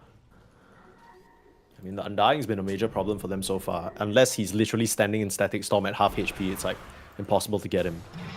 Cubify's awkwardly Tumblr's toyed himself into a position that he can't get out of, so he's just kind of there. What was this? Mass TP's out? Okay. Yeah, they were under the ward. They warded and then they just TP'd out, knowing that Very smart, yeah. danger is lurking around the corner. Yeah. Good stuff there. Just kind of playing conservative. Both teams know that any sort of slip up that they make can give their opponents such a huge opening. One kill into another, you got a disruptor lineup, you got a, you know, bushwhack that can keep chasing you from infinite range away, and the TP from the Nature's Prophet. It's very difficult to stem the bleeding once you've started opening up the wounds. Moonlight. Oh, nice. TPing nice into the little mid catch lane. here. Merchant ends up going down. They got the crush forward. They need to bail out Moonlight. He doesn't have a BKB just yet. Mirage might just turn around and commit the lasso. Global Silence comes out. Moonlight's still fighting, but he's probably not long for this world. Still surviving, taking a long time to go down. Say looking for some sort of a glimpse. Used it earlier already. Just the Thunder Strike, keeping the vision on Cubify as he's running into the tree line. Nice little corrosive haze will find the squirrel. And Moonlight paying big time for that pickoff. Sure, he gets the... okay, the Ringmaster, but you're dying again on your Nature's Prophet. If they're not done, they might get Cracker here. Mirage. Oh no, I thought he knew he was there. Saw him coming over. No, doesn't seem like it. Probably just assumes he's TP'd out already, maybe. Yeah, why would he? still There's be your Blink sticking Dagger. around? Yeah, why is he still sticking around here? What's he doing? Like, maybe he's trying to scout for the steal on the Wisdom Shrine. That's my guess. Because he's like, if nobody comes over, maybe I can do a little sneaky, and actually... Oh, he actually TP's back, so he gives up. Wants to go fight with his team instead, perhaps. Mid lane, Immersion will show himself. Dagger finds Cracker, so they know he's here now. Shoot. Gotta get Glimpse back. Full commitment onto the Undying. But this is an Undying with 2.6k HP. Also, you gotta keep in mind in the fights, right? You mentioned they need to lasso the Undying. If he has his Ceaseless Dirge up, he can just rejoin the fight if they're somewhere nearby an outpost or a tier 1, tier 2 tower. So that's something Z10 have to keep in mind. Smoke move up, Nefrit on the sidelines. Can they get the jump? BKB immediately from the Slardar. Nefrit trying his best to escape with the help of the Escape Act. Coming through the river now. This is his territory and he'll move quick. Sharpshooter lands onto him. The slow is there from the zombies, but the last minute little shield, it's not gonna be enough. They know Dream is around the area as well and they'll try and chase him down. Get the touch onto the real Abaddon, but still has a blink and a TP away. I'll just TP out on the high ground. Close to being a disaster if Dream got caught out somehow trying to save his buddy there. Roshan is up. Alright, teams are gonna have to start scouting it out right now. Oh boy, Mirage. That Rider, he has his BKB, but at this point, if you pop it, it's gonna be such a waste. Mirage, not sure how he got caught there, but that is a big kill. 1 minute without your Bat Rider. The Roshan being up means that if Passion UA are aware of this, they can just head into the pit, but they don't seem to be sort of comprehending that factor yet. They should be checking soon. Yeah, they're probably gonna know.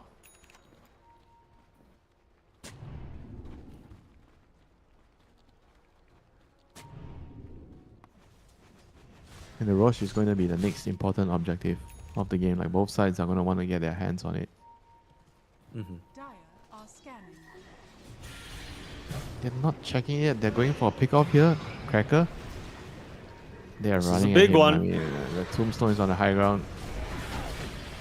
This is kind of awkward. They're just gonna round the bend and try to kill off Immersion. Nice guarding Greaves and the shield. Meanwhile, Moonlight has now TP'd in. Still, the Tombstone in a very difficult position to fight in. Come back in with Nefrit on the crush, pop the BKB to finish off Cubify, but the Glimmer Cape, as well as the Soul Rip, they save him. The BKB is running out, the Global Silence coming through, and Bachuk slowing them to a crawl. They're not going anywhere on Zero Tenacity. Taking that fight, what an over-ambitious attempt. As Moonlight up to the high ground, you lasso me, I got a BKB, I don't give a shit. Mirage can't do anything as 5 heroes on Passion UA converging on the tier 2, playing off the fact of their Undying being a beast right now. It's going to be even a bigger beast, you know, once he has the Octarine Core. I mean, Z10 hasn't really realized, the Undying is the problem. You can't really just go in and fight if you don't have a clear path of initiating and bursting the Undying. If Undying is alive, I doubt they're going to win any of the team fights at all, And his Abaddon They is just so can't countered. kill him. He's so countered on the Abaddon. He can't really do much if Undying is still in the battlefield. I think right now Dream might be the only person to be able to communicate that with his team, but whether he's doing it effectively is another question, right? Whether, Dream is clearly having trouble in the fight, but whether he isolates it to the fact that this Undying is the one like messing him up, it's another story altogether. He might just be thinking, oh, we're not getting clean initiations. You're not getting your static storm because the disruptor is just insta-dying in the fights. The initiating onto immersion, the supports are dying too easily. It can get a bit messy in games like this, but it's 8k gold lead. Zero Tenacity need to come out with an answer ASAP. Right now, it's coming in the form of a smoke. Immediately, now that the global silence is down, they want to try and find a pick-off. Look at the ups and downs of this graph. This is what we've come to expect from Passion UA and their games. It's not always clean, but they get there in the end. It might just be Kraker going down, not the target that they want, but the one they'll have to settle for. Just buying some time. Get one more. It's the Bat Rider. He might get one more here. He's looking for more. Cubify, hiding away with the Glimmer Cape. I'm not sure whether they caught a glimpse. Say, Kinetic Field, you need a bit more vision. Cubify with the bump back actually pushes him closer to the base. 3 seconds, gets stunned up. The Bat Rider in trouble. Mirage, he's way too deep. Uses the lasso to pull in the Dragon Knight. Where's Moonlight? Looking to join the fight, but Chuk has TP'd in as well. The Undying, the big problem. No one's looking at him at the moment. They're all looking at Crystallize, but Bachuk is going to start healing him up. Silence up, you buy back on Hoodwing, they kill off Crystallize. Bachuk getting kited around by the Kinetic Field. Looks like he'll turn his sights towards Immersion, hiding in the escape deck, but not going to escape for long. Moonlight able to take down both supports. And that cost Z10 almost everything. If their Bat Rider died, that would have been awful, awful. You can't afford to let that happen. Then it still worked out for them. They forced a buyback. From Hoodwing, they traded some heroes. They only lost the support. They got the DK. I think that is a pretty good result for them. Yeah. Time waster on the Aegis as well, but now the Tormentor is going to drop in favor of Passion UA. More passive net worth, more little advantages going their way, and now Kraker, every kill he's going to be involved in, he's going to get that juicy +3 that you love so much, Winter. Yeah, this game he hasn't really been getting a lot, only +11 so far. Yeah. Boo.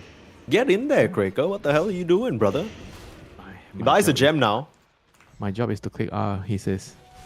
I don't want to be in the middle of the team fight. He's right, unfortunately, this game, and I like his approach that has shifted a little bit, right? Usually we see this as a player that likes to go for his Midas, likes to go for his Refresher, but he understands this game. He just needs defensive items. He just needs to buy time for his team. If he's getting gone on and he doesn't instantly die, that is more time for Bachuk to build up the DK stacks, more time for the Nature's Prophet to go crazy. Radiant's bottom tower is under Hey, the win Also condition just is really still, nice. Still similar for Z10, right? They have to be able to take very scrappy fights, or if they're engaged, they need to make sure they kill the Undying. TP in, Moonlight making the initiation. He knows he has the Aegis, so he's not scared of a thing, but he's taking a lot of damage from Dream. He has to be careful. The rest of the team on Passion UA couldn't connect with him. And Mirage used that lasso a bit earlier. They glimpse Moonlight back in. This is still a very tanky Nature's Prophet. Nice Sprout. Onto 2. Lotus gonna reflect that Dragon Tail. Nice escape tag. Again, Nefrit forced to pop that BKB. But true, on the chase now. Dream is in trouble. They don't have a way of stopping him. Even with the Sprout, he's able to blink back out to safety. And unfortunately, the Disruptor is on the other team. You don't have a way of stopping them from disengaging into their own base. Pretty clean stuff. But if you can find Mirage, that is a problem. He didn't BKB. He needs to TP away. The Akon shot, the damage is not enough. Mirage on a sliver. Oh my god, that was so close. Too close for comfort. So no one dies. The Nature's Prophet, they were poking him and they didn't even expand his Aegis, They didn't want to commit on the MP. I think that was a really good idea. I think they would have definitely not liked the result of committing on the MP. They tried to poke him down, waste the Aegis from far range. That's unlucky to not being able to proc it. They were close. But the game goes on, the fight goes on. And this Aghanims on Bat is going to, I think, be a tight turner. If he gets like a double lasso in the team fights. He's going to have it soon. 400 gold.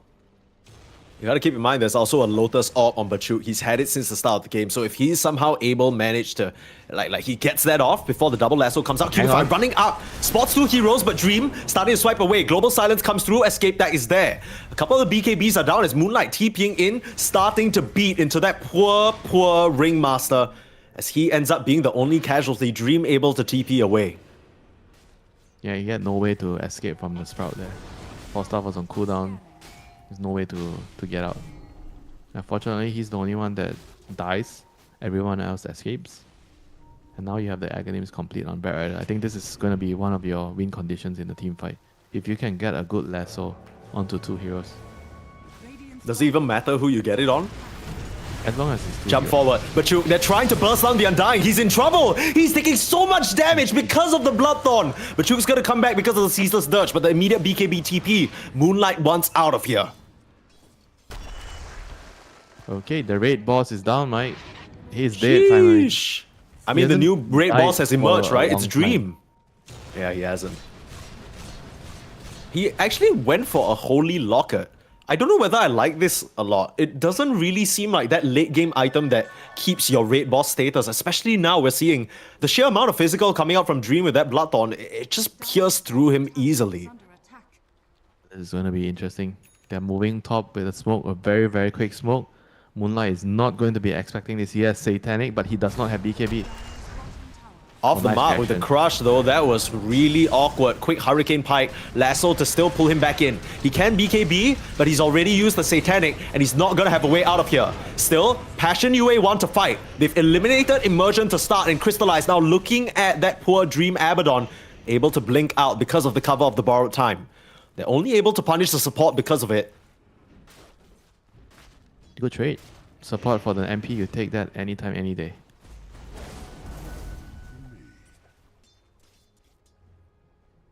All the while, your Yeah, Bat Rider continuing to scale, you know, your Abaddon working towards that very important level 25. He has a Basher already, so you can't even BKB TP out. Yeah, either they can start with the Bat or the Disruptor X. You know, those are two very good ways of starting the fights. And now, I think the team fights are going to start to tip towards Z10's favor because they have the easier way to execute or start the fights, right? On Passion Yeah. UA. I think you can kind of only rely on the DK because they have only one stun. The blink stun from Mirage DK. in the bot lane, being pressured a Oh my little God, bit. he went in. Whoa. I mean, he's using his Oh, BKB, he's the done. double lasso, he's gonna go down.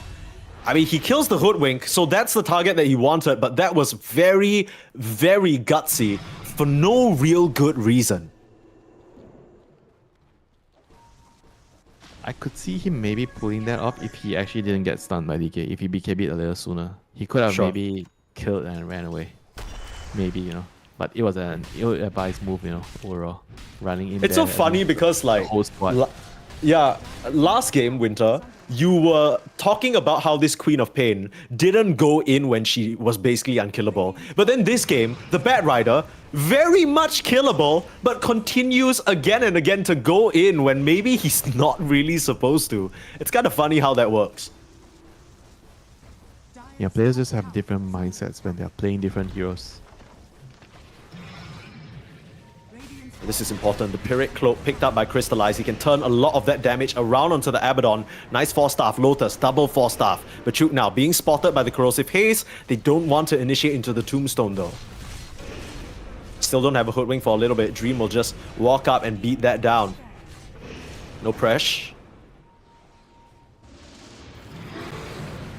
Glimpse onto Bachuk. The Undying. Flash Golem He's in caught. their midst. The Undying is in fact caught, but the Undying also has 6,000 HP. Meanwhile, Crystallize stunning Nefrit. Moonlight gonna TP in. Get the Sprout out onto Nefrit. He doesn't have a way out of these trees. That's the lasso onto Crystallize. He's in trouble. They turn around the Lotus. He's surviving for now. Back up into the Dragonfall, punching away onto Immersion. This Ringmaster is in big trouble. Gets into Escape Act. Global Silence, not in time. And looks like the side of Z10, other than losing the fish, they will manage to hang on in this fight.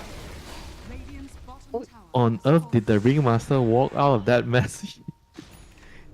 Like he got shielded and he somehow gets the 4-staff, the escape back, and just enough creates enough distance for him to escape. The Slider has buyback. They are going to need to use it. Yeah, Z10. Again, we talk about them not being able to drop a game. Buyback now on the Slada. You need to escape on Passion UA. Glimpse back, pull in Crystallize. But who's doing the damage? Dream's a little bit distracted. He's trying to kill Bachuk, but no one's hitting Crystallize at the moment. Bachuk gets a force up to the low ground. Crystallize turns around. There's a dieback on your Slada. A bit of split attention there. They needed the Abaddon's damage onto the Dragon Knight, and now he's dropping so low. The escape act. There's the double lasso though. Can they stop the bat? Standing Storm onto 3. This is huge. The turnaround there. Dream with the damage. It's going to be enough. They take down all 3 heroes, and the supports desperately have to TP out. Kraker gets out, but Cubify won't be quite as lucky. And the Bat Rider, he might have made some sussy ass plays so far, but that double lasso was everything. It's the fight that they could not afford to lose. I think that was going to be the end of the game if they didn't get that the double lasso there.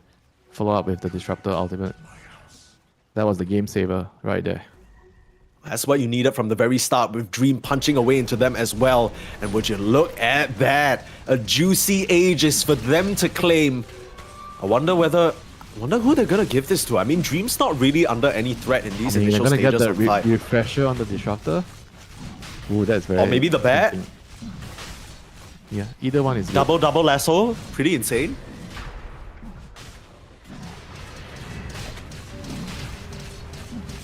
Look at the attack speed on this bad boy. I mean, My their team goodness. fight is just crazy strong, like late game. With Ring, with the Disruptor Axe, with the Bat Rider jumping in. I think what Passion of UA have in the late game, it doesn't match up well into the Z10's team fight right now. I mean, you have a very strong Undying, but the Undying is starting to feel like he is already killable. And you kind of need like the DK to step out, right? But the DK is not farm enough. Like, he doesn't have the firepower to carry the team fight. So it's going to be down onto the Nature's Prophet, but he also kind of gets lassoed in, you know, so it's very difficult for them to have enough damage on the team fights. And your Silencer didn't go for Refresher. He went for like more like utility support items, right? So he can't really cover them with the double silence in the team fights. Yeah. He's gonna try and cover them in a different way though, going for the E-Blade, but that's so far away for him. Why is he Kinda not looking at going- the... Yeah, why is he actually not just getting the Refresher? Maybe he feels like he can't get immediate impact. It's such a far way away, right? You're closing in, level 25 on the Bat Rider. Pulled by the Bat Rider, he needs to save them with the global. Like, that's how I see the fights happening, right? You get lassoed, you have to global. Maybe the Abaddon Mantas, and he can dispel with somebody with the shield. He can remove the global. But then you refresh and you global again, right? I think that's how you win the following fight. Like, if you only have one global, it's never going to be enough in the fights. Well, it was a decision that he made very early on not to go for that greedier build. It served them well up until this point, right? So now it's easy to kind of look at it and say like, hey, you know, why the hell doesn't he have a refresher? He's also not going for a refresher now, right? That's like... I mean, he doesn't have any money for any component, so he could change his mind. We'll see. I mean, I'm sure the team is discussing right now what exactly is going wrong. Because Passion UA, this game that was very much in their hands, right? And I think you rely a lot on Bachuk to carry you through these phases. Now, he's reaching a point where he has scaled up immensely. Even when he gets his level 25, which is the 50% strength golem, like flesh golem strength bonus, which is what I think he's going to go for. I just think he's still very killable, right? Once you get the damage onto him with Dream, the sheer amount of DPS with the Bloodthorn is ridiculous. Like, I don't think you survive that.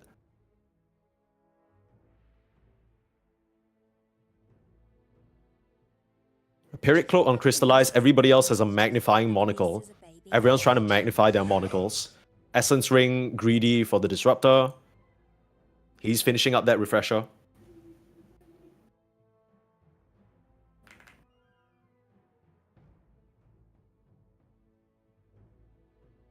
Very tense moments. I think in the team fights, it's going to be... I feel like it's going to be way easier for Z10, for sure, with the Bat and the Disruptor. It's going to be difficult for the Passion of UA side to find a good team fight now. I mean, they don't really have the best initiation, and the global, they only have one global, you know, it's going to be very hard. I think they have to count on some sort of Undying bait, and then they counter initiate, and hopefully they get the right heroes killed off. I think the Ringmaster is also very problematic, right? Like he's doing Yeah. a lot of damage with the impalement arts percentage-based damage. Like he's the one killing the DK and the undying. Like he's doing a lot of damage, not just like the Abaddon hitting them. You know, he's poking them from far range, and he's doing a lot with the ring, with the wheel of wonder. So he Yeah. is definitely also a hero that you need to eliminate in the team fights. Yeah, pretty interesting that he goes for the impalement arts penetrates one target, but when you talk up the hero in this fashion, it makes a lot of sense, right? He's trying to get it on as many of these tanky frontliners as possible, even if he can tag the NP with it. Right now, this NP has 3,730 HP. That is a lot of HP you got to work through. Another Tormentor falling the way of Z10 now as they are just exerting control all over the map. It's so much easier for them to be out alone and find these pickoffs. You got a gem on Immersion. Do you have a gem on the side of Passion? No, you don't, unfortunately. Dire's top tower is under attack. There you go. Onto the tower. Now, Dream didn't really have the same start as he did in that previous game, right, on the Abaddon, but we're still seeing the same result. Top of the net worth, he is a monster to deal with. I'm struggling to figure out how they killed Dream twice. It seems to be a big problem. Looks like they found Kraker. Nefrit will get the crush off. Should be a pretty easy kill. Lotus to reflect the corrosive. Still with the blink though. Kraker will go down. Yeah, that is actually a substantial kill. He doesn't have buyback. 60 seconds should buy them enough time to go to the high ground. I mean, Trying Nature's to feel Prophet confident is though. opting to split push now. Yeah, gonna try and cut the waves. That's Yeah, kind of Bad the most Rider value with you have. travels. He can kind of deal with it. Machuk showing. Smoked up other side of Z10. Pings come out. They want to get the kill onto this Undying, burst him down. You don't have a BKB, pull him back in. He is going to get eliminated. No buyback, but he has he the has his ceaseless second life. dirge. Yeah, he's back. Yeah, but Yeah, that having was a that bit of expander is kind of a- rough. That was an overkill there. They didn't need to use the Disruptor ulti. Now they're gonna have to be thinking, do we refresh and go for another fight? Or do we wait, for 50 seconds? Stun up. Ringmaster Immersion in in trouble. trouble. Nice stun. Ringmaster ends up going down. 84 buyback. seconds without that hero. That's Double a problem. lasso. But double lasso, I don't know whether that's enough. No one's doing the follow-up damage at the moment, but Chu very happy to chase you down. Dream gonna turn around, throw some illusions out, try and threaten the Undying, but it's Mirage the one in trouble. He still has that Aegis, but you're now TPing in en masse. You have to refresh, pop the BKB and the Hurricane Pike just to get away. Moonlight, does he have the chase? He still has the TP. No cooldown on that spell, but he chooses not to go any further. Again, the execution from Zero Tenacity as the fights get a little bit more hectic and tensions start to rise. They slip the bill just a bit. Nice little TP from Moonlight, but I mean, he can just TP back immediately and say, needs to blink away and TP Wow. out himself. That was insane that he tried to do that. I mean, what does it even achieve? You spend like, what, 80 more mana on the Prophet? Literally, who cares? Yeah, he put himself at risk, dying there. The Disruptor. That was like a crazy bold move there. That's like a high risk, literally zero reward Zero play. reward. Yeah. Yeah, like what did you even gain from that? I mean, this game has just become so Nefrit? difficult because... They catch oh, him. There's no BKB. oh, what's going on? Nefrit! Oh no! Was he just kind of farming around there by himself? He was just What's he going doing back, there? yeah. He was just going back to the lane, I think. Yeah, I guess he was trying to farm that camp, Yikes. Okay. No buyback. 75 seconds with no Slada. I was gonna say, we were talking about how this game should get a lot easier for the side of Zero Tenacity if they take the team fight, right? They got double lasso, they got this Abaddon, they got the Wheel of Wonder, Disruptor Ultimate, but they just haven't found a fair fight. So far, if they're not picking off single targets, they are running into the whole lineup of Passion UA and Crystallize on the front lines, just stuns the target, kills them off, and even when they lasso, if they can't connect Dream with the damage, they simply cannot kill anyone. Yeah, they need to be a bit more patient. They're being very, very impatient. Running in, not disciplined. Well, just all the common problems, right? They're just playing on the map alone. I mean, they have to realize they need to be grouped up together. I think the only one that's allowed to be alone is this Bad Rider with travels, where you can just maybe play further away from the team, right? But the core of the team, the Slada, Disruptor, and Ring, they have to be together. Yeah, maybe the Abaddon gets a free pass to move out on the map here. They have a gem. Ward's gonna spot out Dream. TP back though. Okay.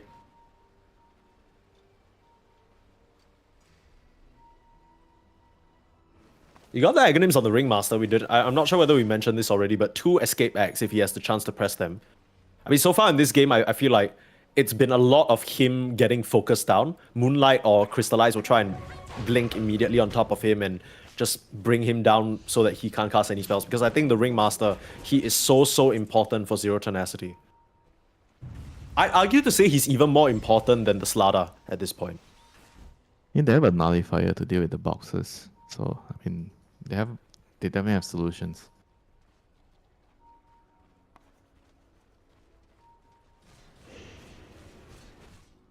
I would definitely consider selling my items to buy a refresher on the silencer at this stage. I actually feel like it's already coming down to that, right? Yeah, I'm definitely gonna be. If there's gonna be like a huge fight, I'm selling my Solar and maybe my Force, to get it. I feel like being a traitor, right? Like, these items have served him so well. To give them all away, man, that's heartbreaking. What can you do? Get them You out of need so many refresher. sticky situations, but the sticky situation right now is Zero Tenacity still very much might be able to 2-0 you. After this dominant early game from Bachuk, you're now reaching a point as the Undying where, yes, he's difficult to kill, but he can't really do as much This is work as as you much want him as to. you're gonna get on the Undying. Like Exactly. Like, he's already maxing. You can't ask for more. He's done everything right so far. I mean, I think the only thing that's a bit strange is the Holy Locket. But whatever, right? Like, we can close one eye to that. Yeah, you much rather he has a Shiva's God. I think Shiva is important in a team fight. I think Shiva is one of the more important team fight items because you're like giving your teammates vision during the fight, making it very easy for them to decide which target to go on. Yeah. It's kind of something that's lacking right now. This is it, Mike. This is gonna be the game-ending move here if they get a good catch. Hold your horses. Bachuk on the front line, Dream on the other. They don't know that's where Zero Tenacity are approaching from. This could catch them completely off guard. They just Prophet Ultimate, ripping through. They jump immediately. Static Storm is there, and they look to be able to kill off this Undying. No save. The Wheel of Wonder will get him. Meanwhile, Crystallize on the backline, nullifying up this poor Ringmaster. They buy back on 2, but a lasso onto 2 as well. Mirage has caught them in Nefrit. Double damage. They're trying to double lasso up, but where is Dream? He's nowhere near the fight to be able to lay into them.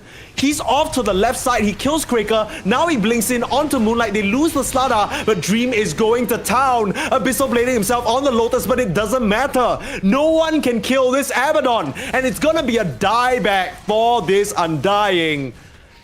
Dream proving again that he is on top of things, and Cubify's gonna go down as well. Zero Tenacity, what a fight from them. The lasso catching 2 into the refresher, catching the same 2 heroes, just made it so that there was no way for them to play that fight. Yeah, the initial catch just killing the Undying, that was I think the move that won them the fight. Like, once the Undying is out, he didn't have his second life, he didn't have buyback, and I think that was basically the fight being sealed right there. Like, I think the subsequent moves were kind of like just a normal procedure. They're just falling out spells, they're killing the other heroes. There's just no way they could have fought, once the Undying died without doing anything at all in the fights.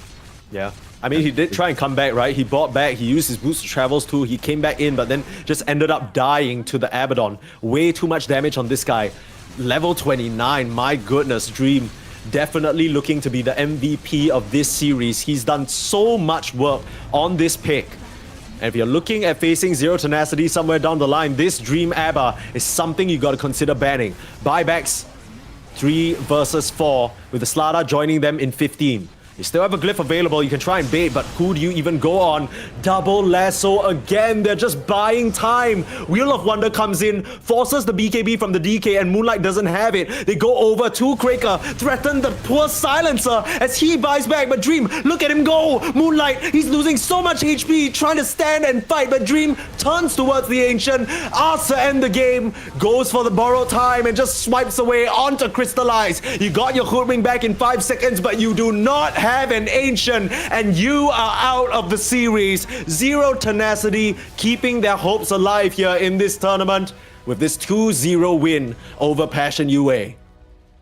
they definitely could win ugly. Like the two games today, definitely games that are not clean. They have to slug it out. They were able to come back from deficits. They didn't really do well in the laning phase, but they somehow find a way to win the game. I think the highlight or the turning point of the game was when I think Dream, he was so poor at the start, then he got like a mega kill, and not a mega kill. He got rampage, brother. He got a rampage at some bottom base defense. He killed 5 heroes. They chased them out. I think that was the point of time where I felt like he was back. He was so poor, and then he was back, and the game still went back and forth. Because they didn't realize they had to kill the Undying in some of the next couple of team fights. I think this is like the sign of the team being inexperienced. In the team fights, they couldn't really solve the problem quickly enough after taking one bad fight. I think when you look at the better teams, they kind of on the spot after they mess up one time, you will never see the same way of losing a team fight, right? But in this sort of like Division 2 games, right, you see teams mess up in the same way, like 2 times, 3 times in a game before they start to realize, oh, maybe that's not a very good idea, right? If we don't really initiate on the Undying and kill him off, they can never win the early fights, right? They were just losing all the fight because the Tombstone was placed in a position where they couldn't touch it, and then they just had to run away, right? They couldn't do anything, and they lost their heroes. So after that, they kind of finally figured out they need to farm and just make sure that they get their core items, and when it comes to the team fight, they need to go on the Undying, right? And that's when I feel like on Passion UA side, you also need to realize, all right, we cannot really keep the Undying alive again. Do we need a second silence? Do we actually need to get a 4-star? Is the 4-star important? Is the Lotus important? Maybe the Lotus is important, but do you need the 4-star this game against Disruptor? It doesn't really help you that much, So I feel like those are the things that you need to really problem solve during the game very, very quickly. After one lost team fight, you need to assess and change your items and change your strategy in the team fights. Who are you going on, and realize why are you losing the team fights? I think that the two games here just showcase like both teams, they took a long time to adjust during the game to figure out what went wrong. Yeah, still a lot of learning steps for Zero Tenacity here, but just wanted to point out, Winter, that base defense or bot defense that you were mentioning. Dream, he was 5k flat net worth at 11 minutes.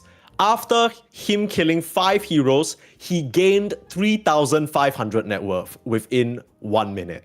That's just such a big catapult for him, brought him right back into the game and put him in a position to carry things. So even though it is a bit shaky, even though they are taking some time, Zero Tenacity, step by step, keeping their hopes alive at least starting off in the lower bracket, staying in Division 2 here, and it is going to be a continued uphill climb for them. Now, even though it's done for this stream, Division 2 is not over for today just yet. In fact, on ESL_Dota 2 Ember, we got OG versus Kalmichada. You for sure want to check that match out. I believe the Earth stream is also happening, Inner Circle versus Peru Rejects. If you want to catch those two teams, you can hop on over there. But that is it for tonight. Tomorrow, we'll have the closing matches of our group stage. It's been a pretty long one, but we have 3 last remaining matches. We'll be here on the main stream for 2 series. We'll have Zero Tenacity again versus Inner Circle. That's going to be very important. And Team T versus Hunters. But we're closing out the group stage. Things are starting to get locked in. We might have tiebreakers if we have them. That's going to be on Sunday. But until then,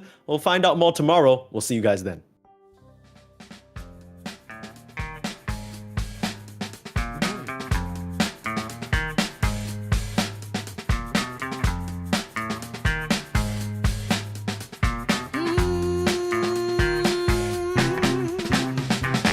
How I used to be was so good for me. In my mind all the time, no one I could turn to. Now that I can see your love has set me free. You came along, made me strong. I've waited such a long time, and I just can't believe in this new love I have found. Yeah, don't want it to stop when you know you got a good thing that makes me feel fine. Ooh, wherever it leads me, you know it's all fine.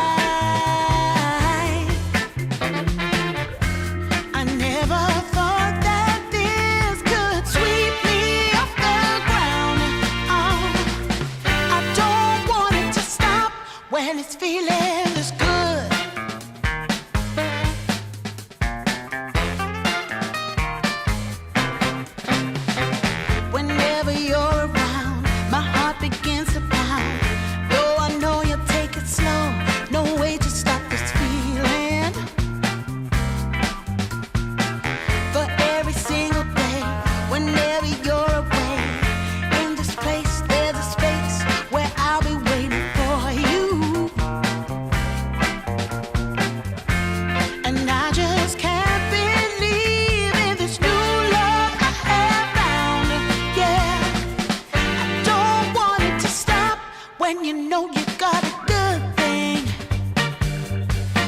makes me feel fine.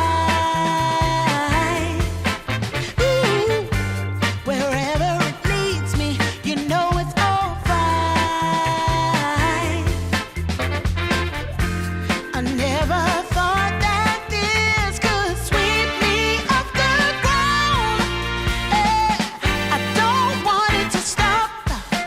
No, I don't want it to stop. I don't want it to stop when it's feeling is good. Feeling is good. Feeling is good. Ooh, feeling is good.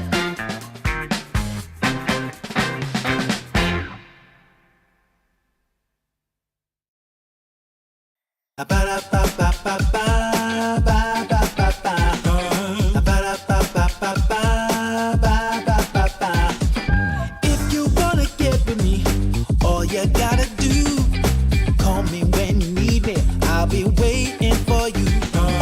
I know exactly what you want, satisfy your need. We can have a good time, don't you worry about a thing. If you want it here, or if you want it there, you got it. Have yourself a good time, you got it. Act like you don't care, you got it. Get that motivation, you got it. I got just what you need, you got it. I got just what you need, you got it. I got just what you need.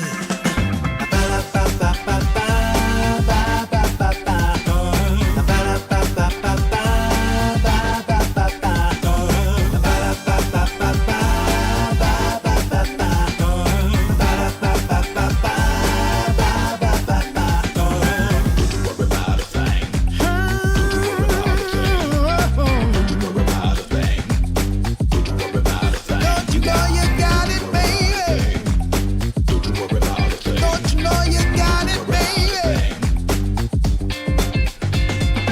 If you want it here, or if you want it there, you got it. Have yourself a good time, you got it. Act like you don't care, you got it. Get that motivation, you got it. I got just what you need, you got it. I got just what you need, you got it. I got just what you need.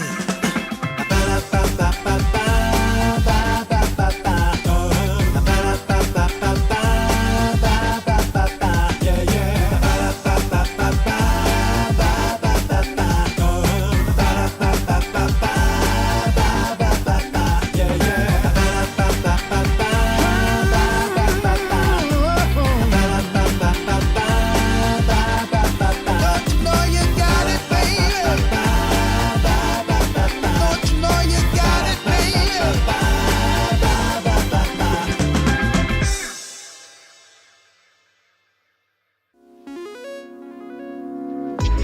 Coming out the gate with the heat. Everybody's playing in the street.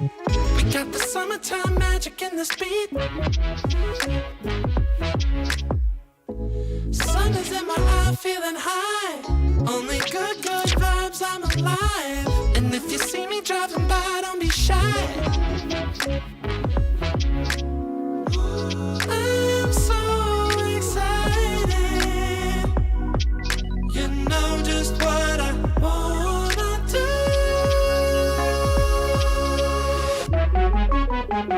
I'm glowing on up, I'm glowing on up, I'm glowing on up. I'm glowing on up, I'm glowing on up, I'm glowing on up. Don't it feel like summer? I'm glowing on up, I'm glowing on up, I'm glowing on up.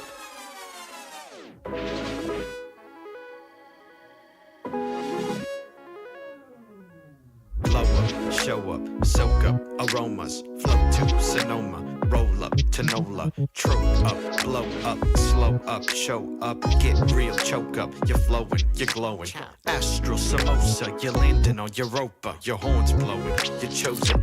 All the deep cuts you know it. I got the pre-glow and the post-glow. Inspiration knows no boundaries where it flows. Your fingertips to the globe's tilt, to the universe on stilts. Hold on and chill. I'm so excited. You know just what I wanna do.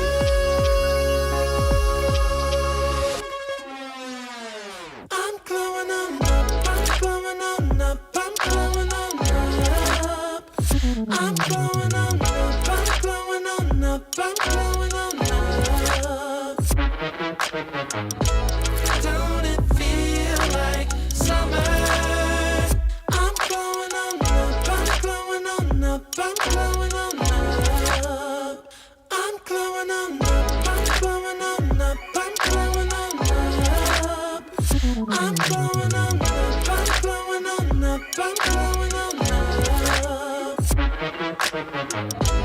Don't it feel like summer? I'm growing on up, I'm growing on up, I'm growing on up.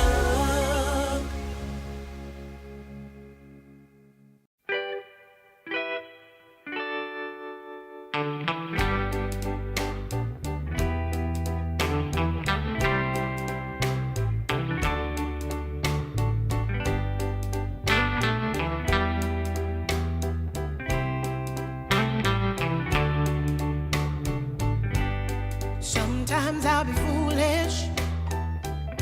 Sometimes I know I get mad. Sometimes I say the wrong thing to you that makes you feel sad. But one thing is true in all that we've been through. You've never stopped loving me, no matter what I do. So let me say, yeah, that every day I try to find the words from my heart to say thank you. 'Cause you take me as I am.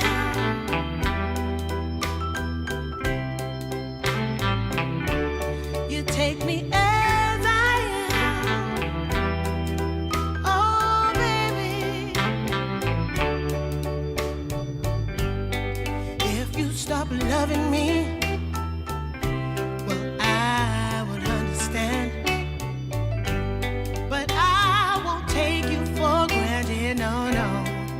When you hold my hand, your love makes me feel that I could fly to the moon. Not even the birds